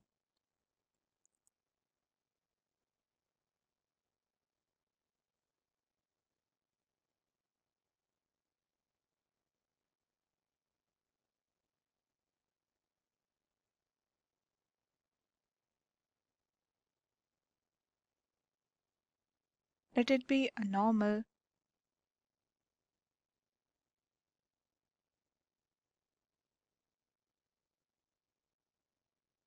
We will use our cursor to align the name. Okay. Similarly, we will have password.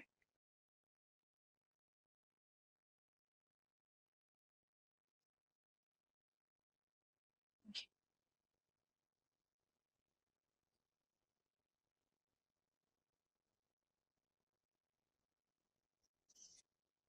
It password.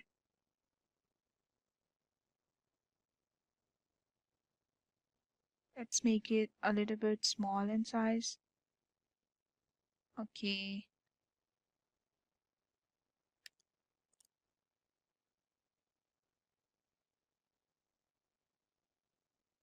And another text over here.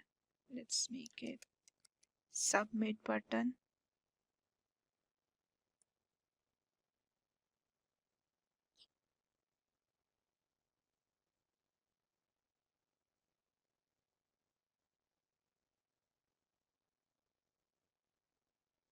So now after creating shapes and line, you can edit them using the menus actually.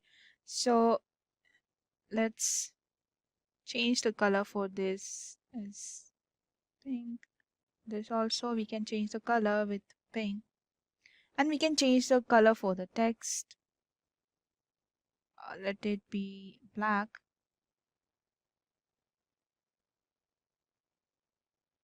And we can change the width of the line. Let it be normal.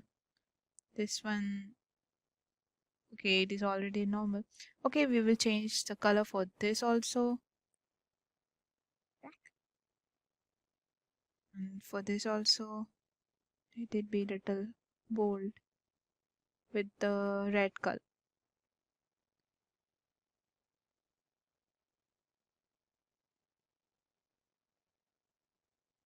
You can see the alignment of this is always like to this. Okay. When you have text, you can select, you can change the color, formatting, and alignment that we have done already. So you can lock the text on the canvas to keep it in the place. Like let's suppose we can make it move around like this, but if we lock this one, we can't move it because it is locked. So just open it with the tab. That's it.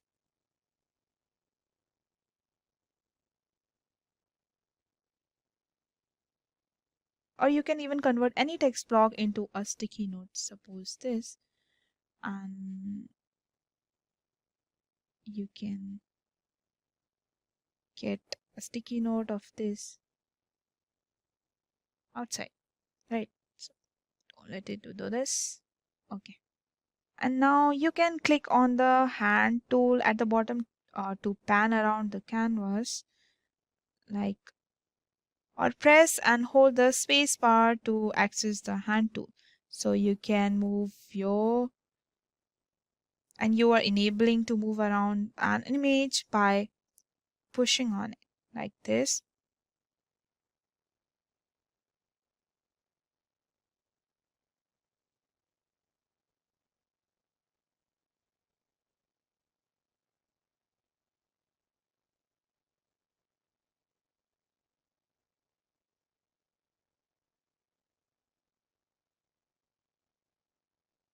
And the magnifying tool is to zoom in and zoom out on the canvas, just like Adobe products. You can command control plus minus to zoom in or zoom out. So that wraps up our InVision tutorial where we created a simple wireframe with multiple frame styles. Today's session was for beginners, has a basic approach. The possibilities are endless and we highly suggest you dive into the tool further and check out all their features. Artificial intelligence is becoming increasingly necessary in the design industry, offering new and innovative tools for designers to use. Although AI tools can enhance designers' efficiency, creativity, and productivity, it's important to remember that human touch and creativity remains essential elements in design. You're already watching Simplilearn, and today we bring you this informative video about AI tools for beginners. And if you want to learn the A to Z of UI UX designing and how artificial intelligence is helping the industry moving forward with the time, do check out our master's program on how to become a UI UX design expert. Here you will cover comprehensive approaches to all UI UX design development stages, taking a look at the concept of UX research, design thinking, UI prototyping and styling, information architecture, usability and testing. You can find the link for the course in the description below. And if you are a tech geek, here is a brain teaser for you. Who is known as the father of AI? Is it Fisher-Arda? Is it Alan Turing? Or John McCarthy? Or Alan Neil? Let us know your answer below and get a heart from Simplilearn. Before we begin, if these are the videos you like to watch, then hit the subscribe button and the bell icon to get notified every time we upload new video. Without any further delay, let's understand the top AI tools for the designers. If getting your learning started is half the battle, what if you could do that for free? Visit SkillUp by Simplilearn. Click on the link in the description to know more. And at the number 10, we have Sketch to Code. Sketch to Code is a technology that allows designers to convert hand-drawn website design into functional HTML code. This technology utilizes advanced artificial intelligence algorithm to analyze hand-drawn sketches and generates the necessary HTML, CSS and JavaScript code to bring the design to the life. Some of its features are APIs for computer versions, personalized vision model dynamic layout, service for text recognition. And it is free to use. Here are some pros and cons for Sketch to Code. Time saving. Instead of spending hours coding the basic layout, developers can use Sketch to Code to quickly generate code based on a hand-drawn sketch. Reduce errors. Sketch to Code generates code based on a visual representation of the user interface, reducing the risk of coding errors. And the third one is user-friendly. Sketch to Code is easy to use and doesn't require coding knowledge, making it a valuable tool for designers and non-technical users. Some of its cons are limited functionality. While Sketch to Code is excellent for generating basic layouts, more complex user interface. Code quality. Sketch to Code generates basic HTML code, which may require additional optimization to ensure it is compatible with all the browsers and devices. Dependency on sketch quality. The sketch quality can impact the generated code's quality. At number 9, we have UiZard. UiZard is a cutting-edge AI-powered design platform that has revolutionized the way graphic designers are created. Its intuitive user interface and powerful artificial intelligence capabilities allow users to easily create professional-grade design with minimal effort. It offers a seamless experience that saves your individual needs and skill level. Some of its features are idea-generated real-time collaboration in design, electronic product wireframes, and design assistant with AI. For students and hobbyists, it is free up to 3 projects, and for the startup and growing business, the pro version is there with $12,000 per month. On the other side, for the large organizations or businesses, the pricing will be $39 yearly. Here are some pros and cons for UiZard. First, time saving. UiZard can save developers significant time in creating UI design by generating code automatically. It is easy to use. UiZard is user-friendly and doesn't require coding knowledge, making it accessible to designers and non-technical users. Customizable. The generated code can be edited and refined to meet the developer's specific needs. And the fourth one is accurate.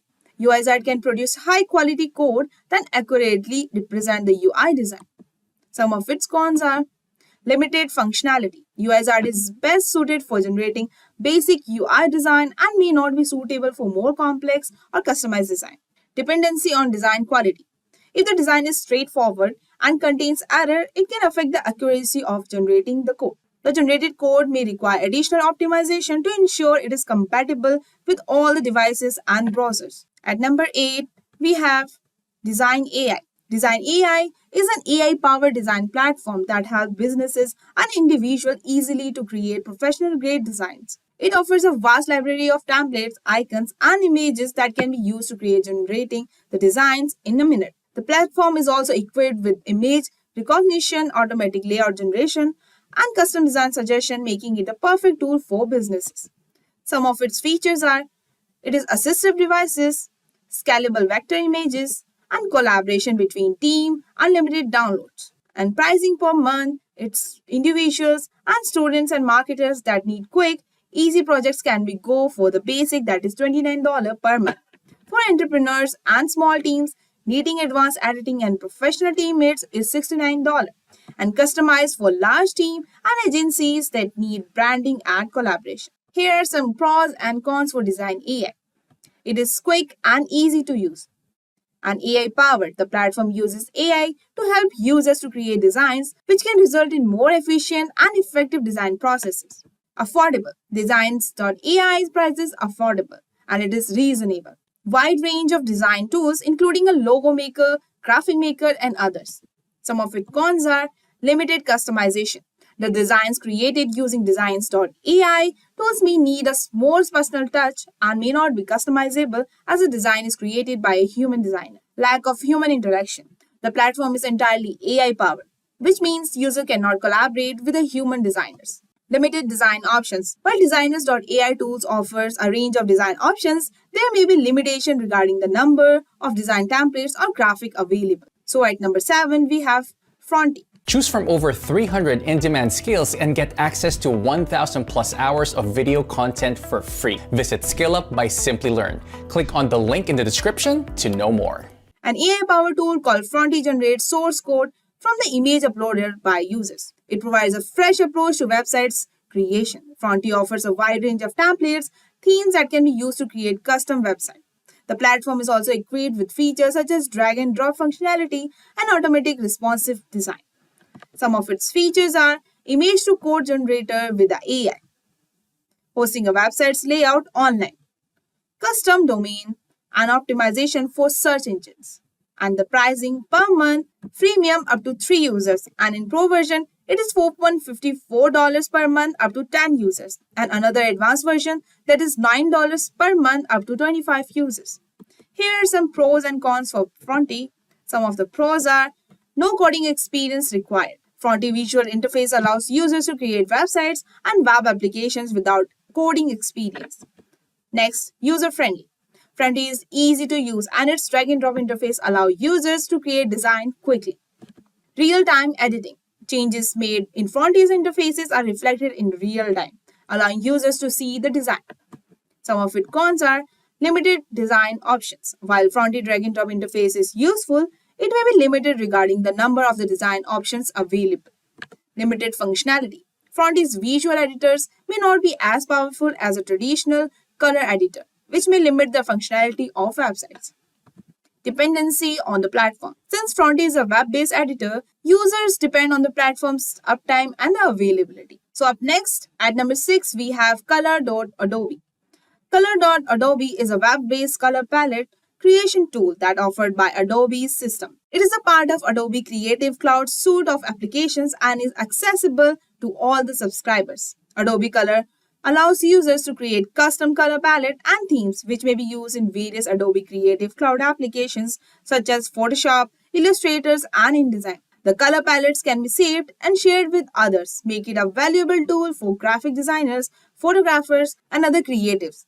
With Adobe Color, users can access a powerful color creative tool that can help bring their creativity version of their life.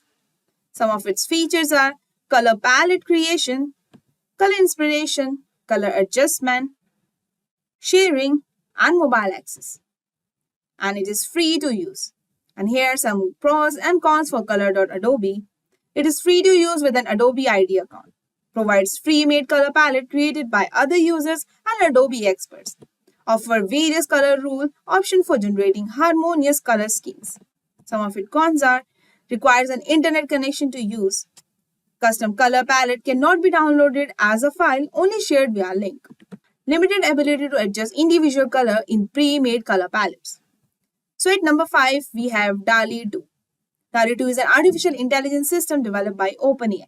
This advanced AI platform can generate highly detailed and visually diverse images from textual descriptions. System is based on the transformer architecture, which enables it to process large amounts of information and generate high-quality outputs. The image generated by DALL-E 2 are highly customized, allowing users to adjust color, texture, and other elements to create unique and personalized images. Some of its features are: generates high-resolution images from textual description, improves upon the original DALL-E, creates unique and diverse images, trained on a large and diverse dataset. Price for the DALL-E is also free to use. Some of its pros are: it can generate highly detailed and complex images from the textual description. It offers a wide range of customization options such as image size and number of outputs images. It can be used for various applications including advertising, entertainment, and education. Some of its cons are: it's a high level of technical expertise to use. It is not yet widely available to the general public.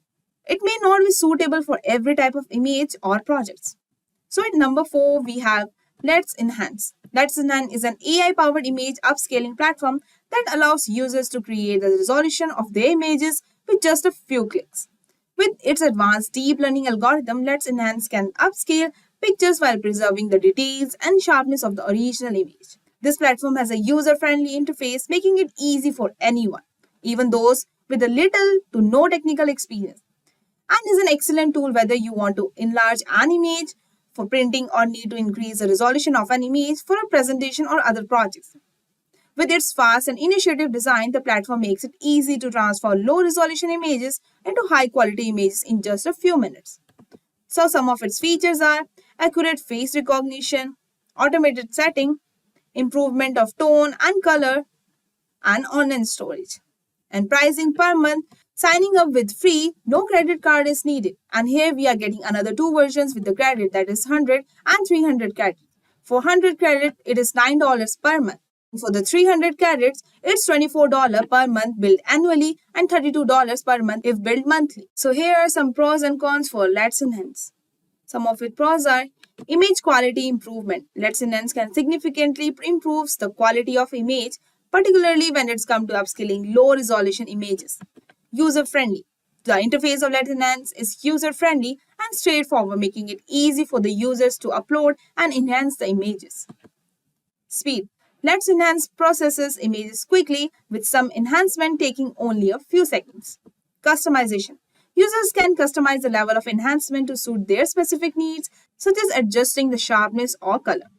Some of its cons are: cost. While Let's Enhance offers a limited number of free image enhancement, users need to pay for additional enhancement or a subscription for unlimited enhancements. Quality limitations. The quality of the enhanced images may depend on the input image and the level of enhancement applied. Privacy concern. As with any online service, user may have concern about privacy and the security of their images when they are using Let's Enhance. Now in number 3, we have PixArt AI. PixArt AI is a photo editing and graphic design tool that provides users with various tools to enhance and transform their photos. It also offers filters, effects, and overlays, as well as the ability to draw and add text to images.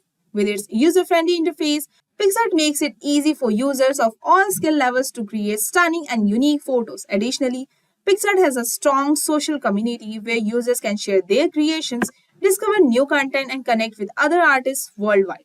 Whether you're looking to touch up your photos or creating digital art, PixArt has everything you need to bring your creativity version in your life. Some of its features are photo editing, effects and filters, drawing and illustrations, and sticker and clip art. Starting creating with free photos and video editing tools, $0 per month, and another version is there known as PixArt Gold with a $1.86 per month and $22.35 billed yearly, whereas Team manage and provide full premium access to multiple members under your account with $2.53 per month. Here are some pros and cons for PixArt. PixArt AI offers more advanced editing tools than the standard PixArt app. Time saving. PixArt AI can save the time by automating certain editing tasks such as removing background from the photos, which can be time consuming to do manually. It is easy to use. Despite its advanced features, PixArt AI is still user-friendly and easy to use, even for beginners. Some of its cons are limited free features. While PixArt AI offers some free features, many advanced tools are only available with paid subscription. Dependency on technology. Using AI-powered editing tools means that you are dependent on technology, which can be a disadvantage if the technology is failed. So up next, at number 2, we have Runway ML. Runway ML is a platform for creative and technical artists to experiment and build machine learning models for creative applications. It provides a user-friendly interface for exploring and making it accessible to a wide range of users. Runway ML aims to adjust machine learning in the creative industries by providing tools and resources for artists, designers, and developers to create, test, and deploy their models. Some of its features are model library, user-friendly interface, community, and resource. Pricing for Runway ML for individual looking for Explore Runway AI Magic tools and feature, it's free. And for Pro version is for individual and team looking for more access, more AI Magic tools, and more export option with $12 per month for the user. Here are some pros and cons of Runway ML, easy to use and quick. Runway ML has a user-friendly interface and requires no coding knowledge, making it accessible to the users of all skill levels. Active community. It has an active and growing community of users and developers who share their projects and support each other. Integration with other tools. Runway ML can integrate with creative tools such as Photoshop and After Effects, allowing you to incorporate machine learning models into your existing workflow. Some of its cons are cost. Runway ML can be expensive, especially for professional use. Processing power. Some machine learning models require significant processing power, which may be limited for users with older computers. Technical issue. Like any technology, Runway ML can experience technical issues and bugs which can frustrate users and limit their ability to use the tool. So at number 1, we have Adobe Sensei. Adobe Sensei is a framework of artificial intelligence and machine learning technologies and services developed by Adobe's system. It enhances creativity and productivity across Adobe's products and services. Adobe Sensei allows Adobe to offer intelligent and context-aware features that can automate routine tasks, enhance the creative process, and provide personalized experiences for the users. Some of its features are scripted form conversion, businesses and real-time creation, discovery and manipulations of images, personalizing marketing to each customer. Adobe Sensei come with integrated with other Adobe Creative Cloud products. Here are some pros and cons of Adobe Sensei. Advanced automation. Adobe Sensei provides advanced automation tools including auto tagging and auto enhancement which may save time and efforts in the creative process. By automating repetitive tasks, Adobe Sensei can improve productivity and free up more time for creative work. Adobe Sensei is integrated with many of the Adobe's other creative tools, making it easy to incorporate automation into your existing workflow. Some of its cons are limited customization. While some customization options are available, some users may find that Adobe Sensei's pre-built automation tools are too rigid for their needs. Cost. Adobe Sensei is only available through Adobe's subscription-based Creative Cloud, which can be expensive for some users. Dependency on technology. Like an automation tool, Adobe Sensei relies on technology, which can be disadvantaged if there are technical issues. It's important to keep in mind that while AI can help to generate ideas and create stunning visuals, I'm going to show you exactly how you can generate these yourself. Websites are going to be built with AI art as well as tools like ChatGPT in future. So in this video, I'm going to explain the whole process and we are going to have it write the entire website layout for us, all the content, the hero section and feature section and much more. This means that we can build an entire website from the ground up without writing a single line of code. And this will be a pretty damn cool. Alright, we will start with the mid journey. In Google search, we will write mid journey. This is an AI tool that allows you to create the AI art that we are now seeing all over the web. To go to this, you just go to the midjourney.com and join the beta. It's easy to get started because all you really have to do is join the Discord. When you do this, it will open up the Discord community which you can accept the terms and conditions and start creating your own AI arts. Let's do this now.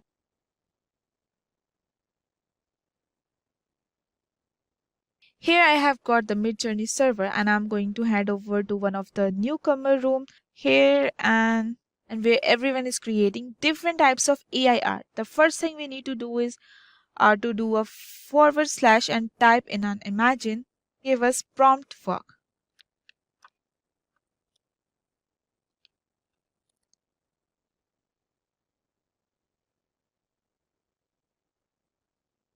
We can request the AI any type of art we are after. Here I'm going to type in a beautiful website for shoe.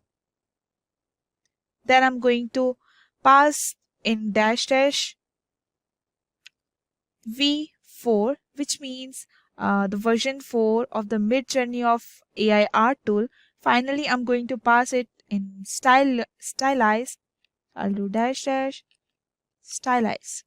It's basically how random we want to be in it's in between 0 to 1000, and I'm just going to set it to about 500, which is average. So I will do the enter. It will take a little bit of time. Here this will start working in the background. It's going to generate a low fidelity version of the website and the design for this art. And this low fidelity version will be iteratively updated to be higher in resolution. These 4 examples then can be picked from, and then we can upscale them as well as let's have a look at what kind of results we get now. One thing to notice here is that we do get a bit of a loading percentage bar, and this is how long it takes for the actual AI to generate the image. Usually it takes between 1 to 2 minutes, but it will essentially refresh and ping you once it's complete. So here it is complete, and here are the 4 versions that we got, which are not too bad, not that great either. They are a bit yeah, I suppose it's looking funny in a way. So this is a way we can start being more creative with our prompts. So what I mean that is by giving more context as to what we want to do. So here is a prompt that we have created. What I'm gonna do is to pass it in the imagine once more, and I paste this prompt in this, and I'm going to give some more context. I'm going to pass it to the word UI, wait, choose UI, UX, UI, UX, website. This basically means that it's more or less focused on having good UI and good at UX and being more like a website rather than just a creative shoe or a design. And it's important to give these context clues to the AI if you want better outputs. Different types of context clues you can provide is to find a kind of style that you want, for example, how you want the design to look and feel, whether you want it to represent a certain brand or much more. Like, these are just simple examples, but let's take a look at the kind of results we will get just from making these small little changes to the design. Here you can already see wait a minute. Look, it's a little bit more interesting. We have a bit of our sliders and what looks more like a Nike shoes, and also have what looks like a menu at the top, and I really like this design that we have here on the bottom.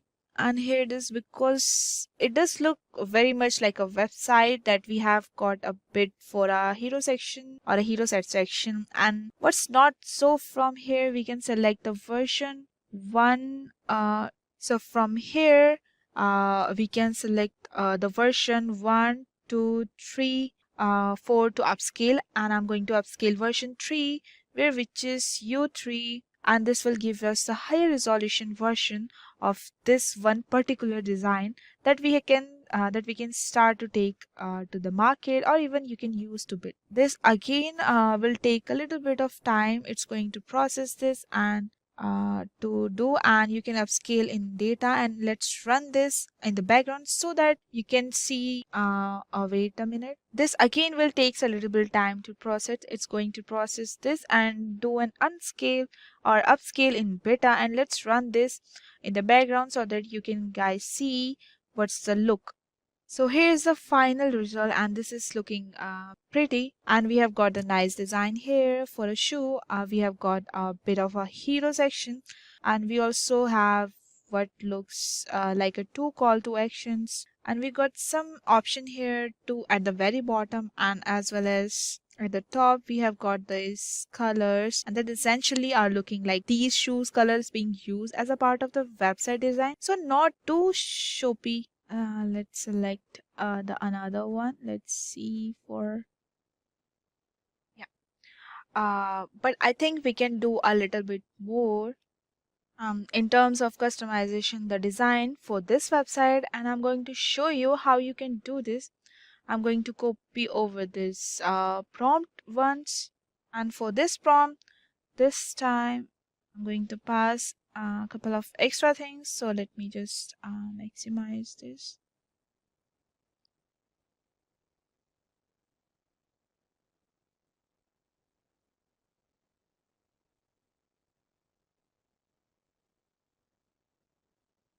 We are going to type as I have pasted that URL over here, so I'm gonna pass in the context clues of like clues of Nike, because Nike made obviously website shoes. So also so we'll write it here,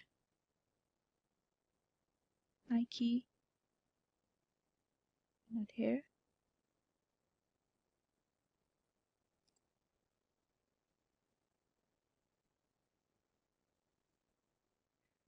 Repeat. And I also want it to be red, blue, green, and or maybe yellow. And I suppose we want else running person would be interesting.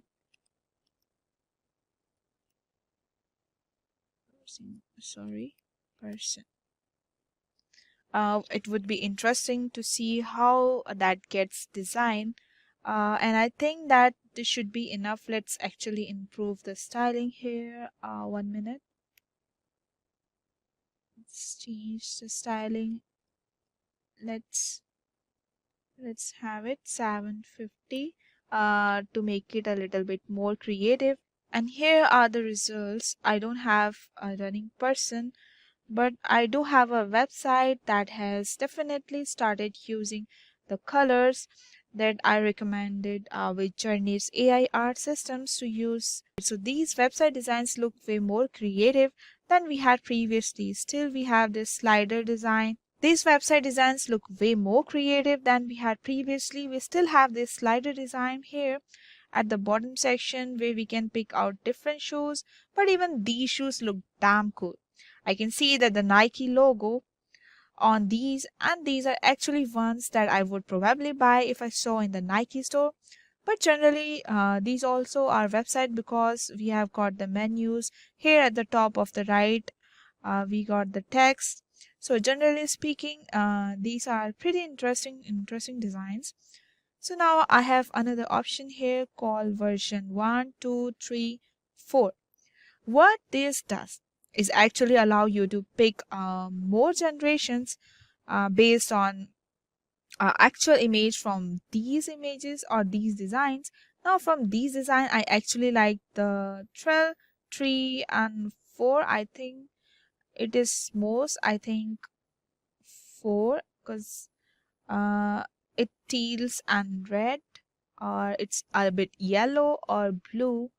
So I'm going to select the version 4, and that's going to create 4 more version based on the specific version for us. Let's take a look at the what those that we got, and here we have got our results where we have more examples of that. All of these looks very similar. I think the only difference here is blue line, red line, it seems to be shift and change, as well as a hero section. And you would normally have this menu at the top right, and something these shoes here are a little bit inverted, but generally speaking, this is the kind of variations you can expect.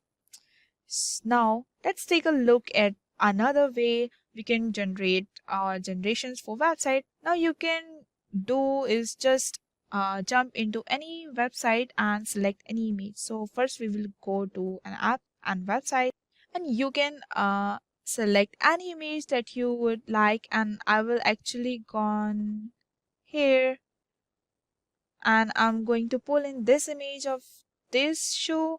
And but I do like the design aesthetics. Here we are going to here and then we can copy the URL from here. But this time what I'm going to do is type the imagine.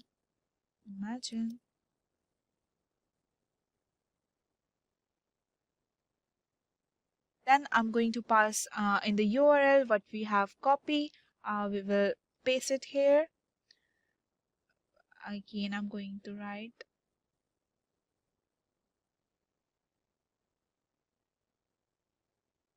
we did it before. We'll copy this, paste it over here. So what's going to happen here? It's going to have a look at this image that we have defined in terms of the URL. It's going to use this as a reference point. Then it's going to take a look at the prompt we have put in, which is the shoe prompt using the colors, and it's going to try to design a website that has a similar aesthetics to that image, which is really cool. Let's see the result we get back. Looks like that's ready. Let's take a look at this. So here you can see that the design aesthetics. Wait a minute. Static that is similar to the page seen in this one. So this is more bubbly and colorful image, and now are represented very much so in this design aesthetics. We have these 4 elements here at the bottom, and if you have a look at the design originally, we had 4 elements here. So you can see that it's pulling in these design aesthetics to create a design based on that, and this is where you can really start using the air art. Repeat, using the air tool to your own benefits, trying to combine different styles, customizing them, and creating new and independent and unique ones from there. So in this 4, I'm really like the version of 4th one, or the second one is pretty.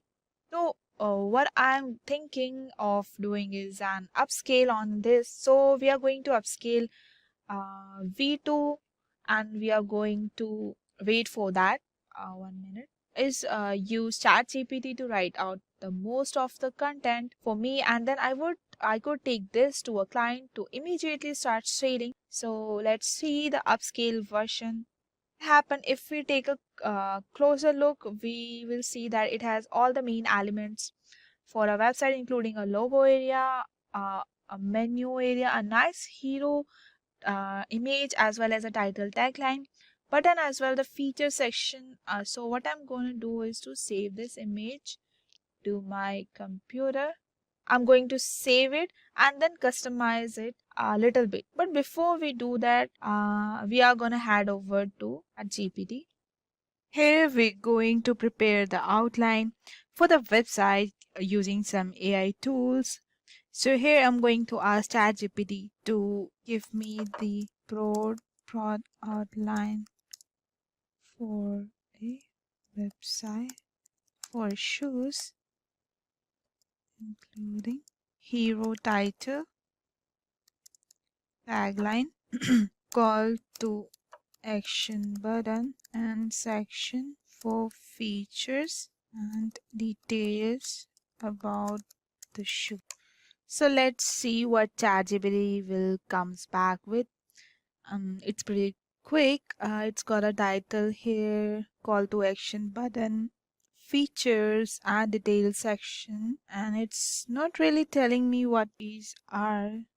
These are where we might need to be a bit more specific as to what we wanted to do. It's giving me like broad outline of the website and what it needs. So please, I will write, please provide then for each one of these that I can copy paste straight to the website. Hero title is here, tagline, call to action buttons, features, okay, and the details. Okay, detail specification is there. Okay, reviews and rating. Okay, so I think I have got enough hairs to go by to simply copy paste in the website. So let's start beginning to design this. I have opened this design up in the Photoshop and I'm going to actually just crop it into the main element over here, and I really want to capture this image, and I will crop it and I will clear out the rest, and we can design each aspect or each part of this design bit by bit. I will save it over here. It's time to build our website, so I'm gonna head over to editor X and I'm going to build this a website in this, and I have login already, and then I will create to a new site, and here I will take an to a web dashboard, and I'm going to start by copy paste all the elements from ChatGPT as well as Midjourney straight in the first thing, and I want to jump back into the ChatGPT here and copy over our hero text. So I will just take it first.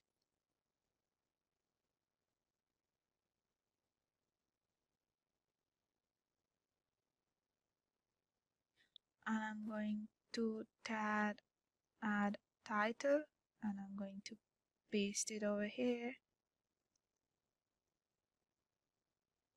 And then I'm also going to grab the tagline, but before I will make it sure to keep it over here. But before that, I will put one image over here.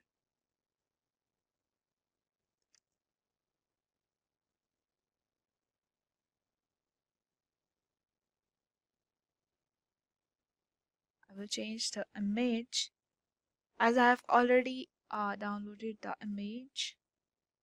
Let's upload that image. We'll open it. Let's wait to get uploaded. Yeah, it's uploaded, and now we will update it. And let's make it big in size. Okay, so we will change the size, but first I will remove this. I will change the size for this. I will make it little small.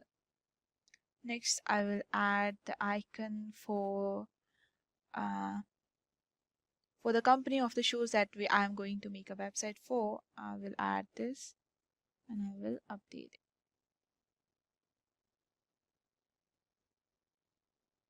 Make it small.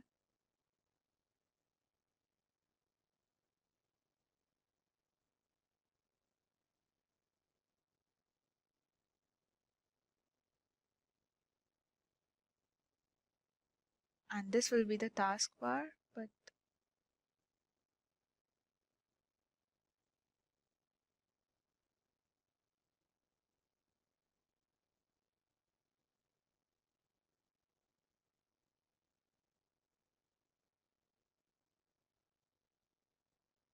make the size small a bit, and we'll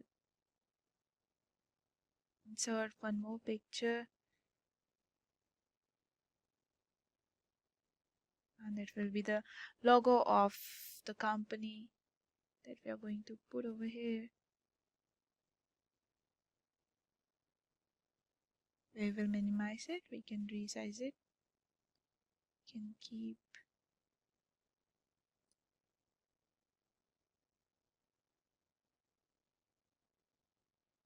the logo over here.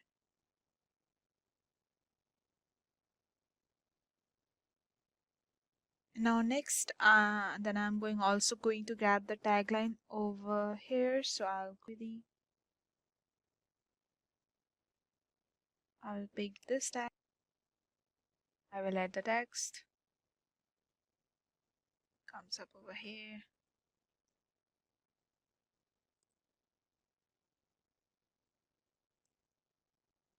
Okay, I'll make it small in size.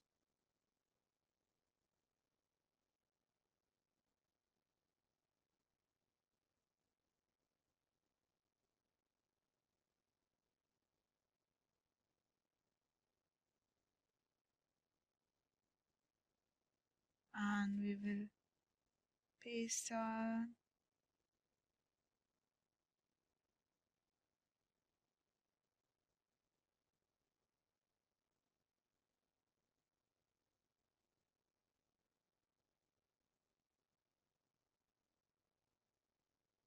And finally, let's grab a call to action which says shop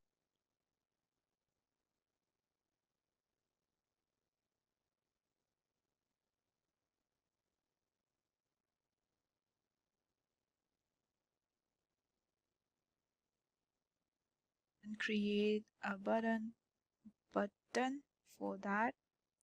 So here we have all the workings of what we at least what we would need at least. So for the content, let's resize this first.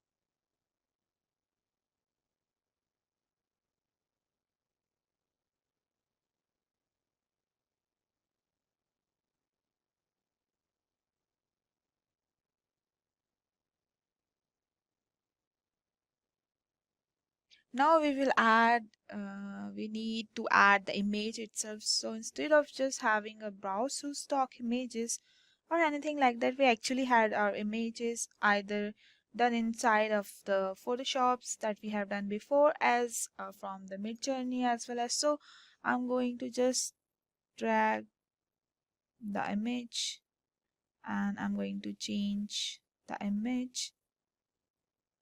And it should be here. I've already downloaded. No, I have to upload it. I have a collections of some shoes. Let's see.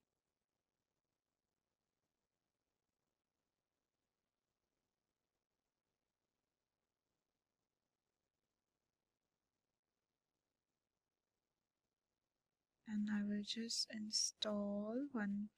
I'll upload this picture. It will take a bit of time. Let's wait for a while. And once it's uploaded, we will update it.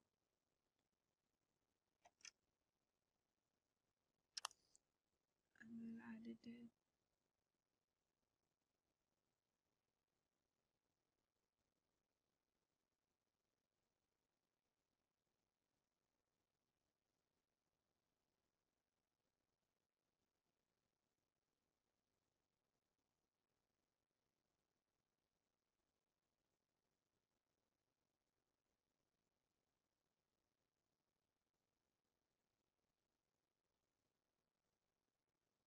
Let's keep it like this,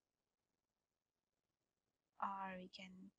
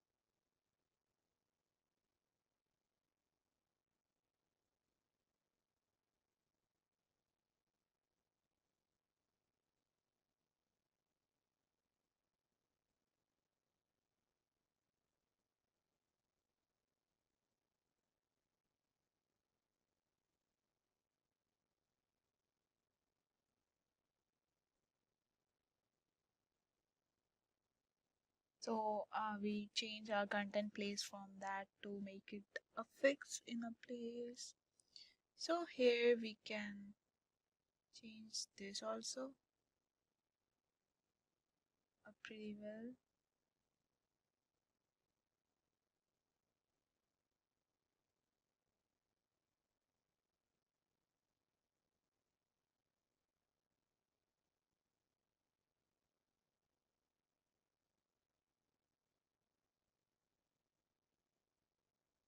Okay.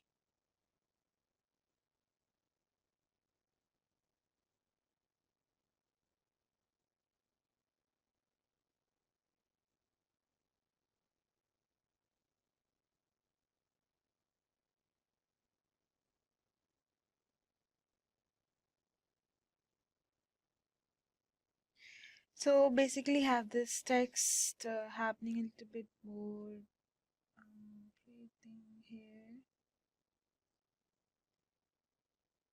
We have seen how we can resize it from this scroll bar, and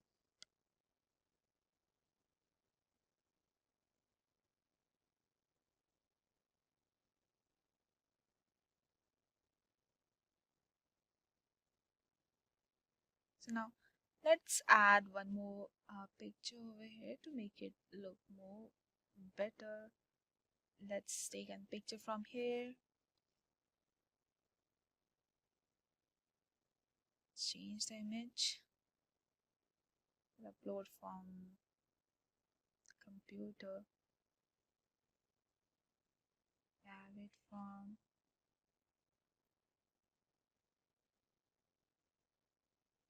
no.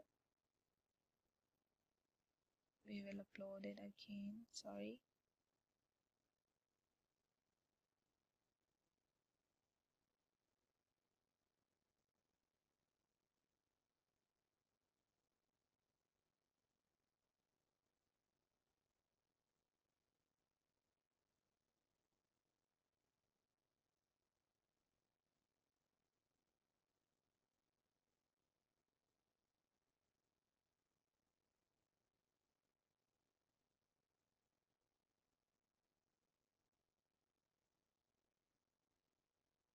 And we'll update it.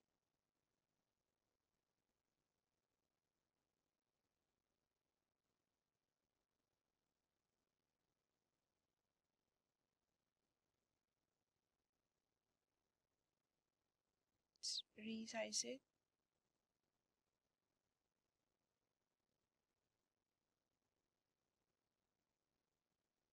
Let's turn it on.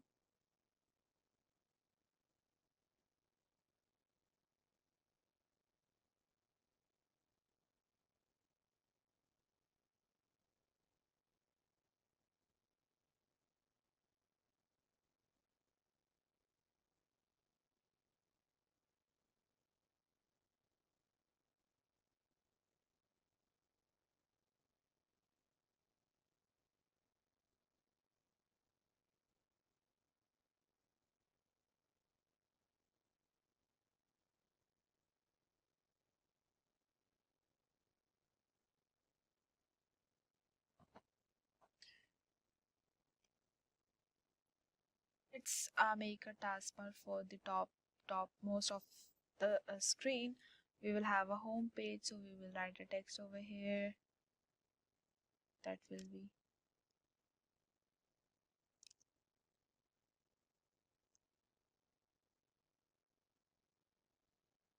let it make it small a bit in size.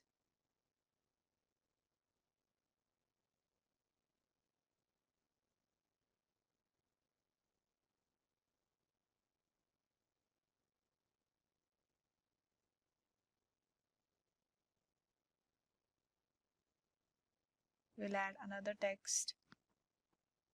It will show about us. It will show about us section, so we'll write it over here. Get a little small even though.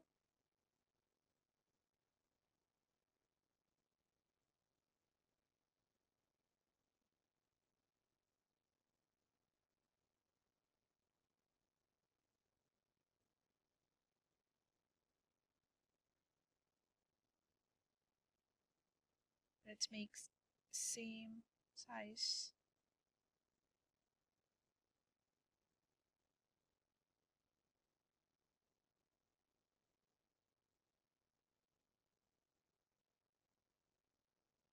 Let's make more small. 11. Let's make it more small, like 11. Okay. The next session will be services.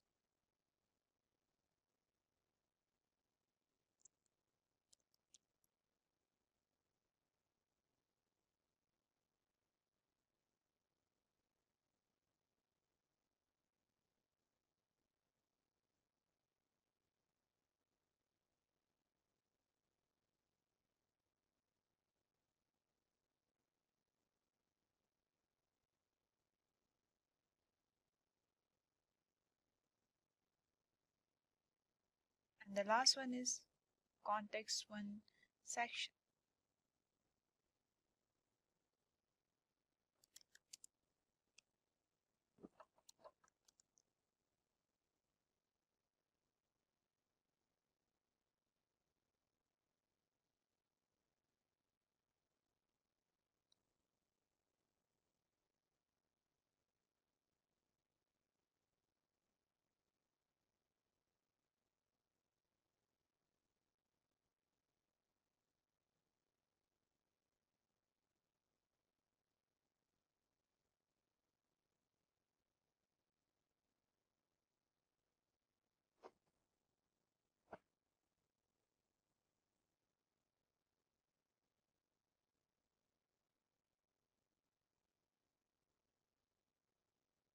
One more option is there.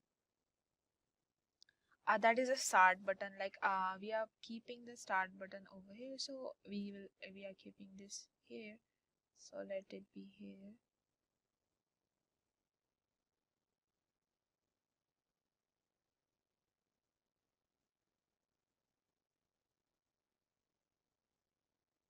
Yeah.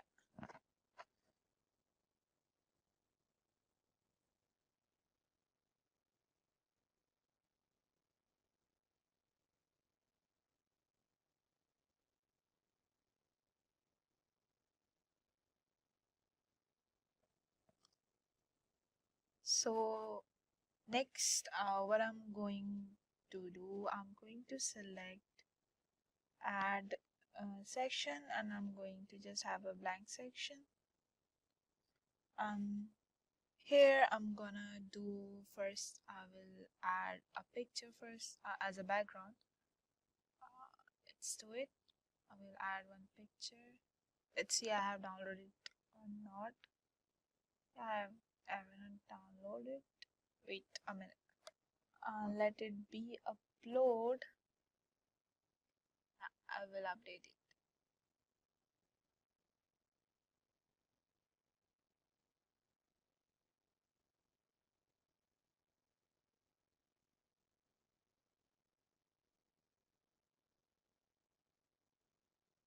Let it be a whole for a whole page. So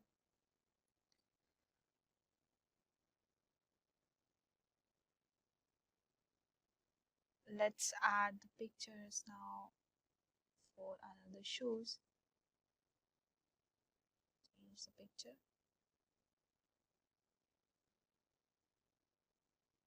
I'm going to reopen this. I'll put this.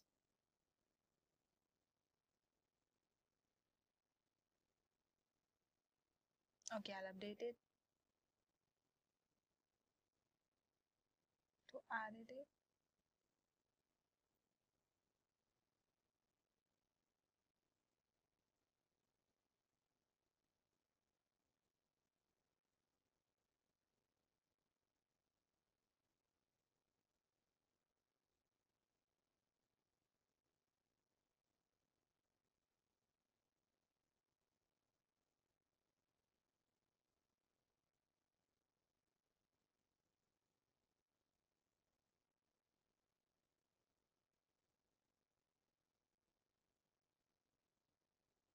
keep the pictures over here.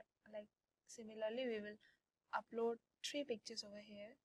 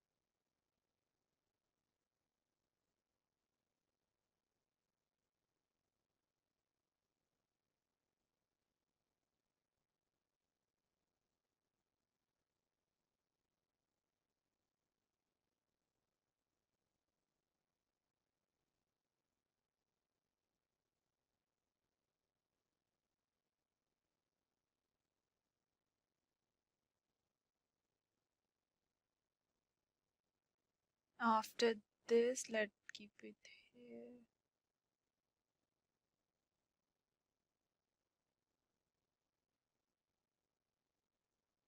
Let's keep this here.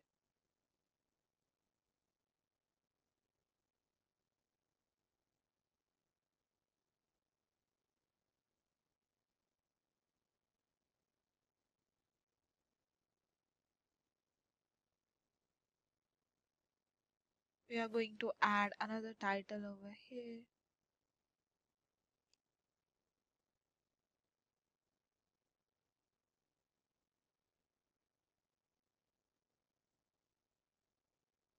We need to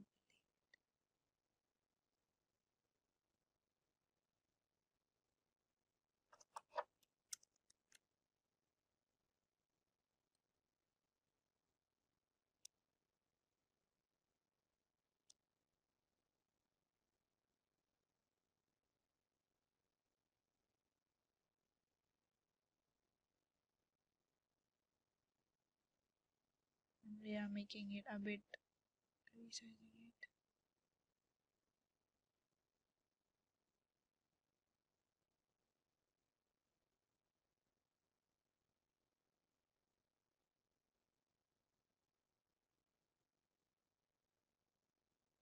We will change the font for this. Let's make this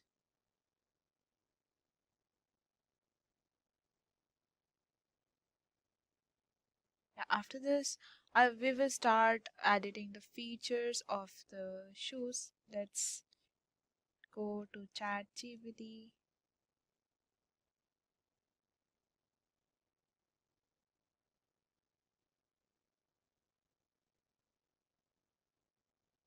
Let's take this first paragraph.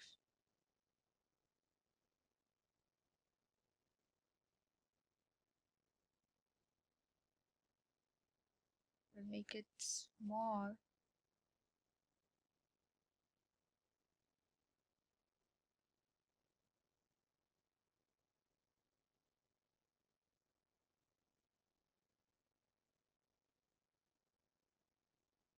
We make it bold.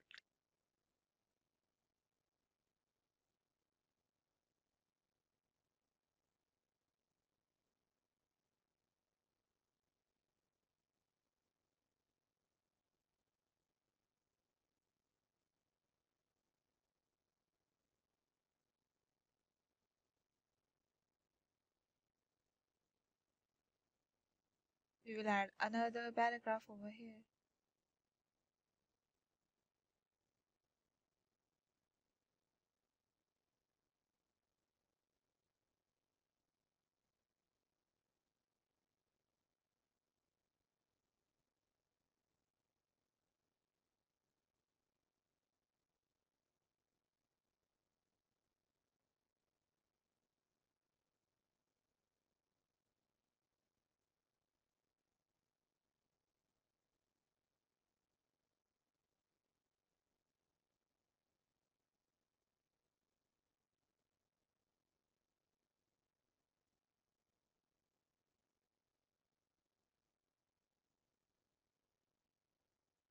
Similarly, we will make it for this also.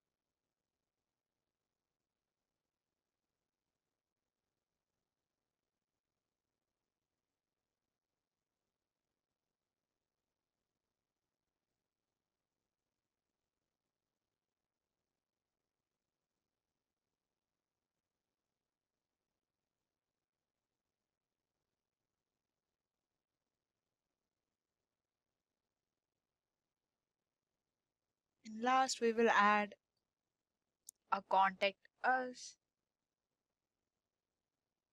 Last, we will add a contact us section over here again.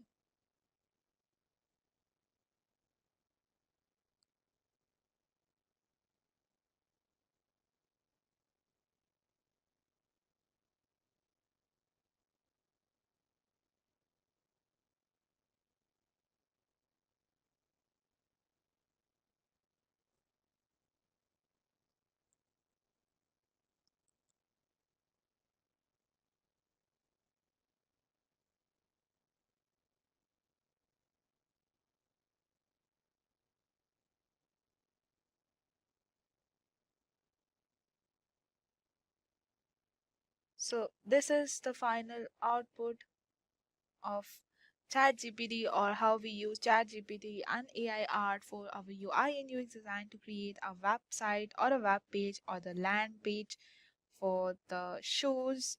A portfolio is a collection of work or asset that showcase an individual's skills, experience, and achievements. In the business world, portfolios are often used to demonstrate a professional competency in a particular field, such as graphic design, writing, and project management. A portfolio may include various items such as past work sample, case studies, certification, references, and testimonials from satisfied clients or employers. A well-crafted portfolio can help an individual stand out in a competitive job market and increase their chances of landing their desired positions. Additionally, a portfolio can serve as a valuable tool for self reflection and personal growth, allowing individuals to identify areas of strength and areas of improvement. So, hey everyone, and welcome to Simplilearn's YouTube channel. Today, we are going to learn how to prepare your design portfolio in Figma. But do you know that UI UX expert also use Figma too? So, if you want to learn UI UX expert in 5 months and attend a masterclass from the top faculty of IIT Bangalore, consider our advanced certification in UI UX design course. Check out the link in the description for more details. And if you are a tech geek, here is a brain teaser for you. What should be included in a design portfolio? Only completed projects, only personal projects, a combination of completed and personal projects, or a combination of personal and academic projects. Let us know your answer below and get a heart from Simplilearn. Without any further delay, let's get started with the session by taking a quick look at what portfolio is and how to design portfolio. So first, to make a portfolio, we have to consider these points. The first one is present your work as a case study. Carefully curate your portfolio. Showcase real world even if it's got problem.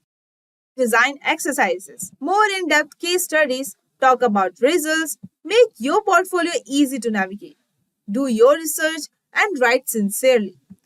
And let your passion show in your portfolio. So let's begin. So this tutorial video is all about creating a stunning portfolio or stunning design, a portfolio for the product designer named Sam using Figma to bring it to the life. Our goal is to keep things simple and elegant while ensuring that every aspect of the design is taken into details, from the font and color scheme to the placement of every element on the page. We are going to cover it all in details. So without any further ado, let's start designing. For designing our portfolio, we are going to use a tool called Figma as we discussed before. Figma is a very powerful tool and a lot of people are using this tool these days, especially UI UX designers, and it's really popular. So let's get started. Go to figma.com first. And if you don't have any account yet, click on the sign up button and you can just sign up, right? I already have an account, so I just have to log in to my account. Once you are in the dashboard, let's log in first. So once you are in the dashboard, first you have to design file. So first let's change the background color. So let's get started.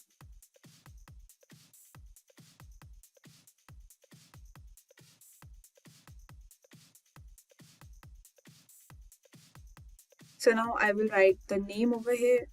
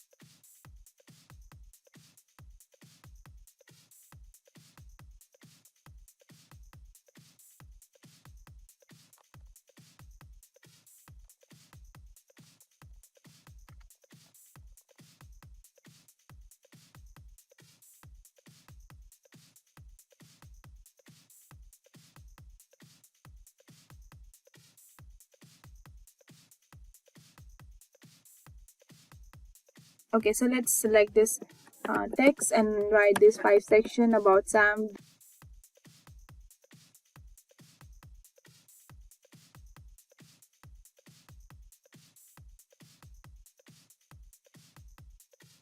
The first one is for home.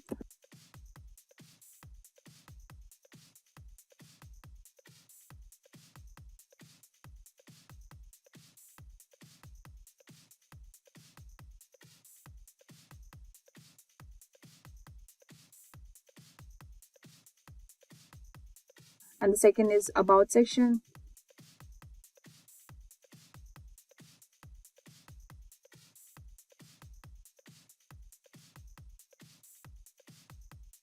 Work sections,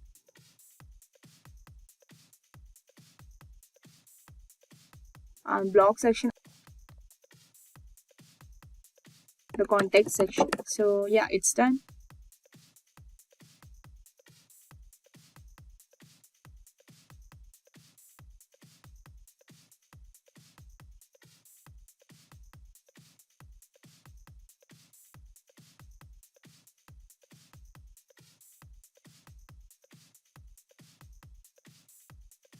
Now we will add some logos for social media at this left bottom over here.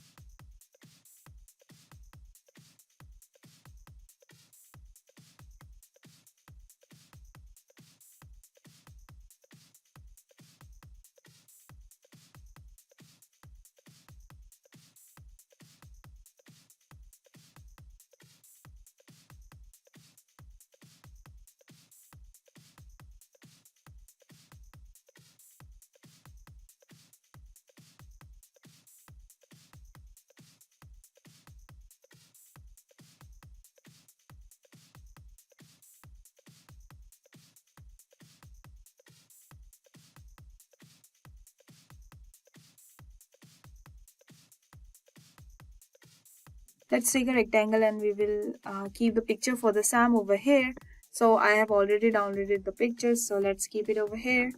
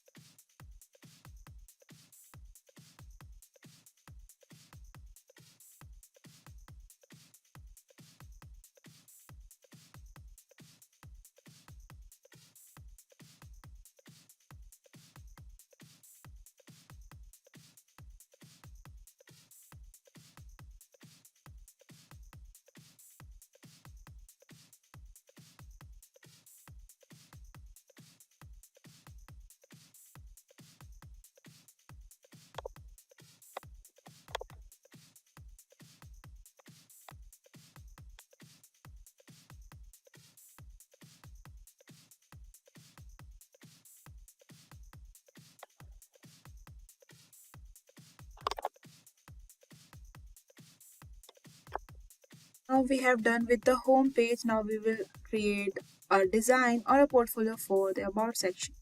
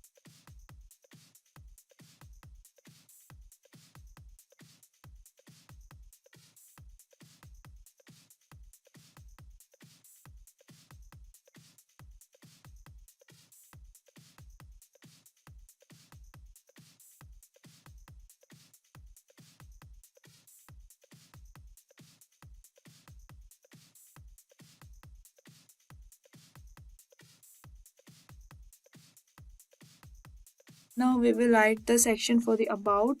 So let's write something about Sam over here.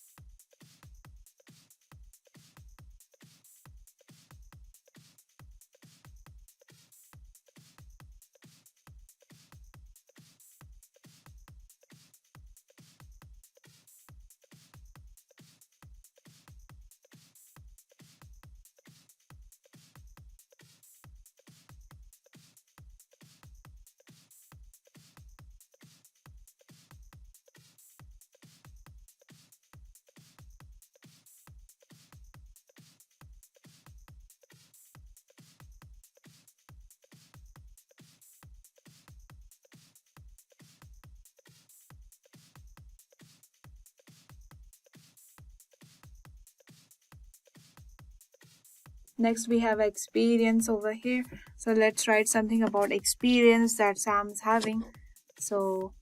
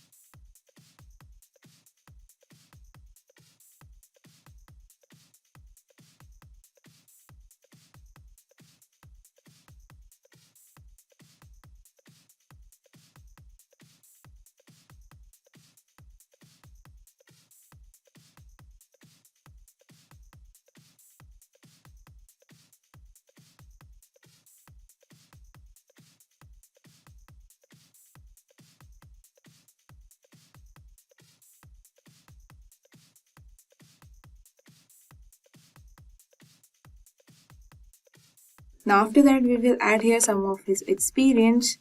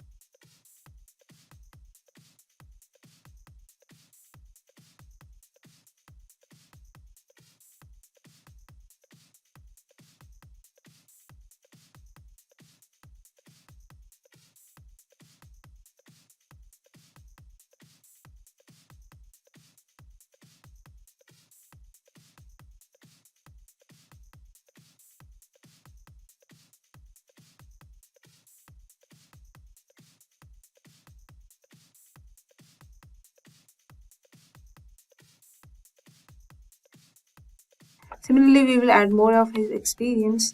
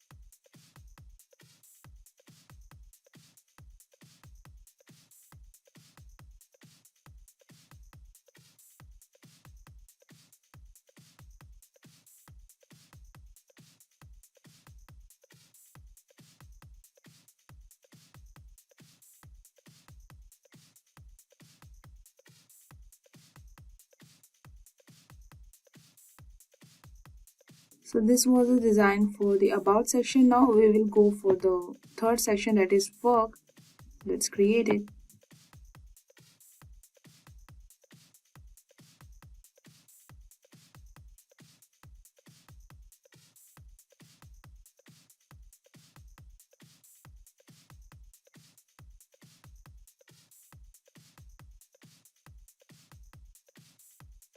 So we will see what are the recent projects.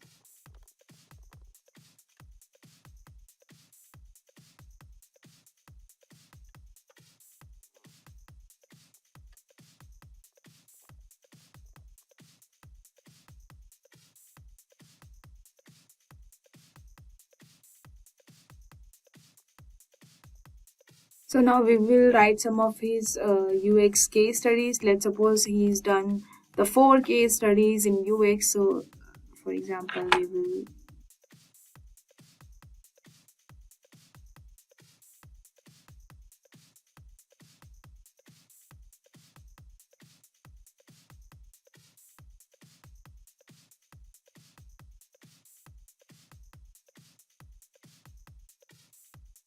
and with the 4 different boxes.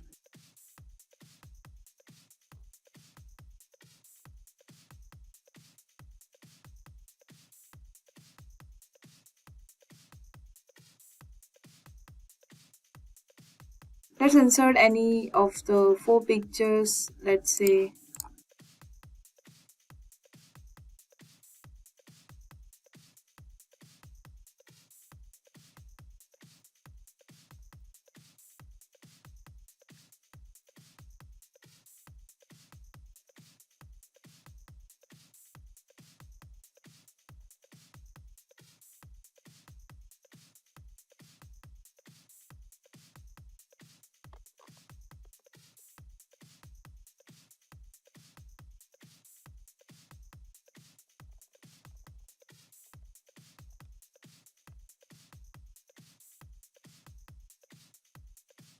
Let's take write something, whatever he did a research or is having a case study in UX design. Let's suppose he created a website.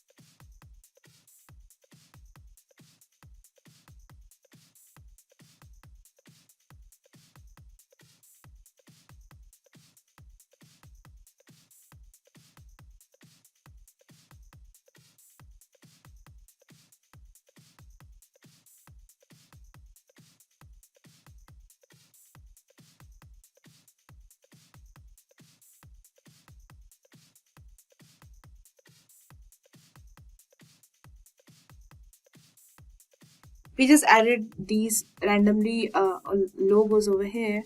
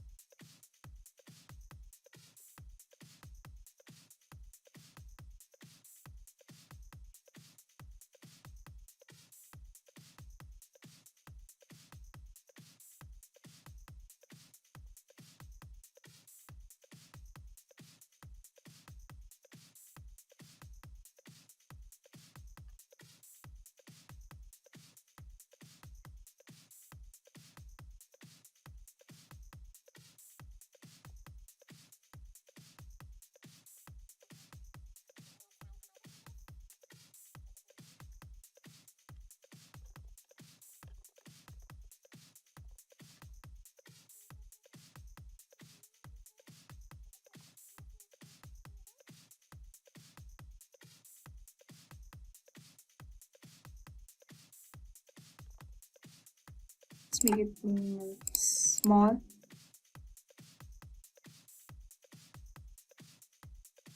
For this, we will make 3 different sections.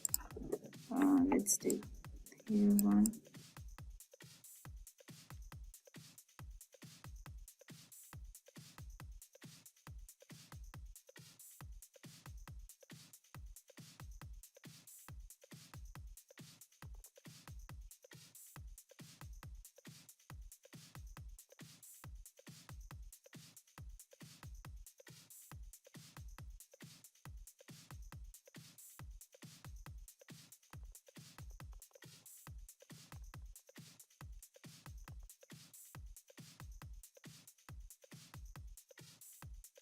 Okay, we'll fill this with whatever you have done, the vlogs and all. So let's put any of the picture for the sample. Let's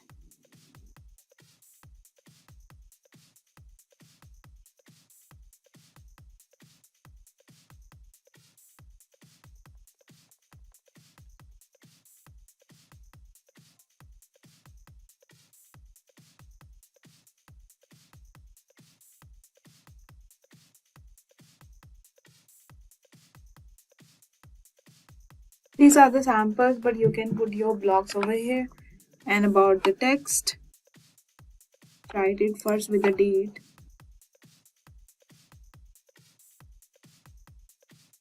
And some text about the same block.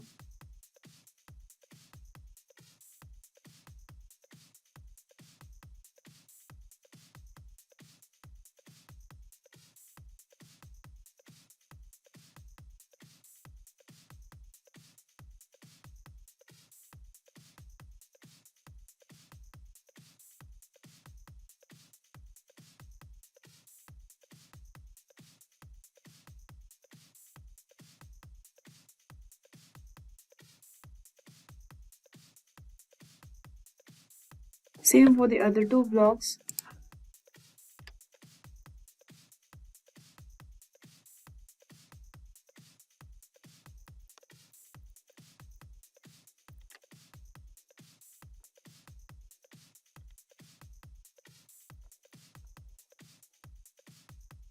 We will write one more load node.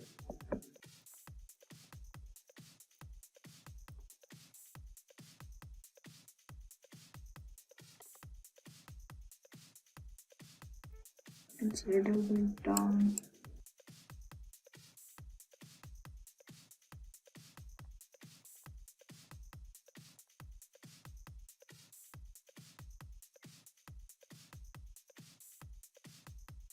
Okay, this is our blog section. Let's make the last one, that is the context section. Let's copy this again.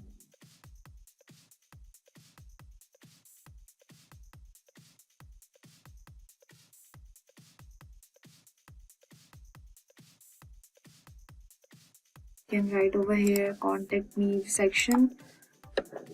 Let's write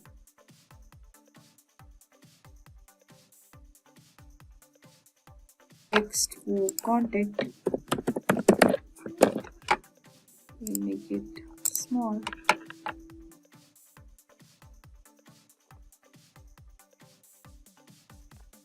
Here we will write another address for the SAM space.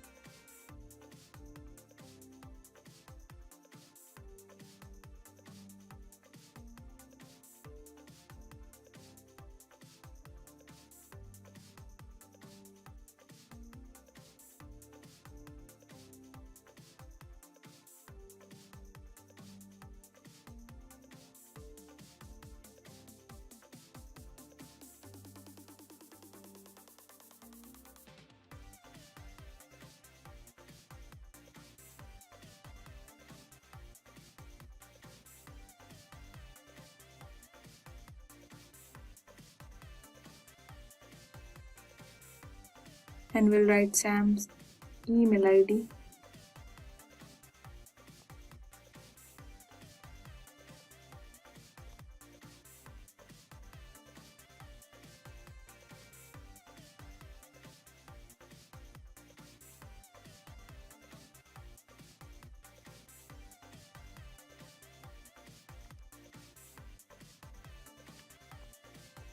We'll write some of his linked social media.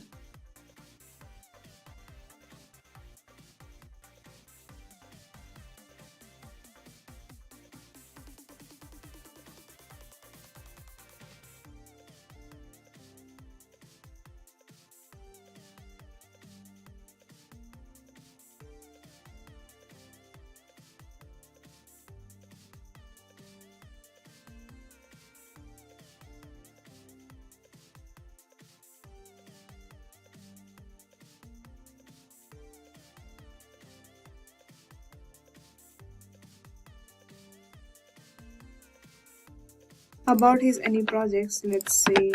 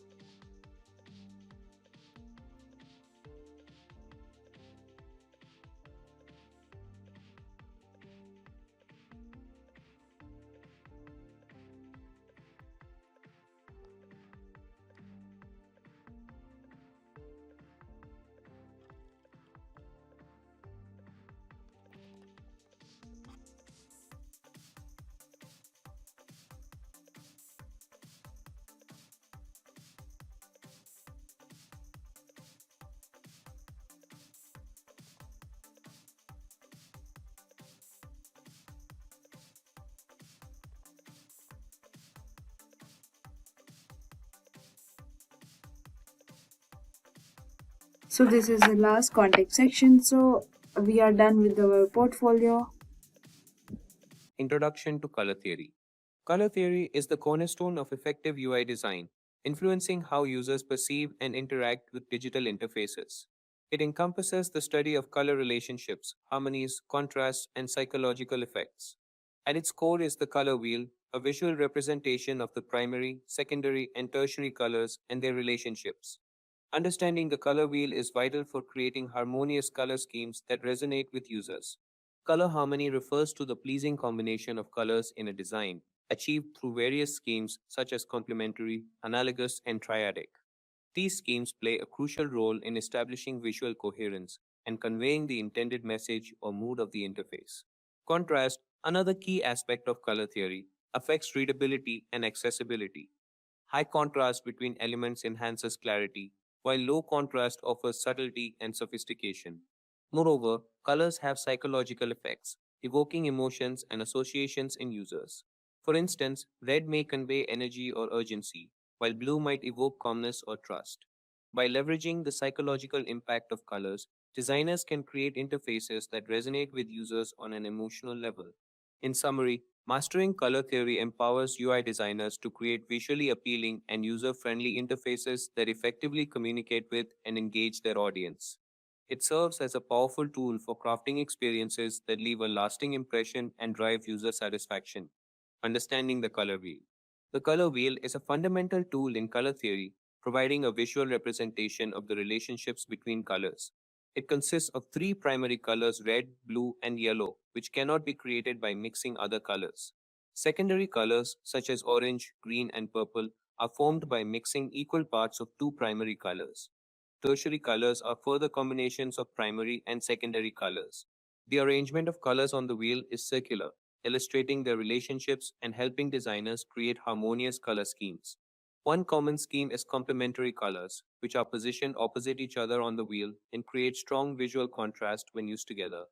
Analogous colors sit adjacent to each other on the wheel and often produce harmonious and cohesive designs. Triadic colors are evenly spaced around the wheel and offer a balanced yet vibrant color palette. Understanding the color wheel enables designers to make informed choices about color combinations, ensuring visual balance and impact in their designs. By leveraging the relationships between colors, designers can create interfaces that are visually appealing and effectively communicate with users. Whether designing for websites, mobile apps, or other digital platforms, the color wheel serves as a valuable tool for achieving design excellence. Color harmony in UI design. Color harmony is essential in UI design as it ensures that the combination of colors used in an interface is visually pleasing and coherent. There are several harmony schemes that designers can employ to achieve this goal. 1. Complementary harmony. Complementary colors are located opposite each other on the color wheel, creating strong visual contrast. Example, a UI using blue and orange accents. These colors enhance each other when used together, creating a vibrant and dynamic look. 2. Analogous harmony. Analogous colors are adjacent to each other on the color wheel and share similar hues. Example, a UI featuring shades of green, and yellow. These colors create a harmonious and cohesive appearance, making the interface feel unified. 3. Triadic harmony. Triadic colors are evenly spaced around the color wheel, forming a triangle. Example, a UI incorporating red, yellow, and blue elements. This harmony scheme offers a balanced yet vibrant color palette, creating visual interest without overwhelming the user. 4. Split complementary harmony. Similar to complementary harmony, but instead of using the exact opposite color, it utilizes two adjacent colors to the complementary color. Example, a UI using red with yellow green and blue green. This scheme maintains the contrast of complementary colors while offering a more subtle and balanced look. 5. Tetradic harmony involves the use of two pairs of complementary colors, creating a rectangular shape on the color wheel. Example, a UI combining red and green with blue and orange accents. This harmony scheme provides a wide range of color options while maintaining balance and contrast. By applying these harmony schemes effectively, UI designers can create interfaces that are visually appealing, engaging, and easy to navigate. Each scheme offers its own unique advantages, allowing designers to tailor the color palette to suit the specific needs and objectives of the interface. Importance of color contrast. Color contrast plays a crucial role in UI design, impacting readability, accessibility, and overall user experience. Contrast refers to the difference in brightness, hue, or saturation between elements in a design. High contrast enhances readability by making text and other UI elements stand out sharply against their backgrounds. It also improves accessibility for users with visual impairments, as it ensures sufficient differentiation between foreground and background elements. For example, using black text on a white background provides high contrast and optimal readability for most users. Conversely, low contrast can hinder readability and accessibility, as it may cause text and other elements to blend into the background. This can strain the eyes and make it difficult for users, especially those with visual impairments, to perceive and interact with the interface effectively. For instance, light gray text on a white background or dark blue text on a black background may result in low contrast, making it challenging for users to read. Here are examples of high and low contrast designs. High contrast. Black text on a white background. White text on a black background. Brightly colored elements against a neutral background. Low contrast. Light gray text on a white background. Dark blue text on a black background. Pale yellow text on a light green background. By prioritizing high contrast in UI design, designers can improve readability and accessibility, ensuring that users can easily perceive and engage with the content. Additionally, maintaining appropriate levels of contrast enhances the visual hierarchy of the interface, guiding users' attention to key elements and facilitating smooth navigation. Psychological effects of color. Colors have profound psychological effects on individuals, influencing emotions, perceptions, and behaviors. Understanding these effects is crucial in UI design, as colors can evoke specific feelings and associations, shaping the overall user experience. Here are some common psychological effects of colors. 1. Red. Associated with energy, passion, and urgency. Often used to evoke excitement or draw attention to important elements. Can also signify danger or warnings. 2. Blue. Symbolizes calmness, trust, and stability. Frequently used to create a sense of security and professionalism. Can evoke feelings of tranquility and relaxation. 3. Yellow. Represents optimism, happiness, and warmth. Often used to convey positivity and cheerfulness. Can stimulate mental activity and enhance creativity. 4. Green. Symbolizes nature, growth, and harmony. Associated with health, freshness, and environmental awareness. Often used to promote relaxation and balance. 5. Purple. Signifies luxury, creativity, and spirituality. Evokes a sense of sophistication and mystery. Can convey royalty and extravagance. 6. Orange. Represents enthusiasm, warmth, and vitality. Often used to create a sense of excitement and energy. Can stimulate appetite and draw attention. 7. Black. Symbolizes elegance, power, and formality.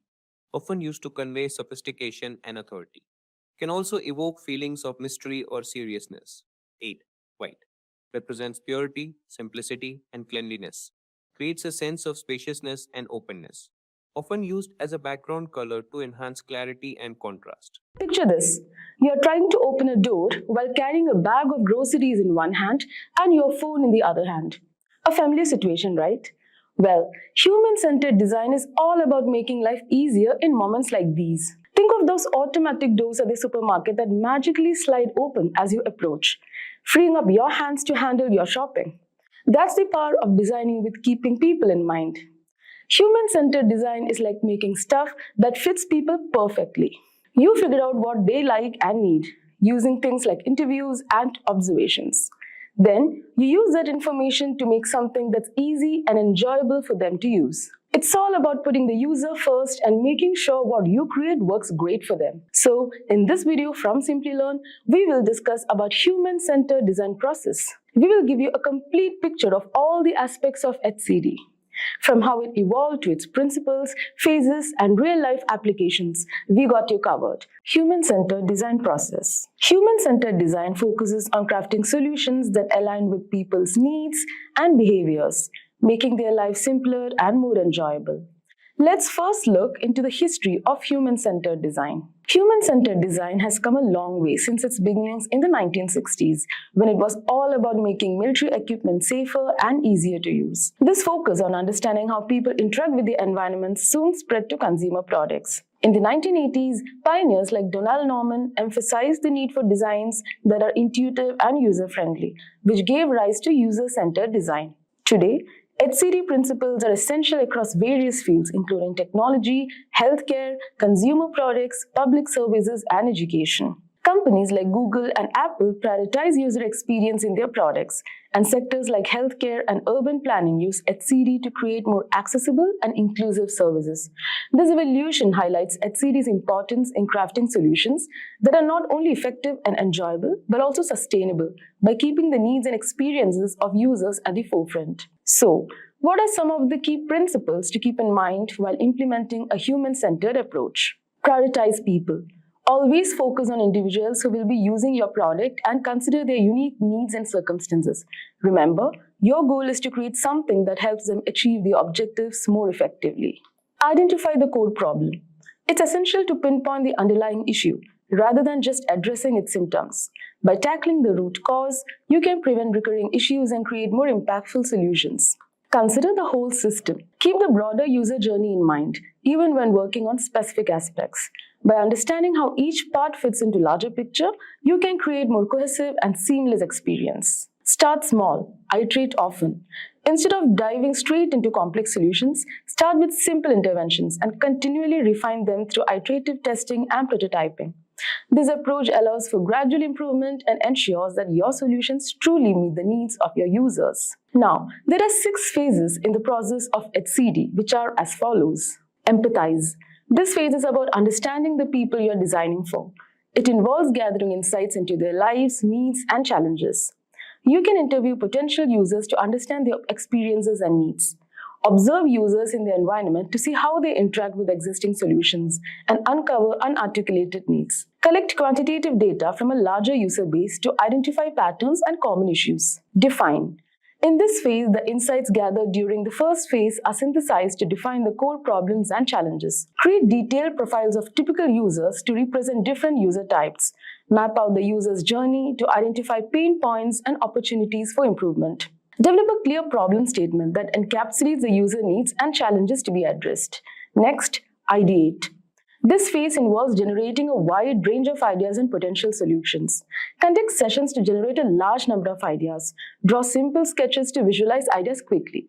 Use mind maps to explore different aspects of the problem and potential solutions. Create storyboards to illustrate how solutions might be used in real-life scenarios. Next, we have prototype. Develop representations of the ideas to explore their viability. Create low-fidelity prototypes, which are simple and inexpensive versions of the product, like paper sketches, wireframes, etc. You can also create high-fidelity prototypes, which are more detailed and functional prototypes that closely resemble the final product. Build mockups like visual models to test look and feel. Use tools to build interactive versions of digital products. Test. Evaluate the prototypes with real users to gather feedback and insights. Observe users interacting with the prototypes to identify usability issues. Compare different versions of the prototype to see which performs better and collect feedback through interviews, surveys, and observation. Refine the prototypes based on their feedback and test again. And the last, we have implement. Bring the final solution to life and ensure it meets user needs. Translate the final prototype into a finished product or service and deploy the product or service to the market. Then monitor user feedback and performance metrics to ensure the solution continues to meet user needs, and also make ongoing improvements based on user feedback and evolving needs.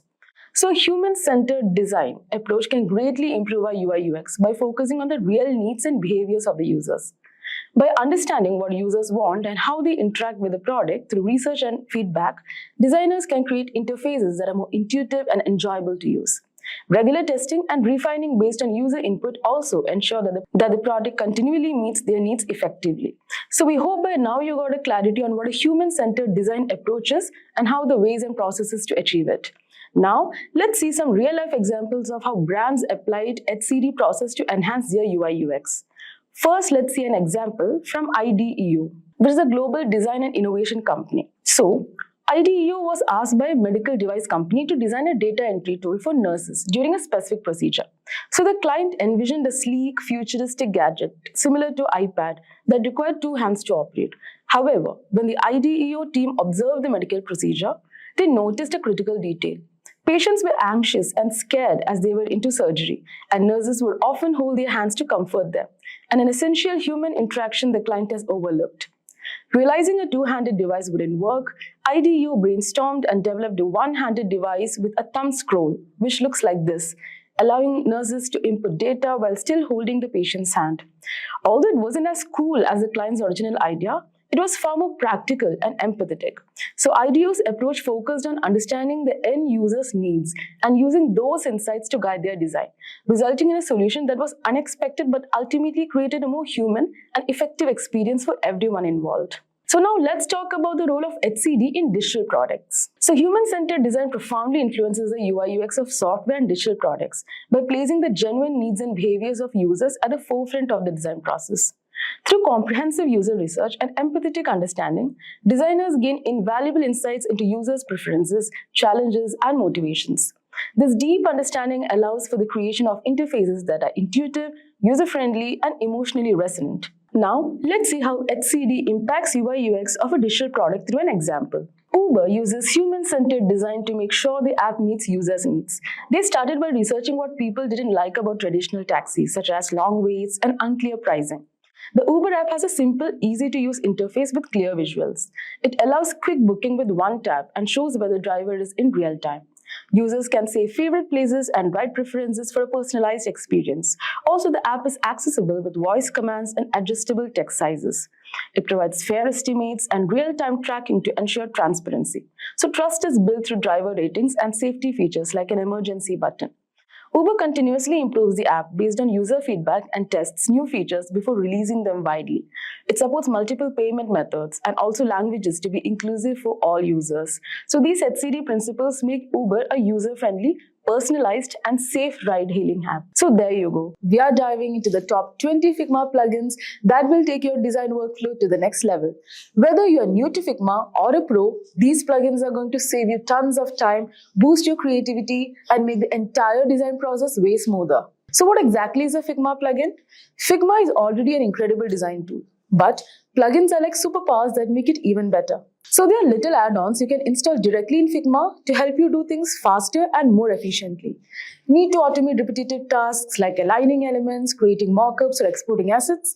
There's a plugin for that. Or want to generate dummy text, icons, or images for a quick mockup? There's a plugin for that too. Or do you want to add cool animations or try out different styles without starting from scratch?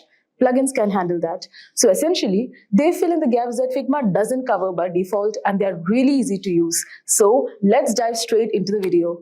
Okay, so let's start with AI rename layers. So have you ever looked at your Figma project and seen a mess of layers, all called as frame 1, group 2, and so on? So it can get really confusing, especially when you're working on big projects. But with this particular plugin, you don't have to worry about renaming layers yourself anymore. Here's how it works. You select a bunch of layers, go to plugins, and run it.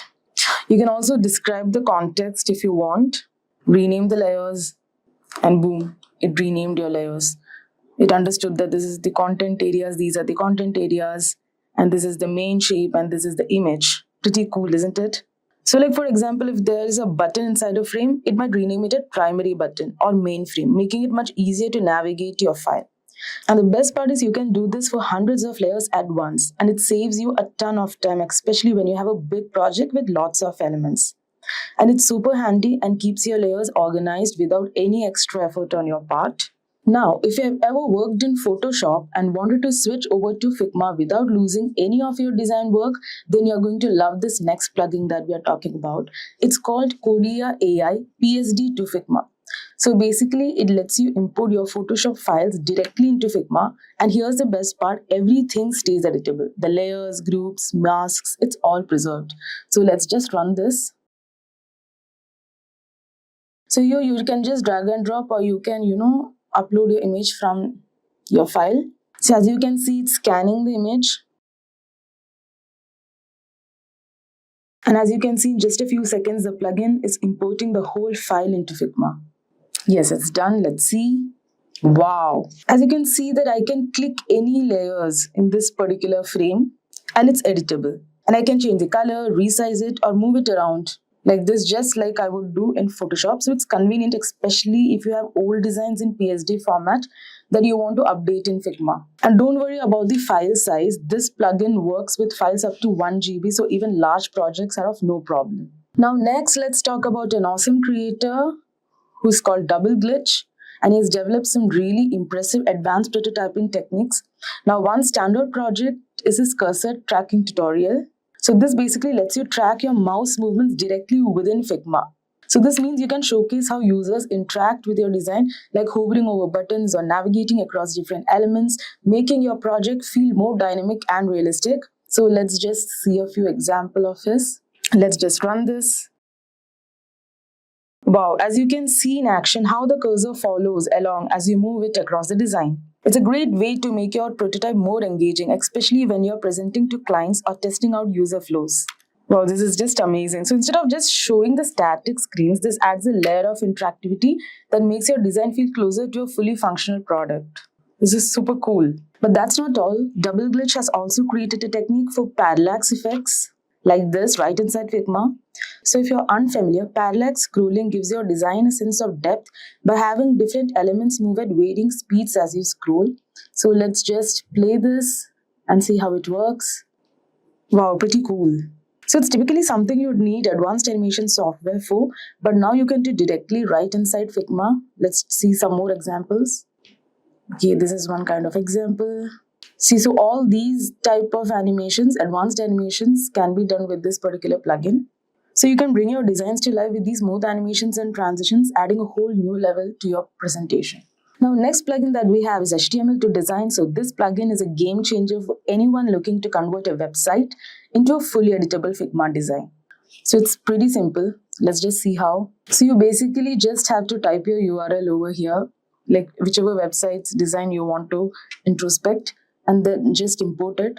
It will take a few seconds. You can see the magic happening in the background.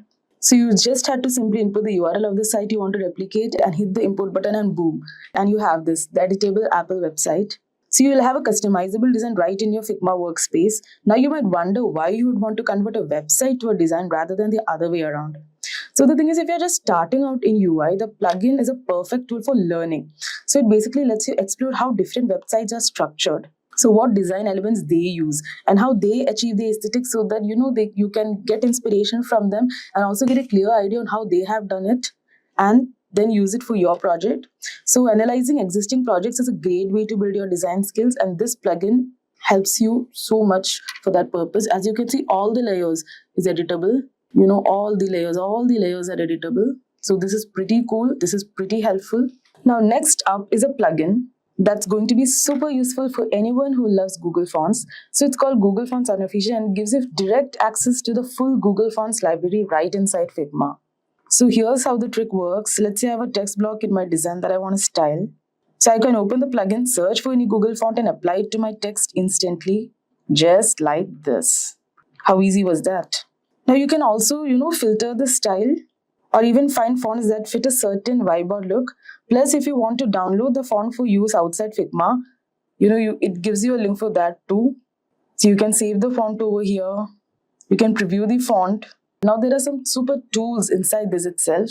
As you can see, there are color palettes, color gradients. So this is Google Fonts, which we already saw. Then we have illustrations. You have image picker, gradients, mesh gradient. So it's super convenient to keep all your font choices consistent across your projects. And the best part is that you don't have to, go out of Figma and search for fonts or styles anymore. So this is pretty convenient. Now, if you're looking for a plugin that gives you a massive library of UI elements, then you have got to try Slide UI. So it has over 10,000 premium UI assets that you can drag and drop into your design. So basically like buttons, forms, cards, navigation bars, you name it, we can just drag and drop. So let's see how this works. So let's just run it. And the cool thing is everything is organized by theme. So like you can select from light mode, dark mode. If you want a dashboard, you can select that. If you want a testimonial selection, you can select that. There are tons of features like menu. services, about us, pricing. So for example, if I like this particular design, what I have to do is I just have to drag it and drop it into my Figma canvas. Pretty simple. And even here, all the elements are editable. I can edit this thing. I can edit this particular icon. So this is also pretty handy, pretty helpful. So, it's not that always if you have an idea, you have to go about designing this stuff. You can also, so just see how helpful these plugins are. It saves a lot of manual work. And all the components here, as you see, are responsive thanks to the auto layout, and they come with frames and constraints already set up. So you don't need to do much adjustments. So whether you are working on mobile or desktop designs, this plugin has something for you. And since all the elements are modern and well designed, it helps you create polished UIs really quickly. So now, before we move on to the next plugin, now let's move on to our next plugin. So if you love playing with gradients and want to add more flair to your designs, then you definitely have to check out Super Mesh Gradient provided by Angelo Libero. So this plugin lets you create super dynamic gradients with cool textured features. Let's just see how. Let's just run the plugin. So here's how it works. First of all, you have to select the color palette. So pink and green is already selected. Let's select more colors. We'll select a bit of gray. Okay, this is gray. We can even change the shapes. If you want, we can try the rectangle. You can keep it ellipse. You can keep it square. Gray doesn't look that good. Let's go back to red itself.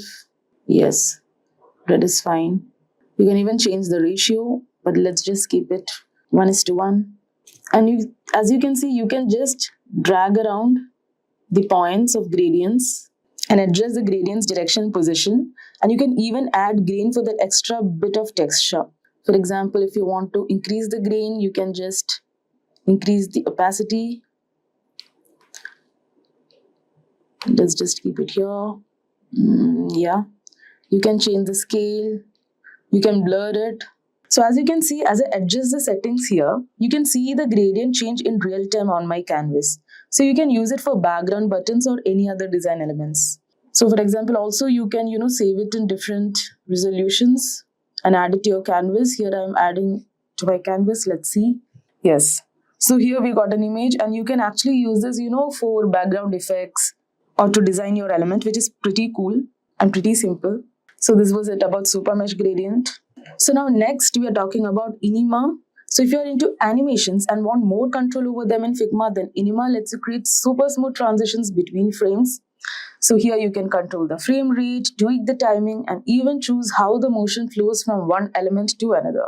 So let's see, we have 2 frames with 2 shapes. So first thing you have to do is to create flows between them and make sure that the flows stays in smart animation. Now after that, you just have to run the plugin. So here what you have to do is you just have to select the elements which has smart animation. You can change the frame per second, speed, size, anything, and you just have to render the animate. So this might take some time, so I'll just show you how this would particularly look like and in what circumstances you can use smart animation for. So these are some of the examples where you can use smart animation. You can use it for rotation, you can use it to fill the colors, you can use it for opacity, like this.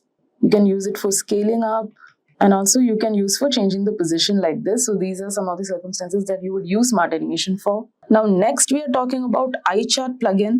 So the iChart plugin is a lifesaver for anyone needing to create charts in Figma. So instead of manually building graphs, iChart lets you quickly generate bar, pie, or line charts by inputting your data directly. So whether you have a data set ready or need to enter numbers on the fly, this plugin does the work for you, producing clean, customizable charts right on your Figma. So let's just explore this particular plugin. Let's just run this plugin. Wow, this is pretty cool. So you can actually, enter your data set over here, and you have a variety of charts like bar graph, line graph, pie charts. And you can also, easily tweak the colors, labels, and layout to match your design style. So it'll be perfect for dashboards, reports, or UI projects. So as you can see, if you're regularly working with data, iChart speeds up the process and keeps everything within Figma. As you can see, you can fetch the data and generate the chart. So it's a must-have tool for smooth data visualization. So now let's dive into Stippling plugin, an awesome tool created by Figma Pro Vijay Verma. So this plugin is ideal for adding intricate dot patterns to your design, making it perfect for both UI work and artistic graphic projects like posters or illustrations. So it replaces a classic stippling art technique but entirely by Figma. So this is super simple. So for example, I have this image over here. So let's just work on this image. Let's go to plugin. Okay, let's run this. So as you can see, it actually created a dotted image for me. So you can increase the spacing. I think this is fine. You can increase the size. You can increase or decrease the brightness and just generate it. So you can customize everything. So the closer the dots, the more intricate the design is. Spreading them out creates a more minimalistic and artistic way. So this plugin is fantastic for giving your designs a textured, handmade look without needing to use any other software. So if you're looking for a vintage, artistic touch or just something different for your UI elements, then stippling makes it easy. So it's a great addition for any designer wanting to boost creativity right inside Figma. Now next we have Content Reel. So this fantastic plugin allows you to quickly fill your designs with realistic text and images. So it offers various libraries containing elements like names, addresses, emails, and even currencies. So what you have to do is, for example, I just have these two shapes. So I want to fill these shapes with images. So I just select one avatar. I just select this design, select this avatar, and boom. How cool was that? So I can go to image and I want some other avatar. So this is how you can actually fill. And if you want to fill the text, you can, create a text box, go to text, choose a style and fill it. So you have text, image, icon, so many varieties. The thing is, with just a click, your selected layers will be populated with relevant content. So this is incredibly useful when you're working on prototypes or mockups and need to visualize how your design will look with actual data. So the thing is, instead of wasting time typing in dummy text, you can focus on the creative aspects of your design, and it's a time saver.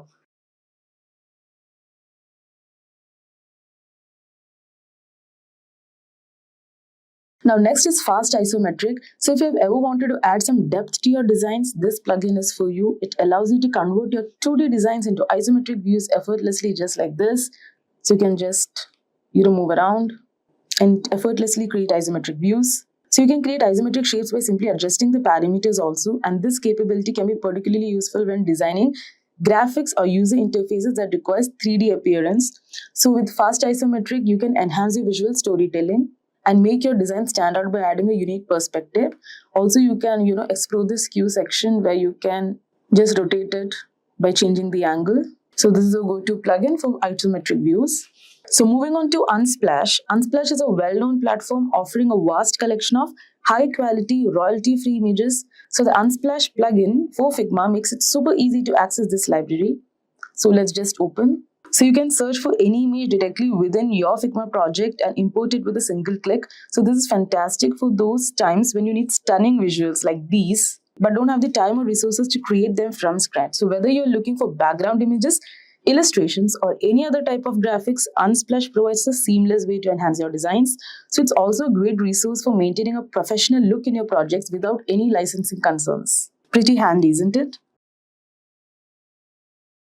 So next on the list is Autoflow. So this plugin is all about efficiency when it comes to creating user flows. It allows you to draw connections between shapes and frames quickly. So let's just open this in Figma.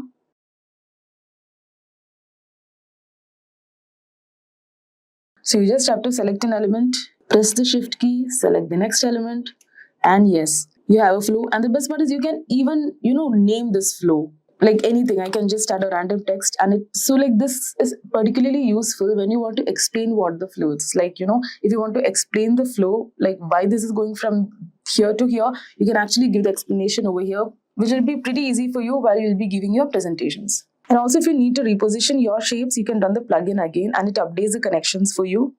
So this feature is especially handy for wireframing and prototyping user journeys, making it easy to visualize how users will navigate through your app or website. And it saves you from the tedious task of manually drawing lines from each elements and ensures the flows are neat and organized. So next we have Stark. It is used to check the accessibility of the designs. So Stark offers various tools. As you can see, the color contrast checker, the vision simulator, and typography analyzer all in one place. So with the color contrast checker, you can ensure the text is readable against its background, which is crucial for users with visual impairments. Now the vision simulator lets you see how your designs will look to people with different types of color blindness. And by using Stack, you can identify and fix accessibility issues before handing off your designs to developers. So ensuring that your end product is usable for a wider audience.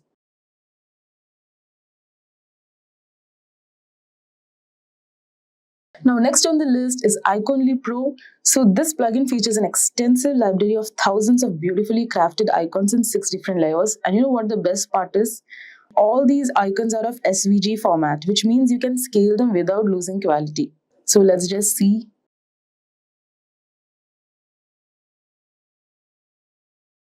So whether you need icons for navigation, buttons, or any other UI elements, Iconly Pro has got you covered. With such a wide variety, you can easily find icons that fit the aesthetic of your project. You can go to your right-hand side and also search for any particular icon.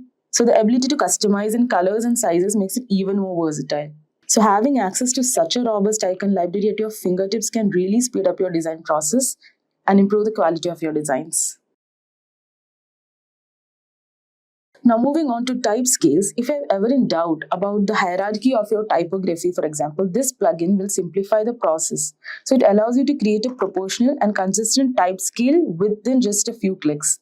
So let's just see the options over here.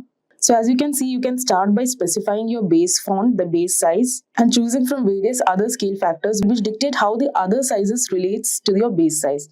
And once you hit the generate button, you receive a perfectly structured type scale that can be applied throughout your design. So this is especially useful for maintaining the visual consistency in your typography and ensuring that your text elements work together and have some type of consistency. Now next we have the mockup plugin. So it offers a vast collection of high quality mockups that make presenting your designs a breeze. So you simply have to select a design. As you can see, there are mockups for mobile separately, for iPads, for MacBook, even for Apple Watch. So you just have to select a mockup. For example, let's just select this, click the arrow, and select the layer.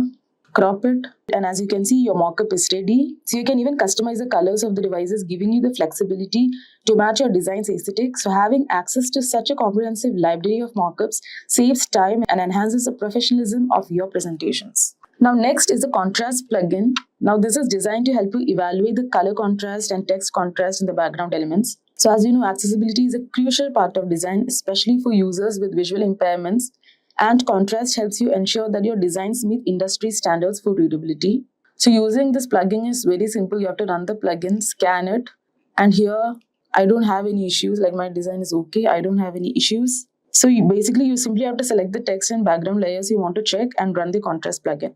So it instantly shows you the contrast ratio also and between the colors. Now according to the Web Content Accessibility Guidelines, your text should have a minimum contrast ratio of 4:5:1 for normal text and 3:1 for larger texts.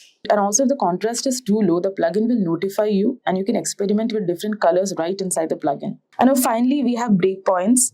So this plugin is crucial for creating responsive layers, as you can see here. So it allows your design to preview how your layouts will adapt to different screen sizes without keeping the plugin open. So you can set breakpoints for various devices, enabling you to see how your design will look on mobile, tablet, and desktop views. This feature is incredibly helpful for collaborating with developers as it provides them with clear guidance on how the design should behave across devices. So you can even share your prototypes with your team, making it easy for feedback and iterate quickly. So this was it about breakpoints. And there you have it. Those are some of the most powerful and time-saving Figma plugins you can start using right now. So whether you're looking to streamline your workflow, add more creativity to your designs, or just make your life easier, these plugins have you covered. So I've tested over 1000 Figma plugins, and yes, you heard that right, 1000. And honestly, most of them didn't really add much to my workflow or were just plain confusing. But then I stumbled upon these amazing 10 Figma plugins that actually work and make your life so much easier. Today I'm going to break them down category-wise and show you exactly why these plugins are a total game changer. Whether you want to speed up your design process, add killer visuals, or even turn your designs into real websites, I have got you covered. So let's jump right in. So the first category is design conversion and code magic. So number one Figma plugin is HTML to design. Imagine grabbing any website on the internet and turning it into a fully editable Figma file in seconds. No more screenshots or painstaking manual rebuilds. This plugin is a massive time saver for competitive analysis or getting inspiration directly into your workspace. So our first plugin is HTML to design. So first you just need to head over to Figma from here, and then you can just select design. Now after you select design, you can just head over to the top left, the main menu section from here, and you can select plugin. And then I have already used HTML to design plugin from here, but then you can actually go to manage plugins from here and search for HTML. Okay, you'll get this HTML to design plugin here, right? So just click on that.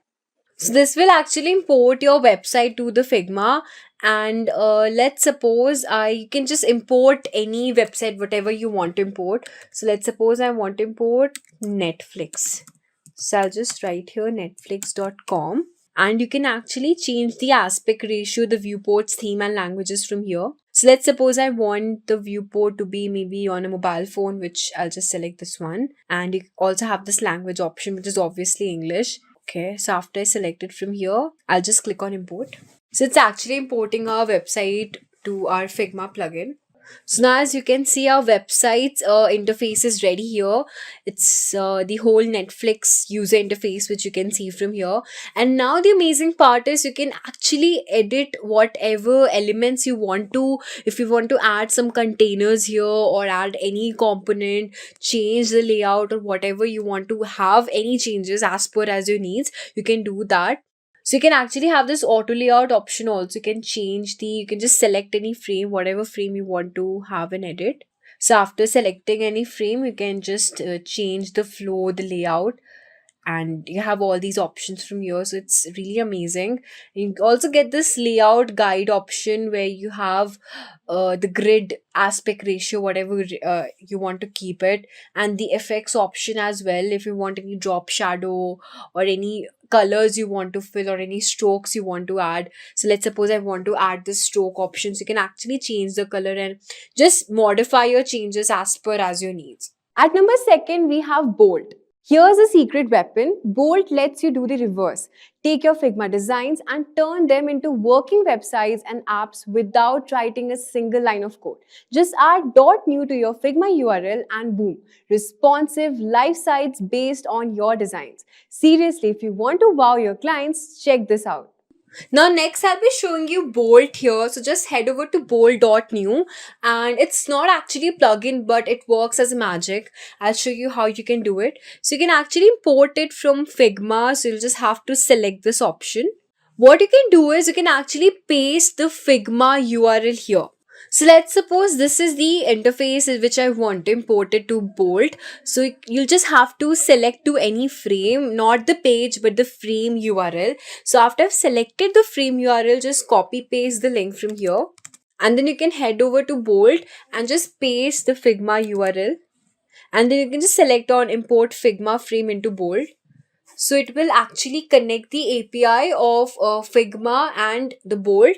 So now it will actually generate the code for you, the whole website's URL which you had provided, plus with the interface. So now as you can see, it has imported our Figma frame into Bolt. It will take quite a few seconds now. So it's basically installing all the dependencies to start our application, and our preview will actually appear here. So here is our code which you can see. Now this is the readme.md and this is the tailwind configuration. You can get all your code here in the React. This is our HTML file. Here you have all the components, the UI, batch, input, scroll, all the components, you'll get it from here. Now if you want to have any changes in the code, you can actually edit it here as well if you want to make any changes in your styles, buttons, icons or anything. So now as you can see, it has actually imported our content here, the interface, and it looks exactly the same as a content, the frame which I had copied the paste, exactly the same. You can also go to this go to main content from here. So this was our actual user interface which I had copied the frame URL. You can see, and it looks exactly the same, right? See, it's exactly the same. Now the coolest part here is you can actually edit anything which you want, and here you can actually give the AI whatever changes you want to make. So let's suppose I made it change this to up to $50 off. Okay, and I'm just entering here. So it's actually updating the component section from here. It might take a bit of time. So now that you can see the changes is visible right here in front of you. Now this works exactly the reverse of HTML to design plugin, and this is one of my favorite plugins I've ever used. Second category is image and visual enhancers. So number 3 plugin is Icons Aid Background Remover. No access to fancy AI tools? No problem. This plugin removes background from your images quickly and cleanly all inside Figma. So now let me show you how to use Icons Aid Background Remover. So let's suppose I have this image here selected, and so I'll just go to the main menu from here and I'll just select plugins, and here I have this Icons Aid Background Remover to remove our background. So it's loading our plugin. So now you can see it has actually removed the background from here, and this is a really must-go plugin if you're looking to enhance the quality of your picture or just to remove your background. At number 4, we have beautiful shadows. Now, shadows adds depth and life to flat designs. This plugin gives you smooth, realistic shadows that instantly add polish without hours of tweaking. Now let me show you how beautiful shadows work. So again, you just select your plugin, manage plugin, and we'll just search for beautiful. So we've got this plugin from here. So it's basically you'll have to just rotate this icon from here to apply the shadow effects, which you can see from here. How am I applying it? So from here you have got this effect option. So let's suppose I want to make an inner shadow. So from here you can just apply the changes. So you can see the inner shadow coming, how it looks like. So now I've selected this frame from here, this component, and I'm just moving this. You can see the shadow appearing, right? So now you can just change the color from here. So let's suppose I want to keep it red. I'll just select apply. So the shadow has appeared again. So this is how you can add beautiful shadows using this plugin. At number 5, we have Pixels. Need free high quality images? Pixel pulls millions of photos from photographers worldwide, all free for personal and commercial use. Finding the perfect image has never been easier. So to use Pixels, just go to Plugins, Manage Plugins from here and search for Pixels. You'll get this first link, just double click on that. And now you can just you can just adjust this pixelated, how you want your image to be pixelated from here. So let's suppose I want to keep it 44. So it appears to be like this. Let's suppose I want to keep it this much. So this is how your image will become pixelated. So you can pick out the color, the quality, whatever you want, however you want your picture to be. And see, this is the pixelated image from here. So this is how you can use the Pixel plugin. Third category is color and gradients. Number 6 Figma plugin is Mesh Gradient. This plugin takes gradients beyond simple fades. Create complex 2D mesh gradients that add sophistication and depth to your backgrounds and UI elements. Now I'll show you how to use a mesh gradient. So it's the same again, you just need to go to this title menu bar from here, manage plugins, and search for this mesh gradient. So from here, as you can see, this is the color we have generated. You can change the mesh, whatever color you want, however you want to create your mesh gradient to be. So let's suppose you can just add more effects from here. So this is how you use a mesh gradient. And after your this gradient, you can customize it accordingly, whatever you want. And then you can just select on generate. So now you can see our mesh gradient is ready from here, and if you want you can also animate it and also you can add some text, whatever you want to add. Now this plugin is really cool because it would take you for maybe hours to generate this mesh gradient, but then using this plugin it's like within seconds you can create this mesh. At number 7, we have got Tailwind CSS Color Generator. Struggling with color palettes? This tool generates entire color scales from one hex code, plus creates color styles and variables automatically. Perfect if you use Tailwind CSS. Now to use Tailwind CSS Color Generator, just search for Tailwind. You can see from here Tailwind CSS Color Generator. Just double click on this plugin. And then you can just select your color palette from here. You have this hex code ready for you where you can use it in your image if you want to use this palette.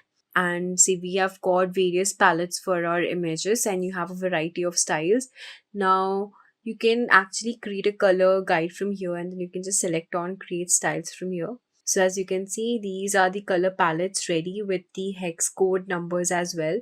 So you can copy the number from here and you can use it to create images and use as that fillers. Now this plugin is also one of the my favorite amazing plugin, and you get a variety of color palettes from here, so it's good. Fourth category is workflow and UX tools. Now number 8 plugin is Autoflow. Mapping user flows, Autoflow connects screens and frames automatically, turning complex ideas into reality. Now to use Autoflow, just go and search for Autoflow from this plugin and just tap on the first plugin which you get. Now, once your layout is ready for you to present it in front of the developers about the structure of your website and the interfaces which you're adding. So from here, you can add any arrows and any shape flow which you want to direct it so that it would be easy for you to understand. I mean, for the developers to understand. So we've got a lot of option. Let's suppose it's this arrow, right? So just click on the frame, whatever you want to connect it with the other one. Just press the frame wherever you want to connect it with and the other frame. So you can see, you can just press it and this arrow will be coming here. I mean, you just have to press the shift key and you can see the arrow right here. So like this, you can actually prepare a flow of your interface. You can also add the text you want to. So again, here I've added this flow. I mean, the chart from here, you can actually connect it with the starting and the ending points. So let's suppose I want to connect it with this one. And you can also add the text here if you want to insert it. So this is how Autoflow works. Number 9 Figma plugin is vectorized bitmap. Turn any raster image into a crisp, scalable vector with transparency and multiple colors intact. Perfect for logos and icons, no more pixelation. Now to use vectorized bitmap, again just head over to this main menu and just go to plugins. Just search for vectorized bitmap. So you get this tool for converting raster image to vector images. So basically it will trace your image and it will convert your bitmap image to your vector images. So I'll just click on run. So now you can see it has converted our this vector bitmap image to vector images. You can just spot the difference from here. And you can also add colors. We have this color where you can just increase. Maybe I can make it up to 50. And you can just have a look on the effect and the changes. And you can also reduce the noise if you want to. So you get a plenty of option to use this plugin from here. You can also add your customization accordingly. You can add the fill libraries, the exposure contrast from here. So this is how you use this plugin where you can just convert your bitmap images or any icon images to this vector icon and vectorize it. At number 10, we've got Stark. Accessibility matters. Stark is your toolkit to check color contrast, stimulate vision impairments, and make sure your designs are inclusive. Now at last, I'll show you how to use Stark. So it's just the same. Just go to manage plugins from here. Search for Stark. You have this contrast and accessibility checker where you can fix color contrast and typography issues. So you can see what is written here where you can create and test accessible software in record time. So we'll just run and see where this tool will help you to combine and streamline your accessibility workflow. So here you can see in this plugin, you've got this option of testing tools of contrast, typography, touch targets, vision stimulator, all text focus, so many things you've got. So you can just select any frame. Let's suppose I want to enhance the typography. So now we'll just, I think you just have to get this account fixed for using this particular testing tool. So I'll just click on auto scan and fix. So it's actually scanning the page and you can see from here the violations are 0 and you can upgrade to premium or you can just view the plans. And these are the potential. There is no focus order annotated for the frame and these are the test cases and it's passed. The color passes A standards and all of that. So you can actually change the color standards as well. So this is how I use the auto scan and fix. So in the similar way, if you want to use more vision stimulator or monitoring or anything, you have this thing right here. So I'll just show you how to use. Maybe if I want to use blurred or maybe yellowing, so I'll just click on that and click on generate. So you can just select or any layer. Let's suppose I select this and I'll just click on generate. So you can see it has created this yellowing of this particular page, the layer which I used it. In the similar way, let's suppose if you want this ghosting thing or a lot of loss of contracts, bright light, you can again click on generate, and here we have it. So it will give you a lot of options to enhance the contrast and accessibility, to check how you can use different tools to create more stunning visual images and formats. You also have this touch targets from here. So you would need the premium version for this. So here you get a lot of option to actually use annotation tools to create more enhanced layers of your design, whatever you have created. A bonus plugin here is Mockup Studio. If you want to impress clients with stunning mockups directly in Figma, Mockup Studio got you covered with tons of templates and customization options. Now I'll show you how to use a Mockup Studio. So again, you have to just go to here, plugins, manage plugin, and search for Mockup Studio. So here you have it, Mockup Studios, where you can create mockup generators with. This is how you can just choose a frame and you can just create mockup studios. So I'll just click on run.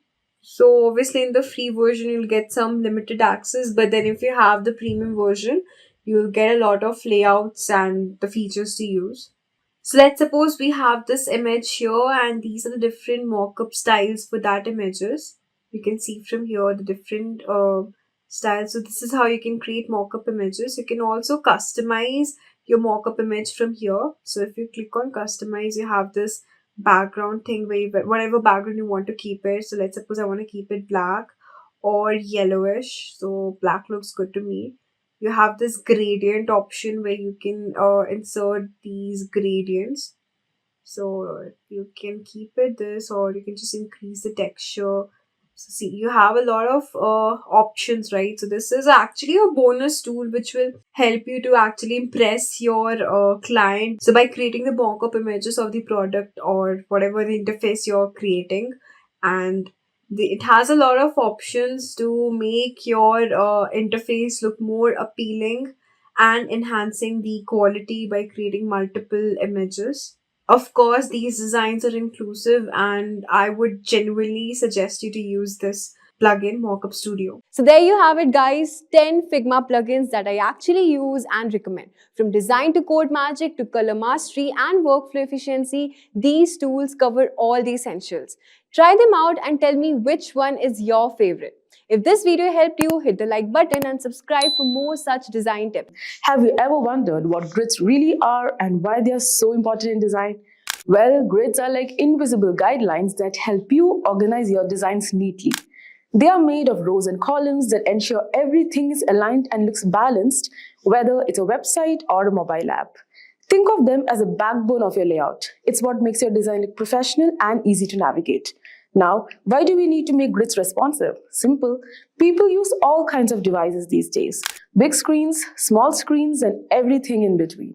By creating responsive grids, you ensure your designs adapts beautifully to any screen size without breaking or looking cluttered. So in this video, I'll show you how to set up responsive grid in Figma step by step so you can create clean, flexible designs that look great everywhere. So let's get started. So first, let's create a frame. For that, let's hit the F button on the keyboard. So either you can, select any of the frames from here, like for your desktop. Right now, I'm just creating a frame with a width of 1440 pixels because usually while we are working for desktop designs, we give 1440 pixels for the width.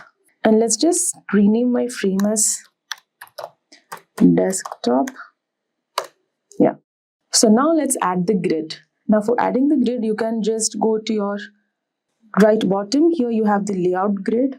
Hit the plus symbol, add grid symbol. Now by default, you'll get the grid. But right now, like for this project, we don't want grid. We'll be working with rows and columns separately. So we'll just go here. We'll change the grid system to columns. We'll first work with columns. And we need 12 columns. So basically, while we are working with desktop, while we are designing for desktop, we actually use a grid of 12 columns. Yeah. Here, as you can see, in the type, you have 4 options: left, right, center, and stretch. So make sure that you are in stretch. You select the stretch mode because, basically we need responsiveness. So when I say responsiveness, it means that when I shrink the frame, when I expand the frame, or when I shrink the frame, I want to make sure so these columns contract and expand according to the movement of the frame. For example, I'll just show you if I would have selected center, right? So as you can see, there are 12 columns. Till now, there are 12 columns, right? But after that, when I narrow it down, the number of columns becomes less because it is not responsive. But on the other hand, while I keep it in the stretch mode, right now I have 12 columns. So even if I contract it, as you can see, there are still 12 columns, right? So that is called responsiveness. So to attain responsiveness, make sure that, so for responsiveness, make sure that your grid is in the stretch mode. Now we'll keep a margin of 64 units and gutter of 24 units. So margin means it's the space, outside the grid, like the margin of a page. And the gutter means it's the spaces in between the grids, in between the columns or rows. Okay. Now, as you might have observed, the values that I've kept are multiples of 4 or 8. Like for example, margin. For margin, I've kept 64, which is a multiple of 4 and 8. And for gutter, I've kept 24, which is a multiple of 4 and 8. And we'll be doing this throughout the video because mostly 4-point and 8-point grid systems are widely used while designing. So now what does the 4-point and 8-point grid system mean? Let's see. Now, the 4-point and 8-point grid systems are ways to keep designs neat and consistent by using multiples of 4 or 8 pixels for spacing, sizing, and alignment.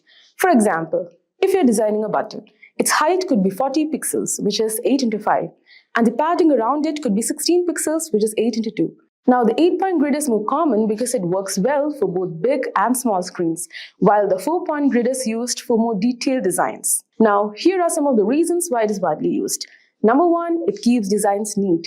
The grid makes sure everything is aligned and spaced evenly so designs look clean and organized. Number 2, works on all screens. The 8-point grid adjusts easily to different screen sizes, making designs look good everywhere. And number 3 is easy for developers. It's simple to code because the sizes and spacing match what developers use in their work. So now that you know what a 4-point and 8-point grid system is, now why are these values very important? Like for example, many people have a confusion with what value should I use, for the margin while designing. So as already seen, mostly we keep multiples of 4 or 8, but then is there any exact value that we are supposed to keep for margin? So the size of the margin that you keep totally is determined by the container size. So now what is a container? Let's take an example. So this is an example of a website that I have taken for explanation from the Figma community. So basically, container in Figma is a frame or shape used to group and organize design elements, providing structure and alignment in layouts. So basically, it helps maintain consistency by holding related items, like it can be text, images, or buttons within a defined space. So containers are crucial for responsive designs as they control how elements resize or reposition across different screen sizes. So for example, if this is your frame, as you can see, this is one container. As you can see, this is one container and it has related elements. Basically, container means it's actually groups. Okay, so it's like this is a container where it has grouped the related elements. Now this is another container. As you can see, these are individual entities. This text, these texts, this image is an individual entity, but as it is but then as it is a part of the hero section, it is under one container. So basically, these are containers, and the margin that you select depends, like as you can see, these are the margins. So the margin size will totally depend on the container size that you decide while designing. Now the container size also varies along with the different device resolutions, which is very obvious. Like if I give you an example, if I want a container size of say maybe 1120, okay, for a desktop of width 1440. So what I would do is, this is a desktop with a 1440. And right now, let me just draw a rectangle. Just consider that this is my container. Okay, so right now the container size is 1312, but then I want it as 1120. So for that, what I would do is I would go to my desktop and I would change my margin to something like 160. Now let me see what my container size would be. As you can see, the container size is 1120. So first I will decide what my container size should be and then I'll decide the margin. So for now, let it be 64 itself. Yes. Let me just expand a bit. Now for designing, columns alone are not enough. We need horizontal rows too. So for that, again head over to the layout grid, hit the plus icon. Again you will get a grid, edit it, go to rows. Now in rows, we'll just change the type from stretch to top because I basically need the rows from the top, from the very top. So I'll keep it as top and we will give the number as 500. Okay, like we'll give a count of 500 or 1000 or anything, like we'll give a huge number. So basically why it is, even while I expand, like while designing, even while I expand, I don't want the rows to end suddenly. So that's why I give a pretty big number. Let's go back, and height I will set it as 8 because basically here I'm working with 8-point grid. So I'll keep the height as 8. The offset will be 0. The gutter will be 8 again. Okay, now again, what is offset? So offset is basically the margin, like you can call it as the top and bottom margin. Like for example, if I kept the offset as 50, it would actually give a margin on the top and bottom, but basically we don't need it now. So let's just keep it 0. Yes. So now let's just make a rough design just to show you the use of grids. So we already made video on how to make a responsive design. So please check it out. So here we'll draw a rectangle for the header. Let me just zoom in.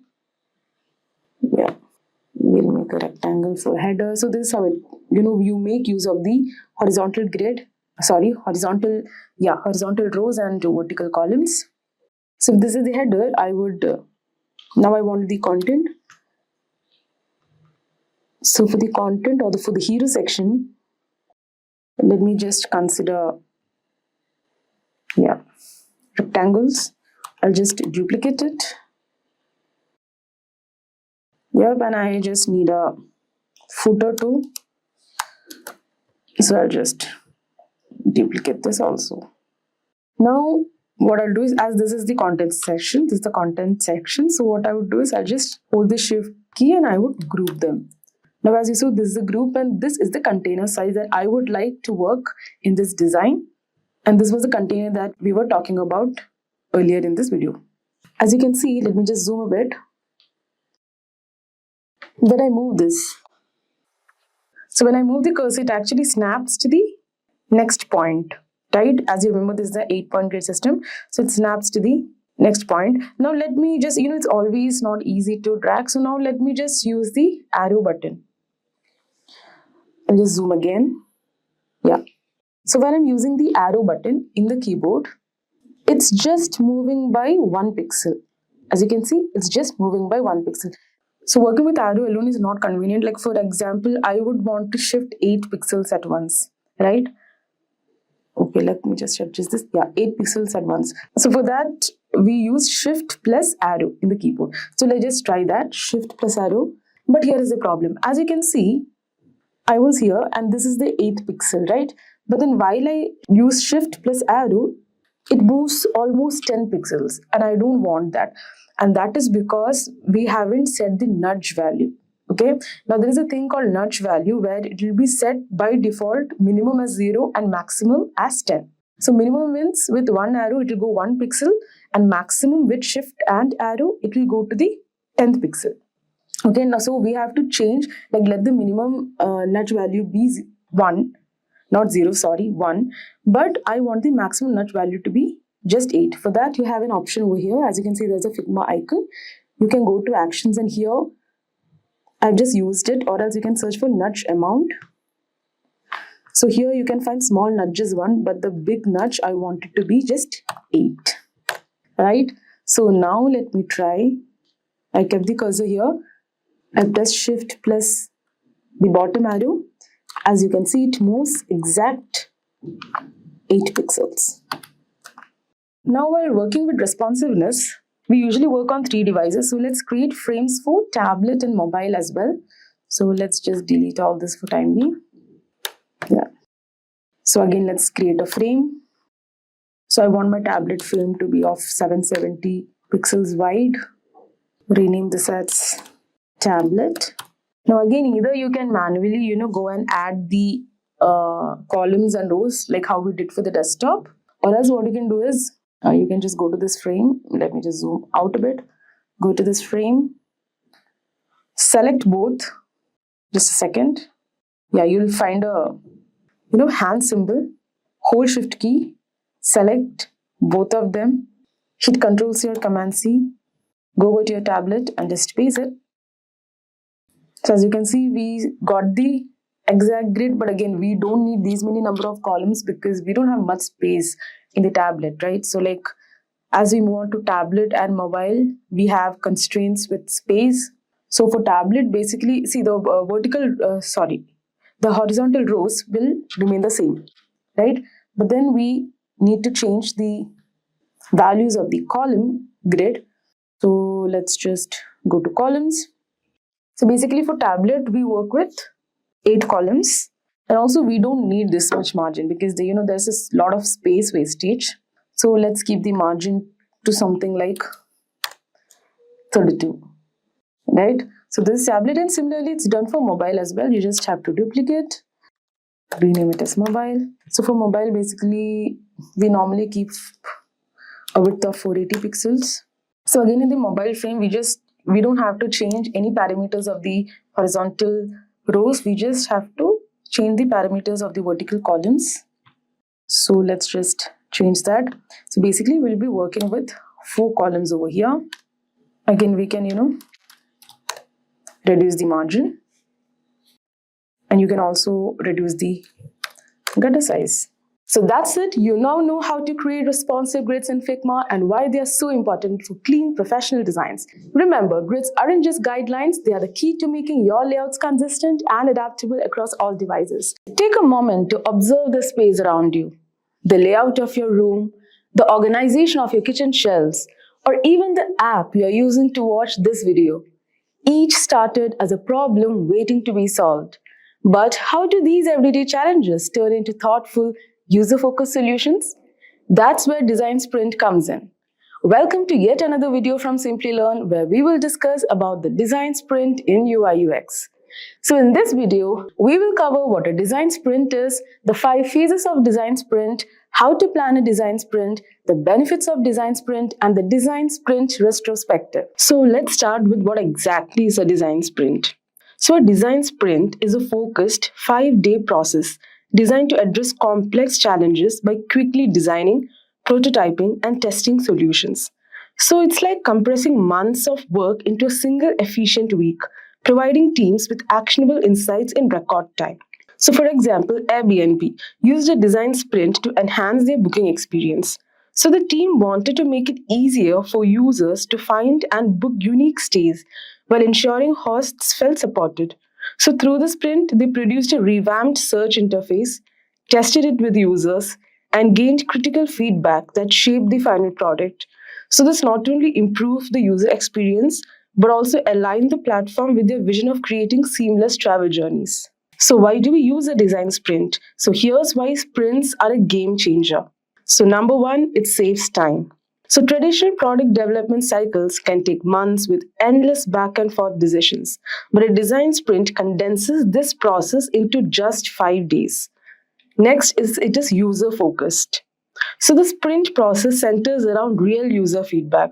So by involving users early through testing, teams can identify what works and what doesn't, significantly reducing the risk of launching something users won't like. And then it is versatile. So design sprints aren't limited to tech companies. They're effective across industries. So in retail, teams have used sprints to redesign store layouts to enhance customer flow. In healthcare, sprints have been used to improve patient experiences by rethinking check-in processes or designing user-friendly telehealth apps. So by embracing design sprints, companies can innovate faster, focus on users' needs, and apply this methodology to nearly any industry challenge. So it's a recipe for efficient and impactful problem solving. So now as we clearly know what a design sprint is and why it is used, let's talk about the 5 phases of a design sprint. So basically, design sprints are divided into 5 phases. Each phase has a clear purpose and helps teams move step by step from understanding the problem to testing a solution. So let's explore each phase now. So the first phase focuses on understanding the problem. So the team gathers to discuss the challenge, define goals, and collect insights about users.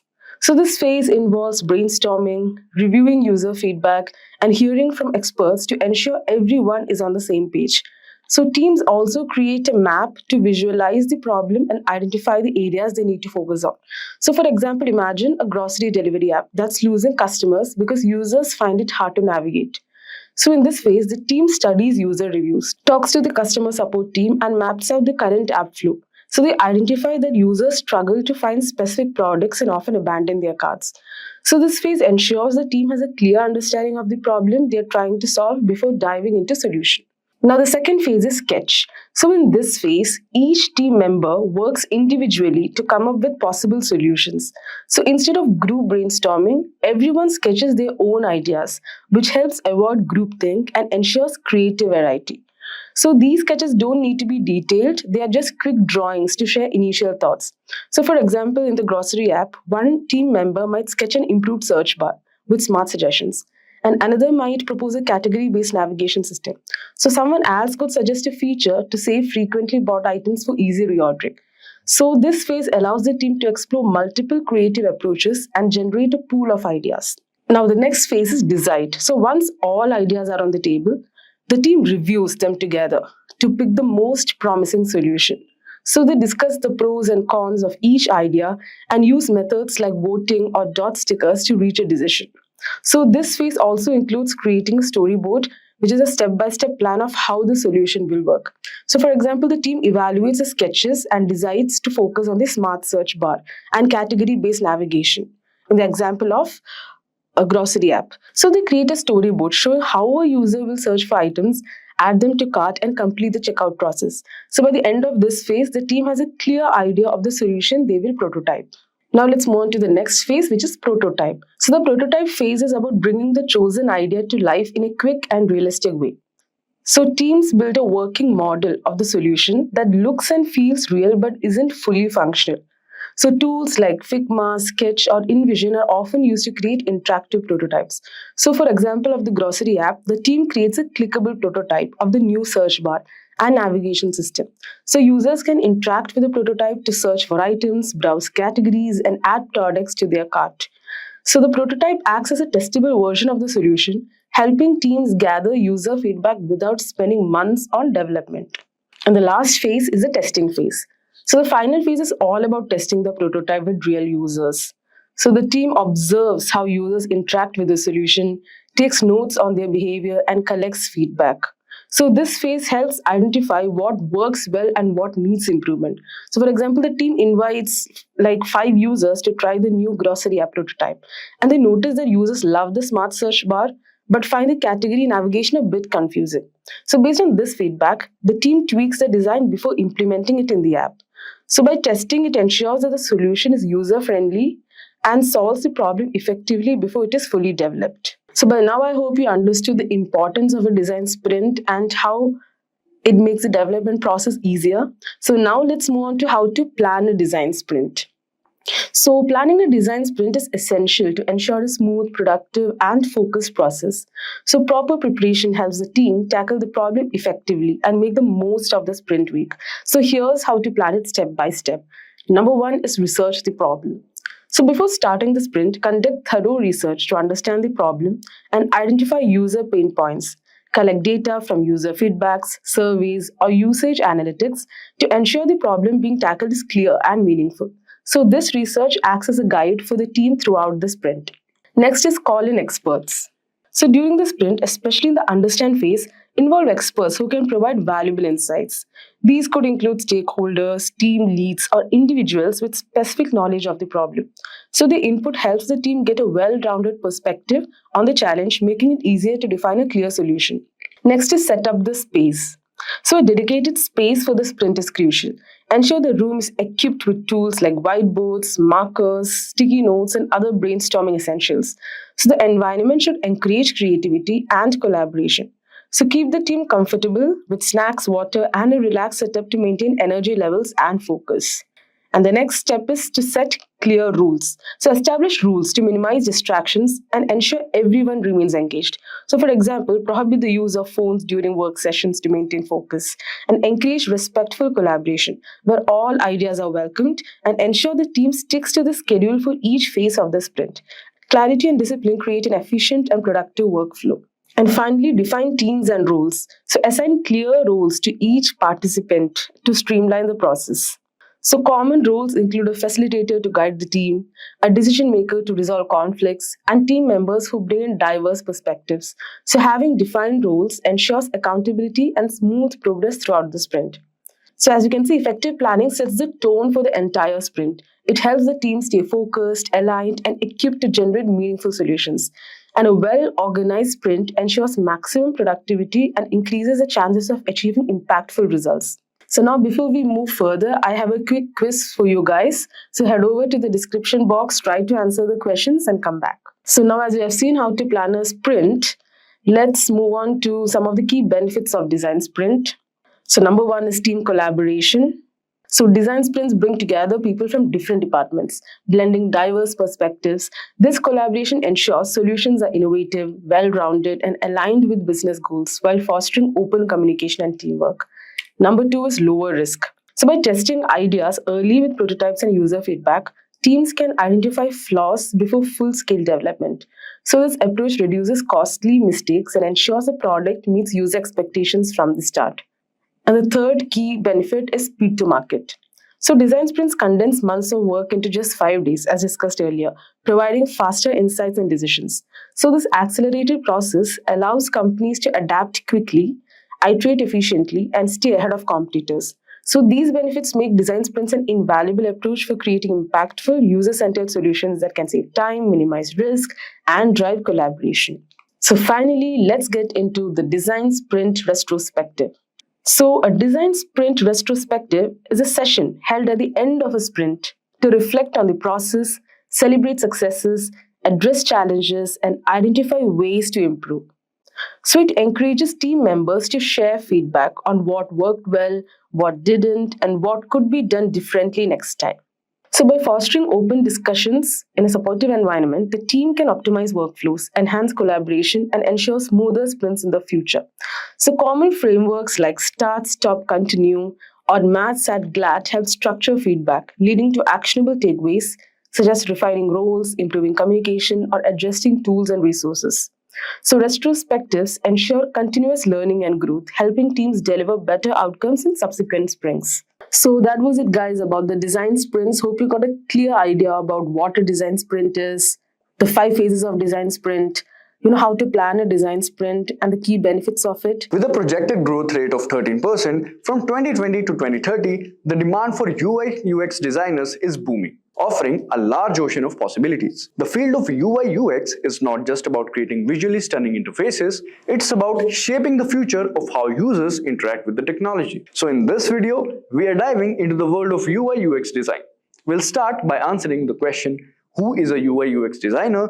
Then we will delve into the nitty-gritty of salaries for UI UX designer and what factors influence those numbers. Next up, we will talk about the essential tools you will need as an aspiring UI UX designer. We'll focus on mastering a key tool, Figma, and before why it's must-have for your toolkit. Then, we will discuss the skills required to become a successful UI UX designer. From creativity to problem solving, we will cover it all.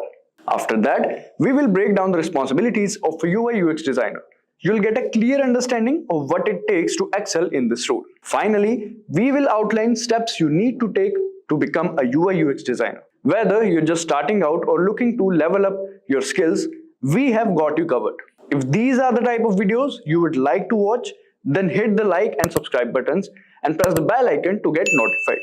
Who is a UI UX designer?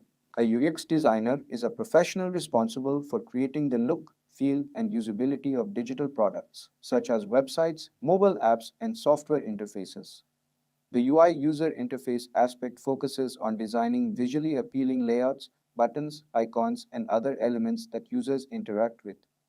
It involves selecting colors, fonts, and images to create an attractive and cohesive design that aligns with the brand identity and enhances user experience. On the other hand, the UX user experience aspect involves understanding the needs and behaviors of users to ensure that the digital product is intuitive, easy to navigate, and provides a satisfying experience. This includes conducting research, creating user personas, and designing wireframes and prototypes to test and refine the user journey.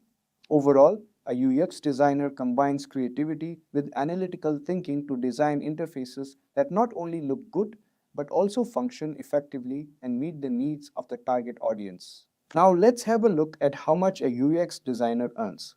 Alright, let's break down the salary dynamics of a UX designer. First off, experience is key. Entry-level folks usually start with a modest salary, while mid-level designers get a bump and senior or lead designers rake in the most cash. Location matters too. Big tech hubs like Bangalore or San Francisco often dish out higher pay compared to smaller towns. Then there's the industry factor. Tech companies tend to pay more than traditional ones. Company size also plays a part. Big, established firms usually have deeper pockets for design talent than small startups. In India, the average annual salary for a UX designer is around rupee 624,000 with additional cash benefits averaging rupee 84,000. In the US, a user experience designer pulls in an average of $126,665 per year.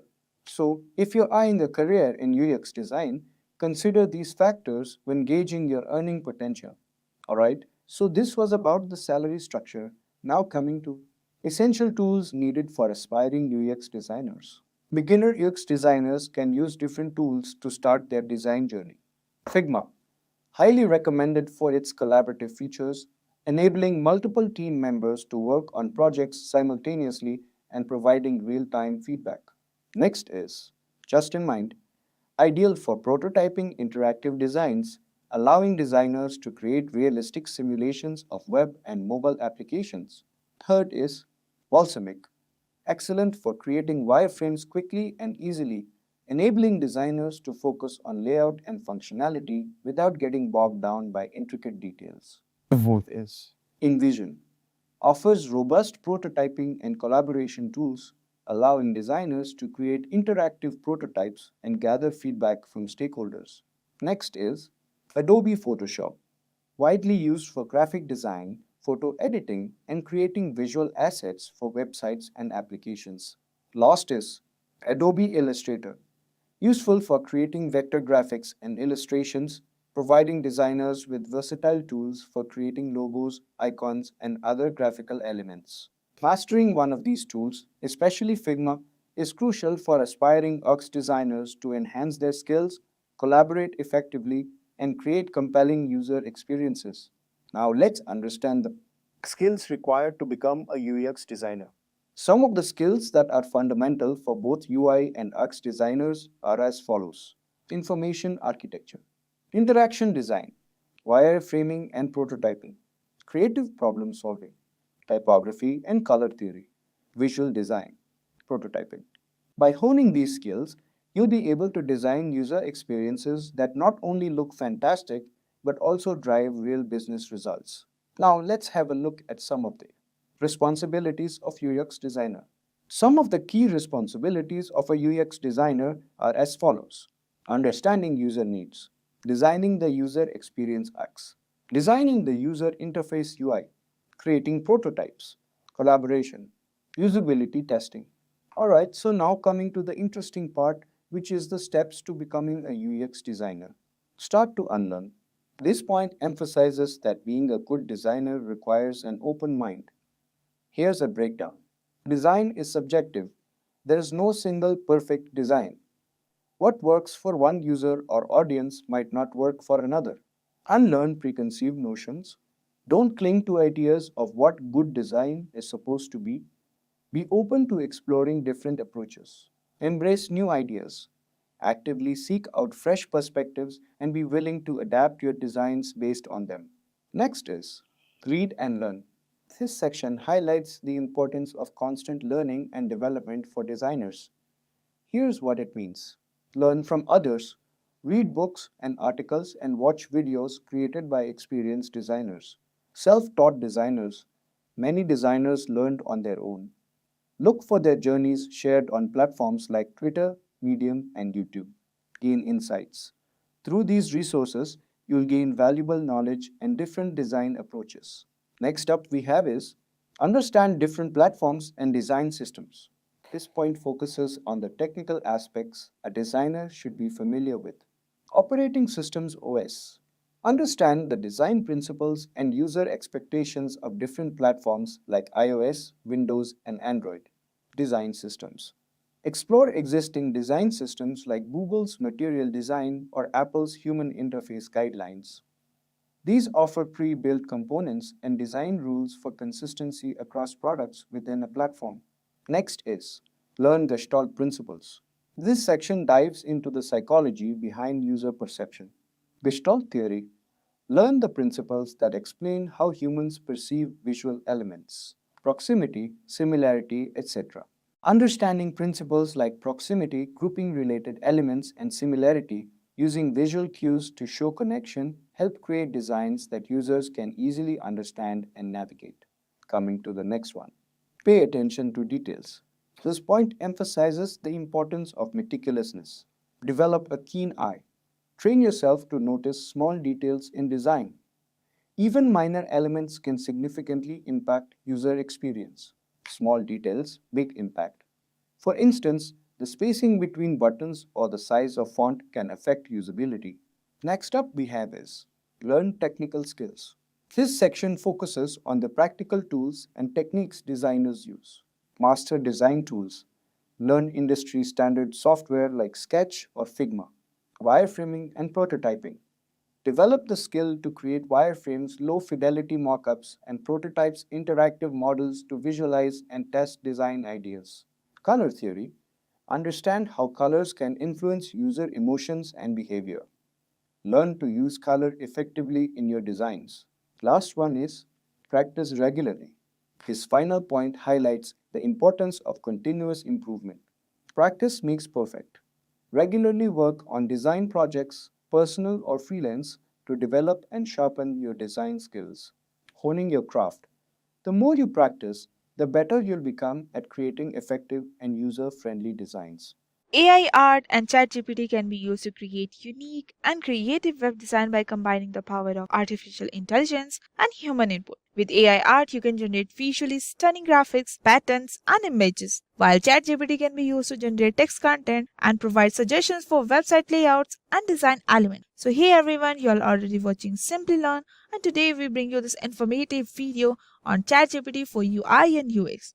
Before we begin, if these are the videos you like to watch, then hit the subscribe button and the bell icon to get notified every time we upload a new video. Without any further delay, to get started, you can experiment with different AI art tools to generate graphics and use ChatGPT to write website copy, create a content strategy, and provide feedback on design elements. It's important to keep in mind that while AI can help to generate ideas and create stunning visuals, I'm going to show you exactly how you can generate these yourself. Websites are going to be built with AI art as well as tools like ChatGPT in future. So in this video, I'm going to explain the whole process, and we are going to have it write the entire website layout for us, all the content, the hero section, and feature section, and much more. This means that we can build the entire website from the ground up without writing a single line of code. And this will be a pretty damn cool. Alright, we will start with the mid journey. In Google search, we will write mid journey. This is an AI tool that allows you to create the AI art that we are now seeing all over the web. To go to this, you just go to the midjourney.com and join the beta. It's easy to get started because all you really have to do is join the Discord. When you do this, it will open up the Discord community which you can accept the terms and conditions and start creating your own AI arts. Let's do this now.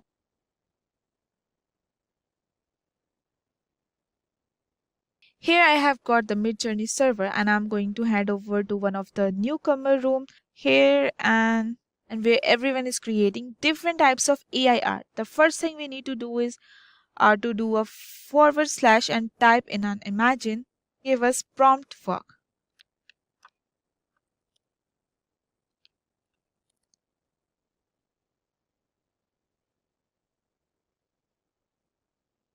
We can request the AI any type of art we are after. Here I'm going to type in a beautiful website for shoe. Then I'm going to pass in dash dash v4, which means the version 4 of the Midjourney of AI art tool. Finally, I'm going to pass it in stylize. I'll do dash dash stylize. It's basically how random we want to be in it's in between 0 to 1000, and I'm just going to set it to about 500, which is average. So I will do the enter. It will take a little bit of time. Here this will start working in the background. It's going to generate a low fidelity version of the website and the design for this art. And this low fidelity version will be iteratively updated to be higher in resolution. These 4 examples then can be picked from and then we can upscale them as well as let's have a look at what kind of results we get now.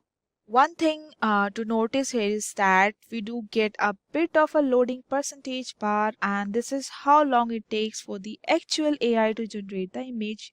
Usually it takes between 1 to 2 minutes, but it will essentially refresh and ping you once it's complete. So it is complete, and here are the 4 versions that we got, which are not too bad, not that great either. They are a bit yeah, I suppose it's looking funny in a way. So this is a way we can start being more creative with our prompts. So what I mean that is by giving more context as to what we want to do. So here is a prompt that we have created. What I'm gonna do is to pass it in the imagine once more, and I paste this prompt in this, and I'm going to give some more context. I'm going to pass it to the word UI, wait, choose UI, UX, UI, UX, website.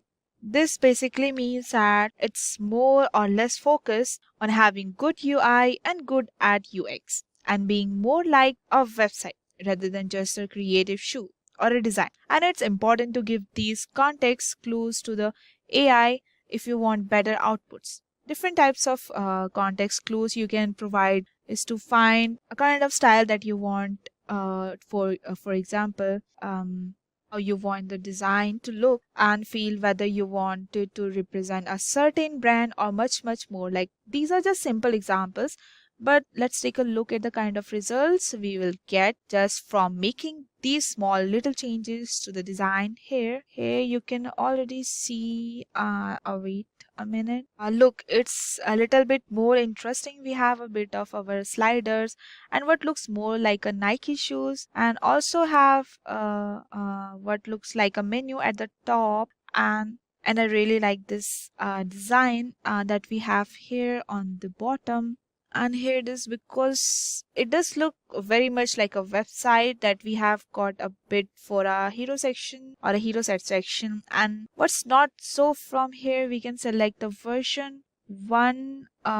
So from here we can select the version 1, 2, 3, 4 to upscale, and I'm going to upscale version 3, which is U3, and this will give us the higher resolution version of this one particular design that we can start to take to the market, or even you can use to build. This again will take a little bit of time. It's going to process this, and to do, and you can upscale in data. And let's run this in the background so that you can see. Wait a minute, this again will takes a little bit time to process. It's going to process this and do an unscale or upscale in beta, and let's run this in the background so that you can guys see what's the look.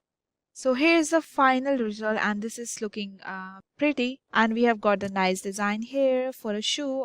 We have got a bit of a hero section, and we also have what looks like a two call to actions, and we got some option here too at the very bottom, and as well as at the top we have got these colors, and that essentially are looking like these shoes colors being used as a part of the website design. So not too shoppy. Let's select the another one. Let's see for, yeah. But I think we can do a little bit more in terms of customization the design for this website, and I'm going to show you how you can do this.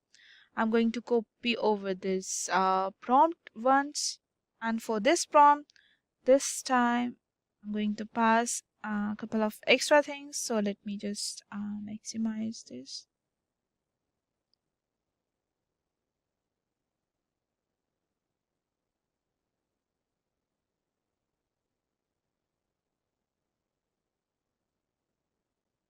We are going to type as I have pasted that URL over here, so I'm gonna pass in the context clues of like clues of Nike, because Nike made obviously website shoes. So also so we'll write it here,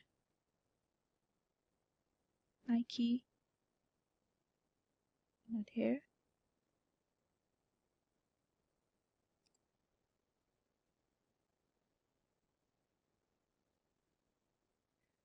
Repeat. And I also want it to be red,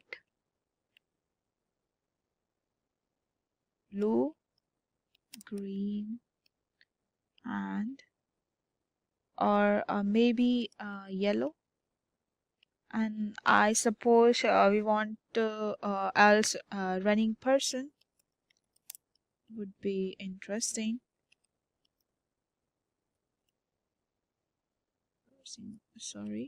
Person. It would be interesting to see how that gets designed. And I think that this should be enough. Let's actually improve the styling here. 1 minute. Let's change the styling. Let's have it 750 to make it a little bit more creative.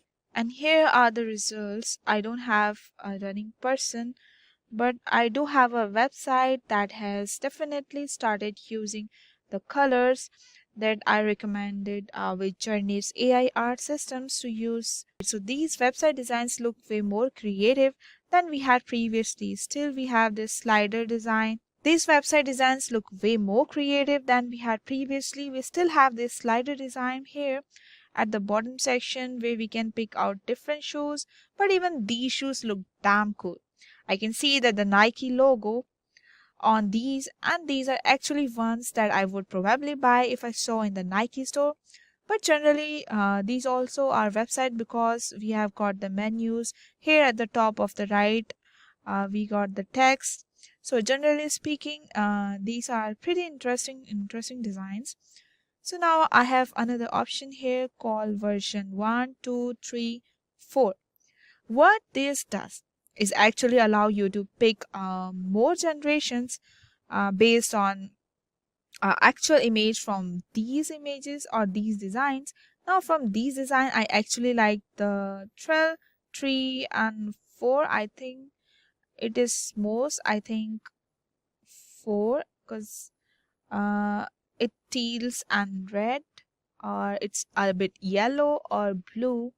So I'm going to select the version 4, and that's going to create 4 more version based on the specific version for us. Let's take a look at the what those that we got, and here we have got our results where we have more examples of that all of these looks very similar. I think the only difference here is blue line, red line, it seems to be shift and change, as well as a hero section. And you would normally have this menu at the top right, and something these shoes here are a little bit inverted, but generally speaking, this is the kind of variations you can expect. Now let's take a look at another way we can generate our generations for website. Now you can do is just jump into any website and select any image. So first we will go to an app and website, and you can select any image that you would like, and I will actually gone here and I'm going to pull in this image of this shoe. And but I do like the design aesthetics. Here we are going to here, and then we can copy the URL from here. But this time what I'm going to do is type the imagine.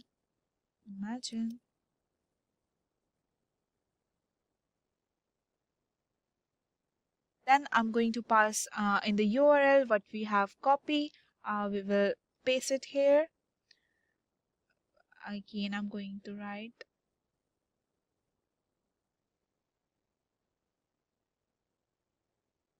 we did it before. We'll copy this, paste it over here. So what's going to happen here? It's going to have a look at this image that we have defined in terms of the URL. It's going to use this as a reference point. Then it's going to take a look at the prompt we have put in, which is the shoe prompt using the colors, and it's going to try to design a website that has a similar aesthetics to that image, which is really cool. Let's see the result we get back. Looks like that's ready. Let's take a look at this.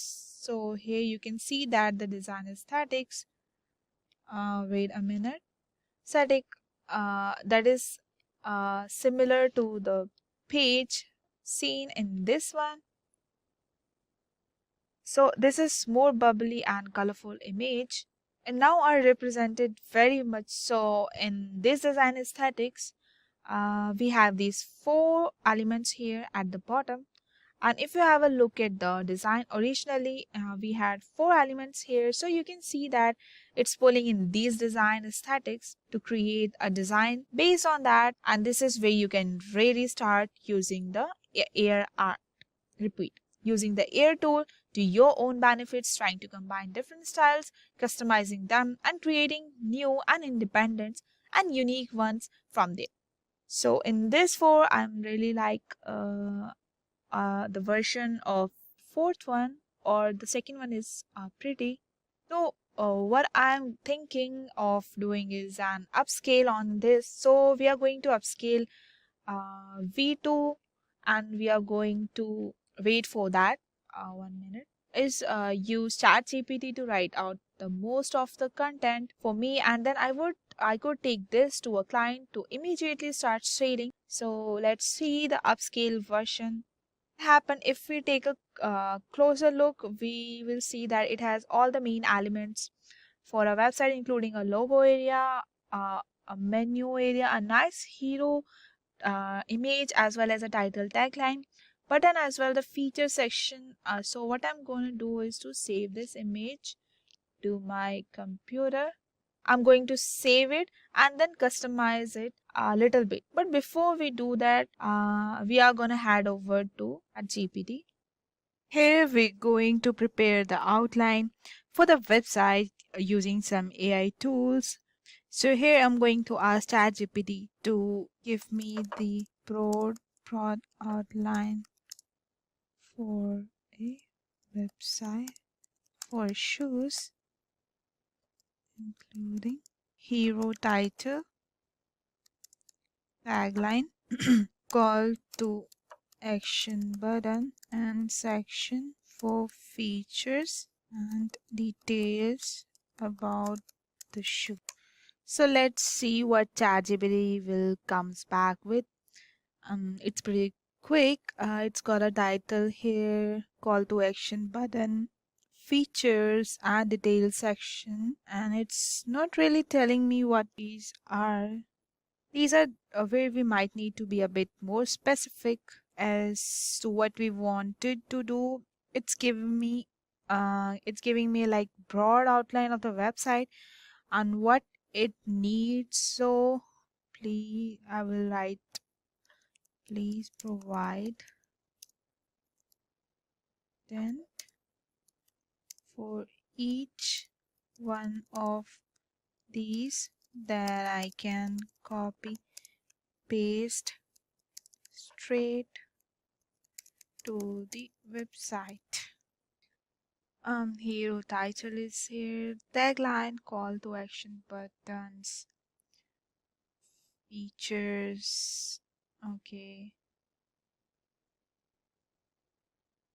and the details.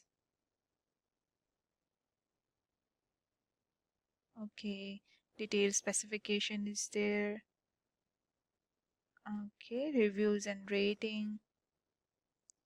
Okay, so I think I have got enough here to go by to simply copy paste in the website. So let's start beginning to design this. I have opened this design up in the Photoshop and I'm going to actually just crop it into the main element over here, and I really want to capture this image, and I will crop it and I will clear out the rest, and we can design each aspects or each part of this design bit by bit. I will save it over here. It's time to build our website, so I'm gonna head over to editor X and I'm going to build this a website in this, and I have logged in already, and then I will create to a new site, and here I will take an to a web dashboard, and I'm going to start by copy paste all the elements from ChatGPT as well as Midjourney straight in the first thing, and I want to jump back into the ChatGPT here and copy over our hero text. So I will just take it first.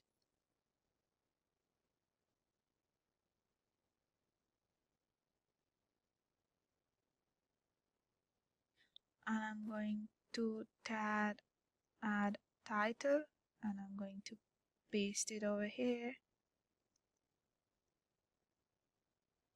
And then I'm also going to grab the tagline, but before I will make it sure to keep it over here.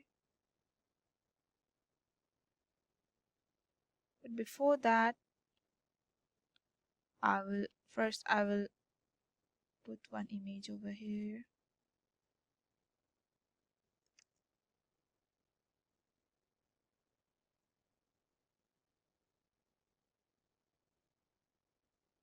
I will change the image as I have already downloaded the image.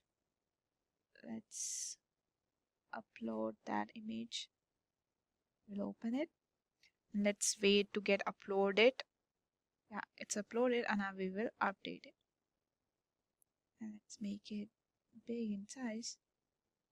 Okay, so we will change the size, but first I will remove this. I will change the size for this. I will make it little small. Next, I will add the icon for the company of the shoes that I am going to make a website for. I will add this and I will update it.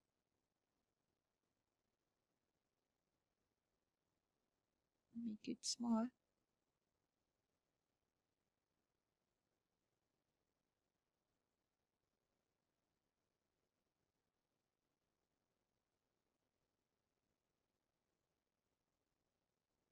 And this will be the taskbar, but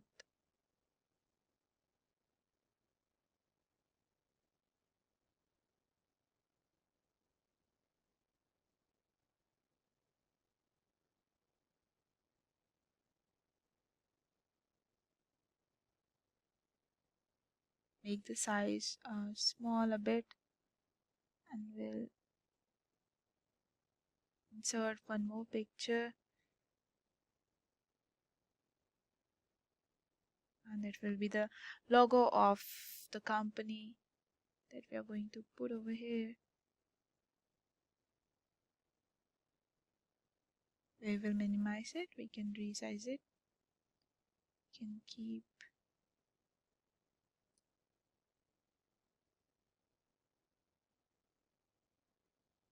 keep the logo over here.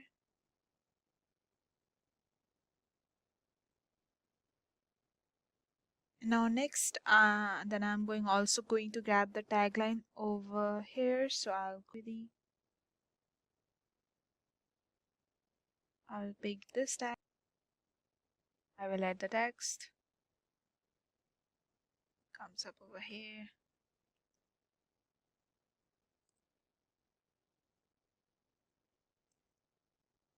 Okay, I'll make it small in size.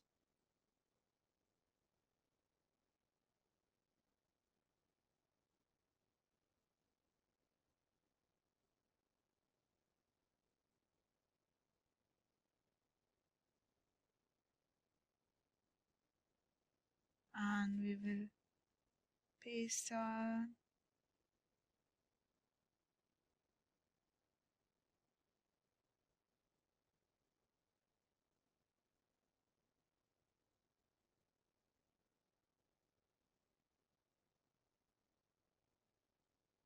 And finally, let's grab a call to action which says shop.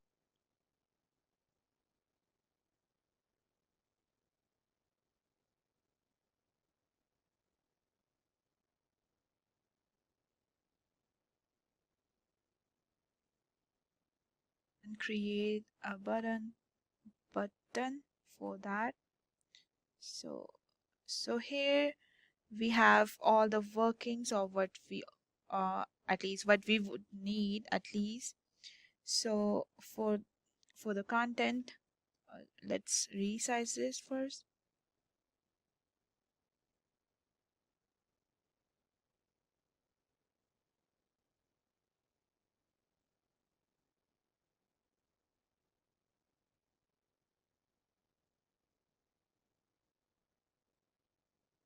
Now we will add, we need to add the image itself. So instead of just having a browse to stock images or anything like that, we actually had our images either done inside of the Photoshops that we have done before as from the Midjourney as well as. So I'm going to just drag the image and I'm going to change the image.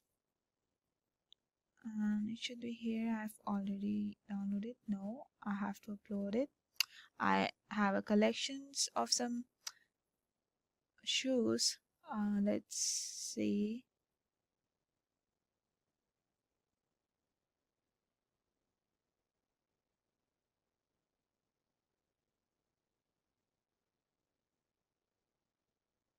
And I will just install one. I'll upload this picture. It will take a bit of time. Let's wait for a while. And once it's uploaded, we will update it.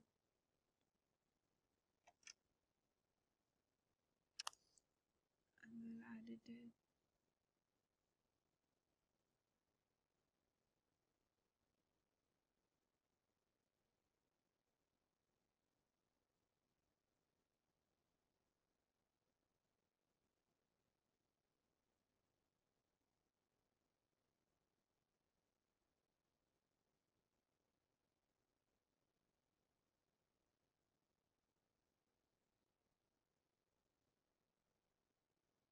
Let's keep it like this, or we can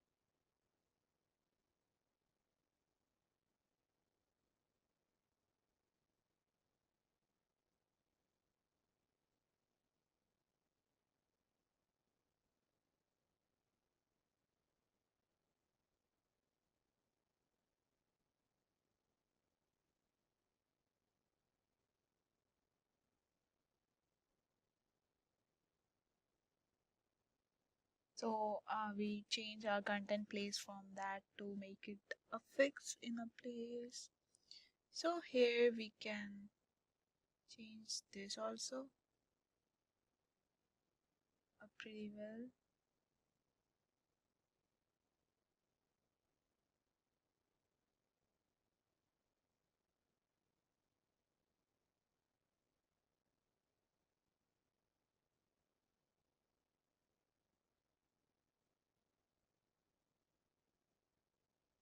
Okay.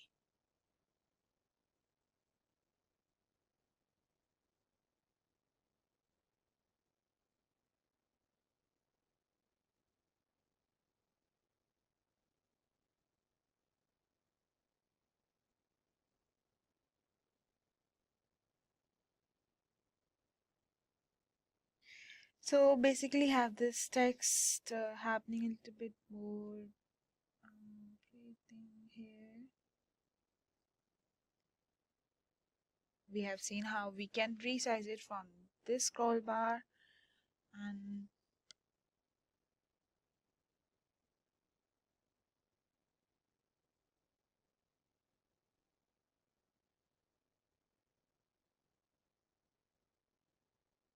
so now let's add one more picture over here to make it look more better. Let's take a picture from here. Change the image. Upload from computer. Have it from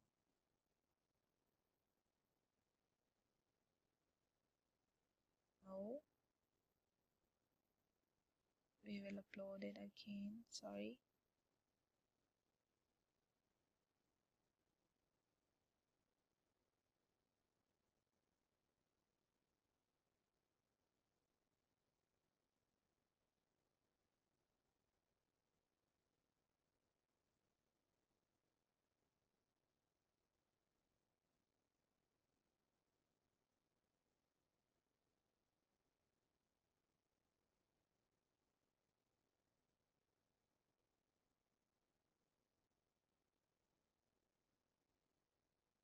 And we'll update it.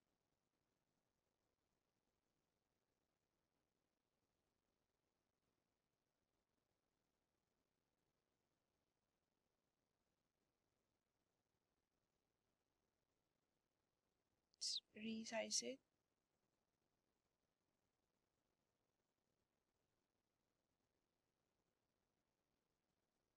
Let's turn it on.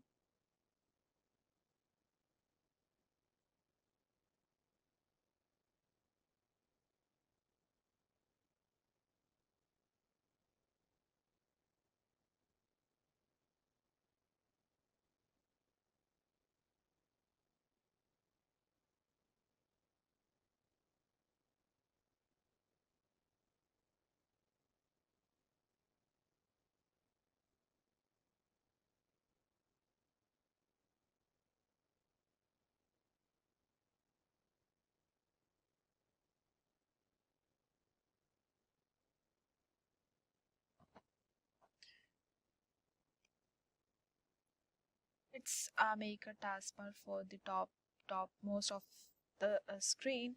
We will have a home page, so we will write a text over here. That will be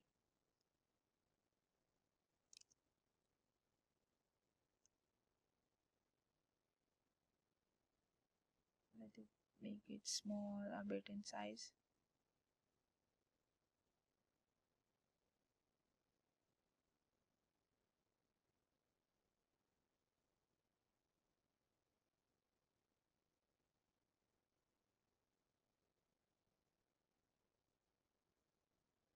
We'll add another text. It will show about us.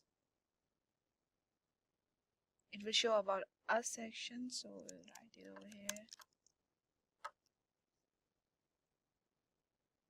Get a little small even though.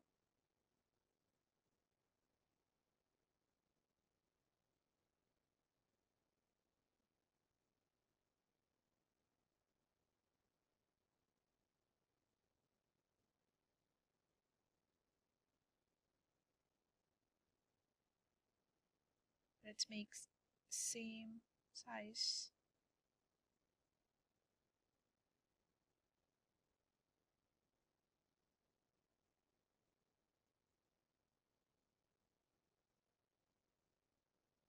Let's make more small. 11. Let's make it more small, like 11. Okay. The next session will be services.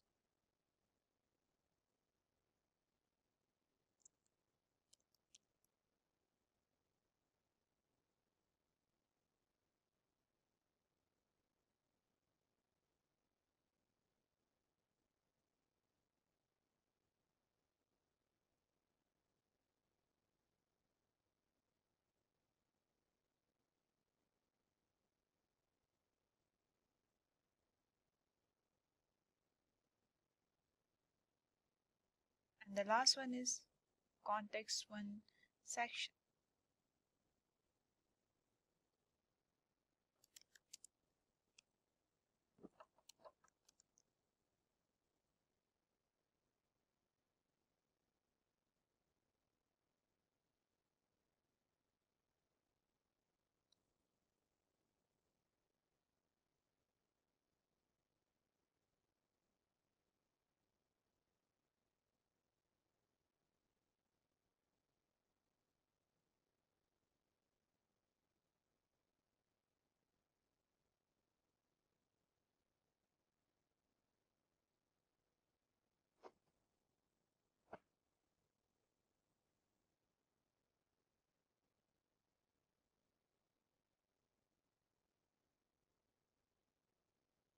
One more option is there. That is a start button. Like we are keeping the start button over here, so we are keeping this here. So let it be here.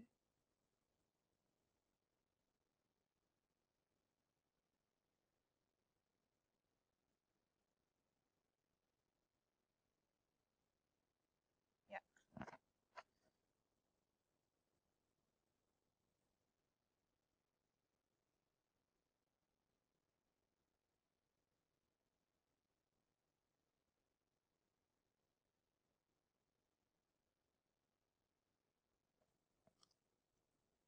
So next, what I'm going to do, I'm going to select add section, and I'm going to just have a blank section. Here I'm gonna do first, I will add a picture first as a background. Let's do it. I will add one picture. Let's see I have downloaded it or not. Yeah, I haven't downloaded. Wait a minute. Let it be upload. I will update it.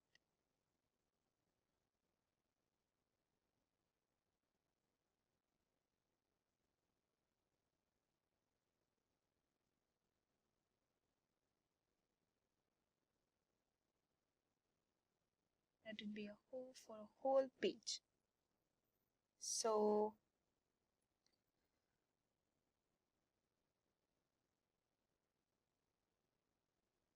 let's add the pictures now for another shoes. Change the picture.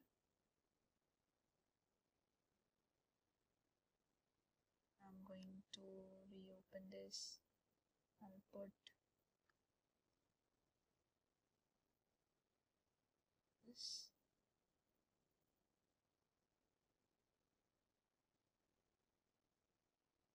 Okay, I'll update it to add it.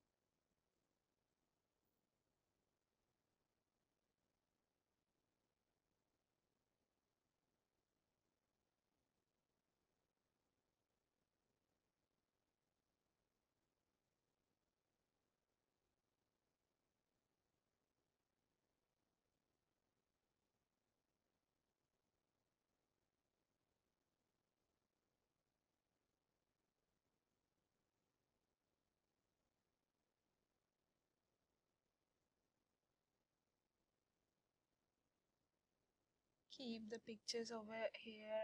Like similarly, we will upload 3 pictures over here.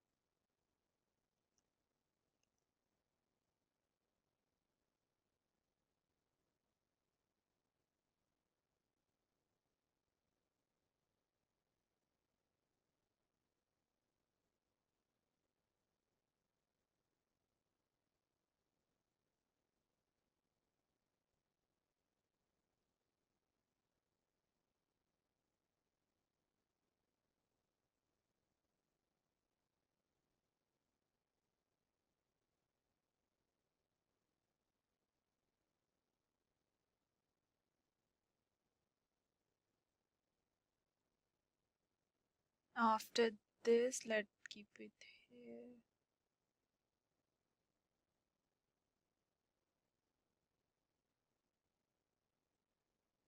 Let's keep this here.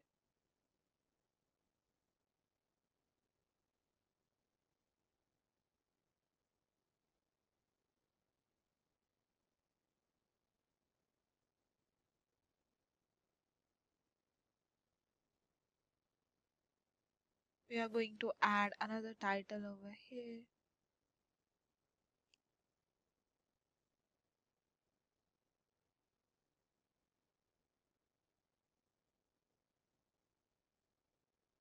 We need to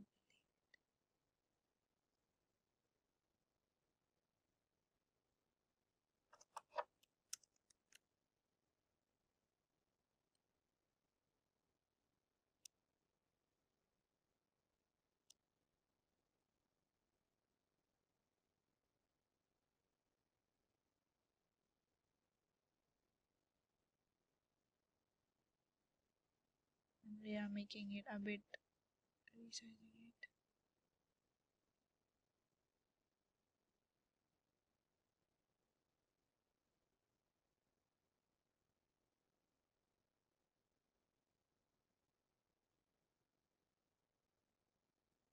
We will change the font for this. Let's make this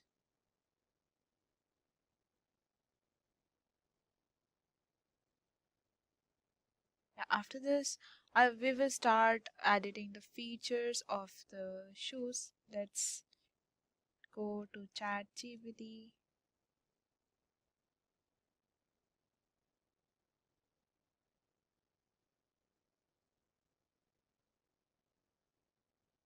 Let's take this first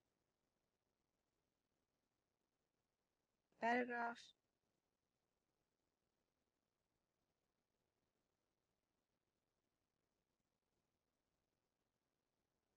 We'll make it small.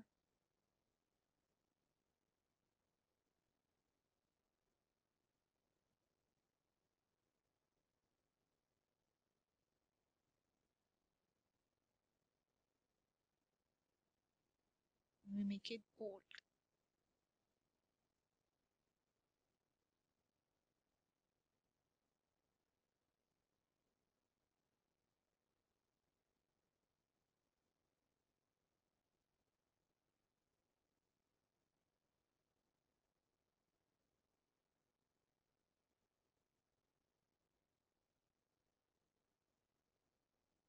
We will add another paragraph over here.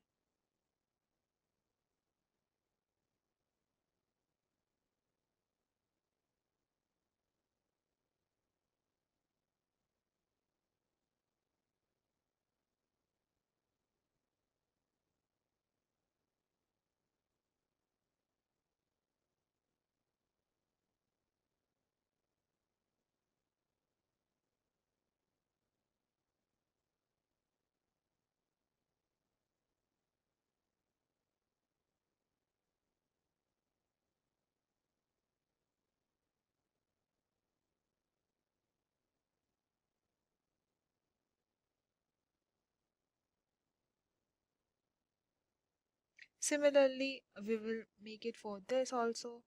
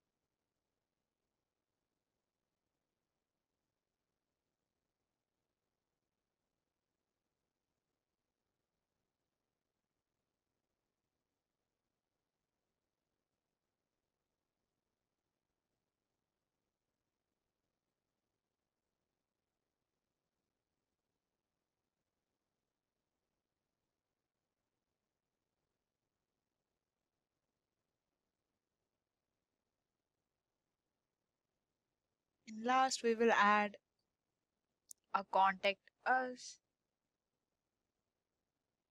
Last, we will add a contact us section over here again.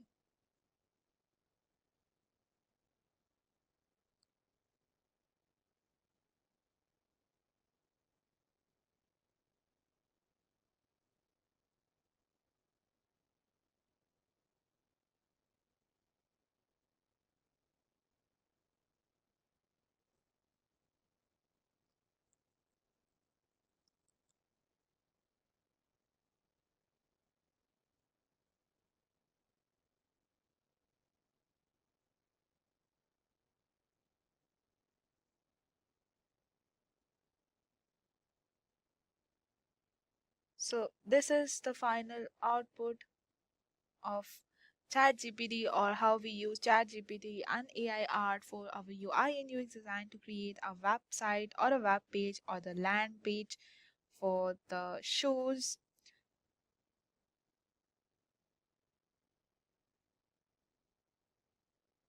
Have you noticed the growing demand for the skilled UI UX designers? You know, friends, that companies everywhere are looking for experts who can create designs that are easy to use and keep users happy. As a UI UX designer, you are at the center of making digital experiences that people love, whether it's a smooth app, a user-friendly website, or a product that just works. Welcome back to our channel today, because we are going to help you get ready for UI UX interviews. We are going to cover the top 15 questions that employers are asking right now. These questions are designed to test your skills and how to solve problems and how well you understand what makes a great user experience. So we are going to cover these things. We are also going to walk you through the detailed answers, give you real-world examples, and explain why these answers work. By the end of this video, you will feel more confident and ready to stand out in your interview and land that job in UI UX design. So guys, here is our first question. That is, explain what UX design is. So guys, UX design or user experience design is about creating products that provide meaningful and relevant experiences to users. This involves the design of the entire process of acquiring and integrating the product, including aspects of branding, design, usability, and function. The goal of UX design is basically to enhance the user satisfaction by improving the usability, accessibility, and pleasure provided in the interaction between the user and the product. Now let's move on to the second question. That is, what is the difference between UX and UI design? So guys, difference is that user experience or UX focuses on the overall feel of the product, ensuring it's user-friendly, intuitive, and meets the user's need. UI or user interface design, on the other hand, focuses on the look and layout of the product, including buttons, icons, spacing, typography, and colors. While UX is concerned with the product's overall functionality and flow, UI is about how the product surfaces look and interact with the users. Let's move on to our third question. The third question is, what made you choose a career in UX design? So guys, you have to answer something like this. I chose a career in UX design because I have a passion for solving problems and improving how people interact with products. My background in psychology gave me insights into human behavior, and I wanted to apply this knowledge to design digital experiences that are both intuitive and enjoyable. The blend of creativity, empathy, and technical skills in UX design is what drew me into this field. Now, let us ask the next question. So, sometimes an interview can also ask you that what are the skills which is essentially required for UX designer, and tell about those skills and tell about that do you have those skills or not. So it's a very basic question and could be asked for freshers. So you have to answer something like this, that essential skills for UX designers include user researching, wireframing, prototyping, and usability testing. Additionally, strong communication skills are also very important for collaborating with stakeholders and developers. A good understanding of information architecture and interaction design is also crucial. Okay, so you have to answer something like this. Basically, this is very rare that some interviewer is going to ask this, but if someone asks you, like, what do you think about this job role? What skills this job role requires? Can you tell or elaborate? Then you can answer something like this. Basically, it's just asked to freshers. So guys, the next question is, what are the responsibilities of UX professional? So guys, the main responsibilities of a UX professional includes conducting user research, creating user personas, and designing wireframes and prototypes. They also perform usability testing, gather feedback, and iterate on designs. Additionally, UX professionals collaborate on UI designers, developers, and product managers to ensure that the final product aligns with both user needs and business goals. Now let us move on to our next question. Those are the intermediate level questions. So someone can ask you something like this, that how do you complete the research process before creating a UX design? So guys, the research process typically begins with understanding the business goals and user needs. So say like I start by conducting stakeholder interviews, user surveys, and competitor analysis. Then I gather qualitative and quantitative data through user interviews, surveys, and analytics tools. Based on this data, I create user personas and journey maps, which guide the design process. This comprehensive research ensures the design is user-centered and aligns with the business objectives. I hope so. You would have got a brief idea like how you can answer this question. Now let us move on to our next question. That is, what's your top UX skill and its impact? So guys, you can say something like this. My strongest UX skill is user research, and I'm able to gather and analyze data effectively, which allows me to deeply understand user needs and pain points. The skill has been instrumental in my ability to design solutions that truly resonate with users. For instance, in a recent project, my research led to a redesign that significantly improved user satisfaction and reduced drop-off rates by 20%. Now let us move on to our next question. Which skills do you need to refine as a UX designer?